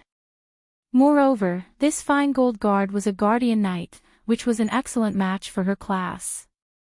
She had been overjoyed when she found this personal guard. After that, she had spared no effort to nurture her personal guard, helping the NPC accept all sorts of high-ranking quests. Her personal guard had only recently reached level 60. Who knew how many more quests the NPC had to complete to reach level 65? However, the NPC was already considered very high level. After all, the personal guards that other guilds' upper echelons recruited were usually around level 55 to 58. In terms of strength, those personal guards were nowhere near a match for hers yet. Right now, not only had both of Feng's personal guards reached level 65, but the NPC's auras felt like that of two level 65 Great Lords. Aqua Rose felt as if she were suffocating in their presence. After summoning his two personal guards, he spent 200 gold for both of them to accept an epic quest together. The Adventurers Association's epic personal guard quests could be completed by more than one person. Moreover, by forming a party, the guard success rates increased. However, only personal guards that belonged to the same player could form a party. Multiple players' personal guards could not form parties together. With both Kite and Anna challenging the epic quest, the displayed success rate had increased substantially. Including the benefits from Feng's title, their current success rate was 37%. That percentage was high enough to excite many players, but Feng was not satisfied. Although a 37% success rate seemed relatively high, Feng knew that Kite and Anna might only succeed one of 5 attempts, rather than the theoretical one of 3. However, these NPCs could only accept one epic quest each week. In other words, it could take 5 weeks for Kite and Anna to complete one epic quest to Feng, who started in God's domain with nothing and had not had the support of any corporation. This efficiency wasn't favorable. It seems that I'll have to use it. Feng opened his bag and looked at the rainbow fruit that sat quietly inside as a divine artifact. The rainbow fruit could increase a player's potential, setting a sturdy foundation for challenging their Tier 4 and Tier 5 promotions. The boost might even help with one's Tier 6 promotion. After all, the 4 major hidden attributes were incredibly important. It was extremely difficult to increase any of those attributes by 1 point, not to mention improving all 4 by 15 points or more. However, using the rainbow fruit to nurture a near-invincible personal guard was also not a bad idea in the past. Despite Kite's growth potential of 92 points, he had been practically invincible among Tier 5 classes. Only Tier 6 God-ranked players could take him down a notch. If Feng nurtured a Tier 6 personal guard, he could stroll through God's domain unhindered. However, getting an NPC to Tier 6 was far more difficult than getting a player to Tier 6. It was not a problem that could be solved with money alone. Luck, opportunity, and strength were all necessary to raise a personal guard to Tier 6. Kite's potential is at 94, while Anna's is at 96. Although Anna is no match for Kite in a head-on fight, it will be safer to let Anna use the fruit. After giving it some thought, Feng decided to let Anna consume the rainbow fruit. After Anna ate the fruit, the room's mana grew rampant. However, this phenomenon was different from a high-tiered spell. It felt as if someone were deliberately controlling the surrounding mana. Right now, various elemental mana had come together to form a 7-colored mist that rapidly melded with Anna's body. Soon, the 7-colored mist formed a giant cocoon that enveloped Anna. The mist flashed, again and again, releasing a 7-colored radiance and a frighteningly powerful aura with each burst. Feng paled in the face of this mighty aura, and even moving a finger was difficult. As for Aqua Rose and Fire Dance, they were as stiff as statues. They could not move whatsoever if not for them being in the VIP hall on the Adventurers Association's 2nd floor with a magic array separating them from the outside world. Feng did not doubt that every player in the association would have been thrown to the floor. After a minute passed, a crack formed in the 7-colored cocoon. When the cocoon shattered, Anna slowly emerged from within. However, unlike before, Anna seemed to have dominated elemental mana. The surrounding mana could not help but submit to her. Was it a success? Feng anxiously examined Anna's statistics. Chapter 1014, Promotion to Epic Guard. Hellscythe _ Fluffy Goblin. Chapter 1014, Promotion to Epic Guard. The frightening mana circulating in the room drove everyone's gazes to Anna. Despite having the same level and items, Anna's aura had undergone an earth-shattering change. What's going on? Guild leader, what did you do? Aqua Rose's eyes widened in shock as she looked between Feng and Anna. She had no idea what Feng had done to transform his personal guard previously. She had felt Anna radiate a powerful pressure. Now, however, she felt nothing from the woman. This was not the first time she had experienced such a situation, so she knew full well what had caused the change. The greatest danger was one that you couldn't sense. To put it simply, Anna's new strength was outside her range of perception. While Aqua Rose and Fire Dance were shocked, Feng was extremely anxious. The rainbow fruit was a divine artifact. It was likely that he would never obtain another. If Anna remained a dark gold guard after consuming the fruit, the loss would be tremendous. Feng took a deep breath before taking a look at Anna's statistics. Anna, Yifeng's personal guard, level 65 loyalty, 95 growth potential, 105. Epic rank. She reached epic rank. Feng was ecstatic. He had never heard of an epic guard. As to whether or not epic guards had existed in the past, he had no idea. He had merely been the guild leader of a second-rate guild back then. He had not been privy to many of God's domain's secrets. However, he was certain of one thing: even among epic guards, one would be hard-pressed to find one with a growth potential as high as 105 points in God's domain. The importance of an NPC's growth potential grew as they reached higher levels. At higher levels, even an extra point would result in a massive boost to the guard's attributes with each level up. Hence, even personal guards of the same rank and level could have drastically different attributes. Take Kite for example. Although his growth potential was only 2 points higher than it had been, after he reached the same level and tier that he had been in the past, his strength would surpass his past self by a minimum of 10%. If it came down to a battle, the present kite could easily suppress and defeat the past kite within a short time. Moreover, this was only a 2-point difference for Dark Gold rank. There was even less need to mention epic rank. There had not been any clear standards in the past for epic guards. Any NPC whose growth potential exceeded 100 points was considered an epic guard. Currently, Anna's growth potential exceeded Kite's by a whopping 11 points. By the time Anna reached level 70 or 80, he had no doubt that she would defeat Kite even in a melee battle. In terms of combat power, even the current Anna could defeat Kite. As both NPCs continued to level, the gap between them would only grow wider. In the end, even Kite would have to look up to Anna. Amazing. Anna's promotion to epic rank has raised the epic quest success rate to 67%. I doubt even a full party of Dark Gold guards could achieve such a percentage. Feng was speechless with her promotion. Anna had learned many new skills.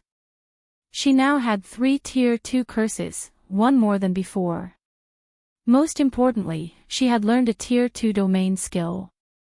With this domain skill, Anna was practically invincible among Tier 2 classes.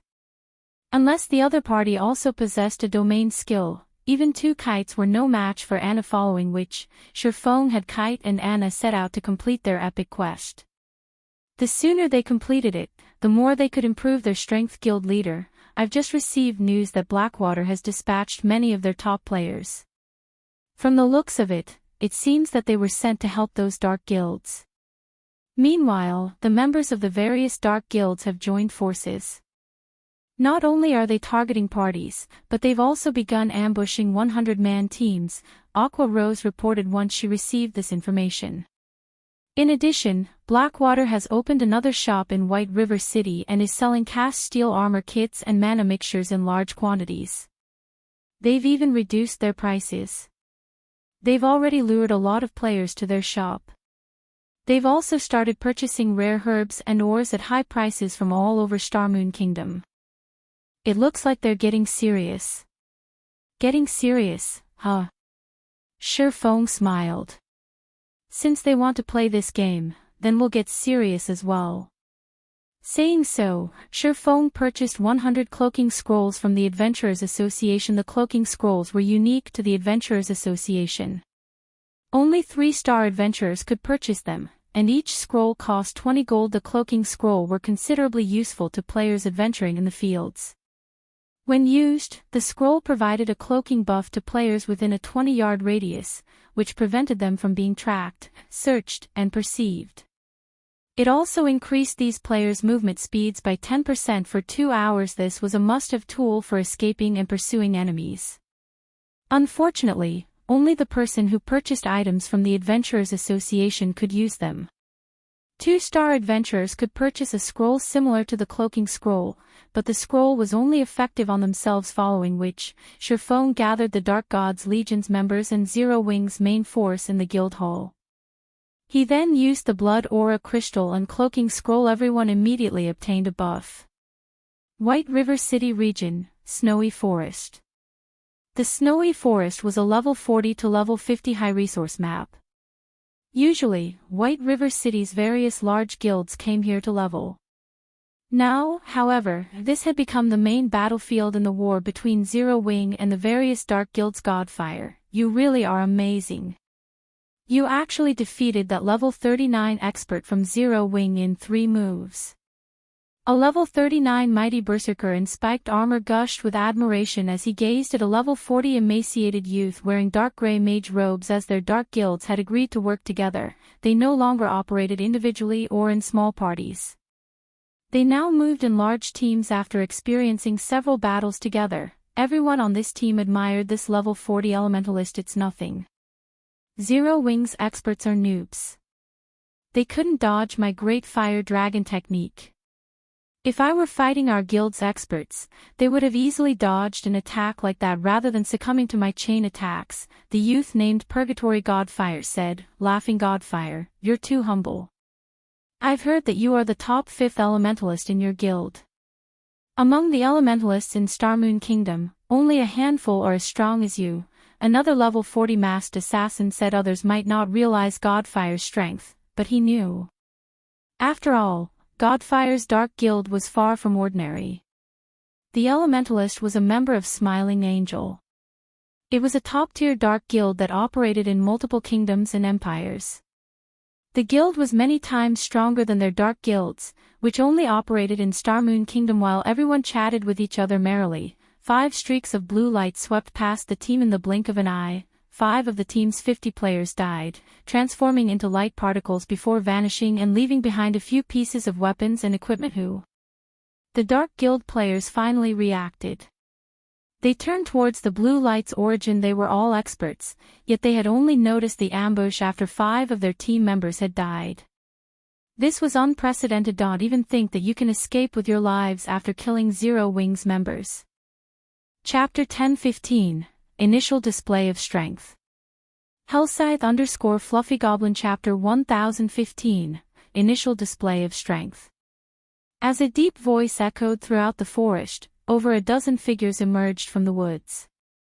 Every player bore a silver, 6-winged emblem on their chests. Moreover, the lowest leveled player among them was level 39, while many of them were level 40. These players also brandished awe-inspiring weapons and equipment. However, after these dozen or so players appeared, the anxious Dark Guild members calmed, wearing mocking grins. And here I thought Zero Wings members had surrounded us. It seems these people have only found us by coincidence. Indeed. It seems that we're quite lucky, though the same can't be said for them. With so few, we won't even break a sweat. A team of Zero Wings core members. If we get rid of them, we'll earn more excellent equipment. These are Zero Wings experts. With just a dozen or so players, they dare to ambush us. Their foolishness knows no bounds. Let's finish this quickly. If we waste any more time, Zero Wings' other members will catch up. While Zero Wings' sudden appearance had given them a scare, after a closer look, the difference in strength between them was clear based on each team's numbers. The outcome of this battle was obvious. Although they had lost 5 players, they still had more than 40 team members. On the other hand, there were only a dozen or so Zero Wing members. These red names had an overwhelming advantage. Not to mention, they also had a top-tier expert on their team leader. Leave that ranger to me. I'll use him as practice for killing Black Flame. I'll leave the others to you, Purgatory Godfire said, smiling as he focused on Minor Wind, the ranger that had fired the first 5 arrows at their team. He could sense that, among these dozen or so players, Minor Wind was undoubtedly the strongest. He was even stronger than the Zero Wing core members he had already killed. Minor Wind was the best practice target. All right, leave the rest to us, the mighty level 39 berserker who led the team replied. He realized that even he could not take down the level 40 ranger, Minor Wind. Leaving the ranger to Purgatory Godfire was definitely the best choice here. However, as soon as this mighty berserker finished speaking, his expression darkened before anyone realized it. A figure had appeared behind Purgatory Godfire, a snowy white dagger sinking into the elementalist's head and forcing him into a fainted state. Immediately, the player thrust another dagger towards Godfire's back. This sudden development even stunned the elementalist. He had failed to notice the sneaking assassin. However, Purgatory Godfire was no ordinary expert. In the moment of extreme peril, he activated Blink. Not only did he avoid the backstab, but he also cancelled the fainted state and appeared 15 yards away from his enemy. Unfortunately for him, as soon as Purgatory Godfire used Blink, the black figure followed by using shadow steps and appeared behind him once more, the gleaming dagger resuming its attack scram.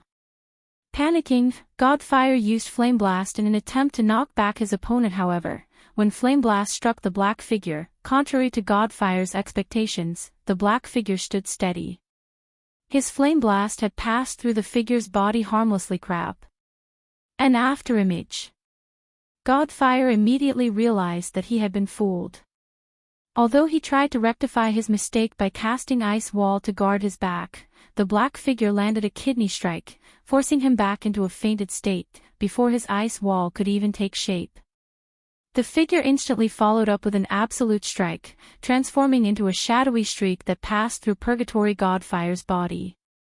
When the figure reformed, it spun in the air and launched backstab on Purgatory Godfire's side, stealing the Elementalist's last strand of HP. How are you so fast? Could you be Zero Wings #1 expert? Fire dance. It seems that I truly have rotten luck. As Godfire's HP was about to reach zero, his eyes focused on the black-robed assassin. As far as he could remember, only Zero Wings Fire Dance possessed this kind of ability. Smiling Angle, his dark guild, had even labeled Fire Dance as a unique combatant. Should any of the guild members encounter her in battle, they were warned against taking her on alone.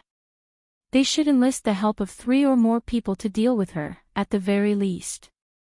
The group must have an expert member, as well. Big Sis Fire doesn't need to dirty her hands with the likes of you.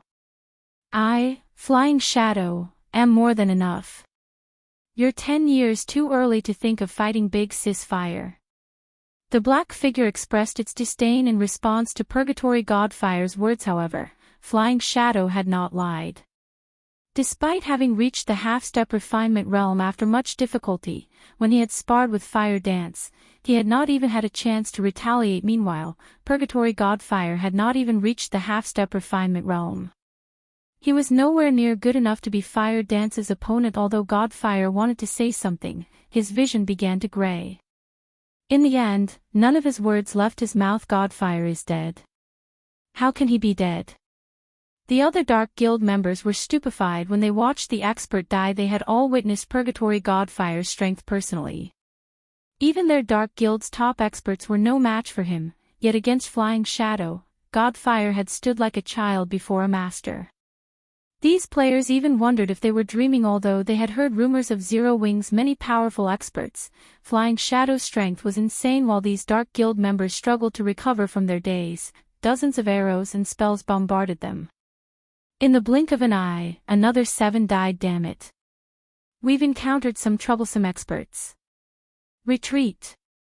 The leading berserker commanded. After examining the situation on the battlefield, he understood the difference between their teams. Although they had a numerical advantage, it was only temporary. If the battle dragged on, more Zero Wing members would arrive. This was an extremely unfavorable situation. However, as soon as he issued his command, Minor Wind fired 9 blue arrows from a distance, sealing his path of retreat. Don't even think about killing me that easily. As one of the Dark Guild's team leaders, he had the strength to earn the position. Immediately, he activated Whirlwind Slash to block the incoming arrows. Ping. Feng. Feng. However, when the berserker's battle axe collided with the 4th arrow, the weapon was repelled. The remaining arrows then struck this team leader, eliminating his HP. Without a leader, the surviving Dark Guild members fell into chaos. After all, most of them were from different Dark Guilds. They were barely familiar with each other, much less in sync. Not that they lacked someone in command, Zero Wings members swept them down like flies. Although some had tried to escape, none could outrun Flying Shadow and Minor Wind. After a short moment, the Dark Guild team consisting of nearly 50 players died at the hands of Zero Wings' team. At the same time, inside Snowy Forest, a large number of teams formed by the various Dark Guilds were also being ambushed by Zero Wings' Dark Gods Legion and main force. As the Dark Guild members died, Feng posted their death count on the official forums. In less than an hour, a total of 3,586 Dark Guild members operating near White River City died. Moreover, this number continued to climb by the minute. Chapter 10:16, Unsealing the Advanced Book of Magic. Hellscythe_Fluffy Goblin Chapter 1016, Unsealing the Advanced Book of Magic.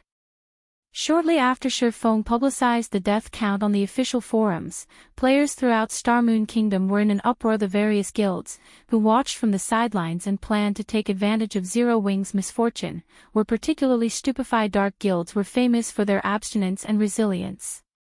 Although they had few members, taking down a Dark Guild in a field battle was extremely difficult for regular guilds unless they wanted to invest far more players and resources into the endeavor. Unfortunately, that was just too costly. Furthermore, on the off chance that the operation failed, the guild would suffer. This was why most regular guilds avoided provoking dark guilds, yet not only had Zero Wing lured over half of the dark guild members into a death trap, but the guild had also begun to plow over the remaining members like a bulldozer. These dark guilds were toothless and clawless beasts against Zero Wing. They posed no threat to the guild whatsoever. Zero Wing's methods were truly incredible. Most importantly, until this point, Zero Wing had suffered little to no losses during its hunt for the Dark Guild members. At the end of the day, strength decided the field battle's victors. If the teams Zero Wing had dispatched were not strong enough, they would never achieve such frightening results. This development inspired the various large guilds to reevaluate their opinions of the strength of Zero Wing's Dark Gods Legion and main force. However, compared to Starmoon Kingdom's various large guilds and players, the Dark Guild's upper echelons were fighting a headache over this situation. They could not understand how this had happened. They were famous for their stealth and evasion techniques in the fields, yet Zero Wing had arbitrarily slaughtered their forces. Moreover, according to the reports they received from their subordinates, Zero Wing's members moved like ghosts, capable of approaching, giving away their presence. Zero Wing must have possessed some sort of tool that could target them. Anyone that said otherwise was lying. If this were the only problem, they could deal with it. The crucial issue was how few members Zero Wing had dispatched. The guild had accomplished this terrifying win with only a fraction of its power. To dark guilds like theirs, who usually won their fights through quality over quantity, this was humiliating. They had become a laughingstock throughout the kingdom. What should we do now? Do we continue fighting Zero Wing? What else can we do? Don't forget our agreement with Blackwater. If we pull back now, everything we've done will be for nothing. Indeed. Our only choice is to continue the operation. However, we don't actually need to fight Zero Wing. Our job is simply to keep them busy. As long as we pin down Zero Wing's Dark Gods Legion and main force, we will have fulfilled our part of the bargain. When the time comes, we simply need to watch as Zero Wing loses Stone Forest Town. Without Stone Forest Town, Zero Wing can't afford to sustain its development. We can strike then. I want to see just how they plan to fight our dark guilds. That's right. We'll let Zero Wing maintain its arrogance for now. I want to see their faces when they realize we're only bait. The various dark guilds' upper echelons held a secret meeting to discuss their current predicament. As for facing Zero Wing head-on, that was just a dream. Although Blackwater had dispatched quite a few expert and elite players to assist them, White River City was Zero Wing's territory. A direct confrontation with the guild here was suicidal. Even if the Blackwater Guild were willing to pay the price for such a confrontation, it would only result in heavy damage to Zero Wing's strength and reputation. If Zero Wing wanted to stage a comeback, it had everything it needed.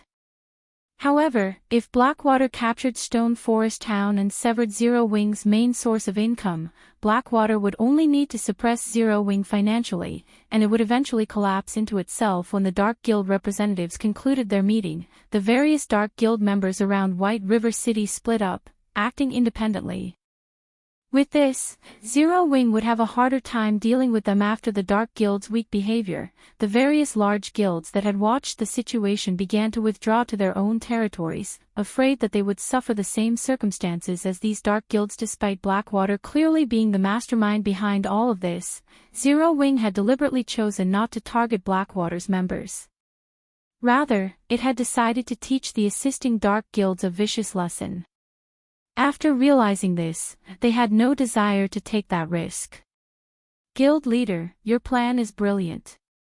The guilds that have been watching from the shadows are too afraid of becoming our next target and have withdrawn, Aqua Rose said. She hadn't been able to hide her smile when she received the report. The players from the various large guilds have split up. Although they are somewhat more bothersome to deal with now, if we invest a little more time, we'll eradicate them, sooner or later. Even if the dark guilds intend to oppose us, I'm afraid they won't be able to. Not only had the dark guild's defeat increased Zero Wing's morale, but it had also improved the world's evaluation of Zero Wing. Some major companies, which had been pessimistic about Zero Wing's chances, had begun to express their interest in cooperation. Only, Feng rejected all of these offers however. He had not done so because he no longer lacked money. Rather, these corporations demanded a cut of Zero Wing's shares in exchange for their cooperation. Feng would not tolerate that. Crap. Zero Wing is too arrogant. Do they really think that a small guild like Zero Wing can stand against the Blackwater Corporation? Without our support, the Blackwater Corporation will, sooner or later, reduce Zero Wing to nothing. The various corporations' representatives were enraged when they received the blatant rejection. Guild leader, should I utilize my family's authority to invest some of the Star and Moon Group's funds? Aqua Rose asked somewhat worriedly. The Blackwater trading firm dropped its prices, again and again. They were now taking a loss with almost every item they sold however. Aqua Rose had to admit that it was quite effective. The Candlelight trading firm had been losing profits as a result. In addition, Zero Wing had recently established 2 more branch guilds. It cost a considerable amount of coins to maintain the additional main forces. Furthermore, a battle raged in Lake Heart City. No need. I'll find a way to earn more coins. Feng shook his head. He had already upgraded Icarus's heart to epic rank. He had even filled the necklace's life force storage. This was a good opportunity to show what the necklace was capable of if he became a master forger. Not only would he have a higher success rate when forging the fine gold-ranked magic light set equipment, but he would also unlock the next item in the Advanced Book of Magic, the Advanced Mana Armor Kit. Previously, the strongest armor kit Feng had been able to produce was the Intermediate Mana Armor Kit. One of these kits could increase the wearer's attributes by over a dozen points. With 3, the total attribute boost was the equivalent of an additional piece of dark gold equipment. However, the Advanced Mana Armor Kit was more astounding. It was also the strongest item one could learn from the Advanced Book of Magic. In the past, countless players had gone crazy over the Advanced Mana Armor Kit. This kit was precisely the reason that a small guild had risen in the massive world of God's domain. Chapter 1017, Advanced Mana Armor Kit. Hellscythe_Fluffy Goblin Chapter 1017, Advanced Mana Armor Kit. Starmoon City, Heaven's Burial's residence. Although the Dark Guild's defeat had significantly increased Zero Wing's prestige in Starmoon Kingdom, this outcome had not affected Heaven's Burial in the slightest. There was still a long line of players queued up outside the guild's residence.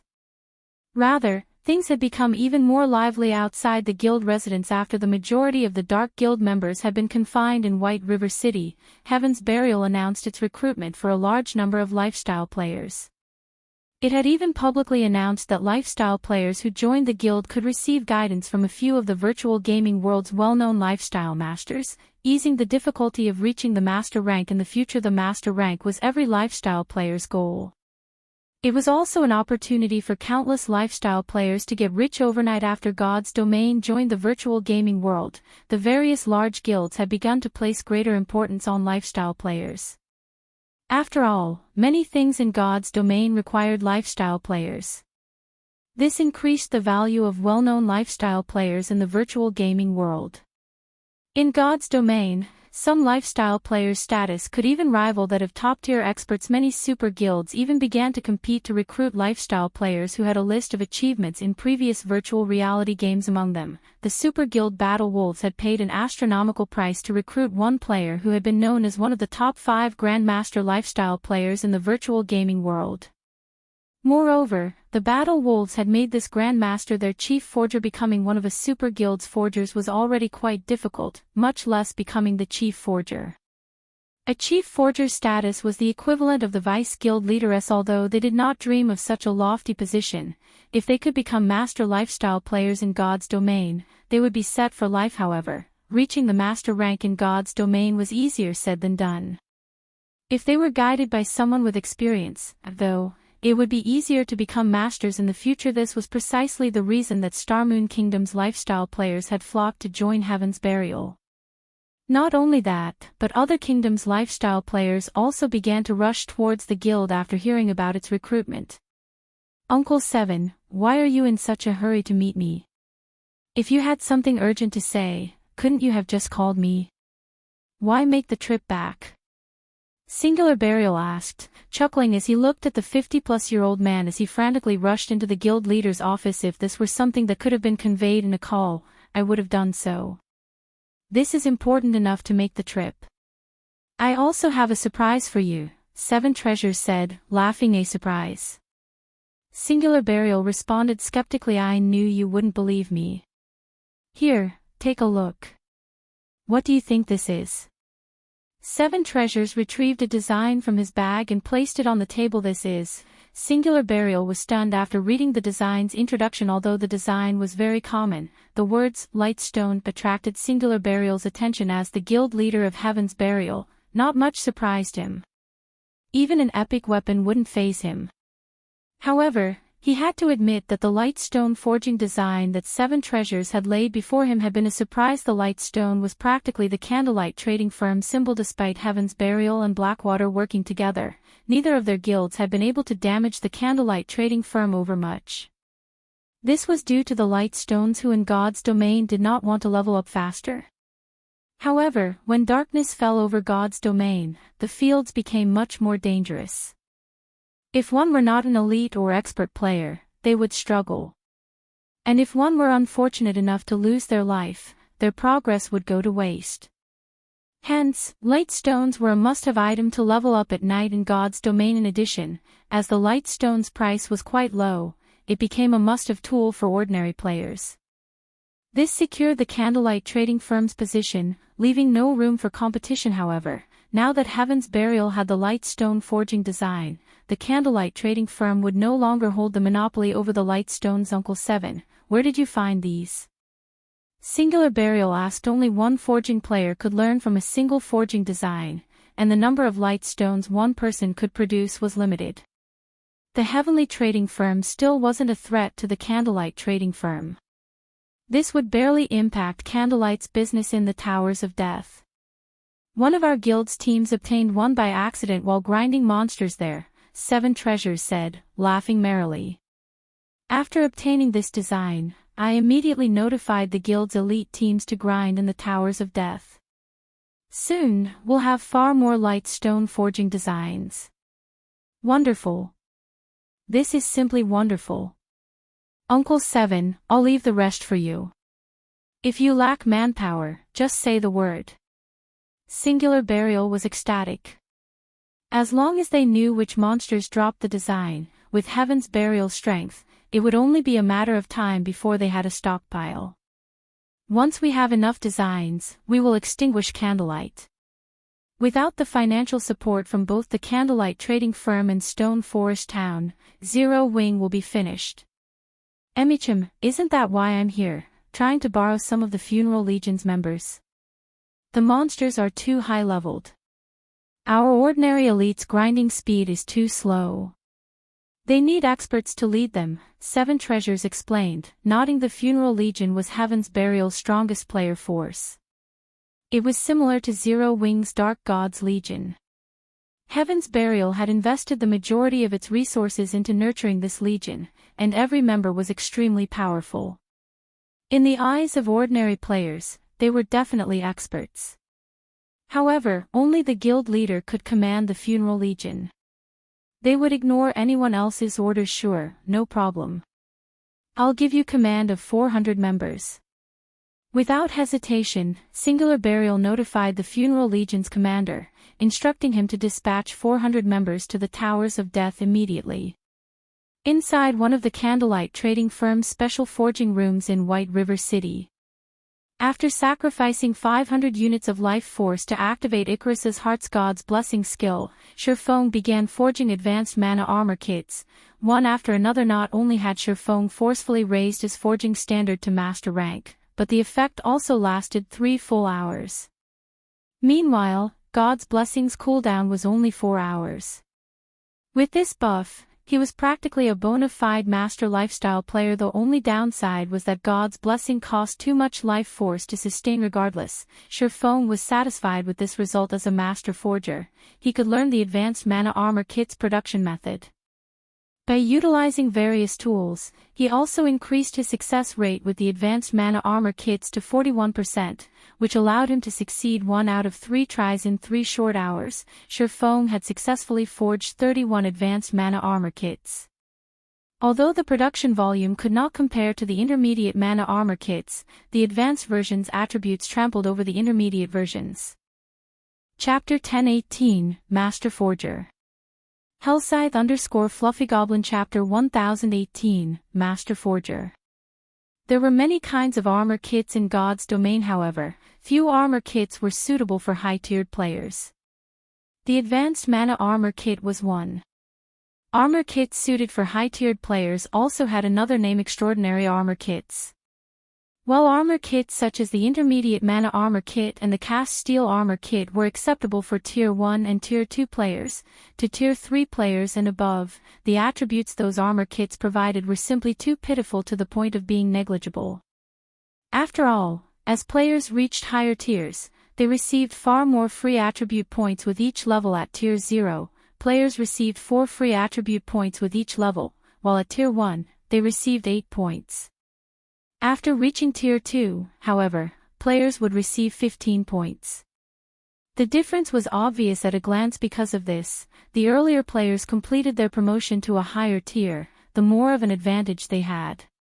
If a player completed their Tier 1 class promotion 3 or 4 levels later than others, they would have fallen behind by over 10 free attribute points.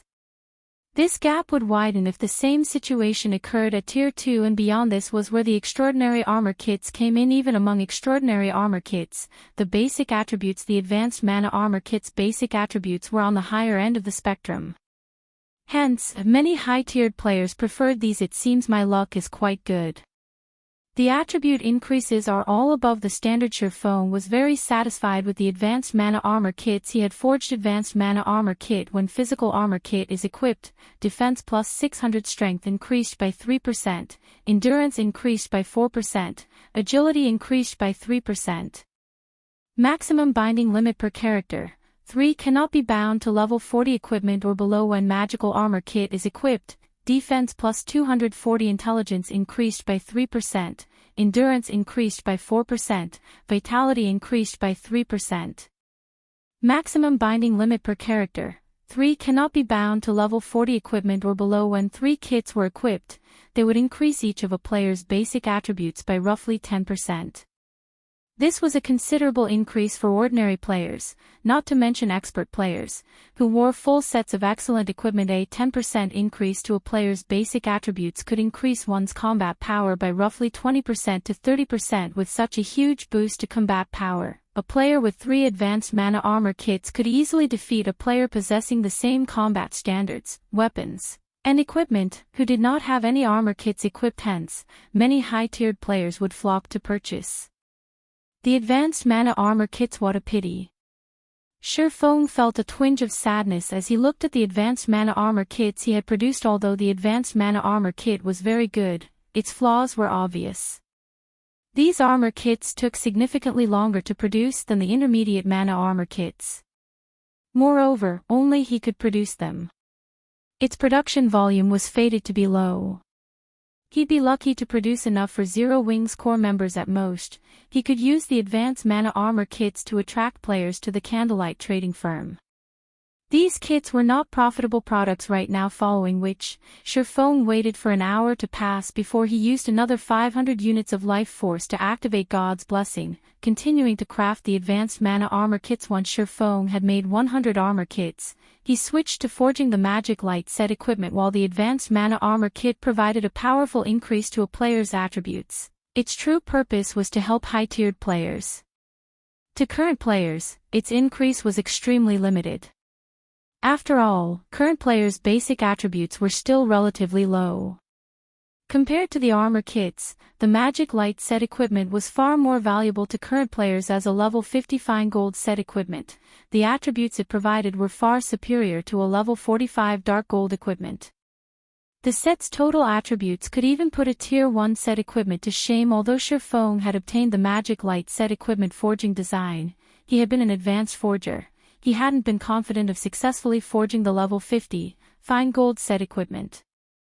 Only after reaching the master rank was he confident of succeeding. If a player could equip the fine gold ranked magic light set as soon as they reached level 50, aside from players who owned multiple epic items, they would surpass every player of the same level.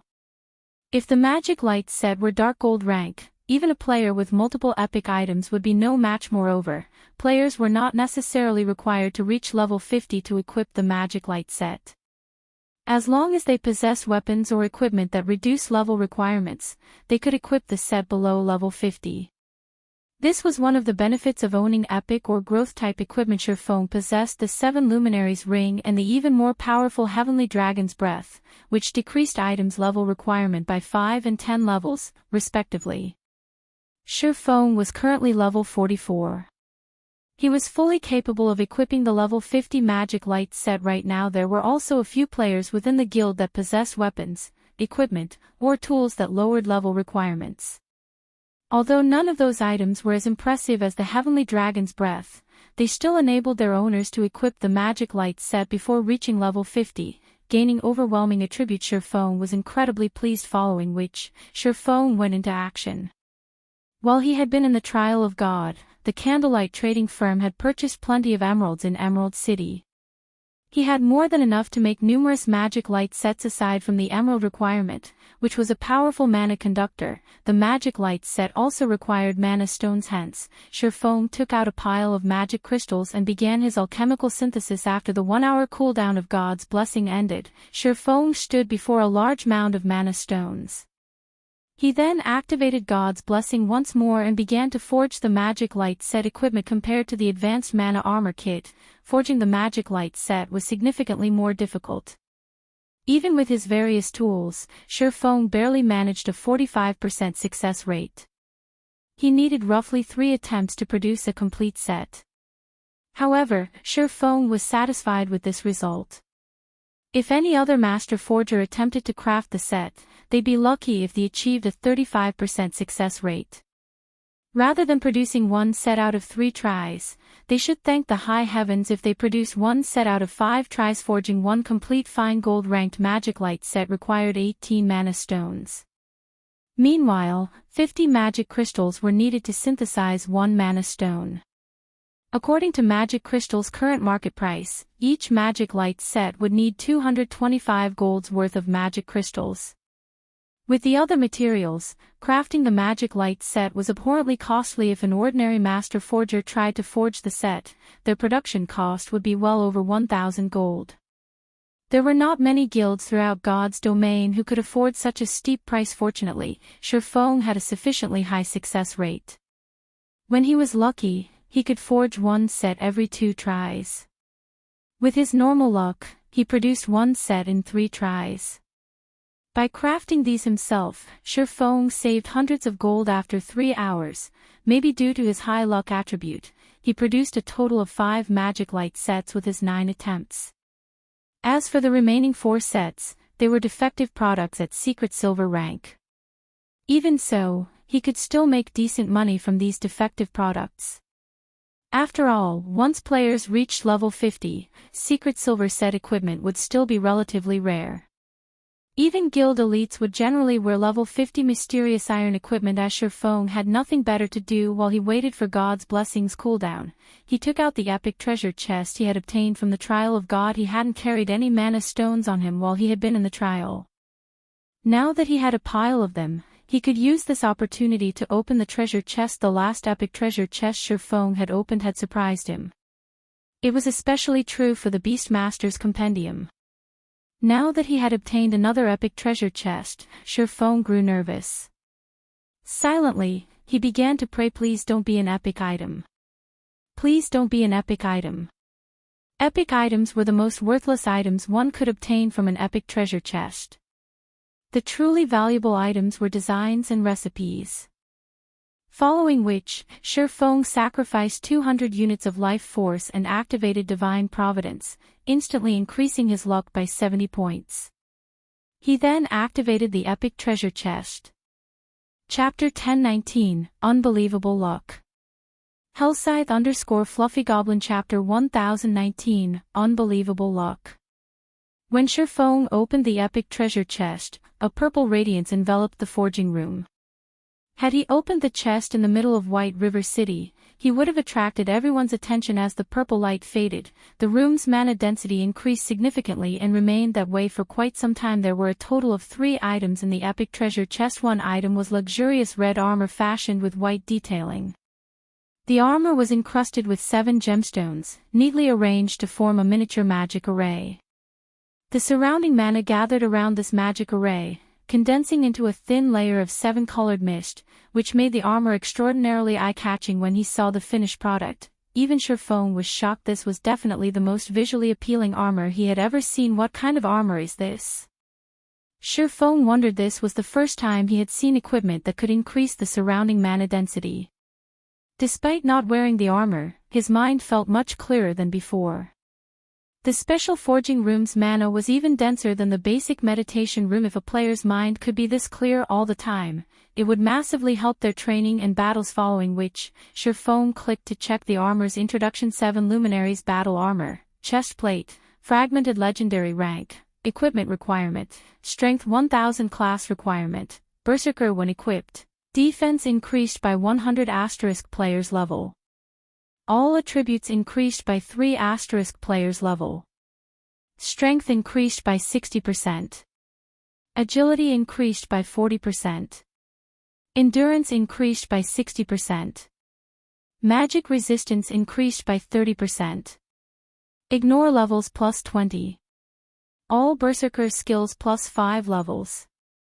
All item level requirements reduced by 10 levels. Additional passive skill 1, 7 Luminaries Protection, decreases incoming damage from players of a lower tier by 70%, players of the same tier by 40%, and players of a higher tier by 20%. Grants immunity to control skills. Additional passive skill 2, Magic Reinforcement, increases the strength of wearer's attacks by 50% and improves wielder's physique by 30%. Additional active skill 1, Sky God's Glory, grants immunity to all magical damage, decreases physical damage received by 80%, and increases movement speed and attack speed by 100% for 10 seconds. Cooldown, 1 hour. Additional active skill 2, 7 Luminaries Domain, effective radius of 50 yards. Decreases all enemies' reaction speed within affected area by 30%, movement speed by 40%, and attack speed by 40%. Wearer can also control up to 3 7 Luminary Spears.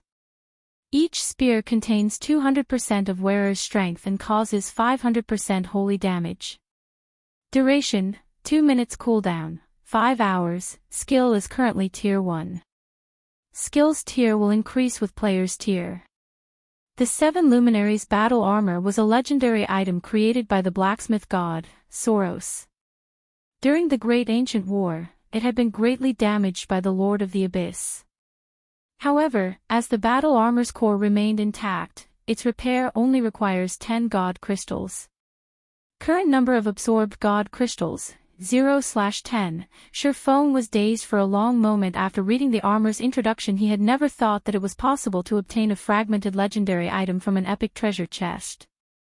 It was even a considerably powerful fragmented legendary item. Whoever equipped the 7 Luminaries battle armor would watch their combat power soar. Unfortunately, only berserkers could equip this armor.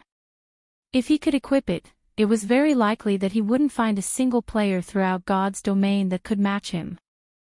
After all, if he had 2 fragmented legendary items equipped, not only would he have an overwhelming advantage in terms of attributes, but he would also possess absurdly powerful skills. If his opponent didn't have a similar lineup of equipment, he would be invincible. Although the battle armor had its own glaring flaws, repairing it would be easier than repairing other fragmented legendary items. There was a much higher chance that he could repair it and transform it into a true legendary item. Aside from the battle armor, 2 plain, old books lay within the epic treasure chest. As Feng was already satisfied with the 7 Luminaries battle armor, he hadn't paid much attention to the 2 old books. However, when Feng read their introductory texts, he was shocked once more. Icarus's heart's effects are unbelievable. Feng was speechless as he held the 2 books. Of the 2 books, one was an alchemy secret journal, while the other was the design for the magic tower in God's domain. both books were treasures that could only be obtained with luck. Among the two books, the Alchemy's Secret Journal recorded the recipe for an exotic potion. However, only a maximum of 10 alchemists could learn the recipe. There were many types of potion in God's domain. Most generally lasted only 1 or 2 hours. Moreover, the effects would disappear upon death. However, exotic potions were different. Not only did they have long durations, but their buffs would remain after the player died and resurrected.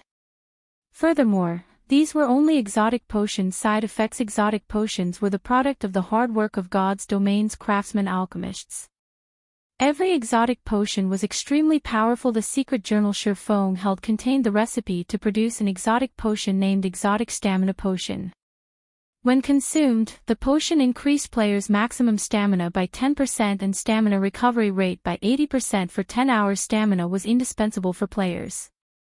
Regardless of whether players fought or ran, they consumed stamina. Only, the amount consumed was different. If players ran out of stamina, even if their HP were full, they would lose the ability to move.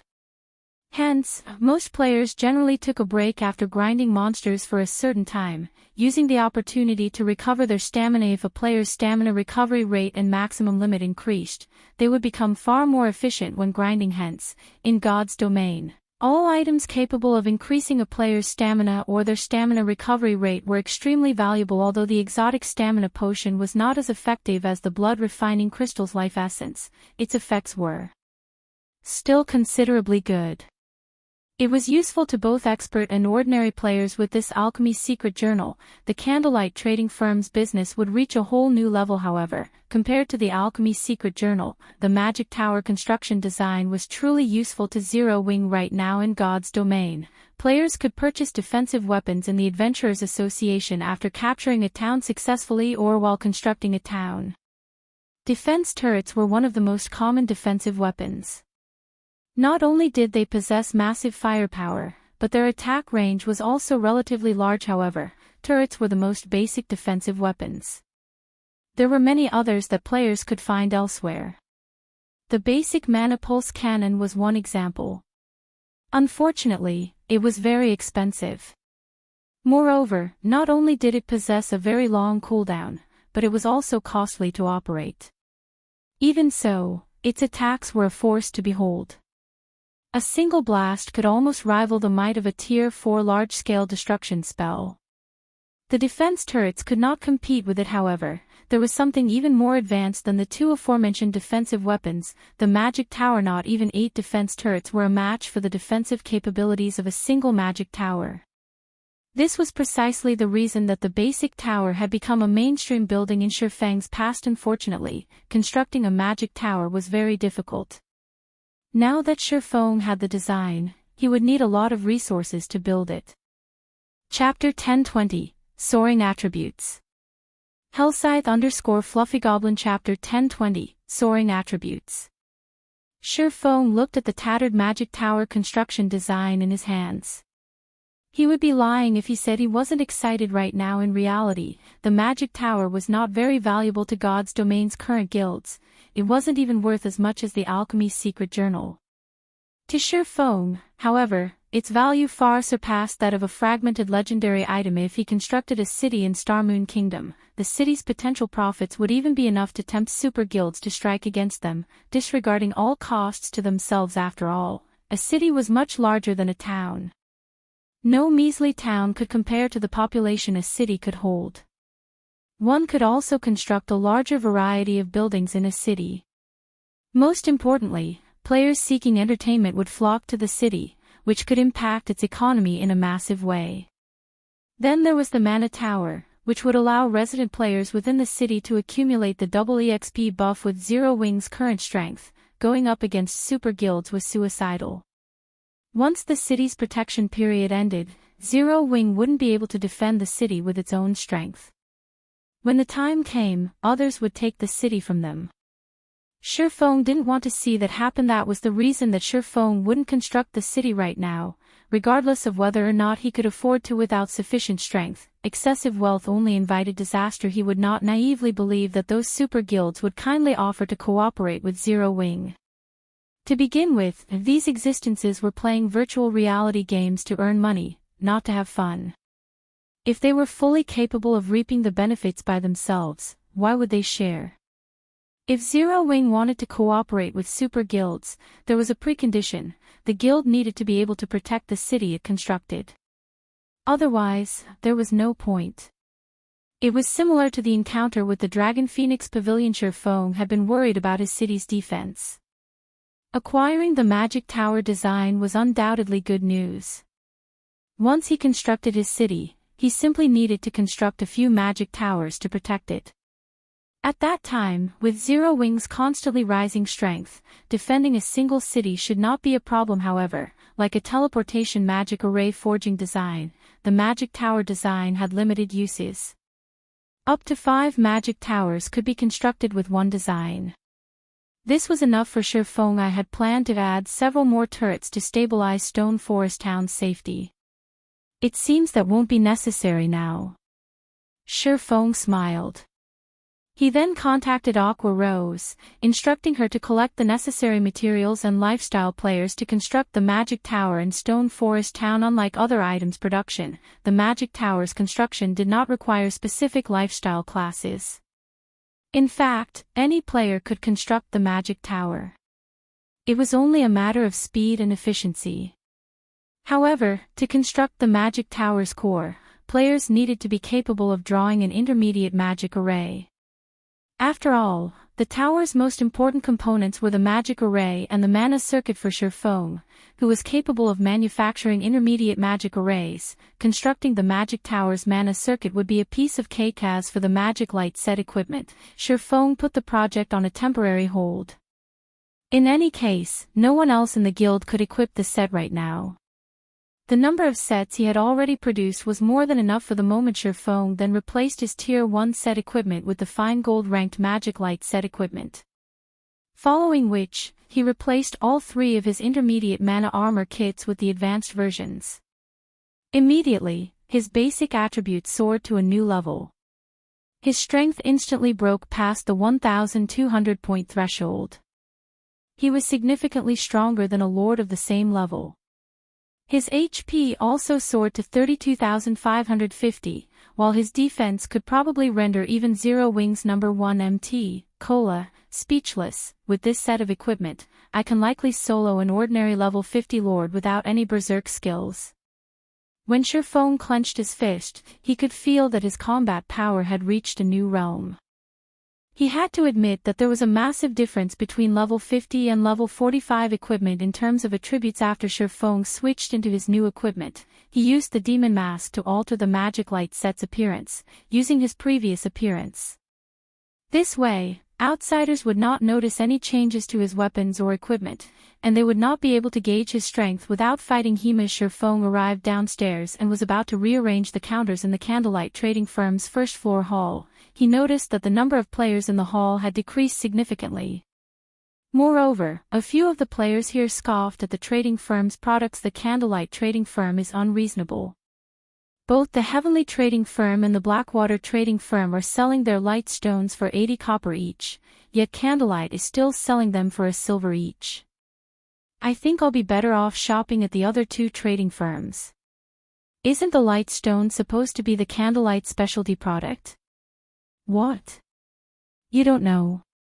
Not long ago, both the Heavenly trading firm and the Blackwater trading firm announced that they are selling light stones. Moreover, they're selling each stone for only 80 copper and have declared that they will never raise its price, unlike a certain Blackheart trading firm, who only wants to wring us dry. What? They're so cheap. If I had known, I wouldn't have purchased so many light stones from Candlelight. While these several players chatted loudly, the surrounding players that overheard their conversation promptly changed their minds about purchasing light stones from the shop. They began to filter out of the Candlelight trading firm in search of a better deal. It was obvious that they were going to investigate the Heavenly trading firm and Blackwater trading firm's new products. Even 20 copper coins was a significant sum of money to ordinary players. If they used 5 light stones in a day, they could save up to 1 silver coin each day. That was enough money for independent players to buy themselves several drinks at the bar. If they saved up for a few days, they could also afford a nice piece of bronze or mysterious iron equipment they sure are quick to extend their hands. Feng glanced at the several independent players who conversed with each other. He then called up the shop system interface and teleported these players out of the shop. He banned them permanently from all of Candlelight's shops. It was very obvious that these people had no intentions of purchasing anything from Candlelight. They were either hired by Heaven's Burial or Blackwater to come here and steal customers. Otherwise, why would these people bother coming to Candlelight if they knew that the Heavenly Trading Firm and Blackwater Trading Firm sold light stones? Instead of blabbering on in the shop, showing no signs of leaving, anyone who heard the news would likely rush out of the shop as the previous customers had crap. Why can't I enter the shop? What kind of trading firm is this? They dare to chase away their customers? I'm never coming back. After Feng banished several independent players from the Candlelight trading firm, those players stood outside the shop, cursing in indignation. Very quickly, they attracted passers-by's attention. The Candlelight trading firm is outrageous. How can they randomly kick people out of their shop? Isn't there some saying stating that customers are akin to God? They dare to kick God out of their shop. They must want to go out of business. In my opinion, Candlelight is no longer a friend to players.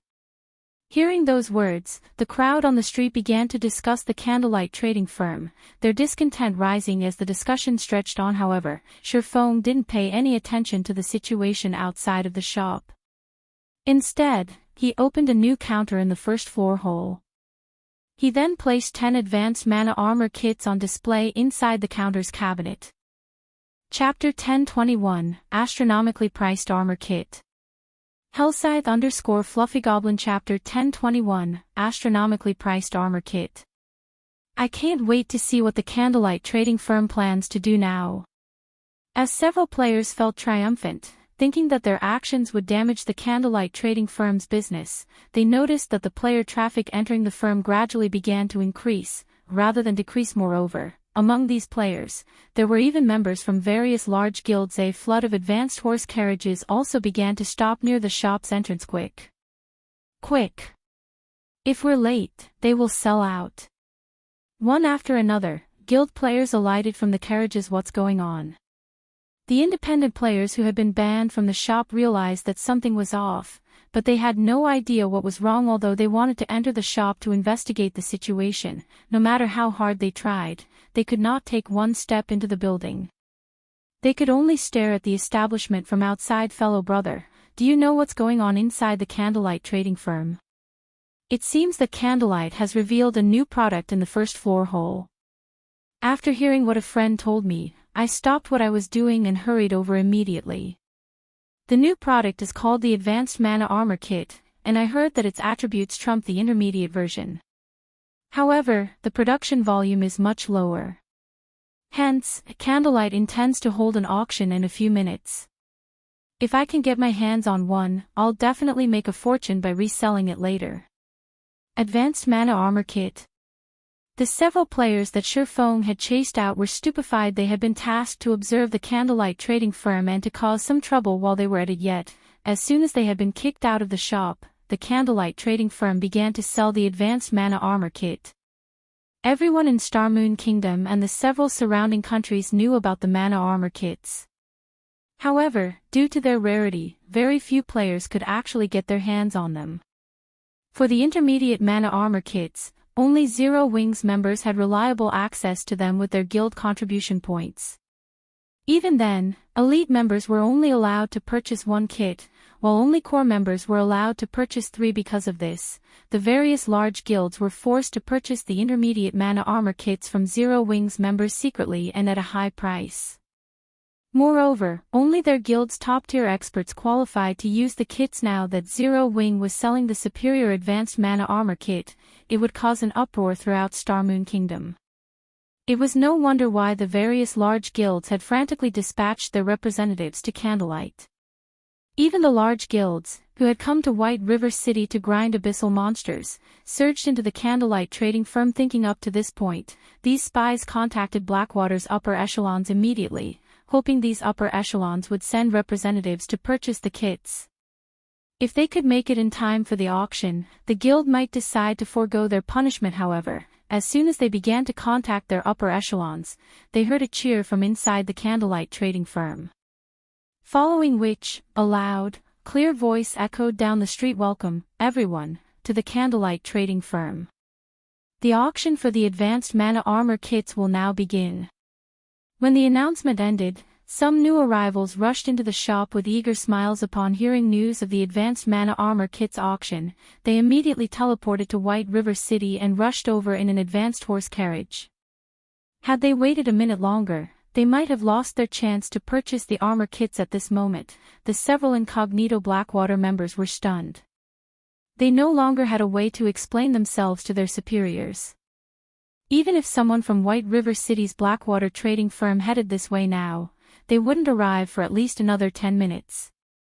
By then, the auction would be over. As for having their guilds send the money, although the funds would arrive in time, they couldn't enter the Candlelight trading firm. Meanwhile, inside the Candlelight trading firm, the various guild members and independent players began to yell out their bids. The advanced mana armor kit starting bid was 10 gold. Everyone was surprised. No one had expected the Candlelight to sell these kits so cheaply. Even the intermediate mana armor kits cost more than 10 gold per piece. Every player here had seen the advanced mana armor kits attributes for themselves. If a player equipped 3 of the kits could increase their basic attributes by roughly 10%. This might not be a lot to Tier 1 players, but once players reached Tier 2 or above, the boost would be massive. When everyone thought about how they could use the advanced mana armor kit after reaching their Tier 4 and Tier 5 classes, the passionate light in their eyes blazed as they looked upon the kits. This time, a total of 10 armor kits were up for auction, with each lot containing 1 kit. The various large guilds inwardly cursed the Candlelight trading firm for this despicable decision. The benefits of a single advanced mana armor kit were barely noticeable. If one wanted the most benefits out of the kits, they had to collect 3 of them. In other words, if one managed to obtain 2 kits in this auction, they would have to purchase the 3rd kit, regardless of the cost. The competition in this auction would be fierce. Although the starting price of a single kit was 10 gold, shortly after the auction began, the price quickly soared, surpassing everyone's imaginations. 50 gold. The 100 Flowers Palace wants it. Cleansed Rue, who wore vermilion red mage robes, declared softly. Everyone instantly shifted their gaze towards Cleansed Rue, gasping. However, their shock was not due to Cleansed Rue's beauty or elegance, but her bid. With 50 gold coins, one could purchase a relatively valuable piece of level 35 dark gold equipment. Suddenly, an indifferent youth emerged from the crowd and said, "What arrogance from the 100 Flowers Palace! Isn't your offer just a measly 50 gold? The secret pavilion bids 100 gold." This youth was none other than the secret pavilion's genius newcomer, Cold Autumn. The youth had already reached level 40 and was fully geared in level 40 dark gold equipment. Many guild members were stunned when they saw Cold Autumn 110 gold. Cleansed Rue unhurriedly announced she must obtain the advanced mana armor kit. If Zero Wing had only held the auction after some promotion, the 100 Flowers Palace might not have had a chance to purchase the armor kit. This auction was too sudden. As a result, not many guilds had made it in time. She, on the other hand, just happened to be in White River City to purchase land for a guild residence. Hence, she had plenty of coins on hand. She definitely had what it took to compete with the secret pavilion. However, Cold Autumn did not give up as he shouted his next bid. Within a short moment, the advanced mana armor kit's price rose to 150 gold, causing most players to give up on the item. Although the advanced mana armor kit was impressive, one would only have around a 10% increase to their basic attributes after gathering 3 kits. It was not worth that much money. Just as everyone thought that the advanced mana armor kit would go to the 100 Flowers Palace, a woman wearing green mage robes raised her hand and called out, "I bid 200 gold."